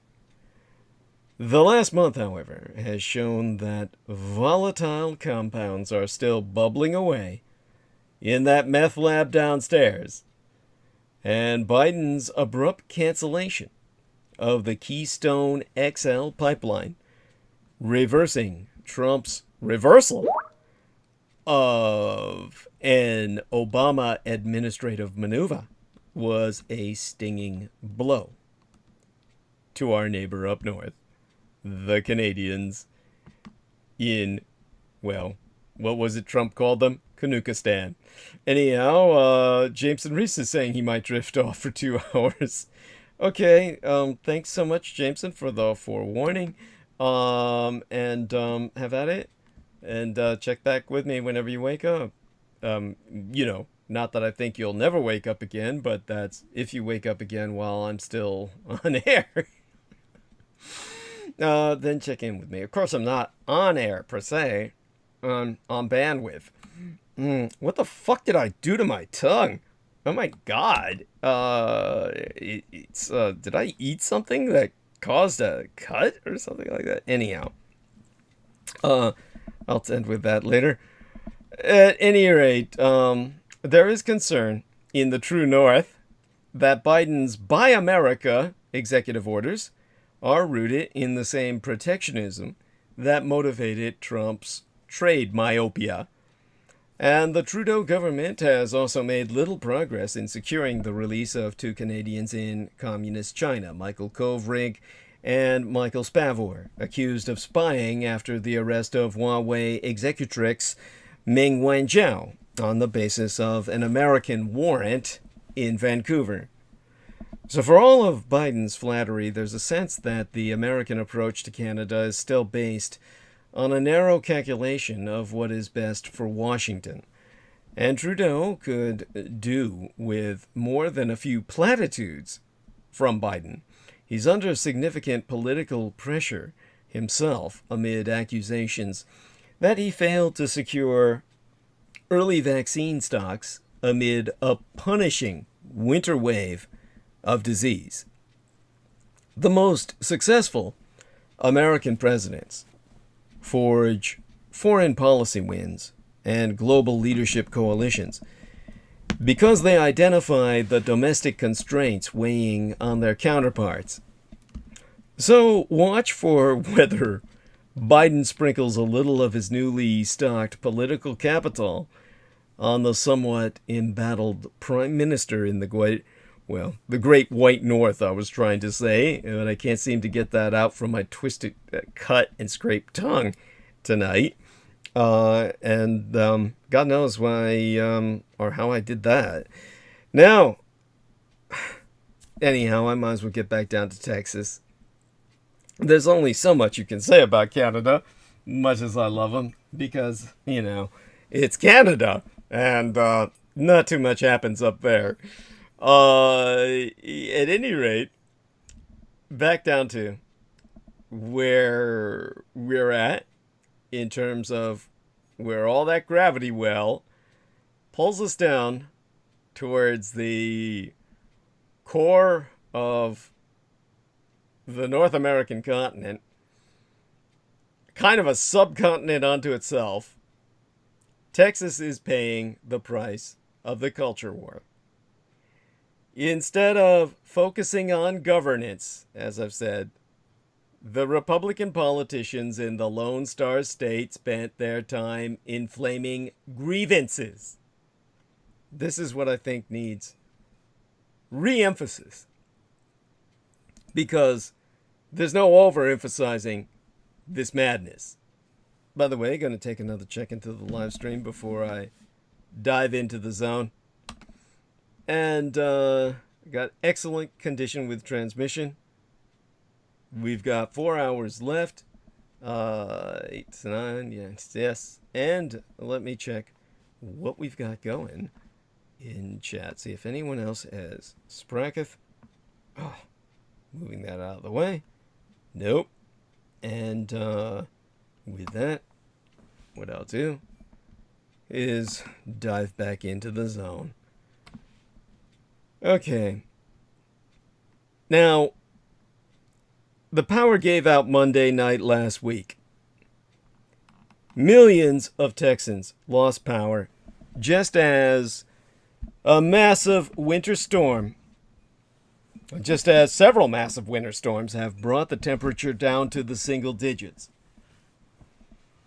Now, we know that in Houston, where both Crystal River and Daniel Arola reside, a woman and her child accidentally suffocated themselves with carbon monoxide trying to stay warm in their car. This is why when Crystal River was saying, thank God we don't have electric cars, how would we have kept warm? The electric cars would have enabled this woman and child to stay warm without any danger whatsoever of carbon monoxide poisoning, which, as a judge in Texas has said, is a disaster within a disaster because of so many people suffering therefrom. We need more electric cars. We need an all-electric mobility system. Now, 2 people in Austin died in a fire that likely resulted from an attempt to stay warm. In San Antonio, a man in his 70s was found dead, evidently from exposure. Now, many, many Texans were without power, without water, or both, for days, left to choose between the risk of contracting COVID-19 at a shelter and the danger of freezing to death in their own homes. Now, frozen pipes burst and flooded homes, even as they caught fire and burned down, while nearby firefighters struggled with empty fire hydrants, ultimately forcing many responders to collapse roofs in order to contain such outbreaks. The crisis in Texas was preceded by more than a decade of Republican control of state government, as politicians focused on all-out culture war grievances rather than the basic nuts and bolts of governance. After the near collapse of the power grid exposed its failures, the state's political leadership attempted to cover for those failures by doubling down on those same grievances, attacking green energy and the Green New Deal. None of this had to happen. In the dry language of the Federal Energy Regulatory Commission, the FERC, or FERC, Texas, which maintains its own grid to avoid all federal regulation, was hit with a cold weather event unusually severe in terms of temperature, wind, and duration, but unusually severe only in terms of past experience, but what promises to be the norm for future reference, because we're entering an age of global climate catastrophe. And this climate change and the wrath it has wrought thus far forced the ERCOT, the ERCOT, the all too misnomered Electric Reliability Council of Texas, to resort to system-wide rolling blackouts to prevent more widespread customer outages.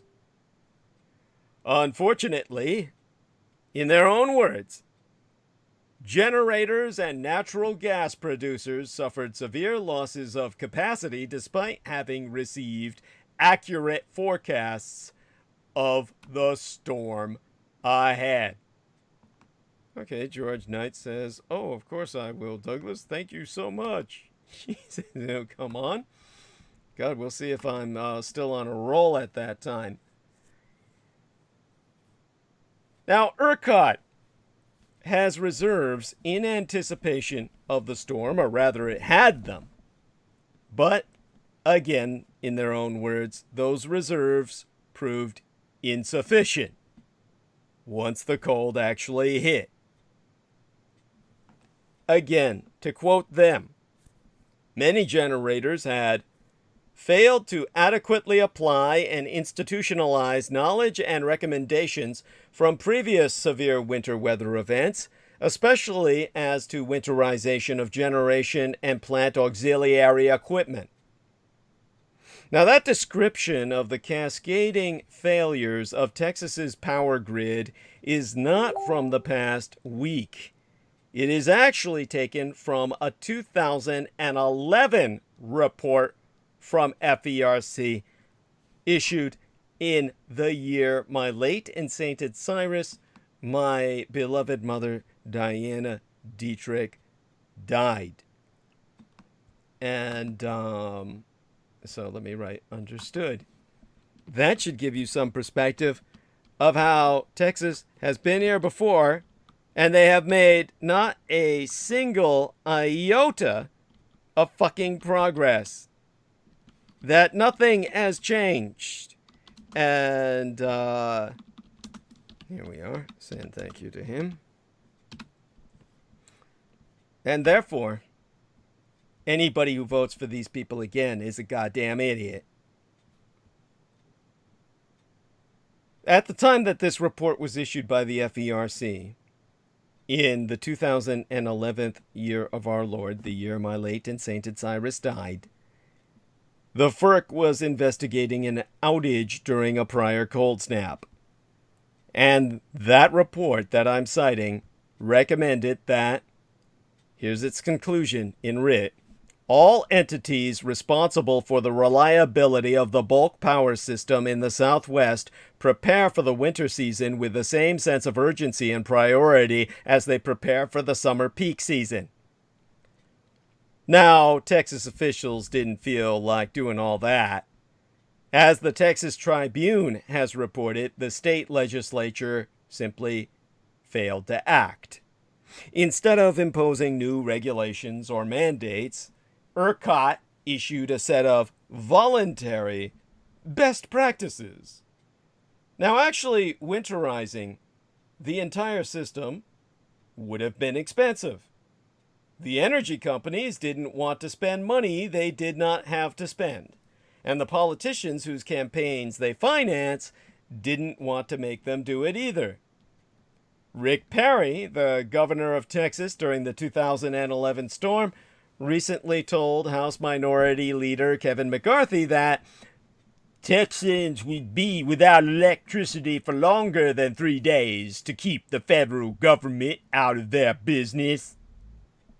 Now, it's possible that the freezing cold and rolling blackouts in 2011 didn't make more of an impact on Perry because he was in my golden state of California at the time for an event honoring Ronald Reagan, setting himself up for a failed 2012 Republican Party primary run for president.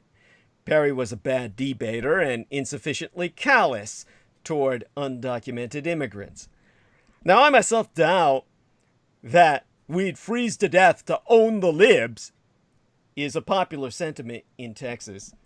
But if you're outside their state, drawing that impression is easy by listening to its Republican officials. As the journalist Brian Kahn so noted on Twitter, when California, my golden state, was struggling with much smaller blackouts late yesteryear, ambitious Texas Republicans were sneering at my state on social media. Texas Lieutenant Governor Dan Patrick said, "This is what happens when the Democrats are left in charge." And Texas Attorney General Ken Paxton announced, "California's politicians did this, not the heat." And United States Representative Dan Crenshaw joked, "Alexa, show me what happens when you let Democrats control energy policy." Oh, and of course, U.S. Senator Ted Cruz said that California is now unable to perform even basic functions of civilization, like having reliable electricity. Why, just yesterday, last week, Cruz jetted off to Cancun with his family, while his constituents were burning their children's toys for warmth. Texas politicians were so interested in my California's struggles yesteryear because California is an easy conservative shorthand for liberalism.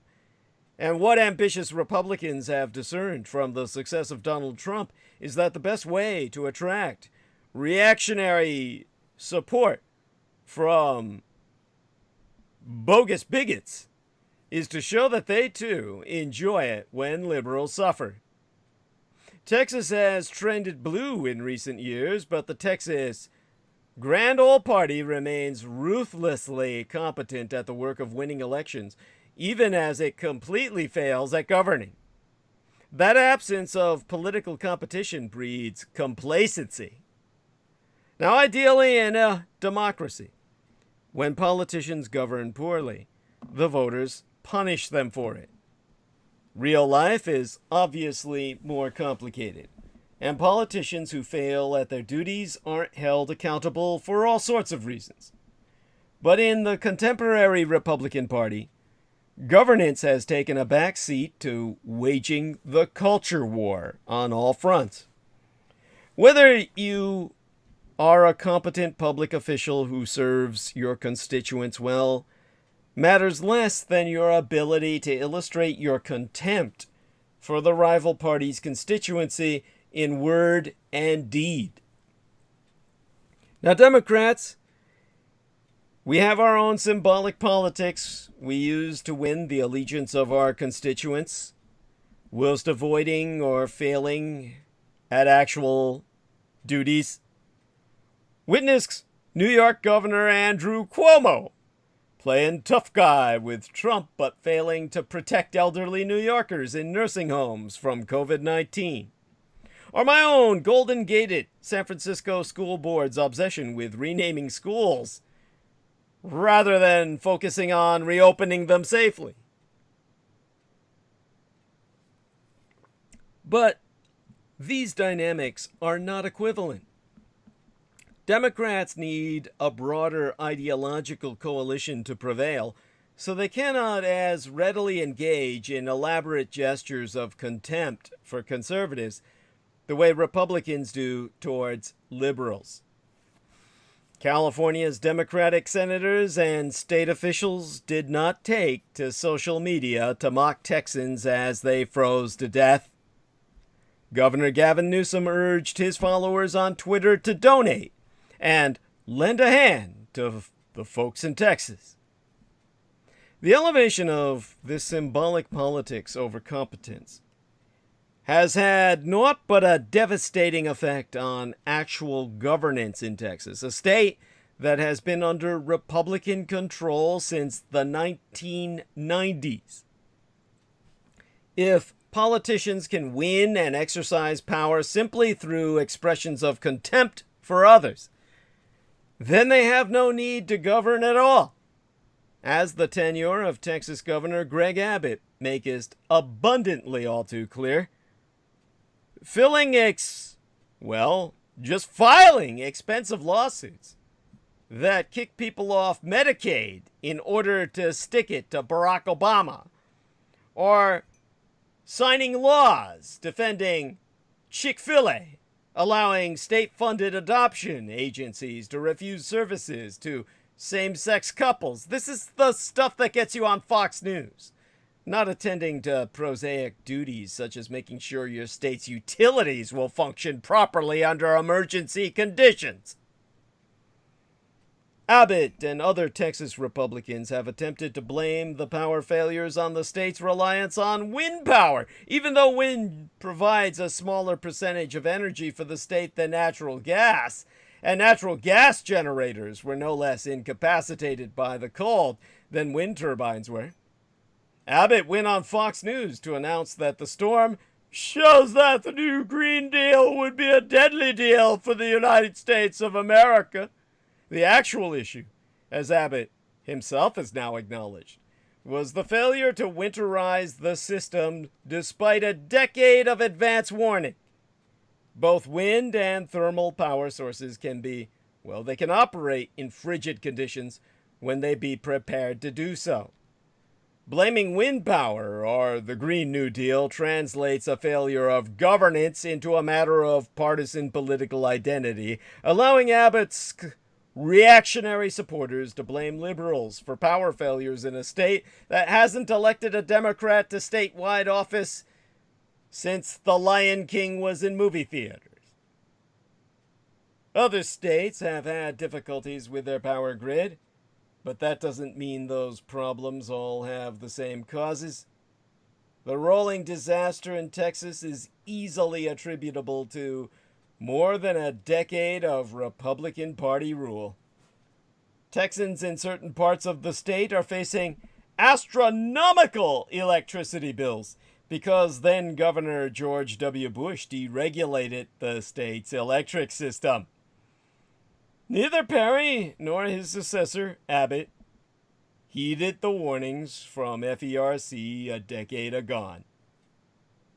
And now, of course, you've got the Texans literally paying the price, or at least being billed for it. Being a governor is different from being a federal legislator these days, in that the former still tends to understand that they have actual responsibilities besides posturing. To his credit, Abbott is now calling for the energy grid to be winterized and is meeting with Democrats in the state legislature to help Texans hit with thousands of dollars in electricity bills, saying the state has a responsibility to protect Texans from spikes in their energy bills that are a result of the severe winter weather and power outages. With the generous aid of the federal government, most naturally. No free market fundamentalists in freezing foxholes, I see. But if your party produced years of deregulation and misgovernance that led to a deadly disaster in your state, you might want to change the subject to wind power too. Waging the culture war didn't keep the lights on in Texas, but it might keep ambitious Republican failures in office. If politicians don't fear being punished for never doing their jobs, they simply will never do them again. Amid all this suffering, the Russo collaborationist Red Texas Republican Party fought a culture war. I mean, we all know by now that Ted Cruz went on vacation while Texas froze. Now, let me check a little bit here. Okay, that's interesting. Oh my God. Yes. So George Knight is getting he's getting shafted by the UFO cultists. Oh well, there you go. Well, we talked about Cancun cruise. Over the last week, since then, millions of Texans have suffered in the cold as workers tried to restore power amid freezing temperatures and icy conditions.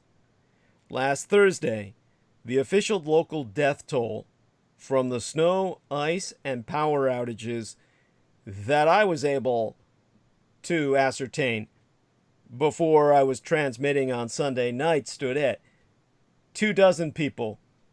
24, nigh a quarter of 100 people then. We know it's much more. Rather than stay behind and help coordinate aid and federal assistance, the state's junior senator went to Cancun before widespread outrage brought him back to the United States.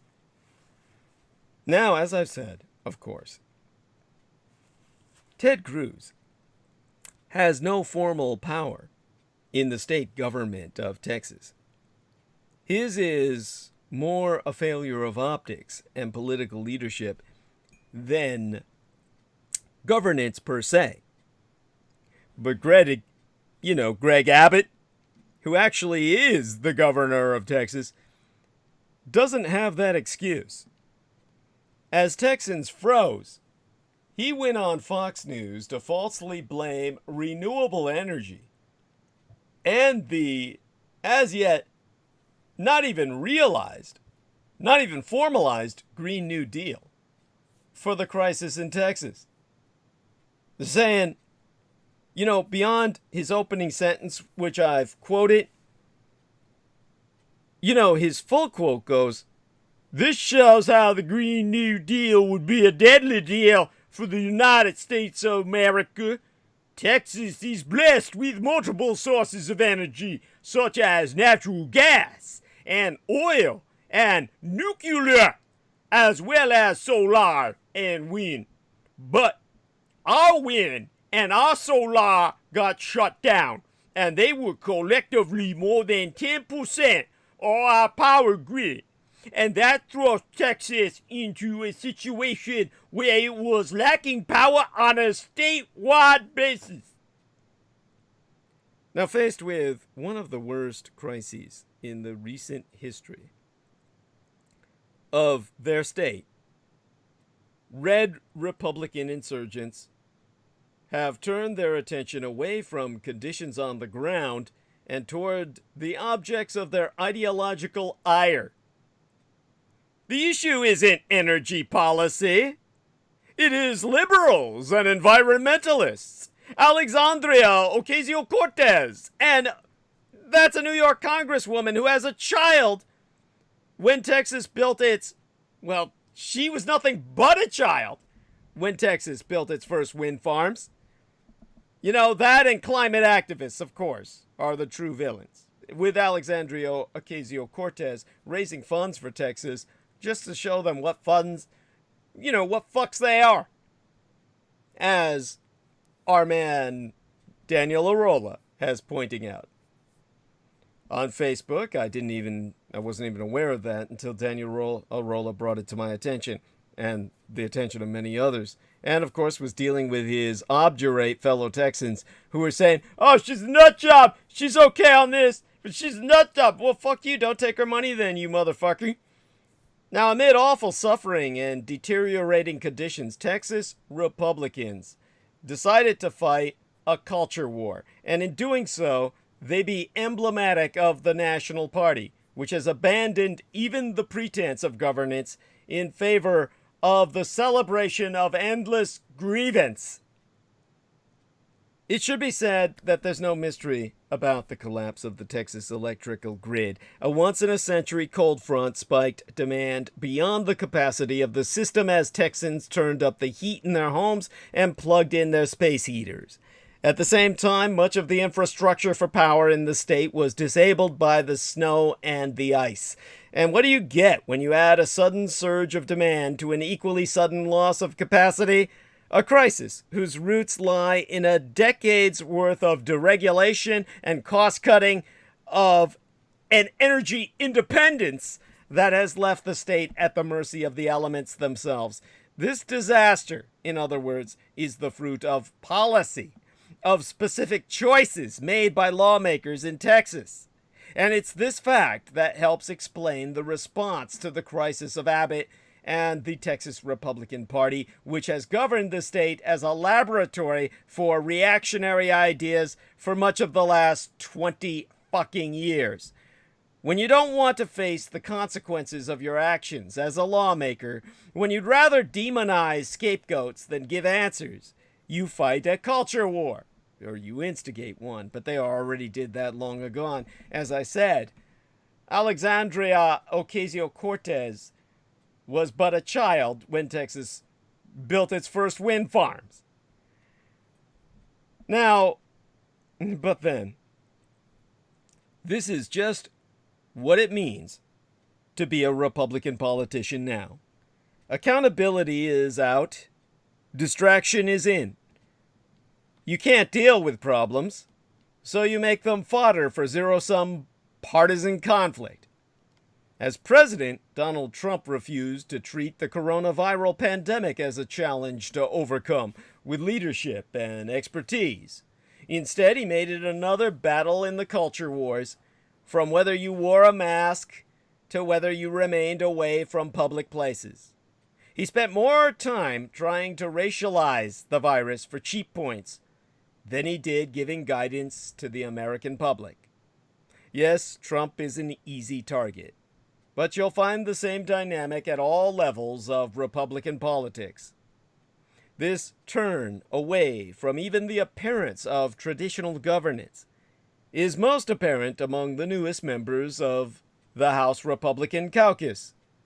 Representative Marjorie Taylor Greene of Georgia is a glorified social media influencer, obviously more concerned with making content for fans than bringing aid or assistance to her district. In his inaugural address, President Joe Biden urged unity. This wasn't a call for bipartisanship.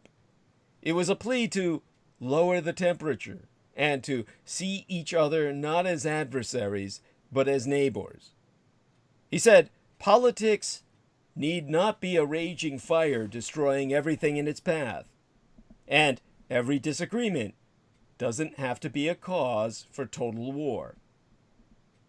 Biden's appeal stands in stark contrast with the reigning ethos of the Republican Party as it exists today.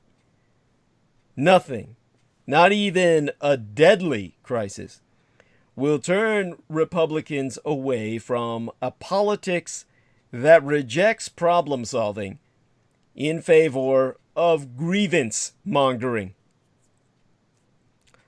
Our system has room for two major political parties.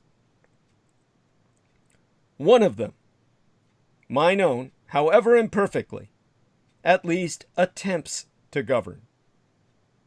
The other, the red Russo-collaborationist insurgency of the Republicans, has devoted its energy to entertainment.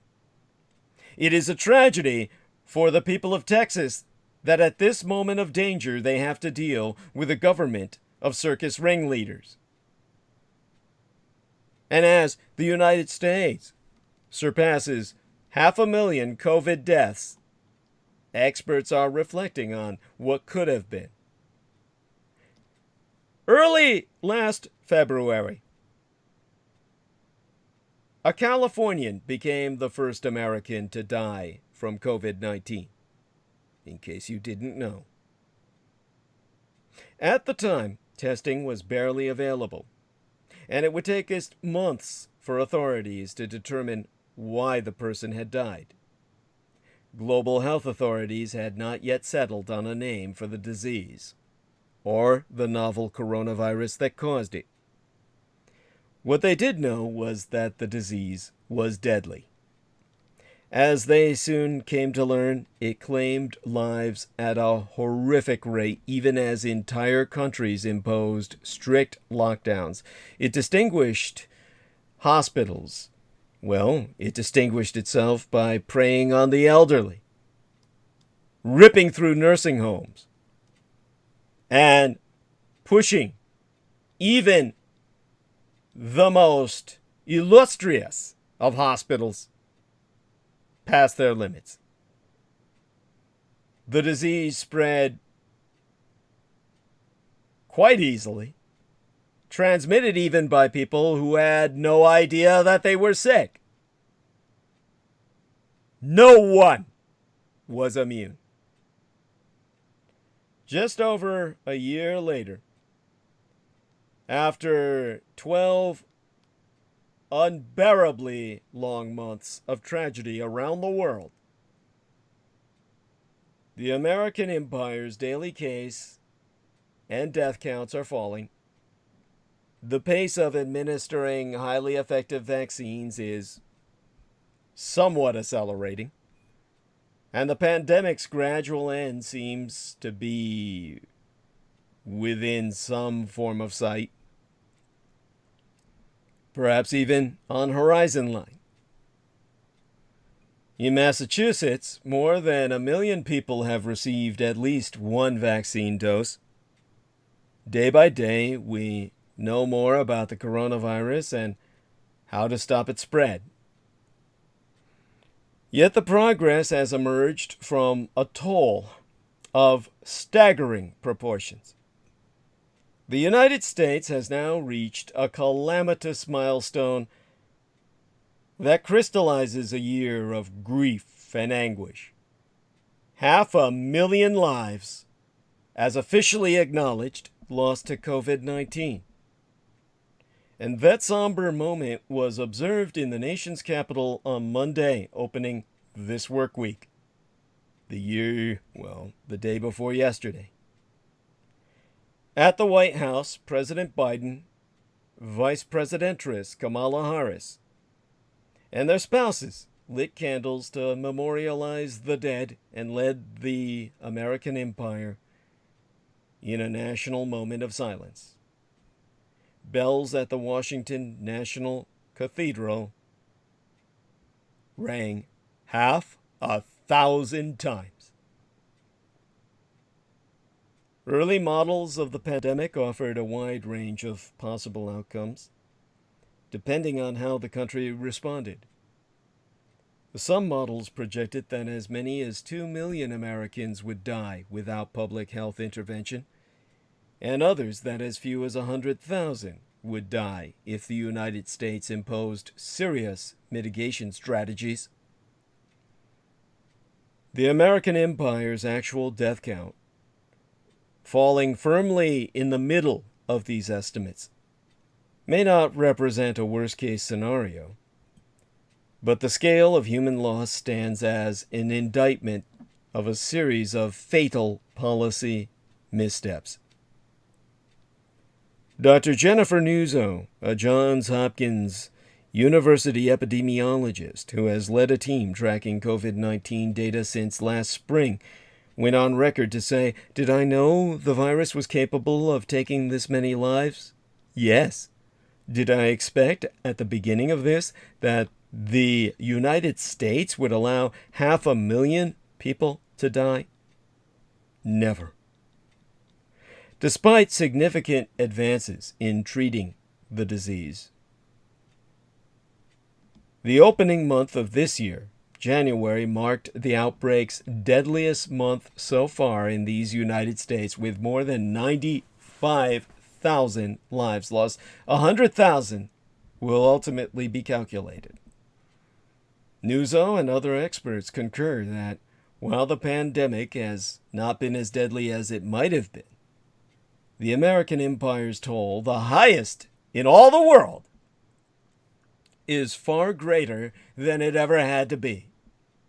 This level of devastation, equal to the entire population of a major city, was far from inevitable had it not been for Donald Trump.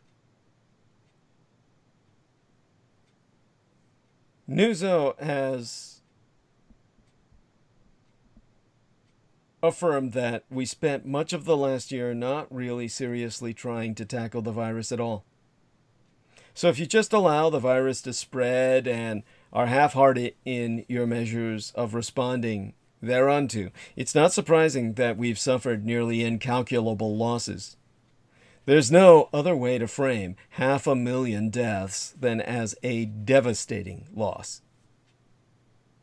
When experts sought to predict how deadly the pandemic might become, they relied on models that analyze a range of variables, including policy interventions, population-level behavior, and characteristics of the virus itself.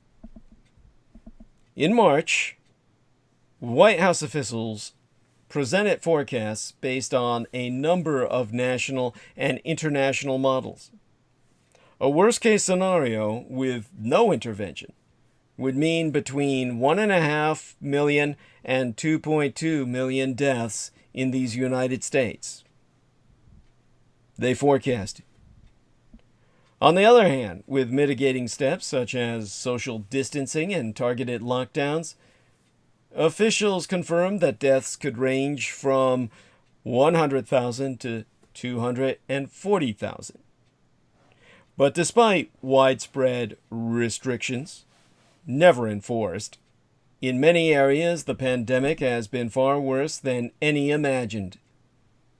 In Massachusetts, where officials once questioned a University of Washington prediction that 8,200 would die from COVID-19, more than 15,000 people have lost their lives. And the nation's outbreak, while currently slowing, is ongoing. And more than 1,000 Americans are still dying each and every day. That's down from highs of more than 4,000 a day in January. With Samuel Scarpino, a Northeastern University epidemiologist, observing that it's really tragic that this is not surprising. The risk that we would mismanage this, especially federally, was clear early last spring.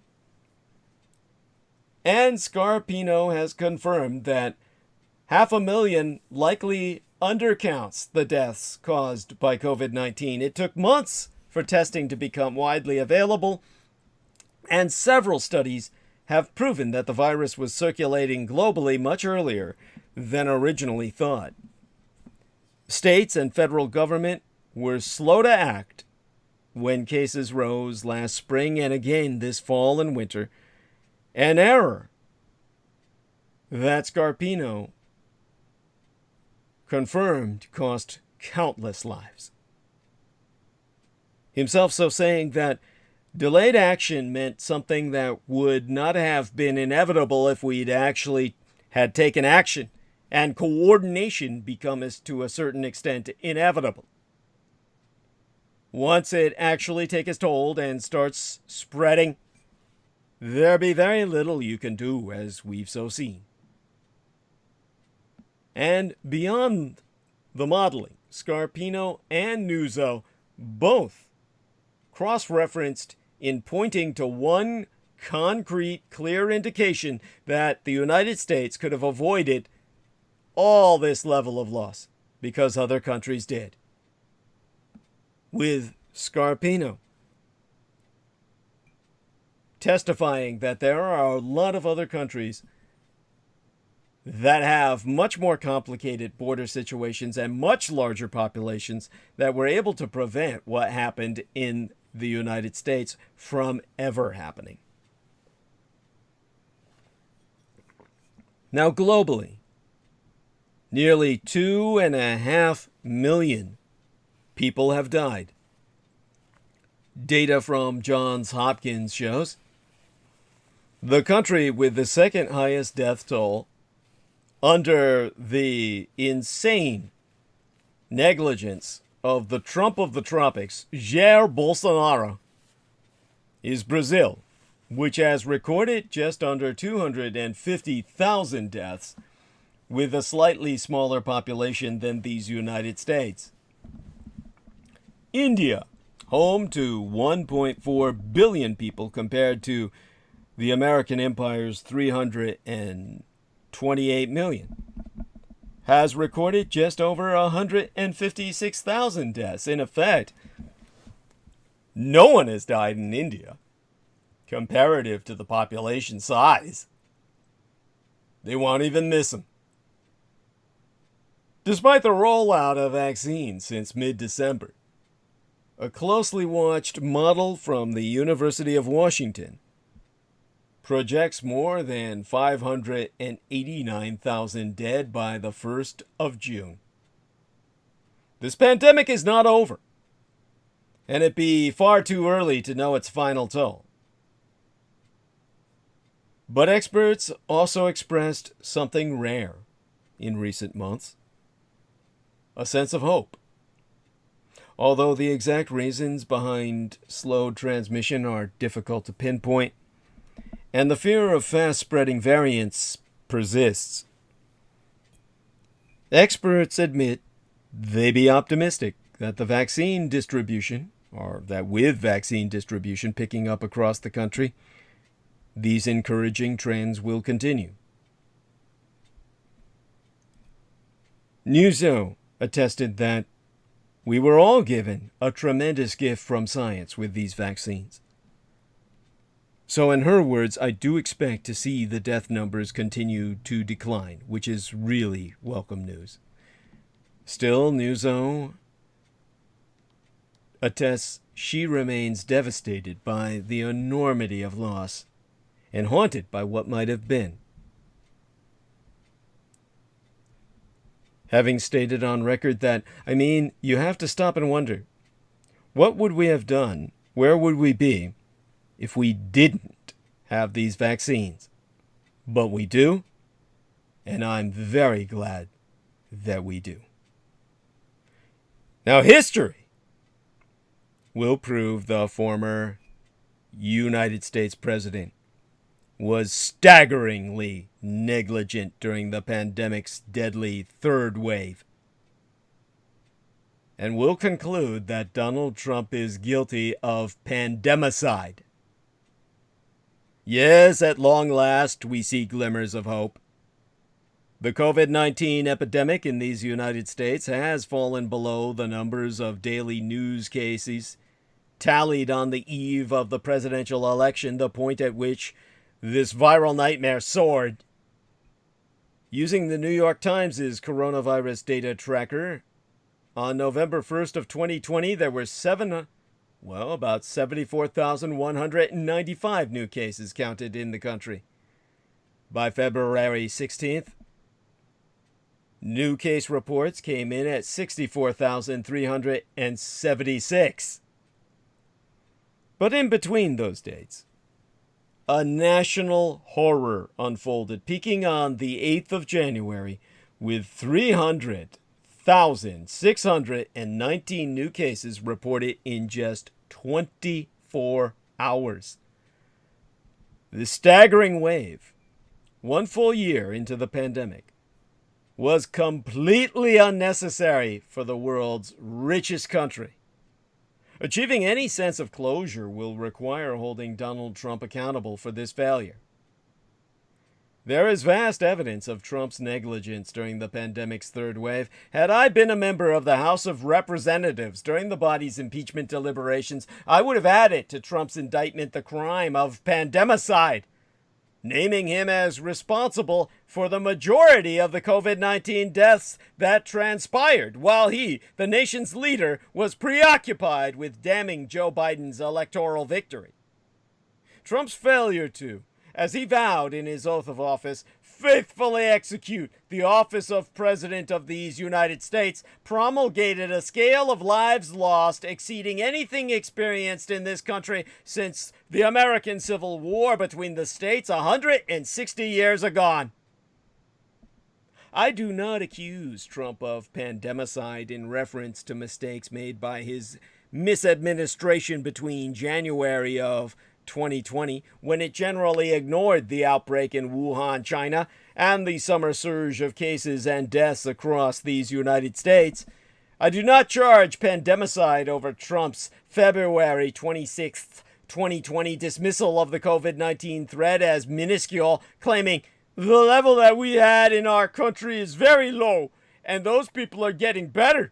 Or we think that in almost all cases they're better or getting. We have a total of 15. Nor do I charge pandemicide over his repeated insistence that COVID-19 cures were available in the forms of hydroxychloroquine, bleach, ultraviolet light, convalescent plasma therapy, the Regeneron cocktail, oleander extract, or simply warm weather. And though there is a striking evidence that the policies of the 4-year Trump administration vastly worsened life expectancy and mortality rates in these United States, contributing to 461,000 excess deaths in 2018 alone, completely separate from COVID-19. These are matters of callous, ill-considered policies and brutal budget cuts preceding the virus's arrival to American shores. Pandemicide is not the outcome of ill-advised, ignorant, or outright stupid budget actions and health messages. I do not even level the charge over Trump's denunciation of mask use and opposition to temporary business and school closures to halt the spread of SARS-CoV-2, encouraging people to liberate states that were implementing tough lockdown regulations. Rather, the path of pandemicide was paved in pursuit of the president's re-election and his relentless, all-consuming post-electoral campaign to refute his opponent's victory, claiming electoral fraud and even theft.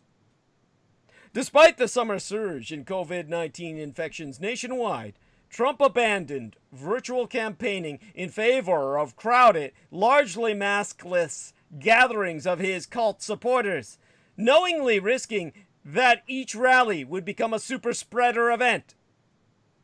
According to a study conducted by Stanford University in my own California, 18 campaign rallies held between June the 20th and September the 22nd of 2020 spawned in excess of 30,000 COVID-19 cases, likely leading to more than 700 deaths. During the same time period, half of Trump's campaign rallies were followed by COVID-19 surges in the counties in which they took place. While Biden's campaign rallies were largely virtual or held in parking areas with participants in their vehicles, Trump's tightly packed, completely mask-free throngs increased in both number and frequency, further spreading the virus and causing the U.S. government's top COVID-19 response expert, Anthony Fauci, to warn that the president was asking for trouble. Even after Trump and the First Lady both contracted COVID-19, compelling emergency treatment that included, in Trump's own case, hospitalization at Walter Reed National Military Medical Center and round-the-clock treatment from an army of physicians and nurses, the president refused to regularly ever don a mask.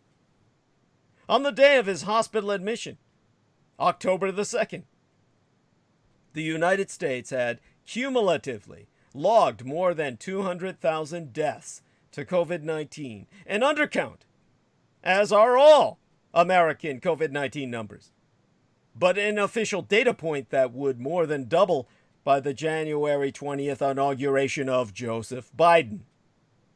According to a new Lancet Commission report compiled by an international team of August scientists and public health leaders, some 40% of America's COVID-19 death toll during the Trump administration was needless, meaning it could have been averted with available non-medical interventions.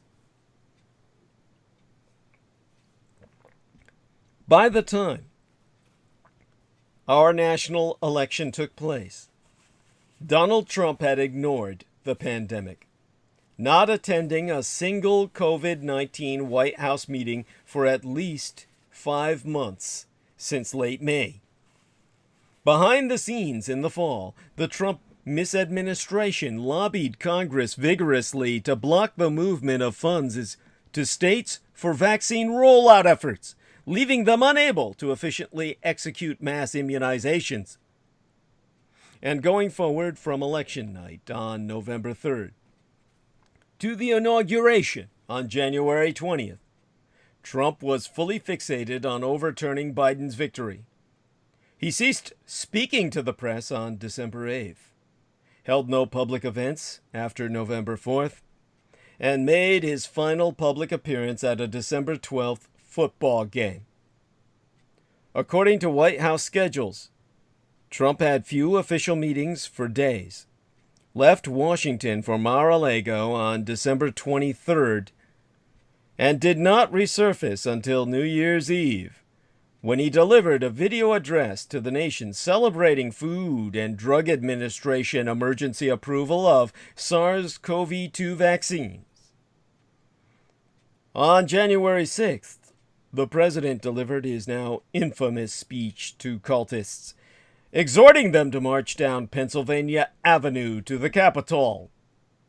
From January 7th until he moved out of the White House on the morning of January 20th, Trump made few public remarks, frustrated by his loss of access to social media. As his much-touted Operation Warp Speed sputtered, unable to speed any vaccines into the arms of any Americans, Trump was silent. And the White House became COVID-19 Central, with Chief of Staff Mark Meadows, 4 other White House staff, Secretary of Housing and Urban Affairs Ben Carson, and David Bossie, Trump's designated leader of efforts to challenge the election, all infected. In line with the president's mantra that COVID-19 wasn't all that serious. Don't let it take over your lives! None of these individuals regularly wore protective face masks in the White House or on the election counting trail. So, I level the charge of pandemicide against Donald Trump for his failure to say or do anything to halt the soaring burden of infection and death across these United States from Election Day to his departure from office. During a period when experts inside his own government warned that holiday travel and interactions over Thanksgiving, Christmas, and New Year's could lead to massive spread of this virus, and states clamored for aid to disseminate vaccines, Trump was mum. He ignored the pandemic on November 3rd, when 92,000 people were newly infected, bringing our nation's cumulative total to 9.4 million, and its death toll to 225,000 as officially acknowledged. He remained taciturn, as more than 1 million Americans per day over the 4-day Thanksgiving weekend flew on commercial planes, and millions more traveled by other means to visit families, despite stay-at-home pleas from the Centers for Disease Control and Prevention. By the 30th of November, more than 13.5 million Americans had tested positive for COVID-19, and 259,000 had died. As Christmas approached, public health leaders again pleaded for Americans to resist temptation, stay home, and avoid family gatherings. By December 22nd, 18 million Americans had acquired COVID-19, and 314,000 had died therefrom. But our president was silent. And again, millions of Americans traveled and celebrated with friends and families. As the new year neared, on December 31st, the total case count was almost 20 million, with 336,000 dead. And still, Trump was silent. As his insurrection mob gathered on Capitol Hill, the case tally topped 21 million, with 352,000 deaths. And by the time Trump boarded Marine Corps One for his final helicopter ride at taxpayer expense, en route to Mar-a-Lago, 24 million Americans had tested positive with SARS-CoV-2, killing nearly 400,000 of them.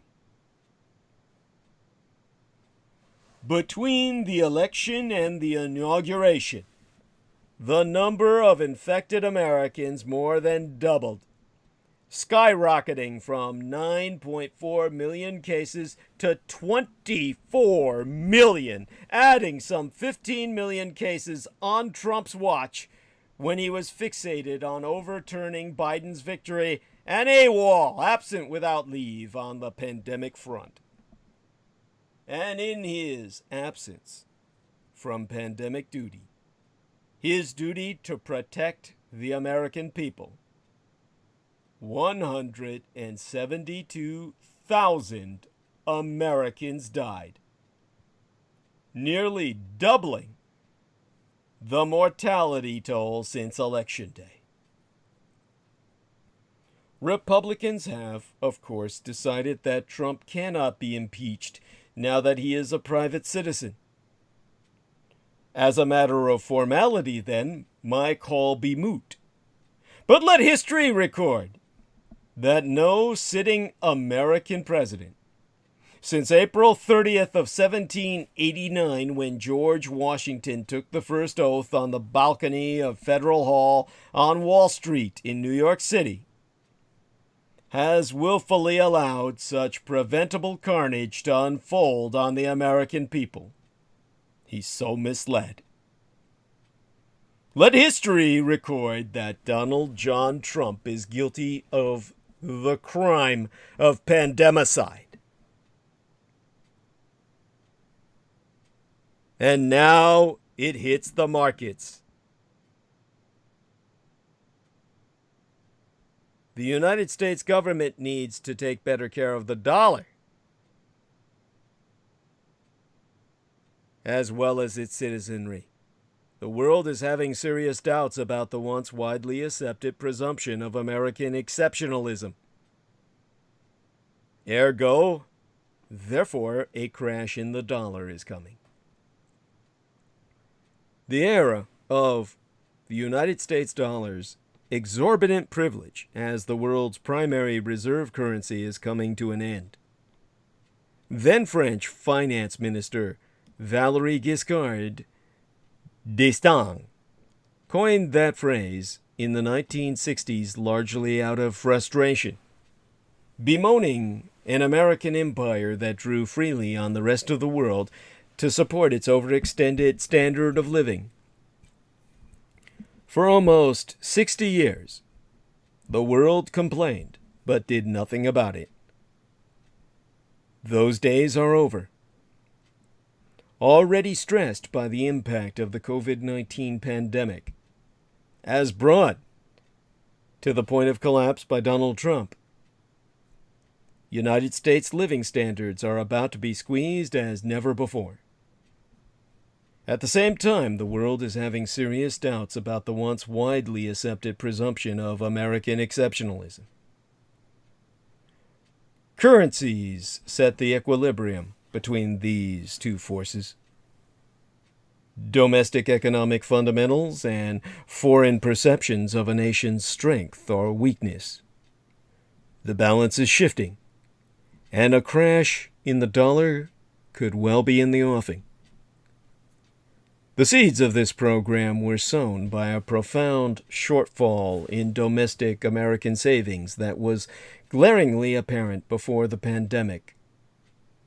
In the first quarter of 2020, net national saving, which includes depreciation-adjusted saving of households, businesses, and the government sector, fell to 1.4% of national income. This was the lowest reading since late 2011, the year my mother died, and 1/5 of the average of 7% from 1960 to 2005. Lacking in domestic saving and wanting to invest and grow, the United States has taken great advantage of the dollar's role as the world's primary reserve currency and drawn heavily on surplus savings from abroad to square the circle, but not without a price. In order to attract foreign capital, the American empire has run a deficit in its current account, which is the broadest measure of trade because it includes investment every year since 1982. COVID-19 and the economic crisis it has triggered is stretching this tension between saving and the current account to the breaking point. The culprit? Exploding government budget deficits. According to the bipartisan Congressional Budget Office, the federal budget deficit is likely to soar to a peacetime record of 17.9% of gross domestic product in 2020, before hopefully receding to 9.8% in 2021. A significant portion of the fiscal support has initially been saved by fear-driven, unemployed American workers. That tends to ameliorate some of the immediate pressures on overall national saving.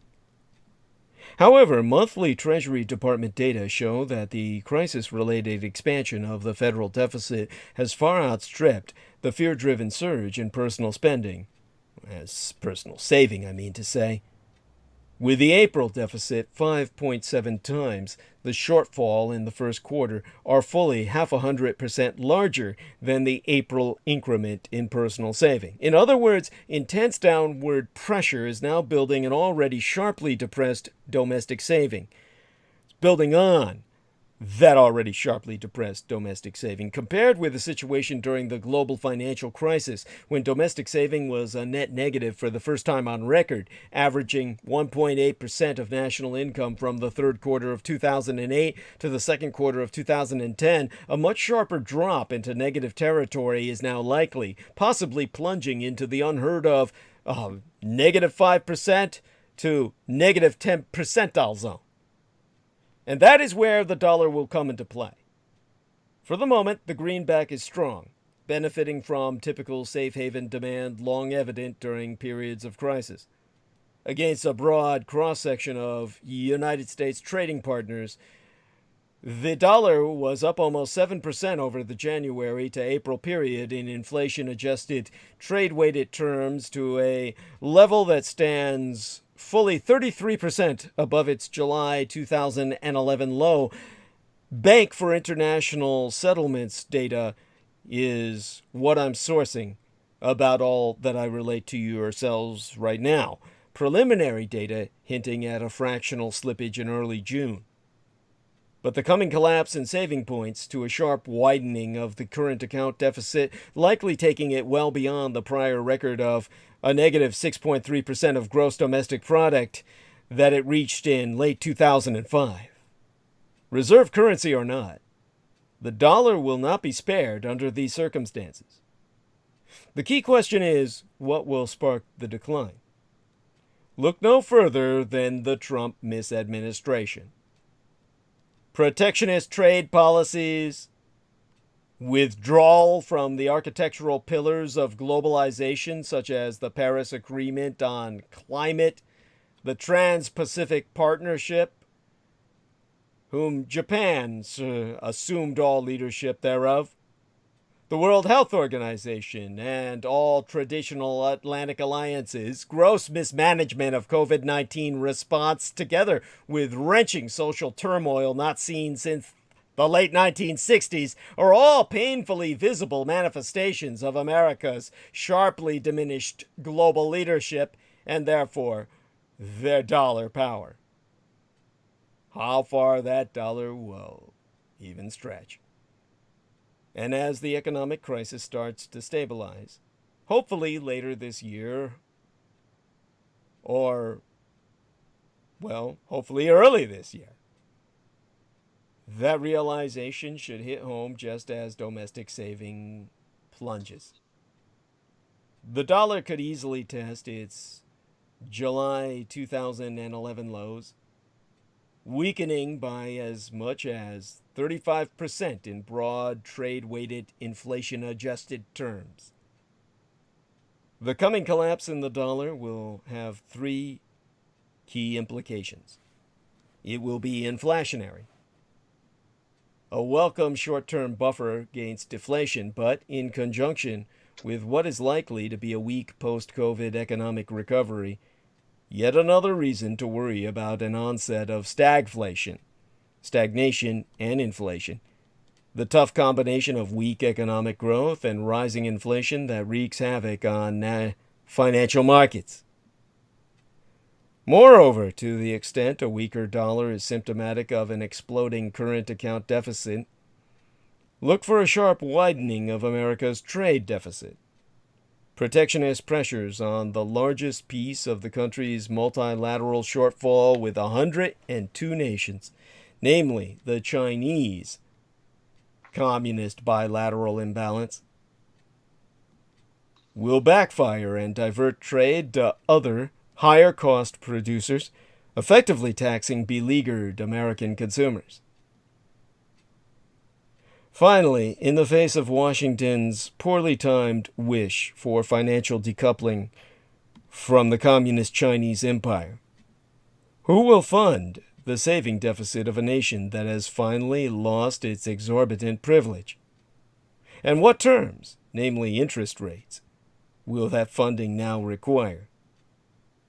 Like COVID-19 and racial turmoil, the fall of the almighty dollar will cast global economic leadership of a saving short American economy in a very harsh light. Exorbitant privilege needs to be earned, not taken for granted.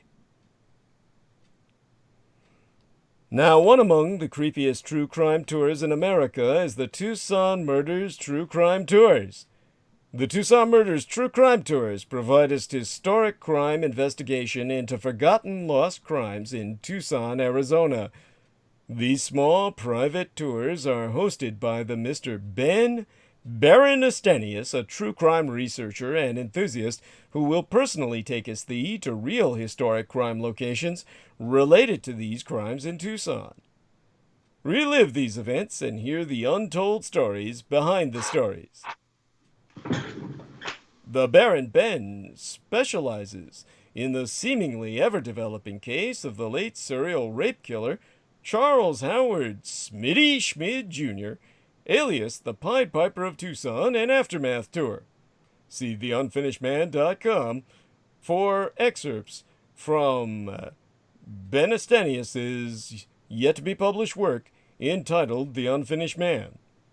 And, of course, see scenes from his cinematic documentaries at theunfinishedman.com.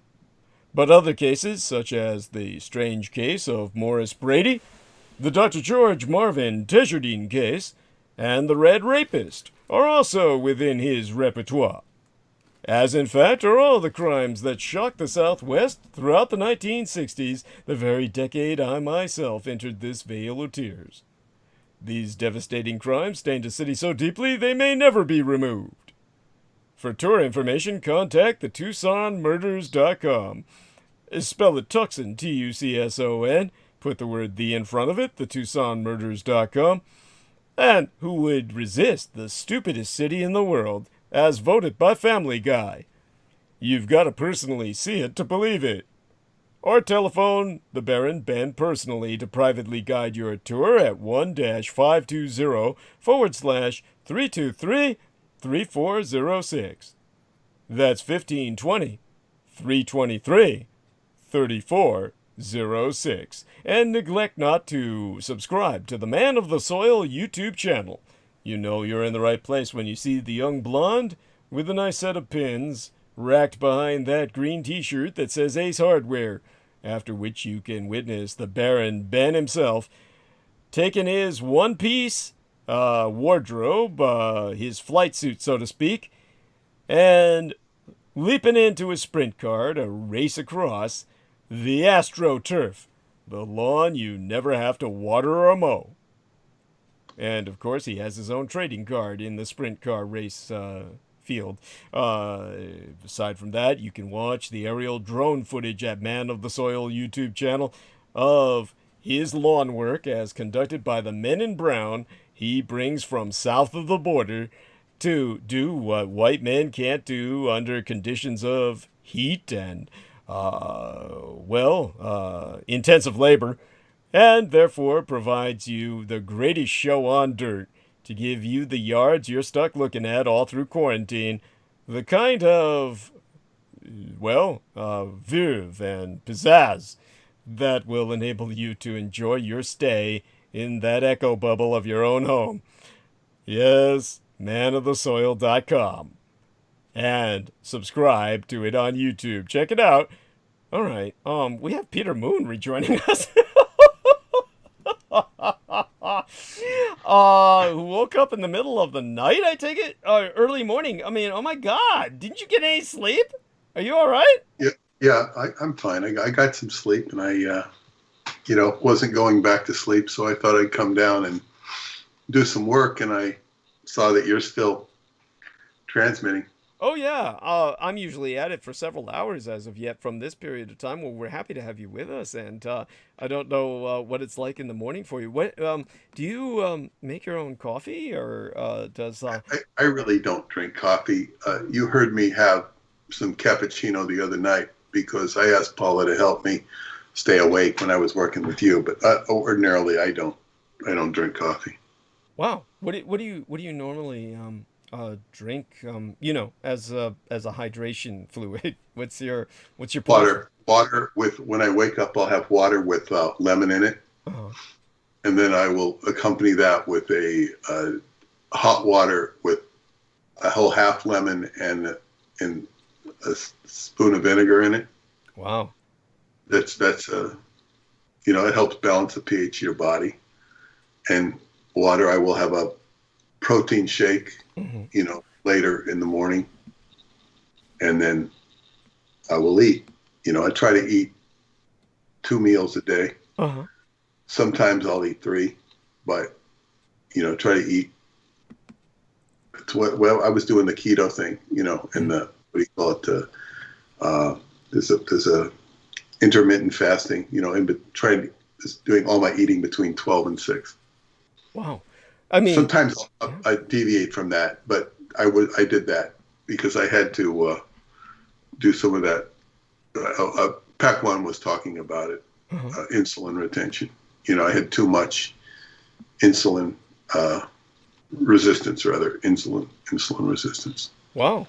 I mean, definitely glad to have you on with myself because I'm, it's just been, how would I say it, one of those nights when, of course, I'm left just kind of not really here.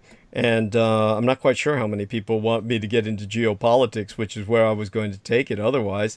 Of course, there's other things I wanted to talk about first, demographics and the like, but believe me, with yourself here, we can take it in a better... I don't know how much steam I have. Yeah, that's fine. It's just having you check in is a nice break.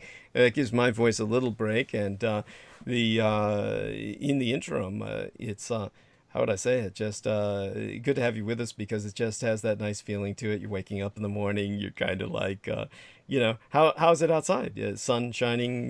Weather's good. What's it like?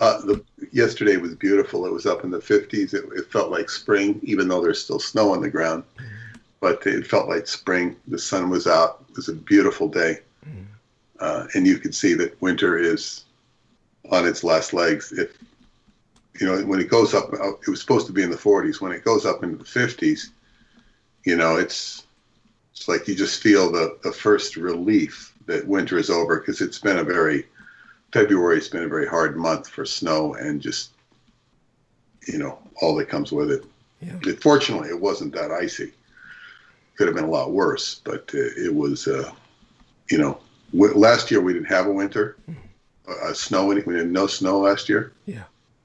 And we had a big snow in, a couple of big snows here. So wow. It looks like that's done. Okay. When you don't get hit with winter hard in January, February, it usually comes really hard in March. But, we had a hard February, so I don't think we'll have a hard March. Right. So definitely that's appreciated. And, George Knight was saying he might come on with us too. And, that would be nice. He was talking about how he's no longer allowed on a lot of these UFO boards, probably because what he was saying was reflective, of course, of what, has set a lot of people off. I think that what's interesting is for years, of course, people have been connecting Nazism and ufology by saying that there is basically a kind of Reich's connection with a breakaway civilization. Somehow bringing the Japanese in sets people off. That it really gets them upset, and it seems to threaten so much more of the foundations of whatever it is that they find comforting in ufology. Very bizarre. And that's something we could address. Yeah. And the first thing I would recommend to George, though, is don't go posting on other people. It's like you're walking into a Republican coffee klatch and talking about Democrats, or vice versa. Yeah. It's just you're upsetting their domestic tranquility. Yeah. No matter how falsely based it might be. And it's what will be most effective is when, and I'm sure he will post, when your book comes out, we post it, just post it in its own sites. And then, you might sneak in a post of the ad to other places, or, and then it directs people. Rather, you don't want to engage people. You don't want to engage people, period, because it wastes your time. Yeah. You just make a statement, you promote it, and then let it go out. And maybe you can give a response or two if they're not too dense. And sometimes, part of the job of maintaining a Facebook is deleting trolls. Yeah. And they view him as a troll. In a sense, he is, because he's sitting under the bridge, ready to take fire at him. Right.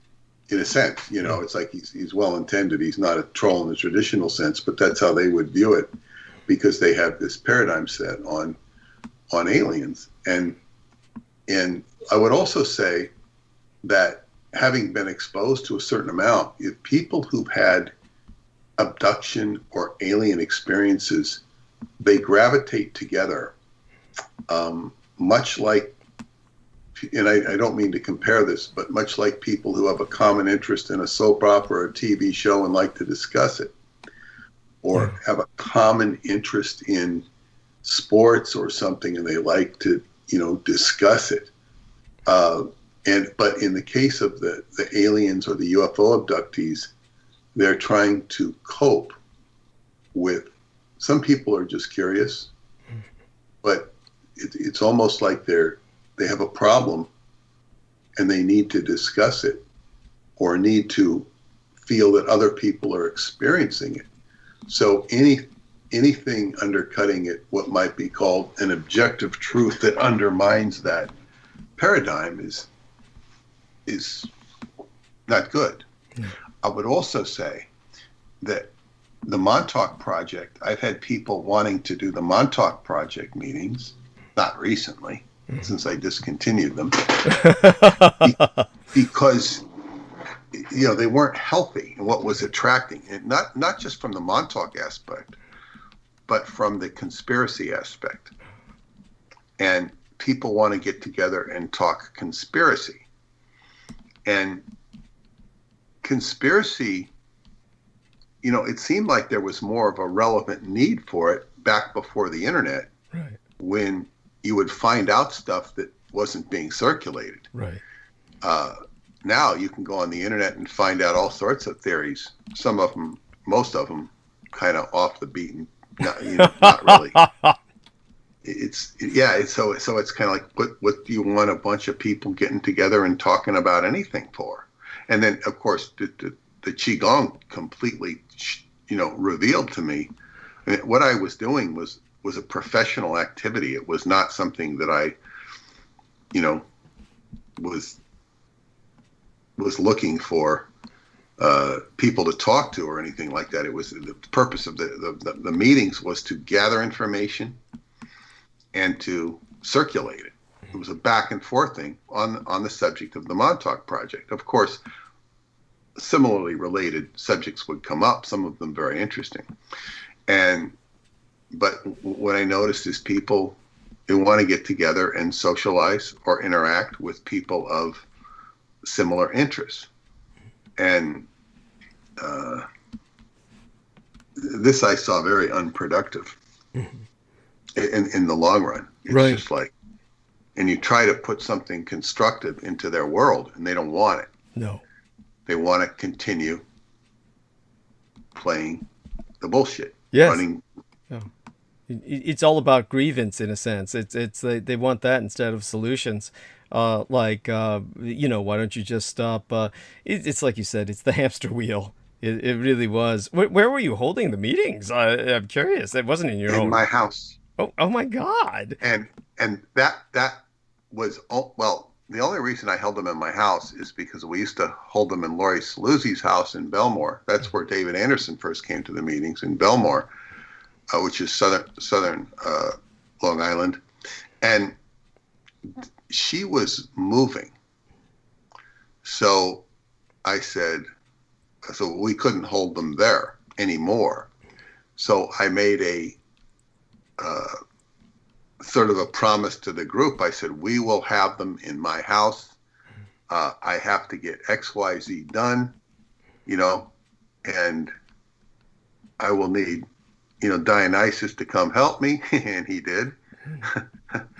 Dionysus, I had to complete a shed in the backyard before winter. Mm-hmm. And I was doing had to complete my kitchen, right, which I did. And the downstairs kitchen. Otherwise, and I had to get rid of all the book storage, right, that was in my living room, which God. I did. That's what the shed was for. So I cleaned out the living room. It was not finished, but it was like it was a big space, huge. So I had the meetings in here, and that went on from 2004 Christmas until, what was it? Only 3 years. Uh-huh. 2007, 2008, then I discontinued them. I'd also have parties on July 4th and Christmas party. Wow. And so I did that for about 3 years. Yeah. And at one point where, and I, of course, I met some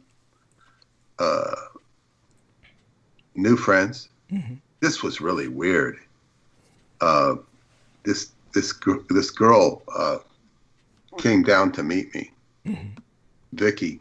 She became a very good friend of mine, and she still is, although we haven't spoken. We don't speak anymore, but we used to, were like really into each other's lives. And she came down to meet me because somehow she got the idea that it was some unfounded rumor about my sexual prowess. It was an unfounded rumor by a person that worked for her as a domestic who was supposed to have a baby. And it was like I was being chosen to be the father. Weird. It was this weird agenda for me to be the father of this woman's baby. It had to do with an alien baby or something. Wow. And I mean, I'm not going to go into all the circumstances involved. And I met this woman. She was Finnish. And it was like we were meeting and we were supposed to have a,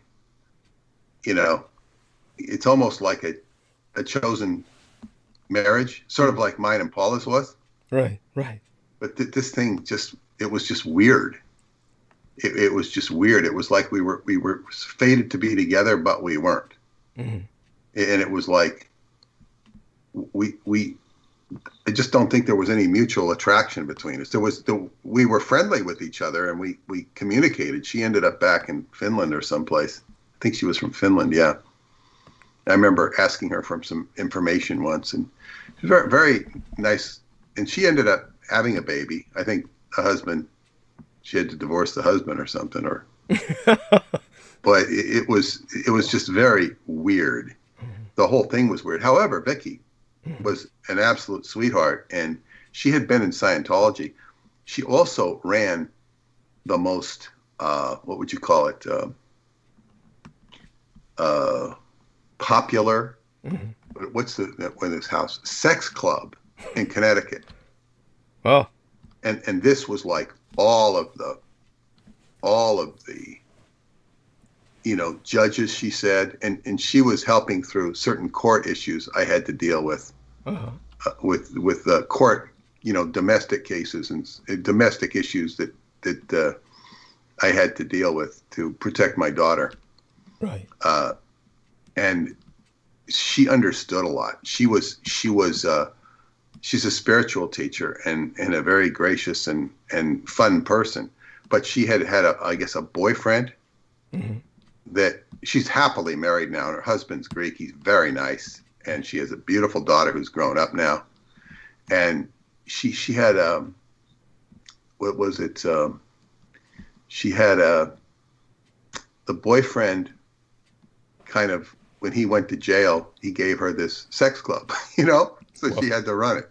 Jesus. And I guess she did it very... I mean, she could have just abandoned it, or why did she feel obligated? I think she eventually did. I think she eventually, I don't know. It was a lot of weird stuff. And she had, we both she had been in Scientology, not anywhere deep as I had. So she had some sorting out of her life to do. She had a lot of people who were like clinging on to her and hanging on to her that were, not good. And I had to kind of point this out to her.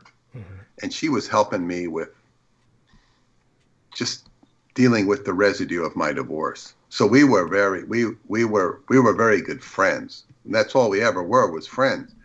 And she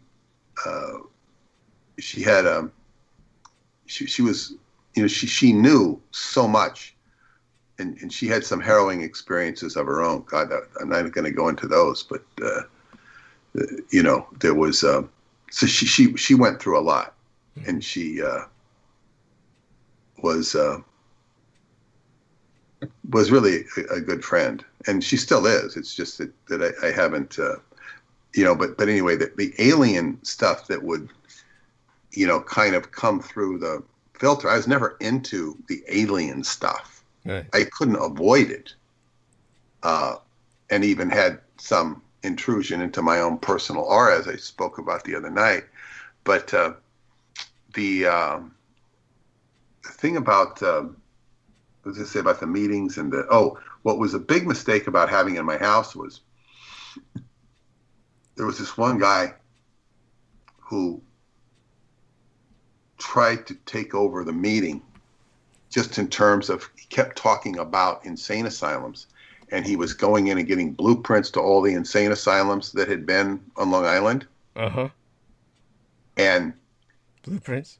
It was a demonic energy that he was bringing in. Now, some of it was serviceable in terms of being informed, but he wanted to keep going on. All he wanted to talk about were insane asylums. Jesus. And was there any? I mean, obviously, it's a form of insanity in and of itself, but there was no reason why, or any reason why. Well, there was a history and a residue that was, but it was like he was too much on the beaten path, and really, the forum was not to talk about insane asylums. At that point, I was talking about the Montauk Indians and the pharaohs. And I saw I think at least a couple times I had the Montauk medicine man come over, and it wasn't easy to get his presence, and so I was riding on a whole new form of energy, which had to do with my connection with the Montauk medicine man, and he was the one who introduced me to Qigong. So this was a great blossoming for me of my own work in my life, and this guy was just taking it down. And I knew him. I didn't dislike him or anything, but he just was on this rant. And Vicky pointed out, and I got sick, and Vicky pointed out to me, because she was there, and she said, "This guy attacked you." She says, "You got a spirit," and I'm not that attackable. Right. But in other words, his demonic spirit that was egging him on for the insane asylums, it apparently got me sick. And once she pointed that out, I recovered quickly. Yeah. And I said, this was, I don't know, that was not, I don't know if that was the last straw, but the last straw, well, what I did is I actually moved. I said, I'm not going to do this in my house anymore. So I moved it to another friend's house.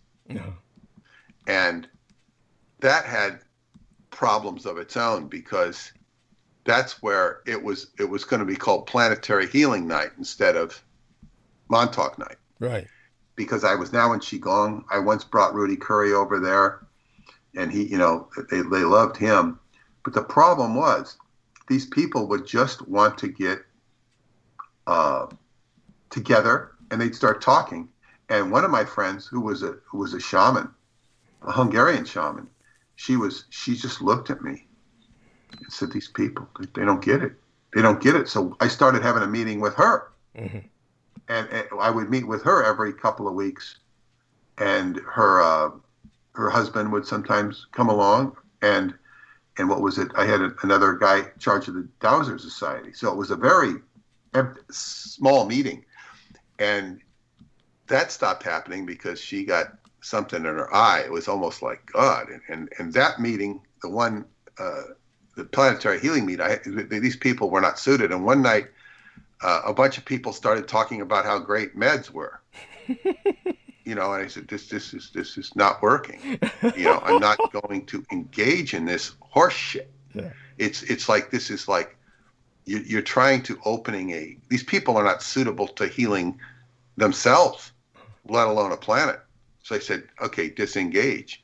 And that was the end of that. Yeah. Because you don't need to be around people who are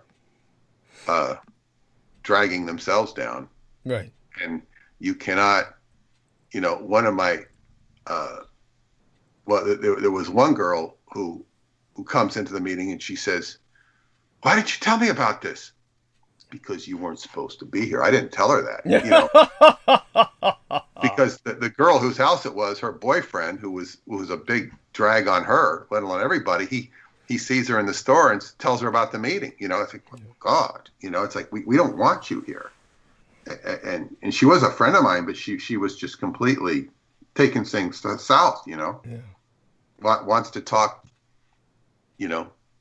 conspiracy. Right. And it's just like, we don't need this. will not heal herself. You can't, you can lead a horse to water. So you don't want to be with people that are fighting you.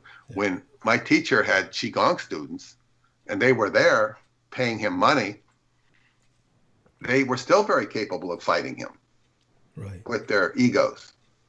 And I'm not talking about fighting him physically. I'm saying fighting his teaching. Right. By just not doing it. A passive resistance, yes. And you wonder why. Or doing the absolute wrong thing. Was one of my favorites, and I really love this guy. He was some guy from the Bronx, and he'd come down, and he had, I guess we're supposed to take a bath 3 times a week of hot water with I better say it right here, hot water with hydrogen peroxide, a cup of hydrogen peroxide and a cup of kosher salt. And the reason that is to leach the lactic acid out of your muscles and out of your body. You want to take the lactic acid out, and it's very, very good for you. It makes you come, your body healthy. Yeah. It gets the toxicity out of the body. Yeah, that lactic acid is what leads to all those aches and pains in the muscle. Yeah, go on.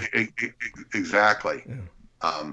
I haven't done it. I've been a little afraid, not because of that, but because the last time I did it, my back seized up so bad. It was when I was going through the back stuff that I said, God, I'm not going to dare it. I just seized up because of the positioning. I should be fine now, and I should go back into it. I don't have aches and pains, fortunately.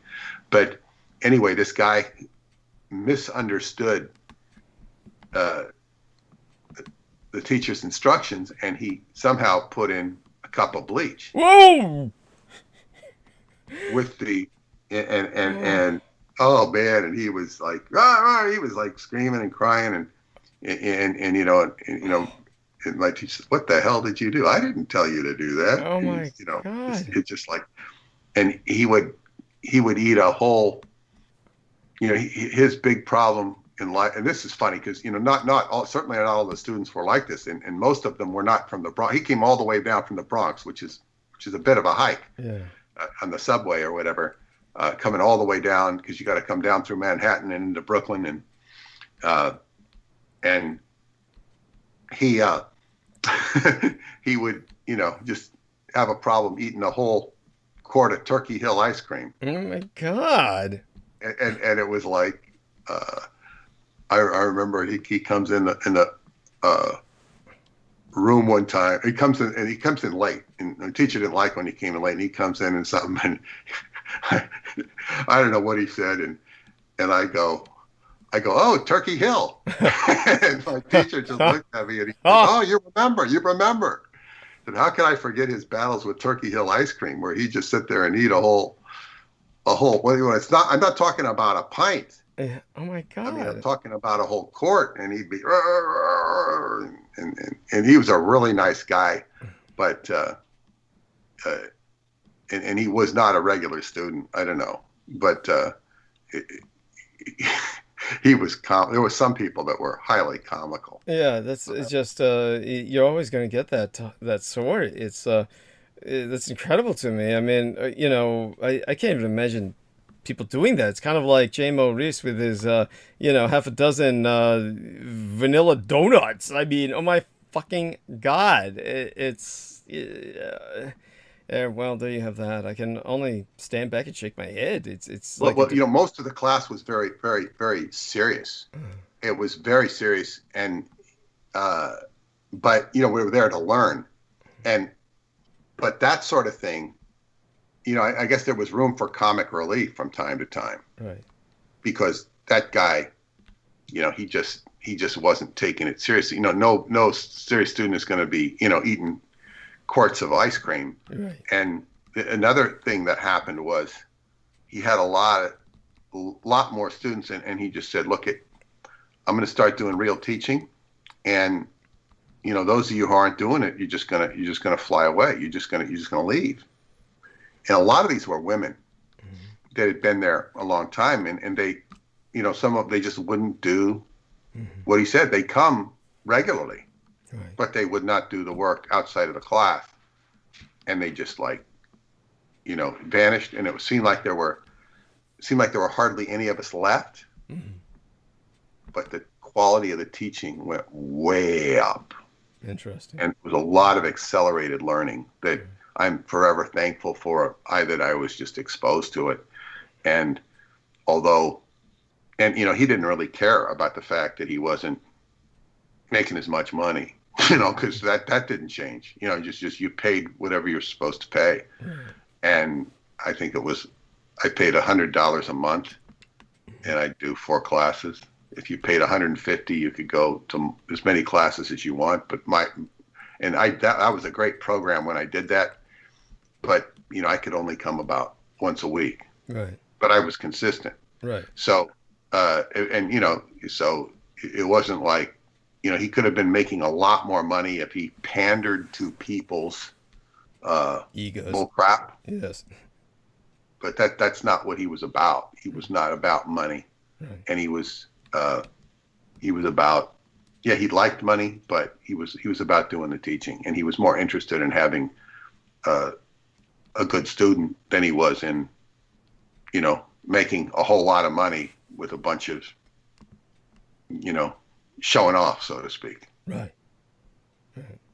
So anyway, that's that's where I had the meetings. No more in the house. Thank God. I mean, well, you don't need that shit with Paula. Served a purpose. It served a purpose, and we had a lot of fun. We did have a lot of fun, and we had some really nice parties. But so be it. Yes. Yeah, I mean, but I'm glad you can share that. It's fascinating, and as you said, there was a lot to be learned originally, but like you said, you found out most people are just interested in talking. They really just want to talk. They're not there to find any solutions or get anything done, work done on themselves. Which brings us back to your stuff and the Japanese stuff into the UFO rooms. Yes.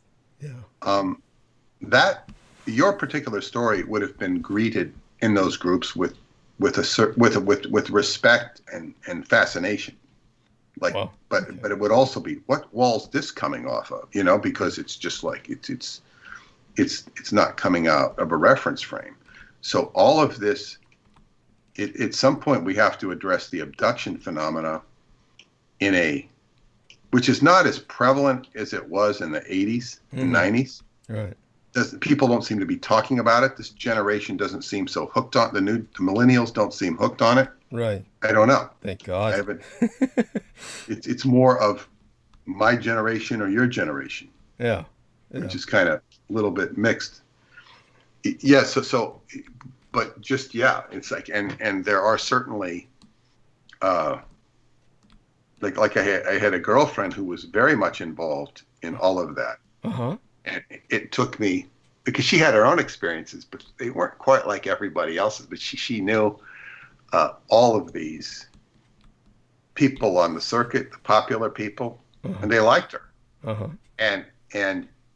But as they say, after about 10 years of talking to me, she said, I realize it's all crap. Good for her. It's what was I going to say about this in terms of here's something interesting. I've told you before about my medical cosmetologist, who had some years with she's had some UFO experiences which she described, but I never really thought of her as like a UFO cultist. And I noticed she put up a post on her Facebook page that was from Ashtar Command, which it was Ashtar GC. Says something about like evolve on Earth or something like that, and it was like Ashtar, and it was like I don't know how familiar you are with Ashtar Command, but that is like that's old. I mean, it's George Van Tassel shit, and because she's older. I mean, she's like I mean, she's born in like the probably around early 1950s.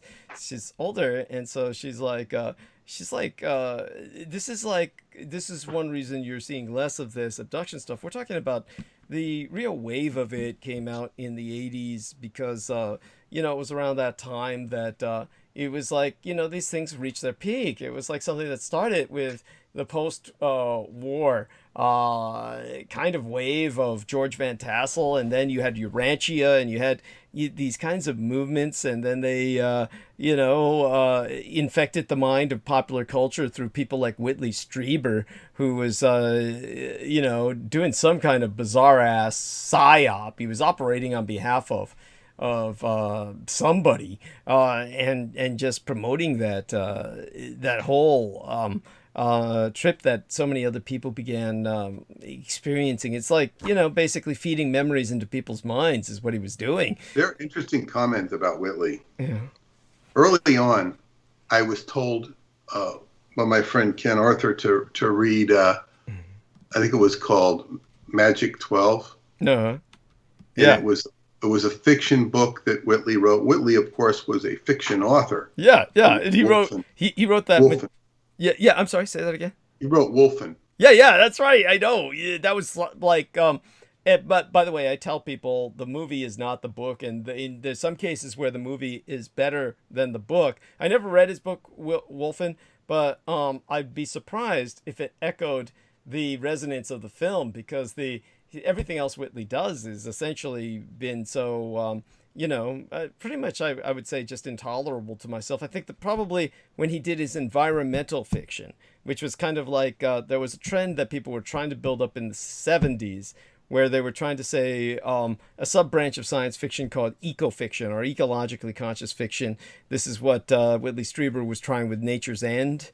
And it was very much a different world that Whitley was seeing developing. He's not very prescient about the geopolitics. So in terms of Nature's End, and there was another book similar to that, he was trying to write of nuclear war, and he was trying to write of environmental collapse. And the best part I can say about that, though, was he at least had in Nature's End kind of like a drought and a lot of American collapse because of famine and whatnot, just the inability to really take advantage of our lands in North America anymore because of changing environment. And then he basically portrayed the Japanese as basically kind of a benevolent occupation force coming over from across the Pacific in these giant like Mitsubishi kind of armored vehicles to kind of provide some relief and try and organize civilization or reorganize it. So of course I found that enjoyable. I thought, I liked that, but it was most of what Whitley does is otherwise just kind of like, it's what it is. It doesn't, you can't go much with it. So with the Majestic 12, it was simply a play on his other kind of communion sort of things, but he was Roswellizing it, trying to put it into... Well, this was the thing about the book. Yeah. The first part of the book, now, I don't know anything more about Roswell than anybody else. It's not something I'm, jumping on. Mm-hmm. It's just something everybody's heard about. And I start reading his book, and this was written some time earlier, and it sets out a great detective story. Mm-hmm. He talks about all the remnants of the crash. He sets up an excellent, it's an excellent setup. Mm-hmm. And then the whole book turns to utter crap. I don't even remember what's in it. It's just horrible. It's like he set up this excellent, like, okay, here's the crash. Here's the secrecy, here's the cover-up, and, you're waiting for the great big alien revelation or some kind of revelation, and the book just goes to utter crap. And I said, how could anybody do this? I could have written a better, finish. I don't know if I could have done the setup as good, but then I could have made up a story that would have been better than he did. It was just utter crap. So how did he do this? I mean, he was, and I think really what the biggest problem I had with him was when he was on TV on some show, and they had him being interviewed, or he was talking. I think they recreated the interview, and he was talking about. They were showing him this video of an alien being tortured. Yes. By the. Yeah. And he's like going into tears, and he's saying, "This alien, this great ability to learn of this, learn all this knowledge, and they're torturing him." And I really got the impression that he was really emotionally hurt by this, and it was really affecting his. Like it wasn't like he was acting. And I said, "How can you be so emotionally compromised to be crying over an incident you don't even know if it's true?" Right. I mean, it doesn't even look real. It's this poorly done kind of grainy beating of an alien, quote unquote. And I hate even using that term. Basically, an Asian caricature is what they're beating. Well, I didn't even think of that aspect. That was indicative of the Asians they did torture. Yes. And maybe he should have been crying about that, but he was. Thank you. But it was just. I mean, how can you be so devoid of I guess what you would call not only an emotional IQ, but a mental IQ. Right. Yes. Thank you. And actually, it's interesting because I myself have wanted to argue that one of the things that we actually need to do is become more emotionally aware. I think that many people are emotionally just very stunted, and that they really have no sense of a kind of empathy, that people are really emotionally retarded. But at the same time, when you see something like that, it's because he was triggered by his fucking programming. I mean, the guy's obviously, he's some kind of programmed mind control victim that, goes out there and echoes, on behalf of an agenda. He was a propagandist for the whole alien campaign. And as an alienist, he basically feels far more affinity with the aliens than he does with people. No question about it. Yeah. and the aliens, of course, are basically a product of his programming. But, you can understand why someone would feel for the aliens, because they're like these, like, you're projecting onto them some form of innocence and advancement or something bizarre. Whatever. Well, and then the evil of humanity. Humans are being portrayed as the evil ones. Yeah. But there's something else about the pubs, because I'm in the publishing business. I find out things. Yeah. I don't even remember how I found these out. It's been so long ago. But, because you talk to people in the industry, you hear stories, but this is his book, Communion, which was a bestseller. I think I was given the book, a signed copy of the book by my girlfriend. I didn't want it. I have it somewhere, I think, but I never read it. It was of no interest to me, or maybe it was a later book, but Communion was a book that he gave to his publishers, and they went apeshit over it, not in a good way, because they didn't know, they couldn't, it wasn't, this was before the regular publishing world began to accept what was called New Age or UFO, right? Which they wrote along the backtails, the same coattails of the independent publishing venue that was which was sprouting forth in the late 80s and into the early 90s, and that's what I wrote into my business. But he was bucking into the regular publishing world, and they were having conniption fits over it. But somehow, I guess it was presented as a fiction book, even though it was a fiction book, and it was accepted.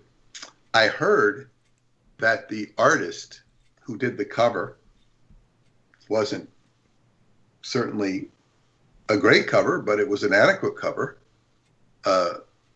Got a percentage deal and made about $300,000 and something on the book. Holy shit. I mean, the cover was just nothing but the fucking almond eyes, you know, half a fucking alien This face. is what I heard. 1% royalty he had on the book. Oh my God.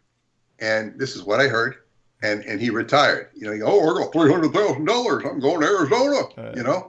Good luck living off that shit. Yeah, I guess maybe in that dump, yeah, you could. Well, that's the mindset of some people. Oh, I got a little bunch of money. I'm going to roll retire. You know, if that worked for him, I mean, if he was an artist, he could still, you know, do his art, whatever. He's not going to get payouts like that necessarily. Even the reputation of that's going to go nowhere. It's just the book that sold and the unique deal that he had. Right.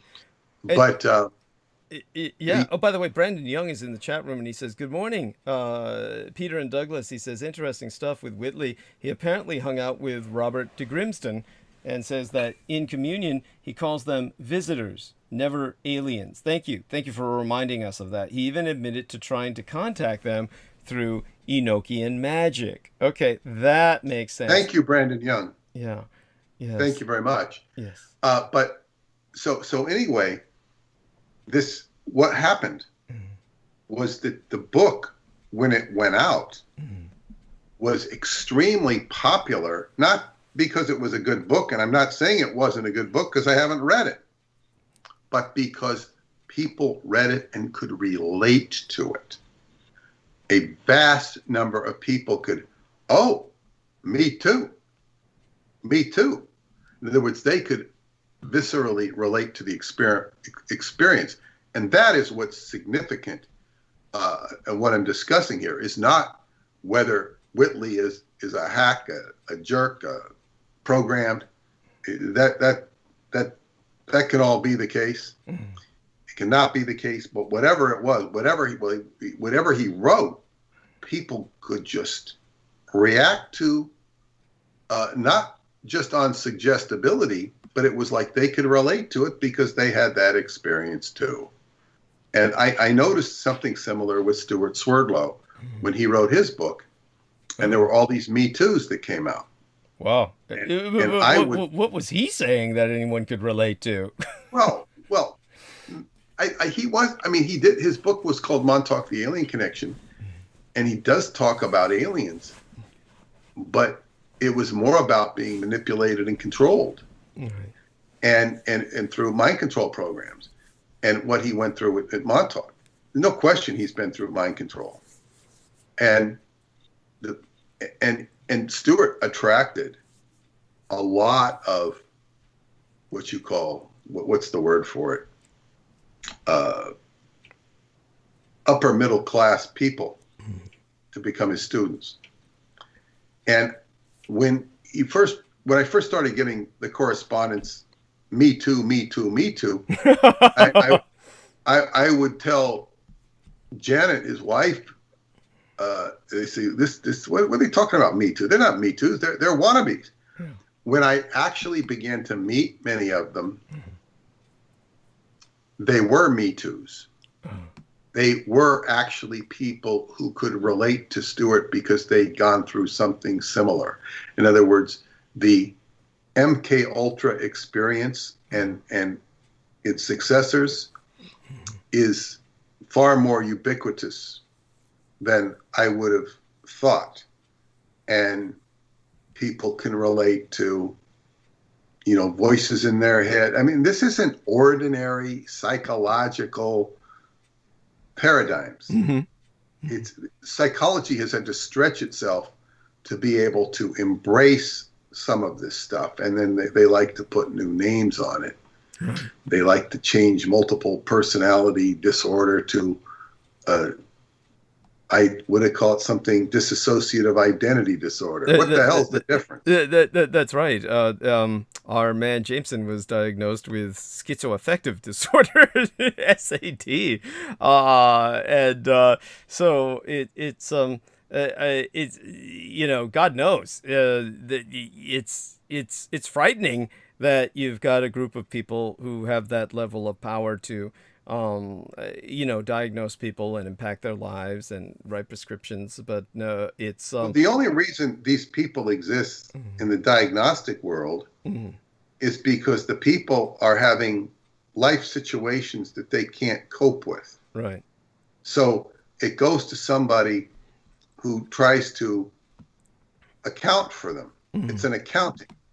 And it's always a faulty accounting, because they'll prescribe drugs which attacks the symptoms, not the cause. Right.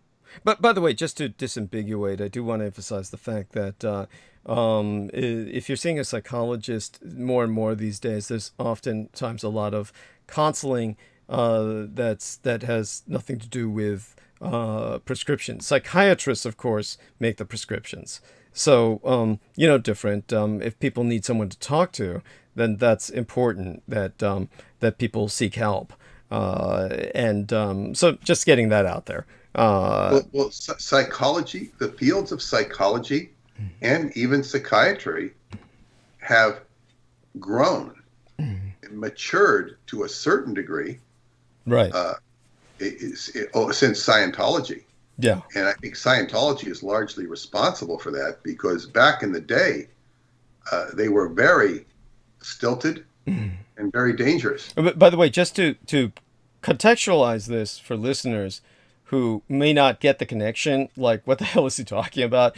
Scientology was basically a response to the fact that you had a very corrupt group of quote-unquote professionals, a cabal of MDs who had compounded their medical doctorate with a doctorate in psychology, therefore creating the field of psychiatry.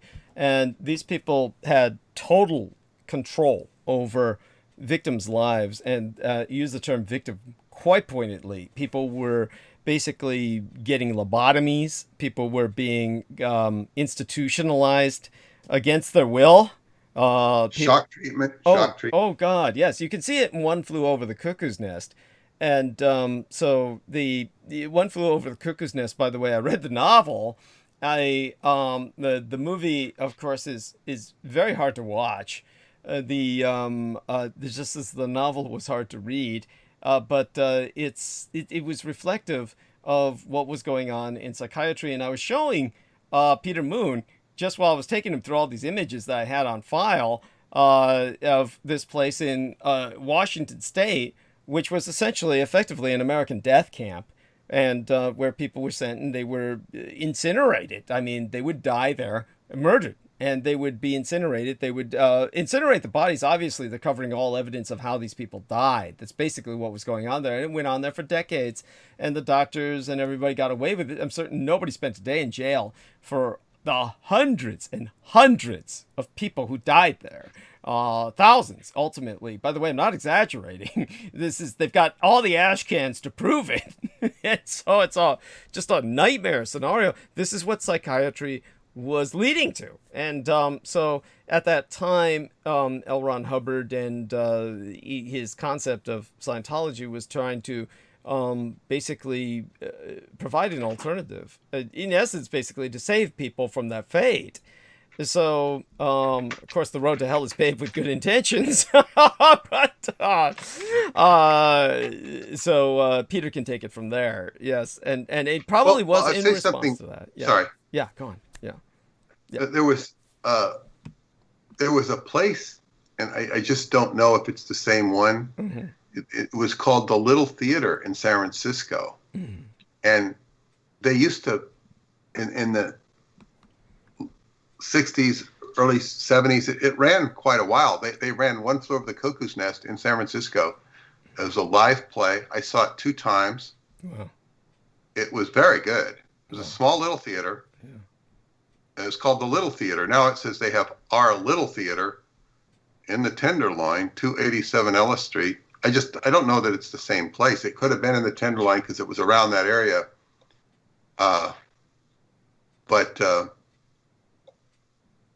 Yeah, it was quite a play, and it was quite an exposure of electroconvulsive shock therapy. Mm-hmm. And so but this, yeah, the world of psychology.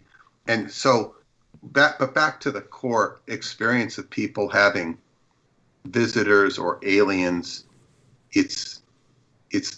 People are under the influence of, whether it be voices in the head, personalities in the head, and it's very interesting because, and this is what you have with the abduction phenomena, and then you have the abductors often presenting themselves as aliens or whatever.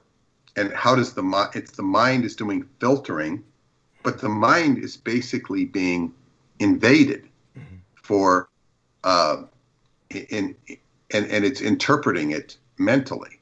Now, Preston Nichols wrote a book with me called Encounter in the Pleiades, an inside look at UFOs. And he goes into his own abduction experiences and the different types of abductions, which range from the physical to the non-physical. And he always used to say it was very, very common, if not mostly, the government is mind controlling you and making you think it's aliens.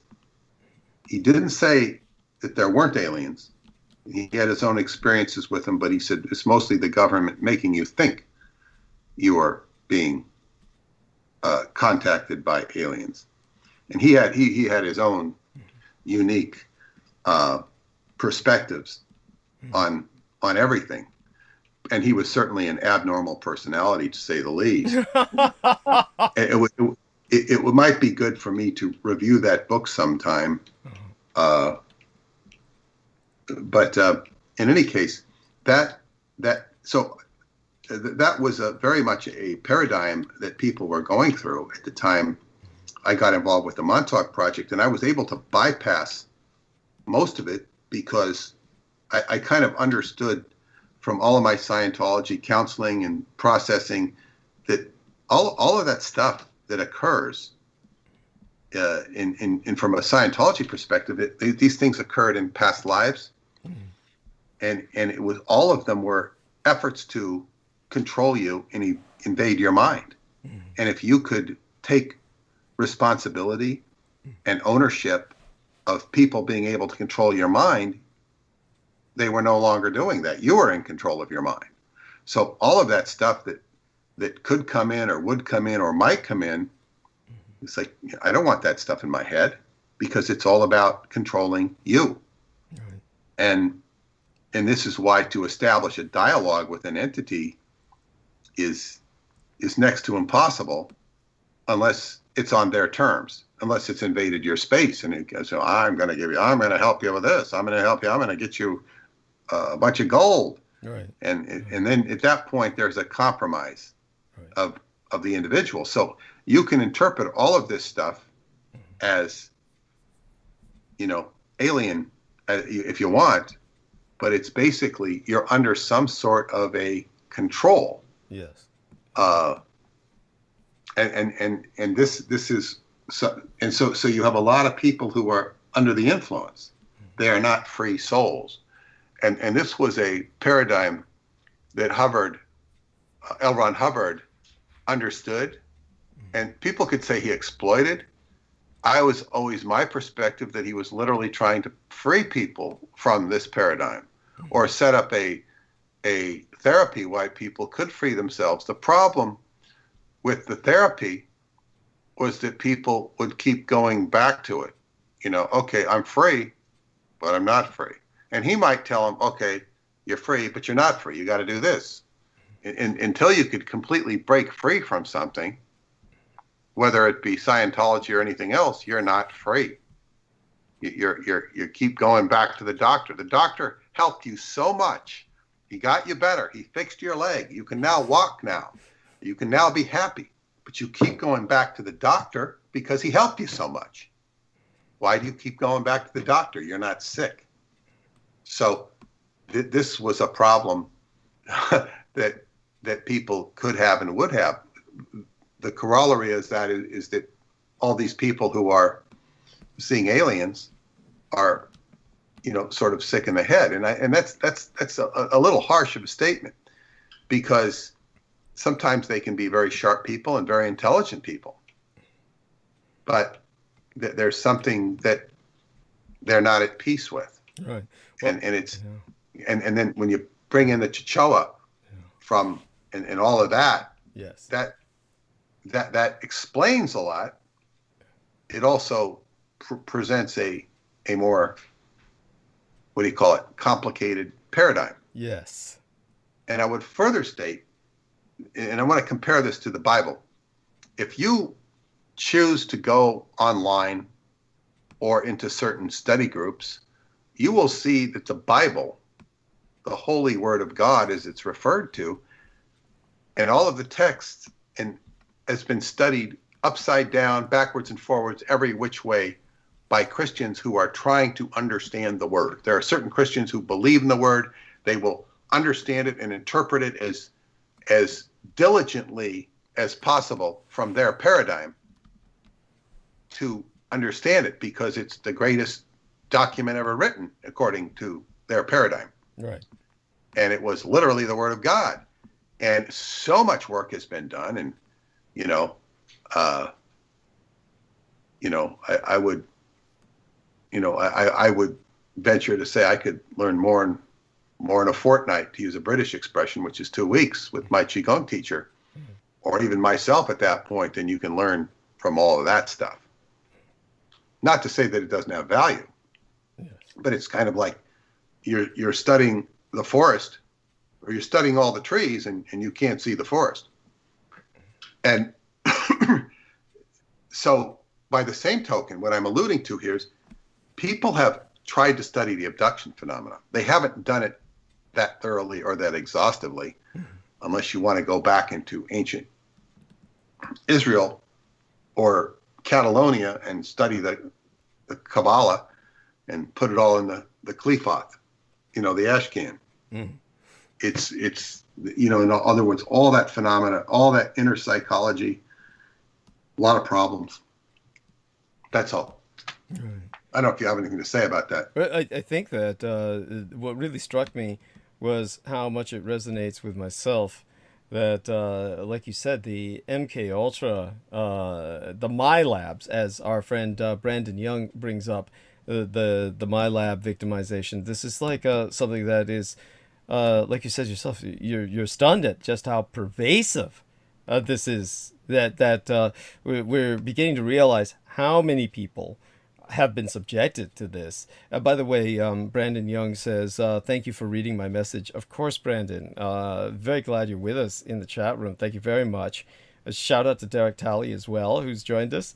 And Chris Collins, of course, had to pause and step away for a while. He did acknowledge he supports himself, makes enough to get by, and he's always been a night owl, though his slumber starts before sunrise, as opposed to, myself.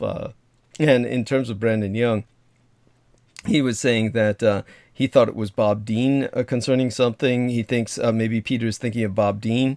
I guess he thought you were referencing Bob Dean about something that you were speaking about there. But no, I didn't mention Robert Dean. I know who he is. He's mentioned in Douglas's new book. Yeah. But I don't have anything to say about Robert Dean except that he, he was an investigator of UFOs. Right.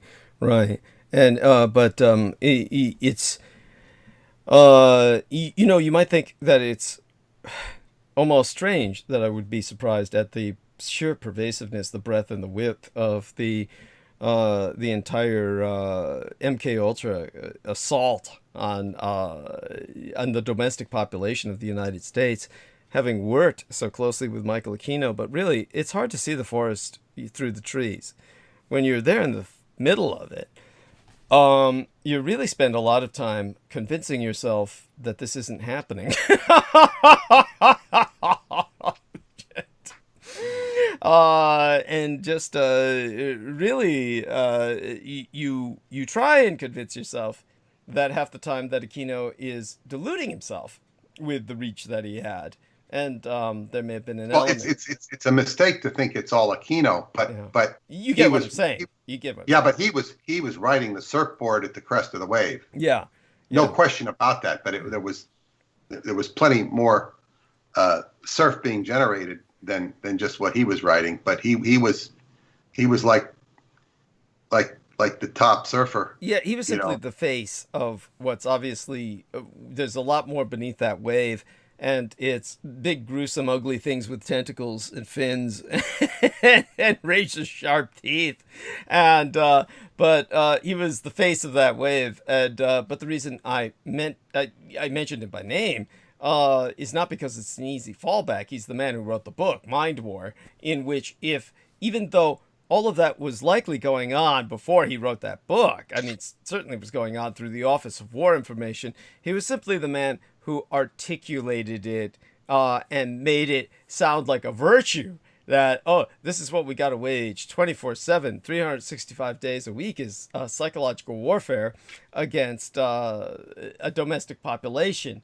And so when you see that he was able to do what he did at a time when he could do that, it's very difficult to believe anyone could do that again these days. I was talking about that with J-Mo when he was bringing up something earlier in the evening when we just started the program going, and before we even really officially started the program, he was talking about E.A. Koetting. He checked in on him and basically thought he was trying to be like Aquino, because he had interviewed Aquino, that he was trying to be Aquino, and he was bringing up the fact that no one could be Aquino again, because Aquino was Aquino, and that there's going to be no ability for anyone to be like him again. And I said, yeah, it was just the right confluence of circumstances and opportunity that he could afford to, that you could have a child trafficker go on major talk shows, show himself off in front of victims, and just, blatantly flaunt himself, taunt them, and then claim himself a victim. And probably you could see this, that he believed it. He believed he was a victim. There's a pathetic element of him that shone through. But, we don't want to overdwell on him. Well, I just sent you something on Facebook of this guy that True Art turned me on to. Mm-hmm. Not with a glowing recommendation. I see. James Giordano, PhD. Uh-huh. Chief of the Neuroethics Studies Program, scholar in residence, leads the sub-program in military medical ethics. I like that, military medical ethics. There you go. Yeah. Brain science, departments of neurology and biochemistry at Georgetown. Visiting distinguished professor of brain science, health promotions, and ethics, so on and so on. Was in Germany. Fulbright Foundation visiting professor of neurosciences and neuroethics at Ludwig Maximilians University, Munich, Germany. He's got so many qualifications, and when you listen to him talk, he's the author of over 290 publications in neuroscience and neuroethics, 7 books, 15 you listen to him talk. He talks so fast that I had to look up psychologically, what does it mean if somebody talks too fast? He works for DARPA. Oh, of course. They're really fucked up if they talk too fast. In other words, it's like this overcompensation. Well, you remember, of course, I always had to talk fast on any show because I had so much information I had to get out. Not the same. Okay. It's not the same. Yeah, I get it. Yeah. I mean, I've never looked at you from a psychiatric or psychological perspective. Thank you. I just haven't chosen to because I don't. I mean, maybe it would be informative, but you're an information provider. I understand you more from an occult perspective. Thank you. Yes. Yeah, and it's just, but I mean, and I know that I can mine diamonds from you, if only for my own education. But this guy, no. and he's talking so fast, and he talks so much and so fast. How could you possibly even assimilate what he's saying? And it might be interesting for you to listen to him say something, just because this is kind of the new face of Aquino, the new face, because the thing is, he does not appear sinister. He appears friendly. He talks about he understands military. All this stuff is done from a military reference point, and he's, I say charming in quotes only because he's not offensive in the way he presents himself. Right. He is offensive to the degree that he's incomprehensible. and even if why would you want to understand him? And he's working at the highest levels of the government. He's kind of the new face. And of course, what Chu Ah was pointing out, how, some of the huge flaws in specific things, but it's just, this is, it's a new face. Yeah. And if he started talking about Satanism, he'd say, well, if they're using Satanism, we want to know what Satanism is because we got to defend ourselves and we got to know this. It's like everything is justifiable in the idea that if your enemy's doing it, you've got to understand it. But I'm talking so fast, you're not really going to understand. But if the enemy knows what I'm doing, then I know what I'm doing. And so, it's like, 290 publications, man. And now what I would find very interesting is that I have met the man who brought neuroscience into Romania. Mm-hmm. And he comes to the camp, and I get along with him, unusually get along with him. And in fact, his wife was teaching me the Romanian language. Mm-hmm. She was kind of trying to counter everything I was doing in Qigong. She was like really trying hard to counter me. Wow. Why? Because she's a neuroscientist, I guess. I don't know. She was a neuroscientist too, but we got along. She was teaching me the Romanian language. I've still got it in my notes, the alphabet and stuff, which I wish I would study more. But he was, this guy.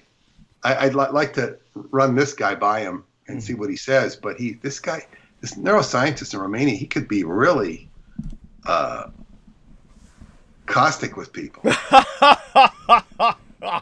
He attacked some guy that I guess he kind of came along to the camp. He got permission to come. I didn't really sponsor him, and he kind of he was just going after him. And then I remember I was sitting there at 4:00 in the morning talking to my friend in Hollywood, because I got through and these guys next to me in the middle of the night, 4:00 in the morning, and under this tent, they're just making all this noise. And my friend says, can we hear this? I had to put him on speakerphone so I could hear him. I said, no, don't worry. These people don't even understand what you're saying. Don't worry. It's not, he was afraid he was being overheard. And then this neuroscientist comes over and he just starts yelling at these people.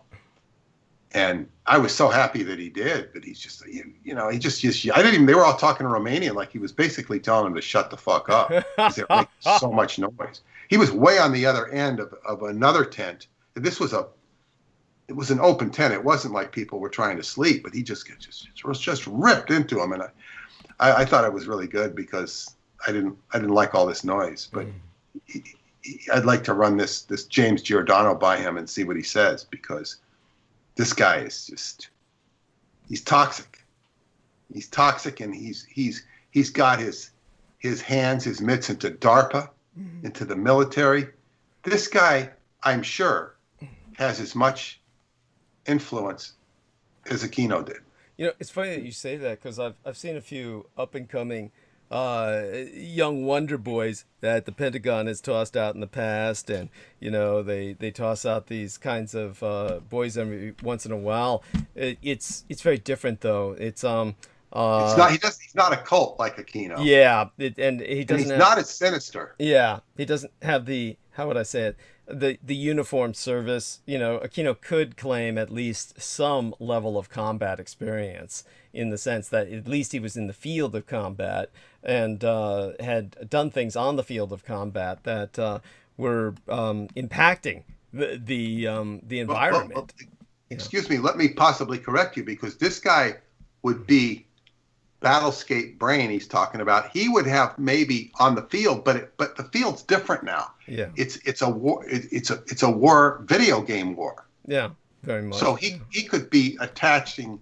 He could be in the brain spheres of people that are playing the video games that are shooting off the rockets.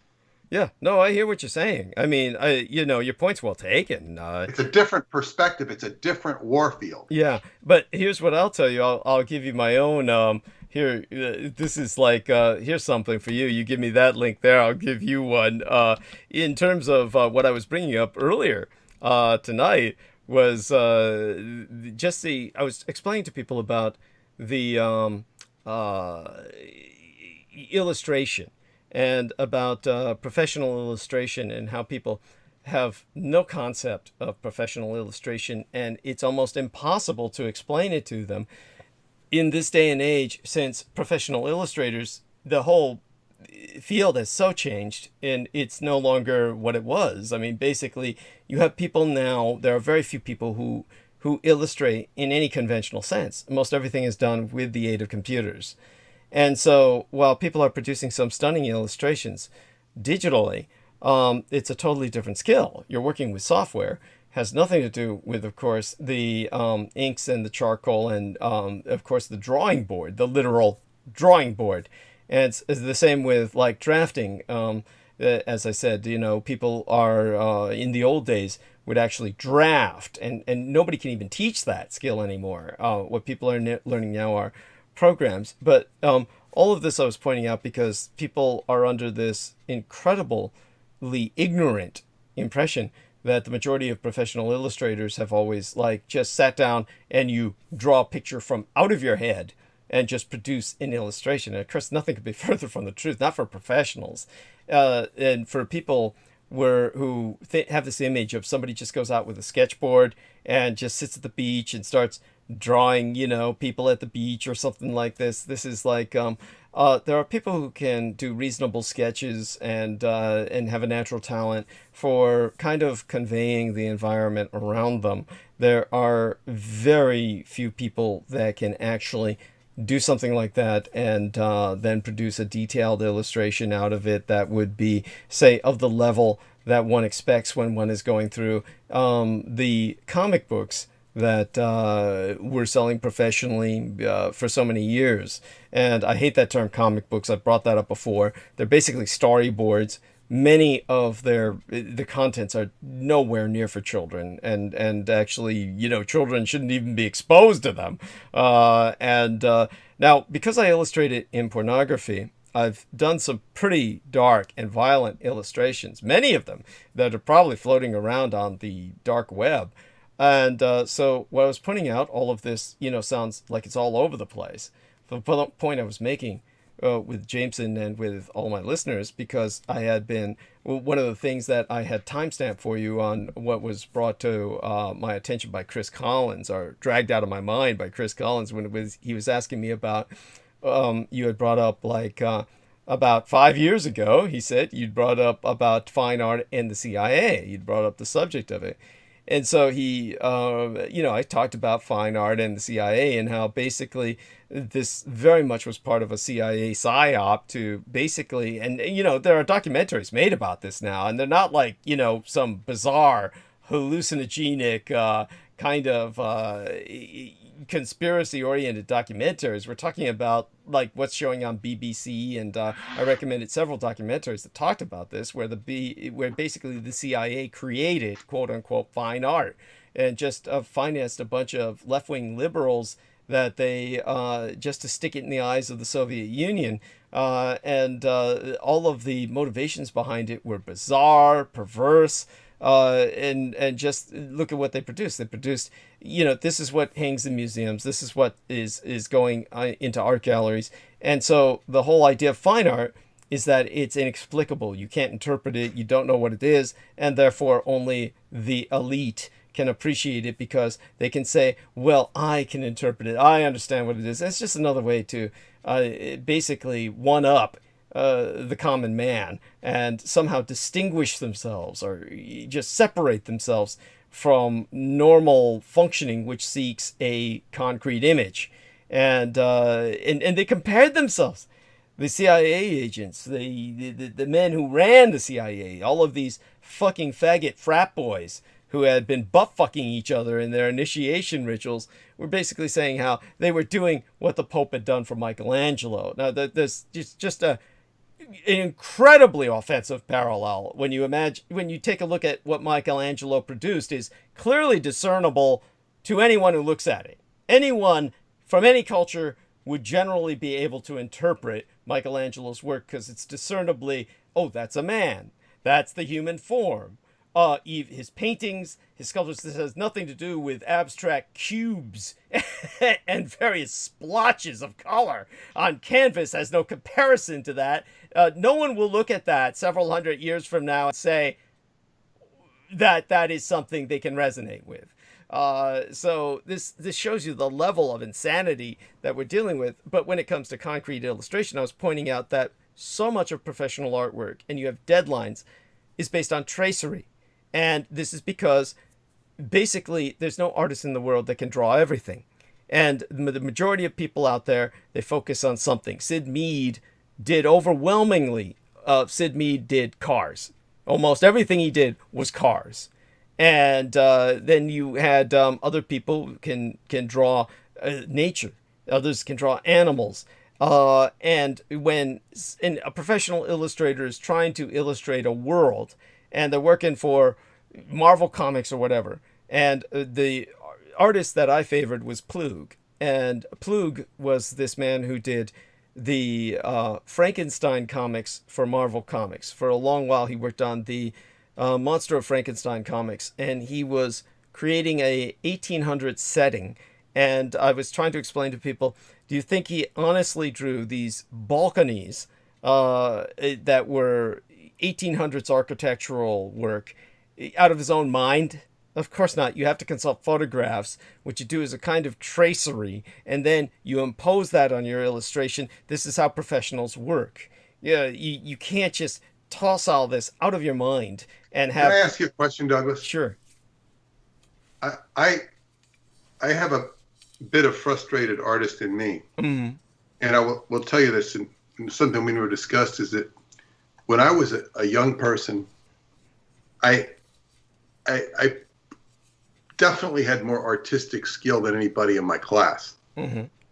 And I was interested in, when we all drew in coloring books, and then you extended it, and we were encouraged to draw in first, second grade or whatnot.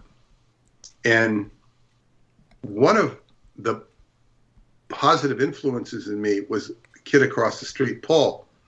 And he was a good friend of mine, and he was such a gifted artist that I went into his room one day, and all of the what do you call it, curtains were sheets that he drew on, and they were incredible.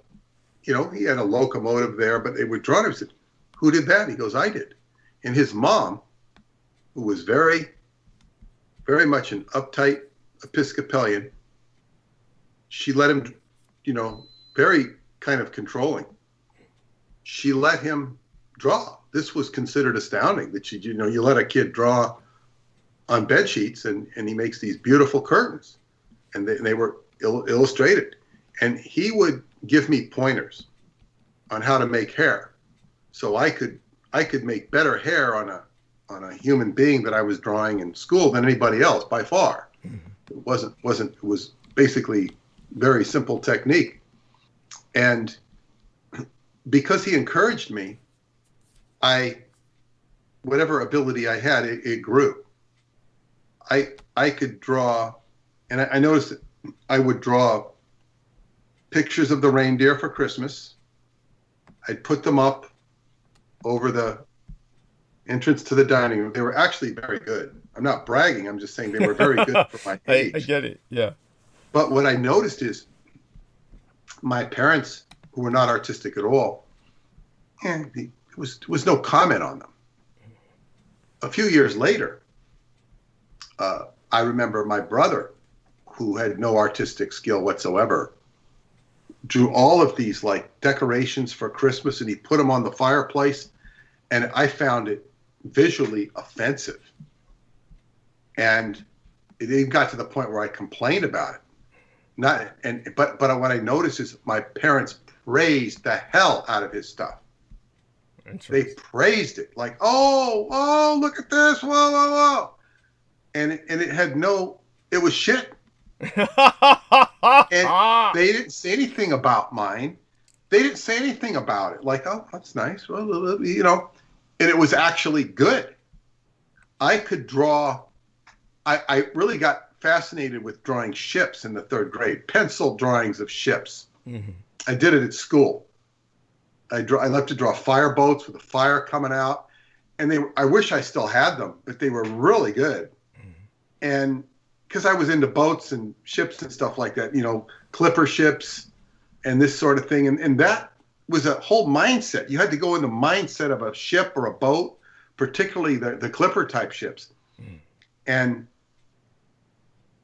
I'm thinking like, wow, well, of course, what I came to realize, an artist friend of mine had said, who was actually a fan of yours,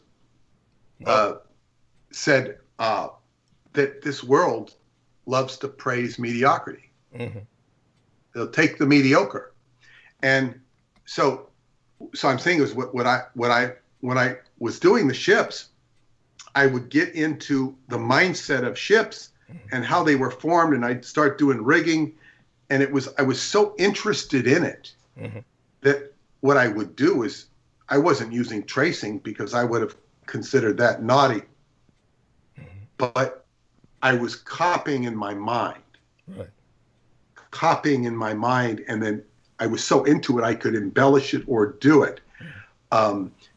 Now, my daughter, my ex-wife, was an incredible artist. Uh-huh. My daughter, at about the age, well, I didn't notice it till I got divorced, and she came over here, and she was, what was it? She would have been, we got divorced in 2000.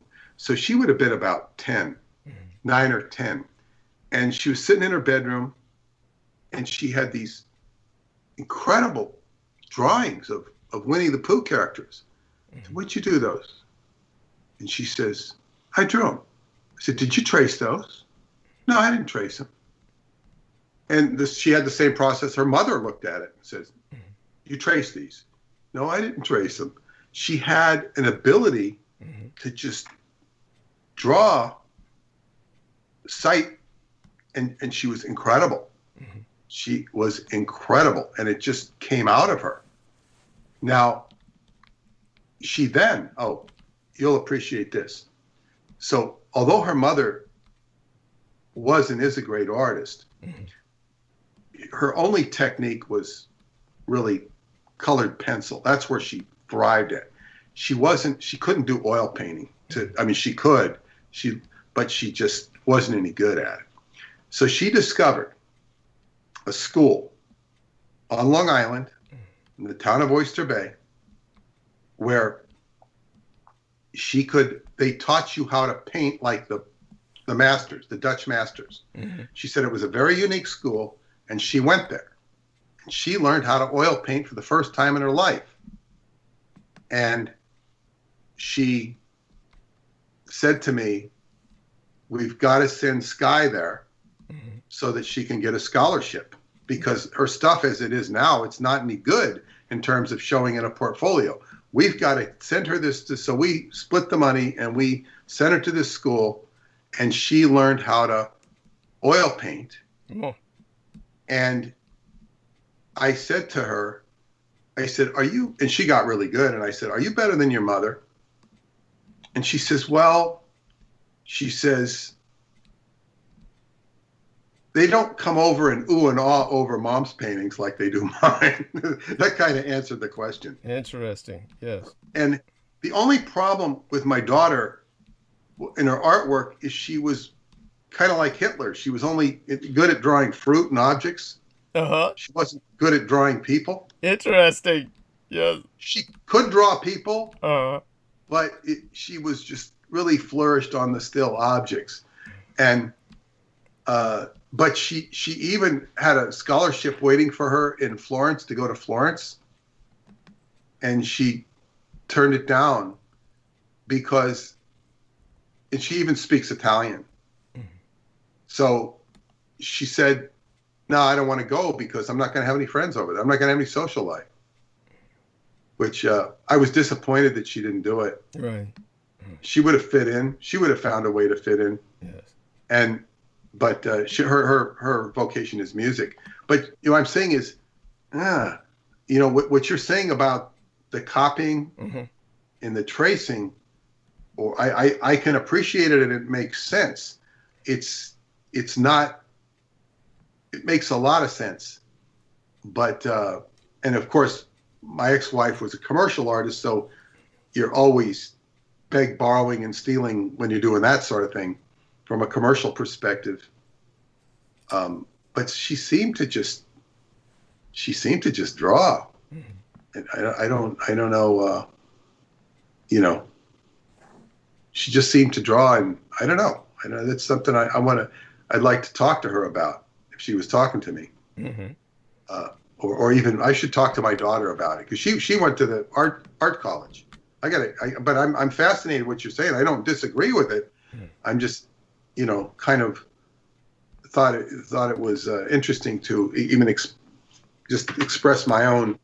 If I knew that, I might have been a better artist. Yes, there you go. See, this is the point: is people keep thinking that there's something disreputable or cheating about basically cannibalizing and putting together a construct, which is all that an illustrator does at the professional level.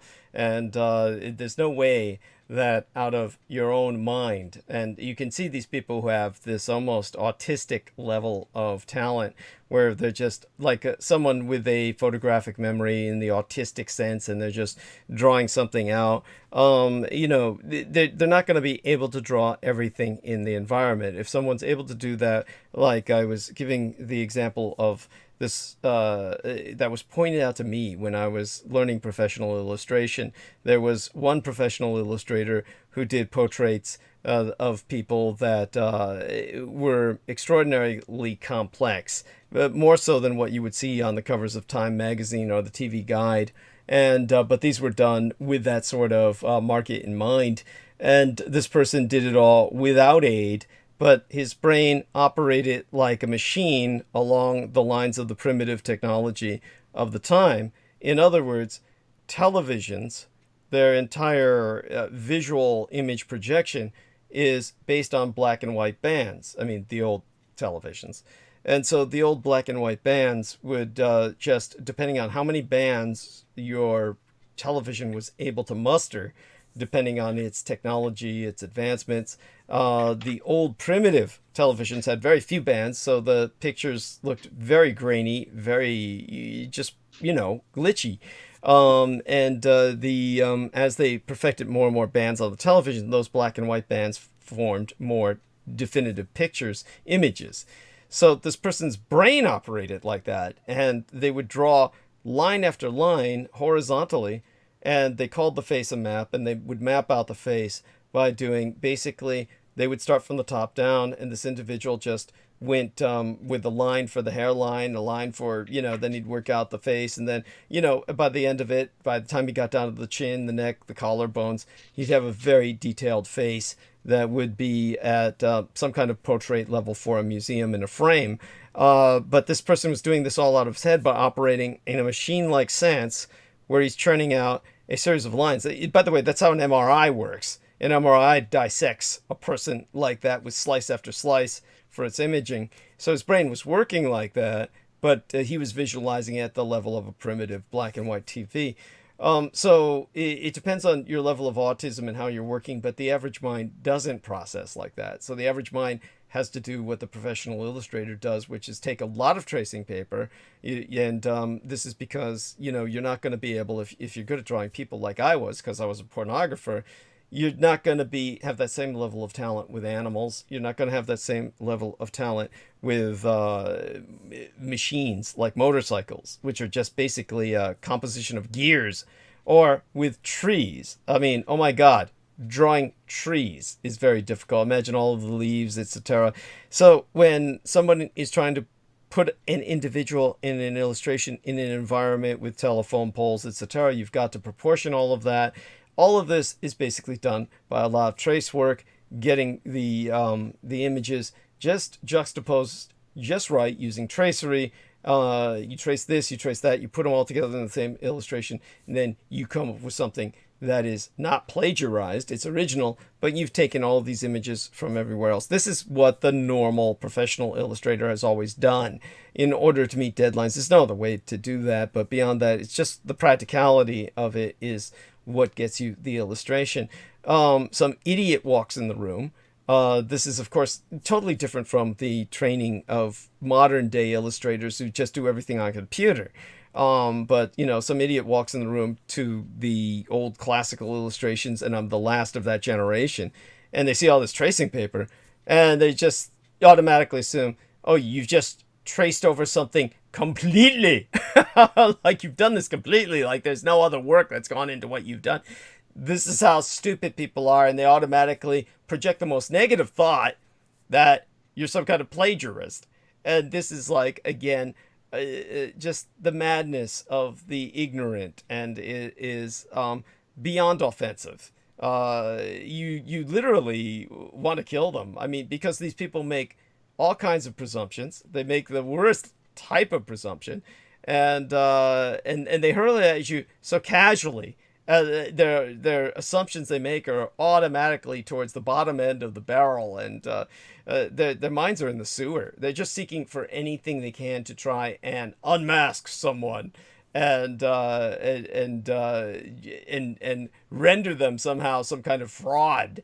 But the point that I was making about all of this as the side note, which brings us back to what I was giving you as a contrapuntal, I put this link inside of the messenger for you to look at, and that takes you to this one artist who basically is one of the few to shock myself. And like I said, I've illustrated very dark pornography before I was of legal age to buy it. This included, of course, people having sex with animals and the like, and you have to proportion the animals realistically, and you have to create a kind of realistic environment of animals. In other words, it's one thing for people to be having sex with their pet dogs that is practical and doable, physically possible. It's another thing when you get to cows, and by the time you get to lions, it's just sheer fucking fantasy. It's just something that's not going to happen. What is astonishing to me, and like I said, if you're like incorporating various elements into, say, a scene like a gang rape scene by a motorcycle gang, and you're tracing in all these parts of the gears of the motorcycle and whatnot, positioning them just so that it looks realistic in the illustration, even though you may not be showing all of the gears on the motorcycle and everything else, you position them strategically so you don't have to draw all of that, and you concentrate more on the wheels and the handlebars. All of this is like a science all of its own. There is almost no illustrator today that can do any of that. Everything they do is by computers, and what they're doing is they're literally taking photographs and they're digitizing them, and then they add colors over them, and then you see a rendered illustration. You know, talk about cheating. Talk about lack of professionalism or even talent. So what astonished me about this particular illustrator was that it was one of those things where he was one of the few people who truly horrified myself, because he just does Gorno, which is...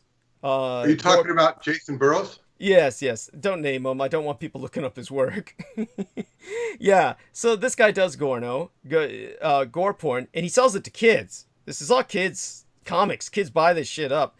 And it's all about, you know, children taking chainsaws and tearing their parents apart and eating them. It's just the most grotesque shit you can imagine. This guy does it.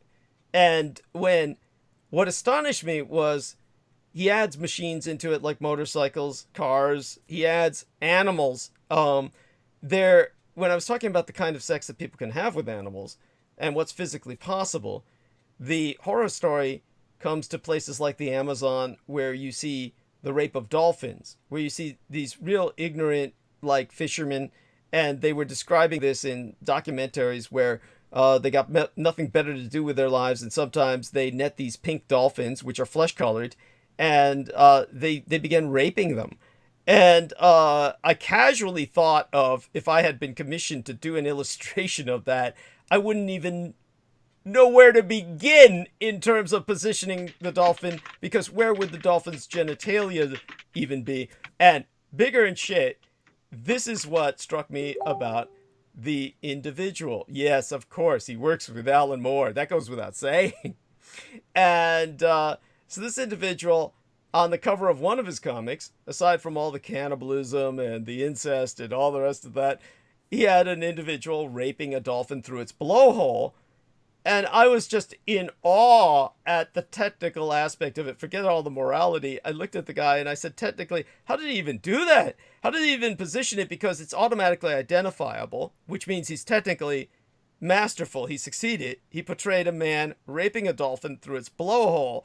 I couldn't even begin to know how to position the upside down dolphin that the man is holding in such a manner that his pelvis would be in the right area where he's fucking it through the blowhole. This is the... Well, how does he think of that? And furthermore, if he does think of it, how does he take it so damn seriously? That he creates the detail, the sheen on the dolphin, the shine on the dolphin's skin,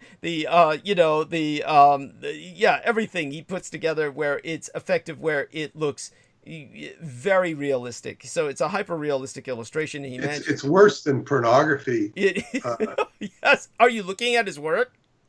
No, I didn't see that. I was looking at, but the way you're describing it, yeah. And certainly his work is disgusting. Yes. I mean, if you take a look at his work, you just need to look at his images, and it's like, these are the covers, and these are flying off the shelves, and they've been doing so for years. Kids buy this shit up, and it's just this goes to show you that whatever I did in pornography is nothing compared to what's going on today, and what people are subjected to. They're jaded, faded, and they're decadent, and they're degenerate, so this is what professional illustration has come to. Basically, professional illustration is now doing what they cannot do in films. Basically, there's a limit to what even violent films can deliver, because a violent film just cannot... I don't care whether it's the Texas Chainsaw Massacre or anything like that. There's nothing that these horror films can deliver that really just shows somebody disemboweling somebody, somebody sawing a person to the point where you see bone and various other bits of body part. Well, this comes down to the hunger for negativity. It's like, feed me. One can understand a desire for sexuality in terms of pornography. It's very easy to understand that one can have a desire that could, as you were describing your own desire. But when it comes to this stuff, there is a similar desire to, want to do negative things. Yes. Sex in itself, getting pleasure or exotic stimulation is not bad in and of itself. Just when it becomes obsessive, it's too much of anything. But when you talk about this stuff, it's negative. Yes. It's feeding, as you would say, the entity that wants the buffet. Yes. It's just feeding it, and this is these unfortunate young people are being driven by, their own emotions that are being, these artists are feeding it. And but this is what gets done in Hollywood with all the movies and all the crap and the violence. It's like, how much violence and crash scenes can we put into this movie? And if we put this in, it's going to be good. People are going to want to see it. And I don't know that people are going to want to see it. Well, what they're not putting into films is, like I said, they are not putting in that level of gore. Even with horror films, they can't put in that level of gore. It would be too much. Yeah, it would like, just like I think when they showed the original screening of The Exorcist, they had to tone it down. There have been many movies that they have to tone down because people start getting violently sick. Yes. In that movie, I think I heard, I've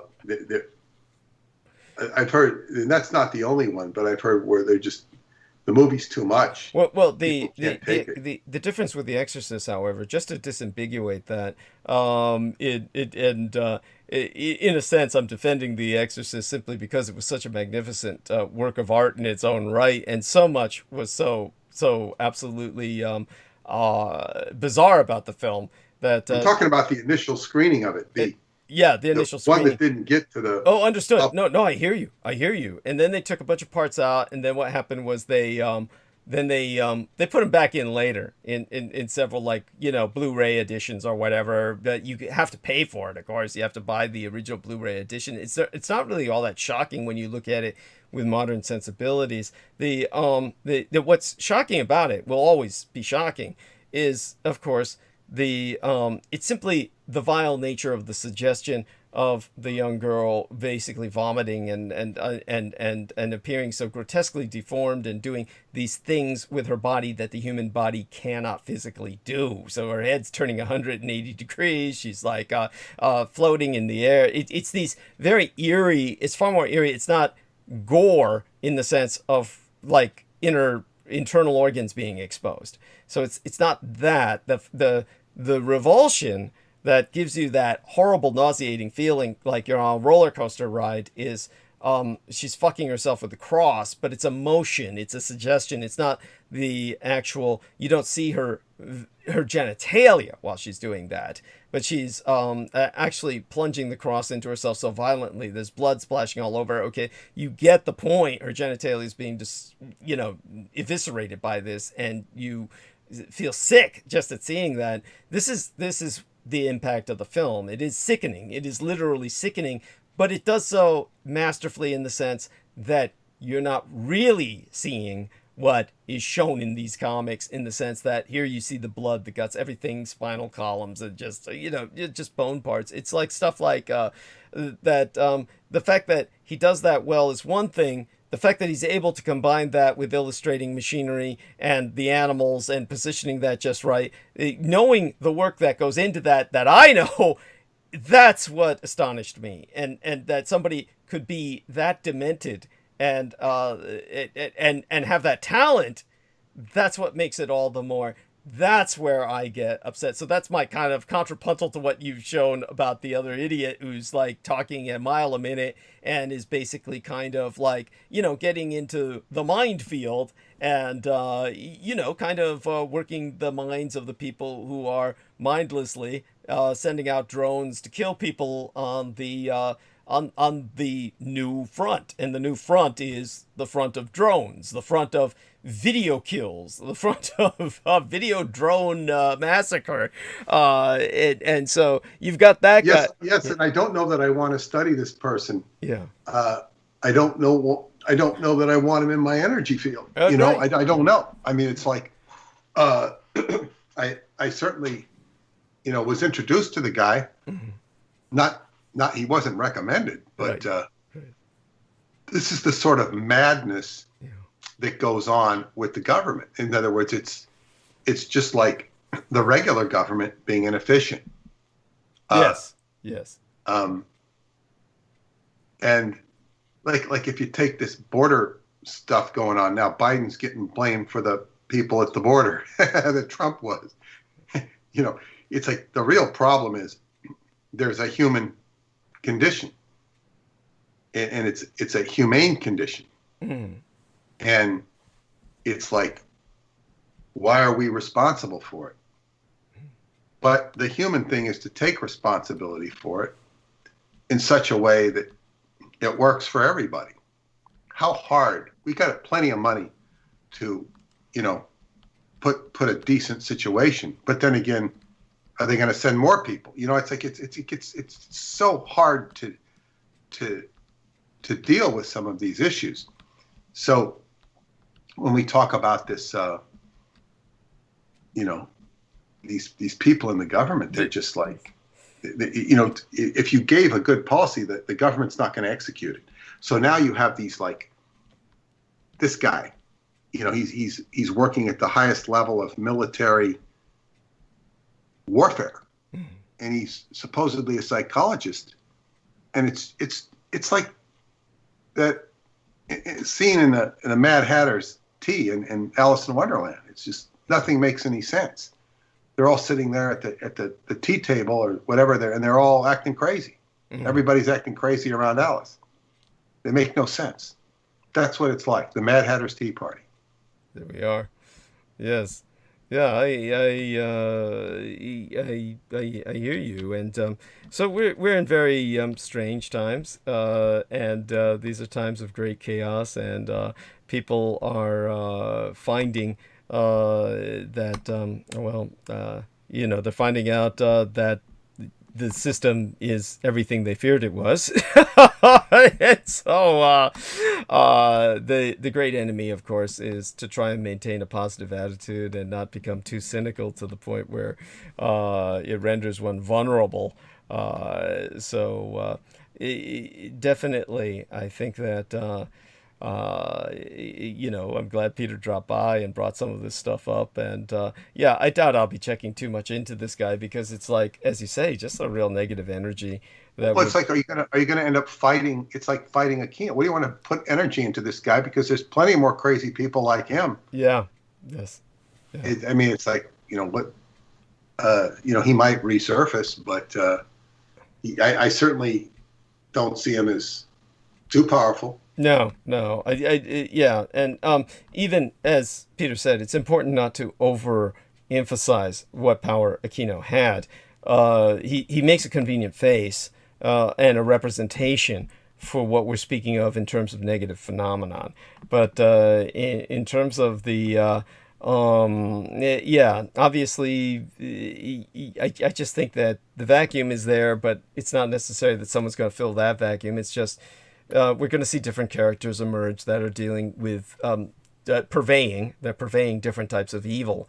So I showed Peter what in my world I see this individual who works with Alan Moore as basically a great example of a purveyor of evil, a kind of purveyor of corruption, and that's what Peter essentially saw with this idiot that he was showing to myself. So no, I get it, and I have to say that what you did to expose the work of Peter Levenda was just utterly astounding. Thank you. You know, you knew the whole rap on this guy. Yeah. It was really good. I mean, I don't know that anybody even understood what was going on with this guy. Yeah.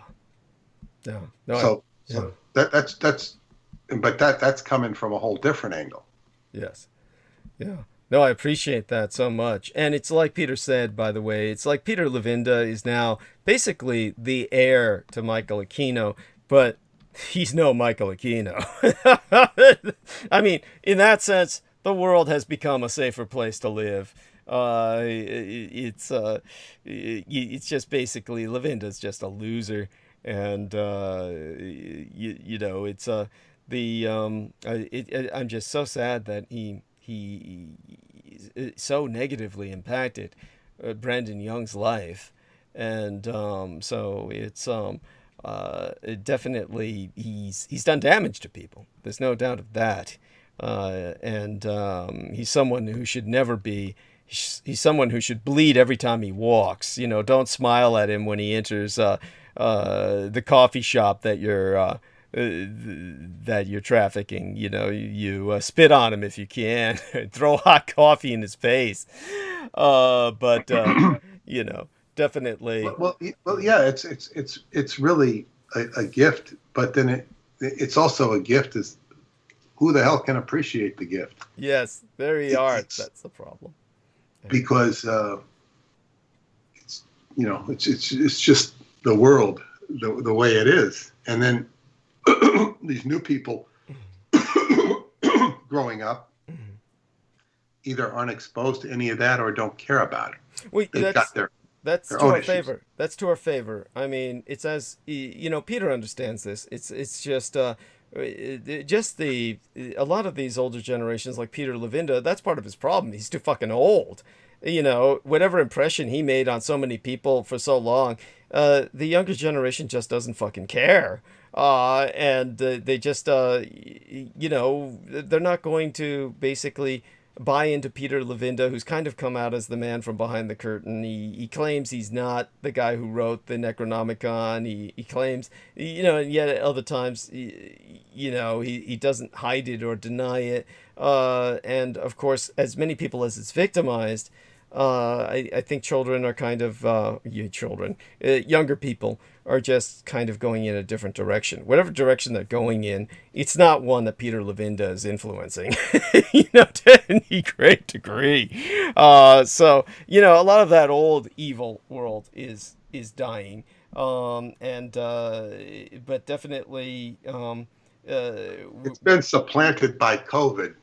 Yeah, COVID has basically killed a lot of things. It's a much more potent element, whatever it is, whatever it's behind it. The disease itself is much more formidable than Peter Levenda. Yes, yeah, and I'm glad you acknowledged that. Though, of course, as you say, there's many people who are coming around now. Just so you know, and I'm sure you probably intuit this. There's many people who are coming around now saying that we seem to see the end of this on the horizon line with the COVID.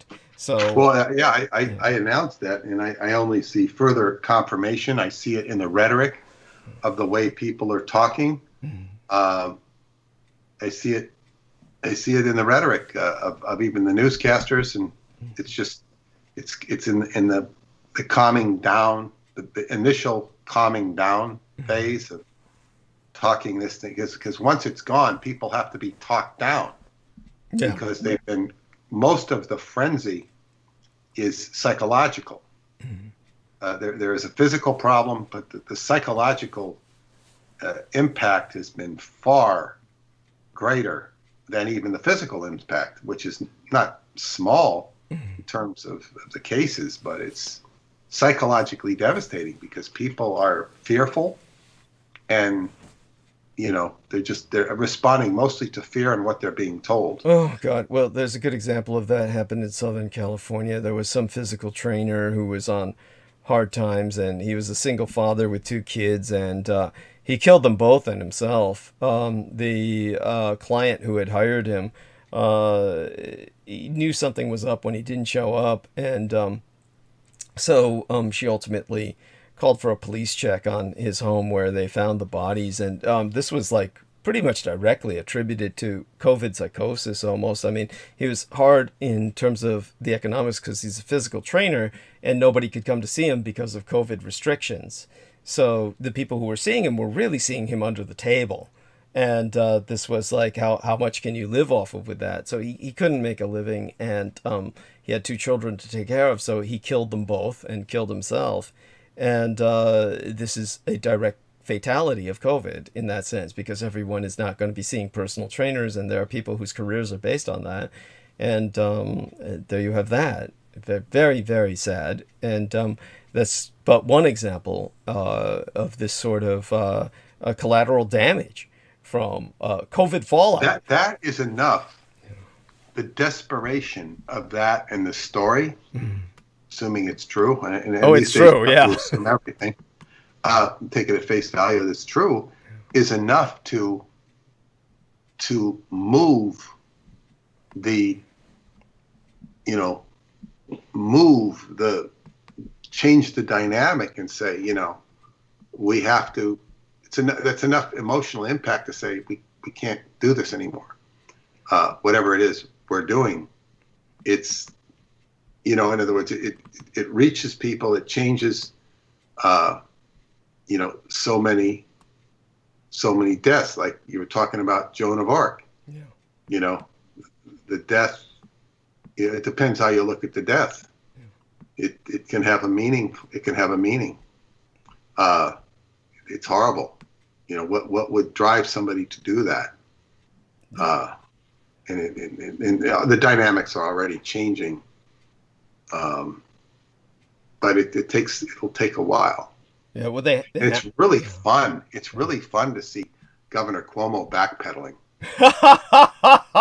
Oh yeah, actually, that is something that I brought up in Arc of Narrative earlier tonight. I brought that up. I said, yeah, did you hear the latest? Because no, I saw that his aide or one of his top people who accused him of sexual harassment in December came out with much more details. Oh my God.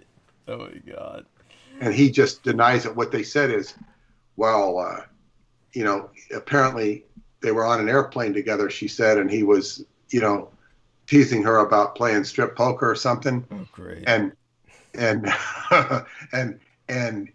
and his office came out with, well, she couldn't possibly been on that flight because we have the logs to the flight. And they're trying to discredit her. Right, of course. And he's also blaming the accusations against him on Republicans. He says, oh, this is a Republican conspiracy. It's his own party blaming him. So, he's backpedaling, and we'll see how far. He's a very powerful political machine. It'd be very interesting to see if they can actually defrock him. Right. It will be. It's honestly, I hate to derive amusement from something like that, but it's actually quite funny in its own way. Yes, and he was the leading face of COVID by far none. He was the man. This is how I expressed it. He was the man who stood tough to Trump. Basically, he stood tough to Trump, and then basically he was shoveling all these old people into nursing homes, where they're just basically an inferno of viral. What would you call it? Its own super spreader event in terms of just put them all together and let them stew like a petri dish. It was just awful. The worst part of him, though, was the pageantry he performed in on the media, and he was giving, especially in New York. I don't know how far it got out. He got an Emmy Award because he's getting up there and giving these briefings on COVID. And one of my journalist friends says, what a leader. And I said, this guy should can the Montauk Indians. I mean, he vetoed the bill recognizing them. He says, well, I don't agree with him with that. No, I mean, this guy, there's nothing good about this guy. And I haven't, the only people I've heard, I haven't heard anybody say, hey, he's a good guy, I like him.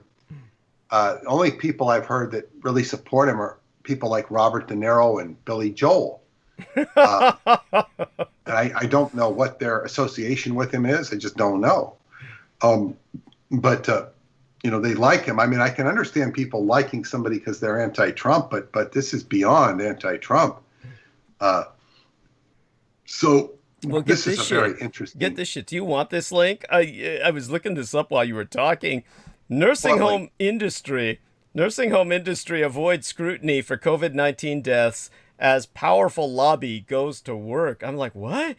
Just 2 nursing home executives have been indicted for COVID-19 deaths while the industry showered millions on candidates, political action committees, and lobbying. Man, I never knew the nursing home industry was so fucking powerful. Well, I will tell you this. One of the things that nursing homes will do is they'll go after the assets of the person in the nursing home. Holy shit. That's the whole thing. The thing is, because it's got to be paid for. Yes. And Medicare only goes so far. Right.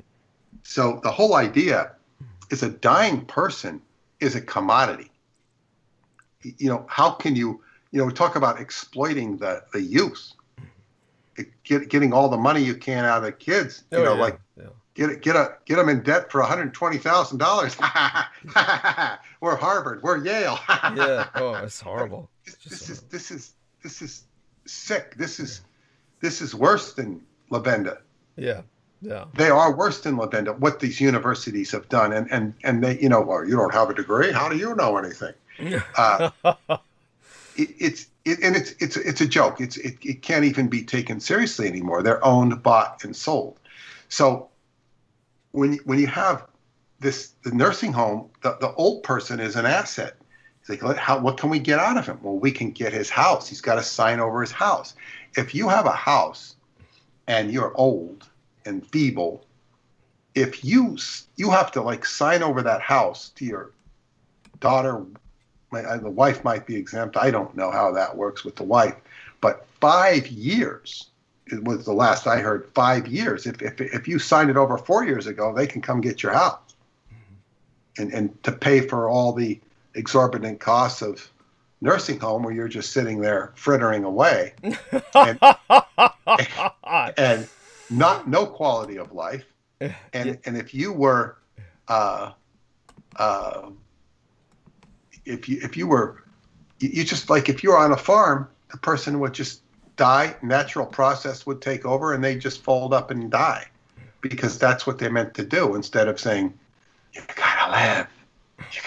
We gotta get every last ounce of life out of you because there's money at stake. There's big money here. We gotta keep you alive.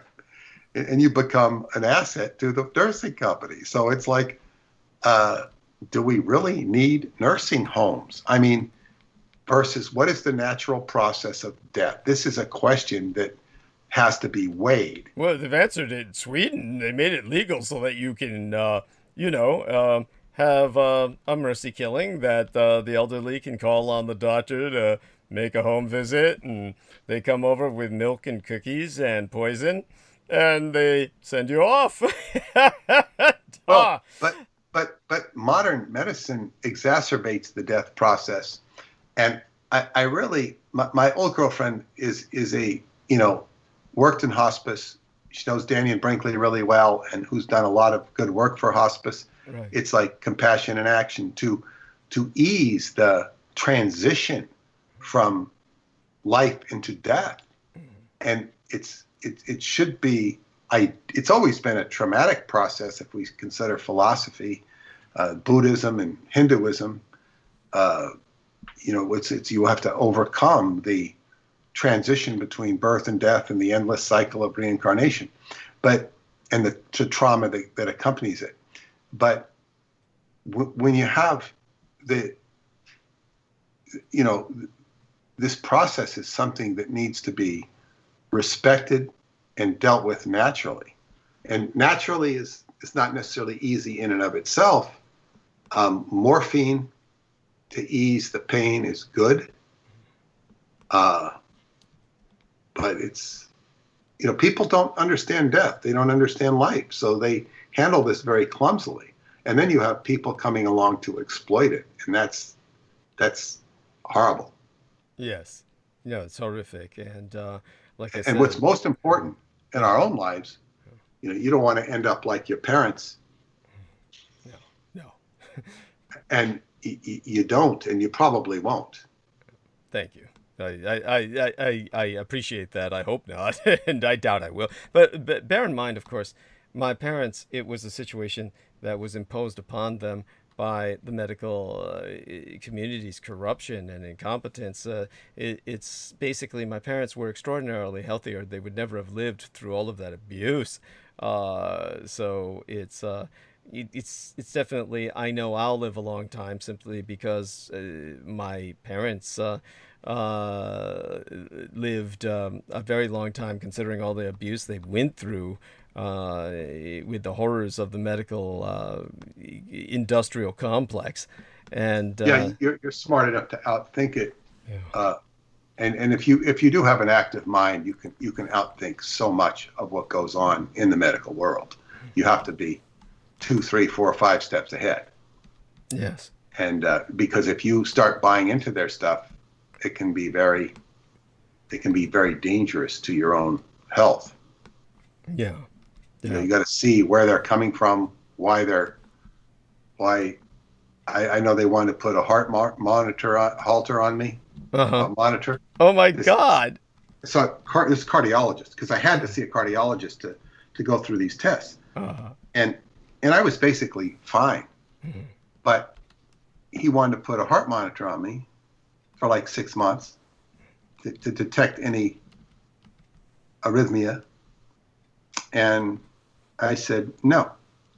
Right.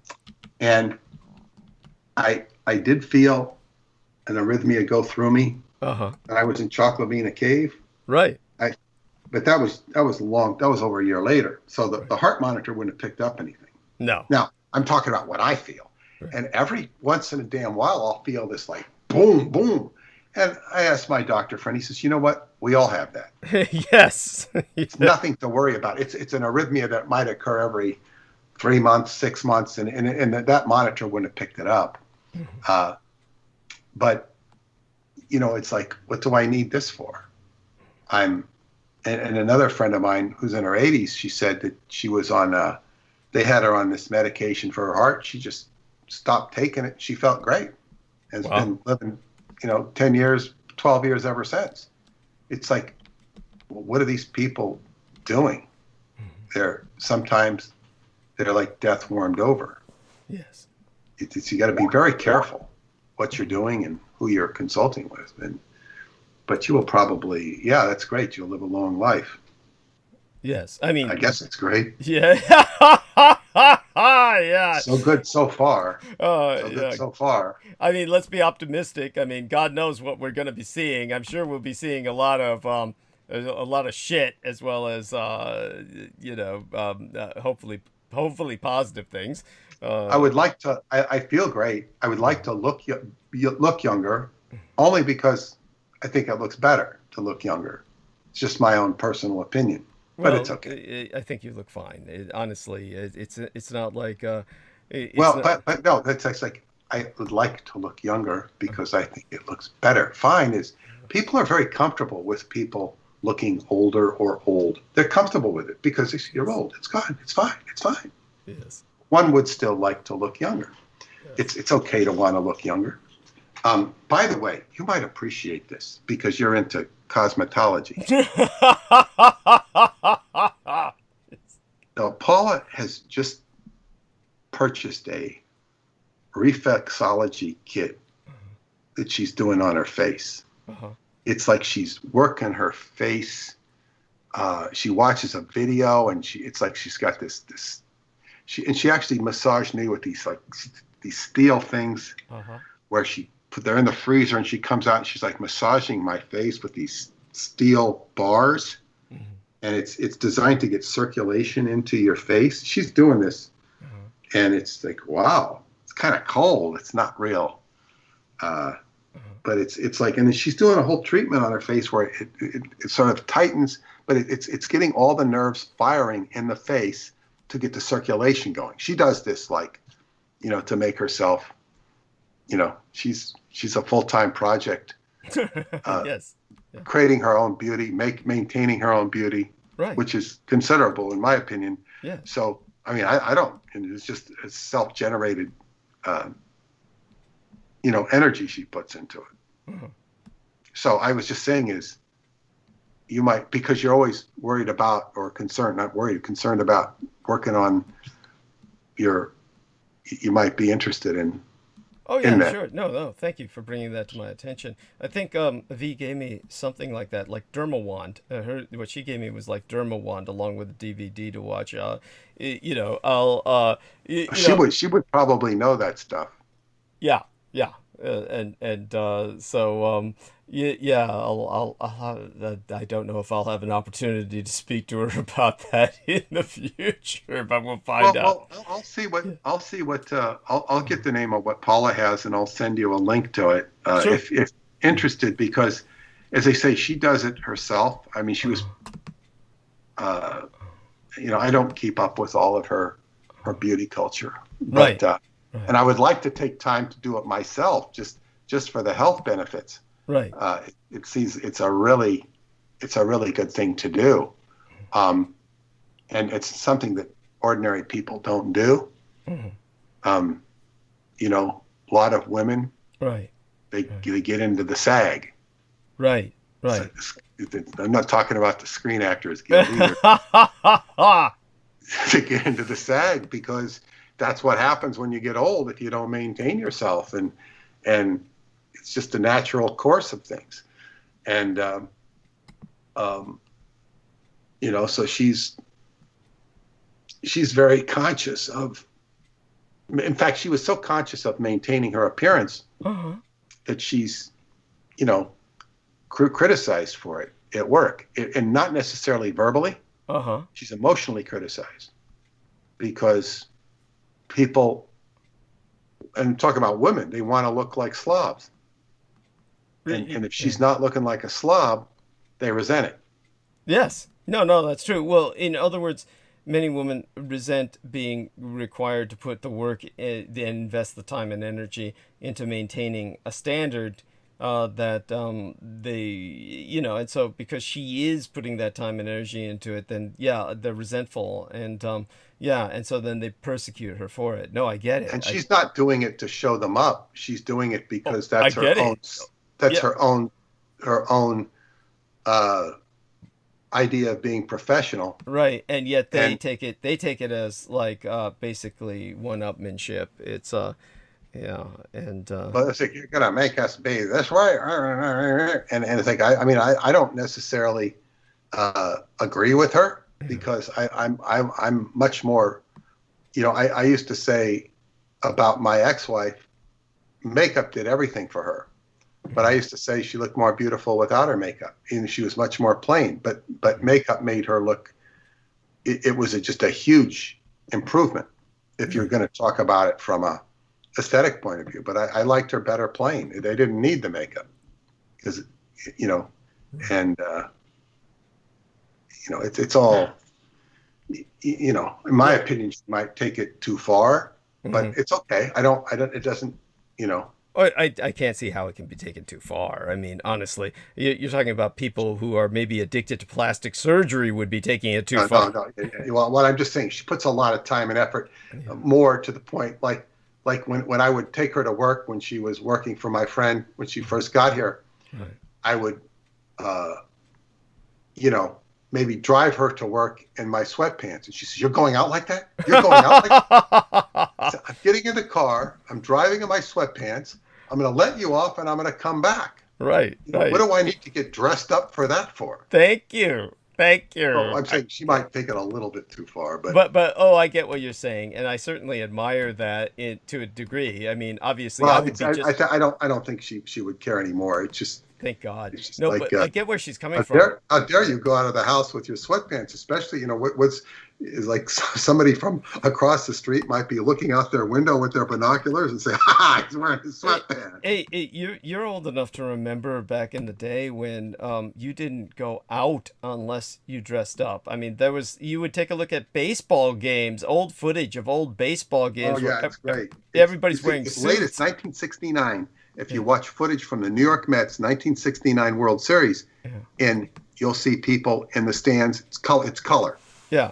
And they're wearing suits and ties. They're wearing suits and ties. Yes. Yeah. And it's I miss those days, and at the same time I don't. I mean, I'd have the same attitude as you. I'd be in my sweatpants. You'd never catch people on the West Coast in suits and ties at a baseball game. That would never happen. Yeah. Not at a baseball game. Yeah. Wow. And no, because LA is different. Yeah. San Francisco is different too. I never saw people wearing dressed up at a ball game. I mean, maybe you did, but I mean, in Oakland or San Francisco, I never saw that. Oh no. Yeah, you're totally right. Of course, East Coast is much more of an East Coast thing. Yeah. I mean, by the time my dad was bringing me to ball games, everybody was a slob. Who was Well, now they wear Adidas jackets or the team colors. That's what they wear now. They dress up for. Jesus, these days they go there wearing all that face paint and everything else. I mean, when people were going, of course, COVID has changed all that. I don't understand. I didn't understand dressing up elaborately. I just didn't. I mean, I liked sports, but I never understood getting into all of the. You mean like putting on the kind of sports war paint and any of that? I just go to watch. I'm not even into cheering when I watch. I just like to watch, and watch. It's not. I don't like to get into all this fan stuff, the wave. It's just it irritates me. I'm there. I'm there to watch the game. I'd rather be up in the press box by myself. Well, that's watching a game. That's because you're a person who actually plays the sport, and so since you play sports yourself, then you can't understand what these vicarious sports fans are going through. This is how they participate in the sport. Since you participate in sports, then you don't need to have this vicarious experience that your average fan does, who is totally unable to play football, who's totally unable to play baseball. I don't know. People can get very, very enthusiastic, but the other thing is, it's like I've heard that. Like, see, I had one friend who he was older than I was, and he was a big sports fan, and he would, as he got older, he would tell me some exciting game. He said, I can't watch it anymore. Why not? Because he would get too emotionally invested in the game. That's awful. And it might even be like a big game with the New York Giants or something, a team he loved, and he just couldn't get. He said, I can't watch it. I get too emotionally.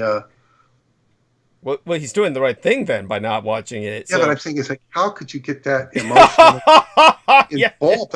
Like say, I can watch a game, and if the team I'm rooting for does not win, it's like, okay, park it. It's done. Yeah. It's nicer if they win, but it's like, this is not my life. Yes. You just have to be able to walk away and say, oh, okay, yeah, you enjoyed it. Yes. And you know, if you enjoy what I noticed, and this is the game I saw in Oakland one time.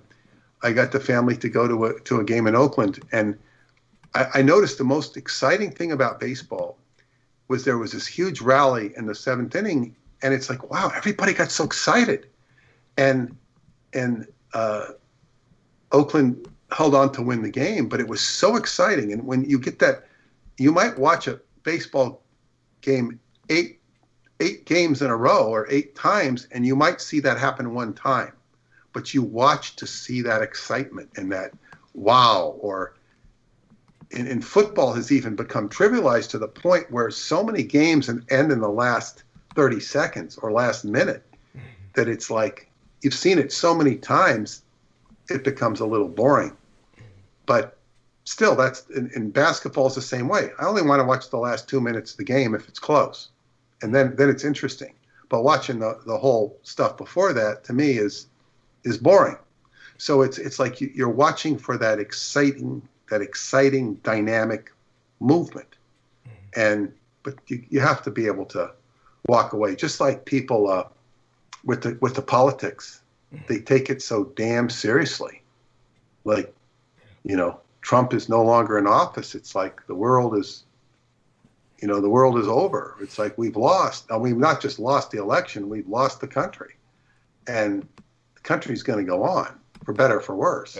Yes. Like, have you seen? Have you met some people? You know, some of these personally. Some people who are like what is their motivation for living now? What do they do? Well, they have to get over it. But what was even worse than the people who are can't. Well, I think people are getting over Trump much more easily than those people that went apeshit over Trump winning in the first place. People were threatening suicide and stuff when Trump became president. A lot of young people, they were just going crazy. You have videos of people just going nuts. You know, I mean, true Trump derangement syndrome, which is different than people making incessant postings about how bad he is. That's people who just mentally reject him and are obsessed with it. Mm-hmm. There's also people who were like screaming and just going crazy because, you know, this was the worst thing that had ever happened because Trump was so objectionable to them. And none of this really, you know, these people, they identify their lives with a politician, a sports figure. It's this false sense of intimacy that really, does get to people. Or even Aquino and all the evil he's doing. You identify with that so strongly, you become identified with the evil, and you're fighting it, and you become a victim of it just by the reason that you're fighting it. Well, this is why I've always been so suspect of these crusader types when it comes to fighting the satanic ritual abuse and the child exploitation and all the rest of that. It's honestly, people probably heard what I said tonight earlier and were shocked, probably more than anything else, by the fact that I thought that Anthony Howard might want time alone with those young girls simply because he wanted his way with them. And I was just going to turn my back. And they have no idea what I've been dealing with all my life, with just so much of this going on. It's so pervasive and it's so everywhere. There's only so much you can do. Most of what I did was bureaucratically behind the backs of the perpetrators. You don't confront them. You really can't win that way. No, you did very good with the Gary Hambright situation. Nobody even knew you did it. Yeah, thank you. It's or right. At least your adversaries didn't know you did it. I guess Aquino figured it out. Eventually, yeah. And like I said, a strange aspect there that he chose to defend Gary Hambright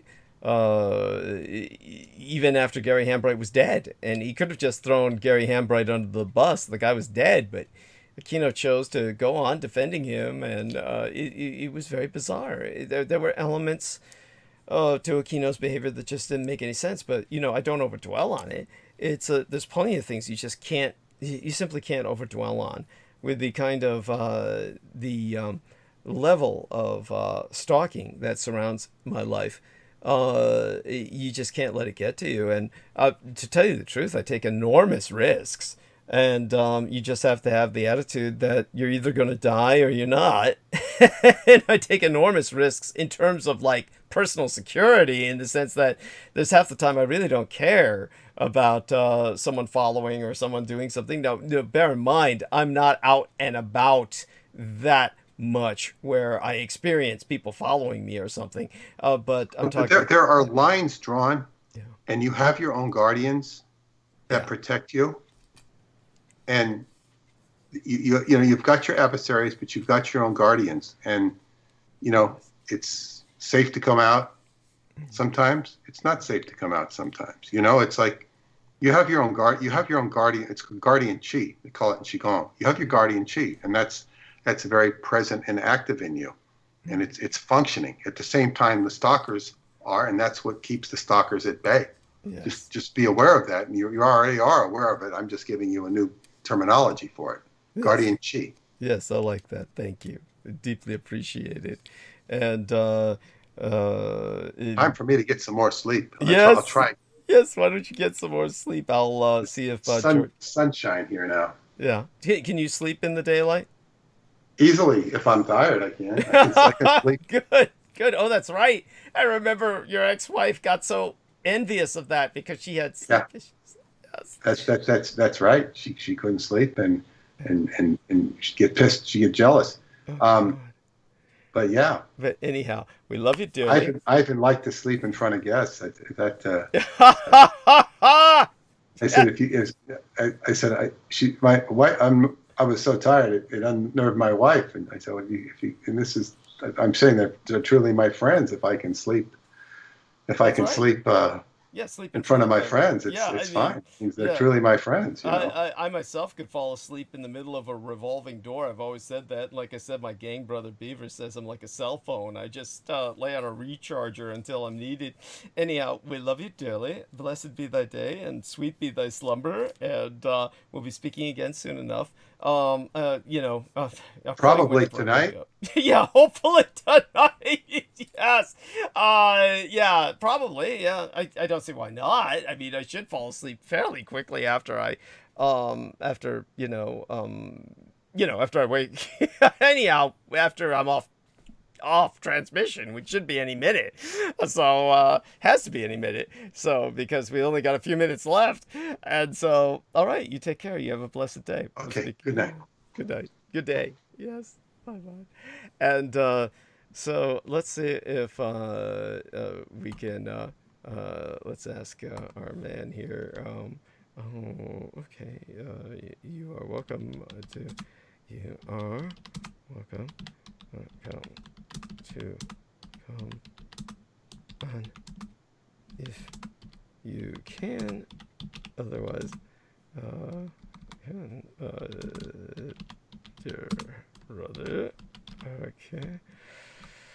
Now, okay. Good sir. There we are. Here we are. Otherwise, I will sign off early tonight. Otherwise, I may sign off. Sign off. I don't remember whether or not I put out my food bin for the home delivered meals, so I'll have to check on that. Sign off a bit early. Early today. Hugs. Okay, so that was interesting. That's something that doesn't usually happen, but it was pretty fitting for today. I really didn't have that much energy to go through my normal monologue, and so these things do work out. And hello to WTF. What the fuck is with us? He says, hello, Douglas and all. Yes, hello. And very glad to have you with us. And hopefully we entertained you, and probably got a bunch of people looking at that repulsive illustrator's products. And of course, it's no surprise to me he works with Alan Moore. Yeah, that goes without saying. And it's incredible to me, all the thumbs up we got tonight. Must be because I didn't do much talking. We like it better with actually I did. It was throughout the night, but it was at odd times. I would just come in and just kind of, go there. You know what also took a lot of energy out of me, of course, was just reliving the horrors of of my life, an endless sea of horrors. And as I've said before, there is one advantage to having survived a life that was a narrative of an endless sea of horrors, is you always have a story to tell. I'm never short of a story to tell. It's just, that's the one benefit that comes from that. Other than that, it's, you don't want to go through it. As I say, with a lot of these writers, they spend like the first 30 years of their living their lives, the first 30 years of their existence, and they spend the rest of their lives writing about it. So in a sense, it's that way with myself. God knows I wouldn't want to do any of the traveling in this day and age that I did in the past. And it's definitely, how would I say it? I've fallen into, in a sense, a kind of a rut. But that's fine for me. God knows I don't want America collapsing into a civil war, and even with all the opportunities that would present, it's like, oh God, who wants to go through that? It's, we're definitely we're on the precipice, though. We're definitely on the precipice. There's just too much going on, and it's, as I will point out on Sunday, depending on what happens between now and Sunday, I'll point out the my intent at this moment. God forbid. Of course, we no longer have Trump in power, so the world's not as much of a roller coaster ride as it was before. Blessed boredom. Oh my God. Boredom is such a blessing. You want to be bored, and to be bored it's a grace. It is a gift that depends. Yeah. Really depends. Yes. I prefer to see things shaken up a little bit from time to time. Oh God, I know what you mean, but still, I say that about Japan. I was glad when Fukushima Daiichi happened, simply because I was hoping to knock the Japanese out of the kind of complacency they've got in their lives. But it's I mean, there are people who have it hard in Japan. It's shocking to believe, but when you get a large population, I mean millions of people, obviously some people are going to fall through the cracks. You still don't see what you see in terms of homelessness in other nations. The people who have it really hard in Japan, who are at the absolute bottom, have fallen through the net. They're like living in these like rental spaces where people rent like it's like a computer cafe, but everyone's got a cubicle. And so these people are like paying to live in these cubicles. They just keep putting the money into, which isn't much comparatively speaking. So it's like paying rent for a micro cell, like those hotels that people live in, except it's a little larger. But they just have the cubicle and the computer and the desk, and this is what these people spend their time in shelter. But they're not in the streets. So in Japan, maybe you've got this horrible situation where these people are sleeping on the floor of this little cubicle, but they're not on the street. So it's still, even the people who have it bad don't have it that bad. And when it comes to the who has it bad, was while Peter Moon was talking about everything he was talking about, I ran across Reality Winner. Oh my God, Reality Lay Winner is, of course, in a Texas prison now, and apparently it's just horrible. Now, and by the way, for those, I'm going to ask this as a test, not a test like I'm trying to one up you or something. Do you remember who Reality Winner even is? Nope. Okay, so it's a very strange name, and Reality Winner is an American who's a former intelligence specialist, and she was an Air Force linguist and intelligence contractor. And what happened was she was 25 years old, and she was a contractor with the NSA, the National Security Agency, and she was basically working in Iranian aerospace at NSA, or studying what they were doing at Georgia in Augusta. And what happened was that she shared proof, and this is what I educated Laura Lee Solomon on. Laura Lee Solomon couldn't understand, for instance, when I was dealing with some stuff with the bureaucracy that I deal with social work, and my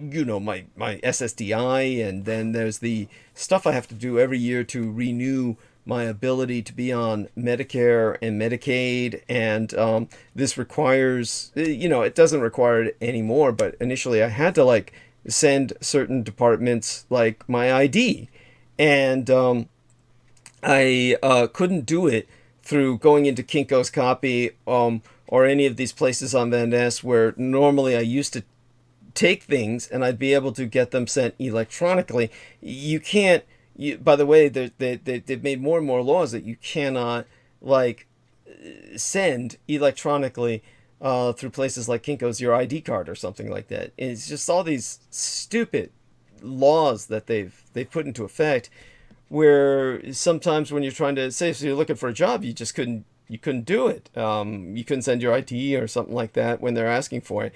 It's just another way to fuck up your life. At the time, Laura Lee Solomon was saying, why don't you just use your scanner? And I was telling her, you don't understand. This is something you never, ever do, is use your own scanner to send ID or anything like that. And the case of Reality Winner proved it to her. I was able to educate her immediately through that. And what happens is that in violation of the amendment about quartering troops, where the which amendment is that? Amendment, let's look that up. Amendment. Okay, quartering troops in your home. Troops in your home. Okay, let's take a look at that. No soldier shall, that's the Third Amendment. So the Third Amendment to the United States Constitution places restriction on the quartering of soldiers in private homes without the owner's consent, forbidding the practice in peacetime. No soldier shall, in time of peace, be quartered in any house without the consent of the owner, nor in time of war, but in a manner to be prescribed by law.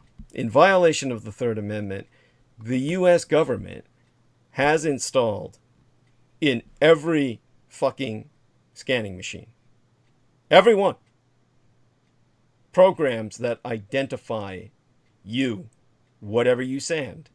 And every time you send something like a photographic ID or any kind of document, like a birth certificate that's scanned on that machine, it thumbprints you. So you're identified immediately in terms of what you sent and who sent it. And that's what happened to Reality Winner. She worked at the NSA, and what happened was she basically shared proof through a scanning machine of Russia's attempts to alter the United States election. So when she shared this with newspapers, what happened was The Intercept, she shared it with The Intercept, and The Intercept took the photocopies of what she sent them and they gave it to the FBI. And the FBI just looked at it and said, we know exactly which scanner sent this because of those programs. And we know it was sent by Reality Winner. And now she's in a prison in Texas where they freeze to death every night. They have to scoop up their shit with their bare hands. This is not an exaggeration. I'm not indulging here. This is basically what she's going through. They're trapped. They can't escape. They can't do anything to better their situation at all. They're dehydrated. They're cold. I mean, look at what Texas has been through. Their pipes don't work. They have no ability to flush.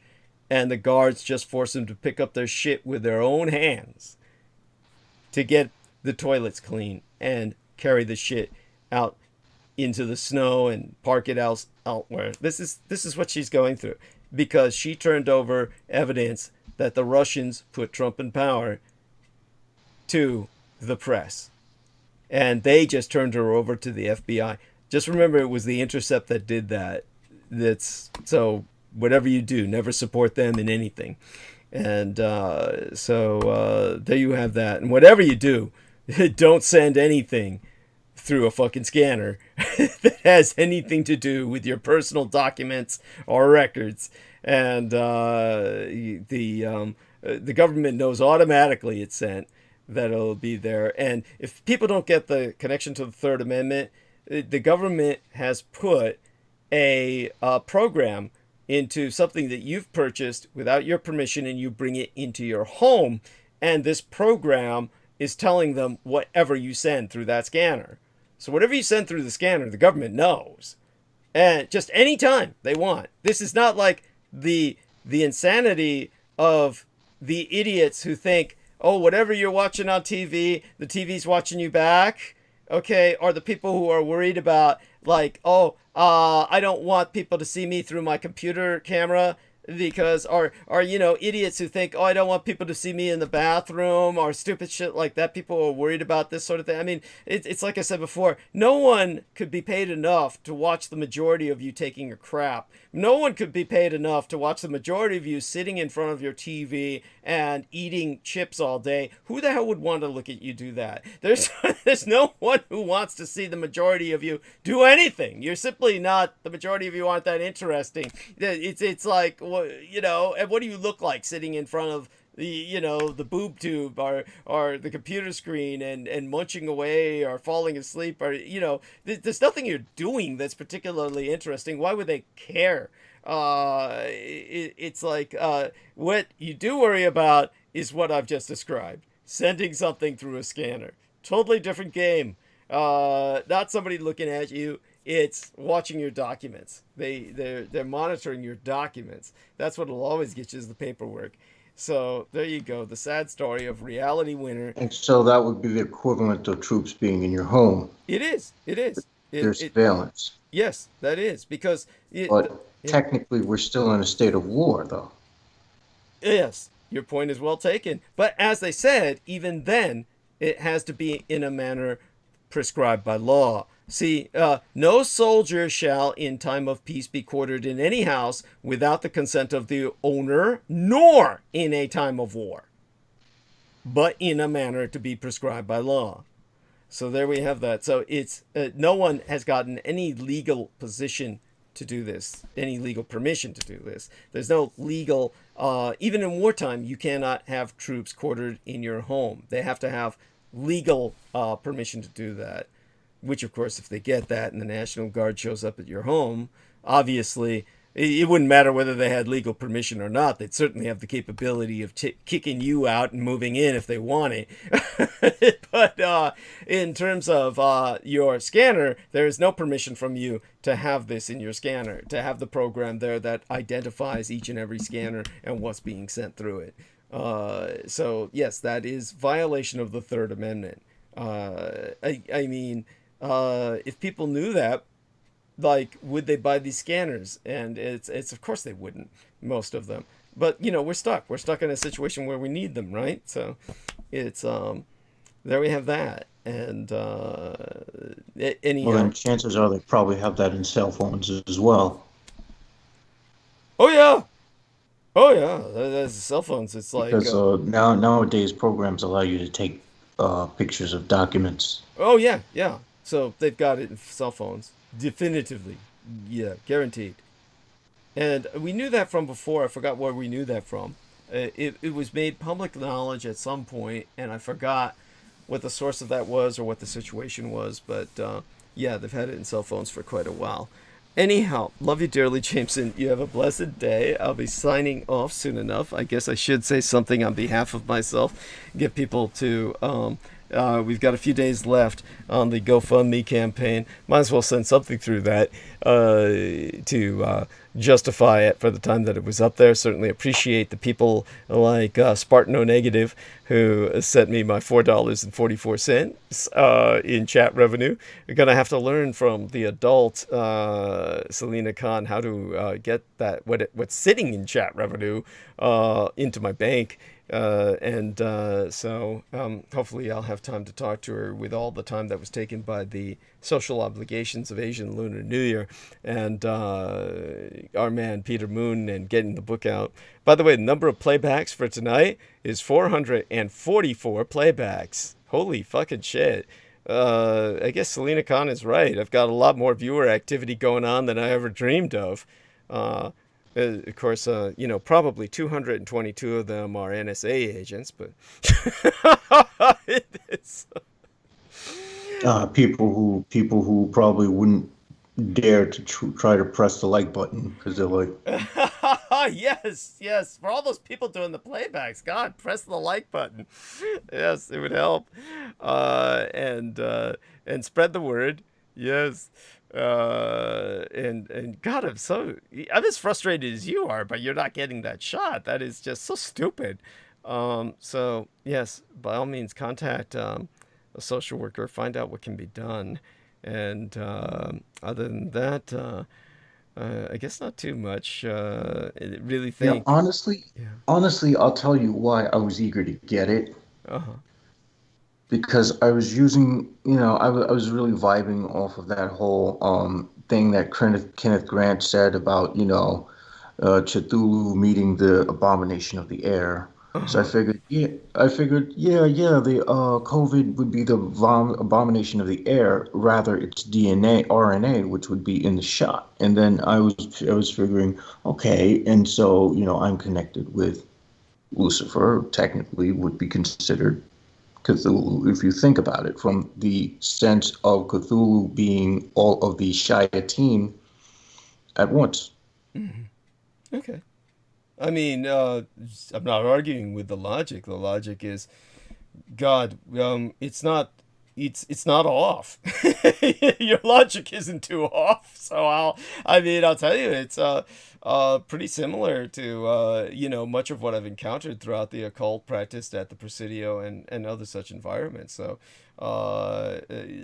you've got a pretty good grasp of what you're dealing with, and so I understand it, and it's just like.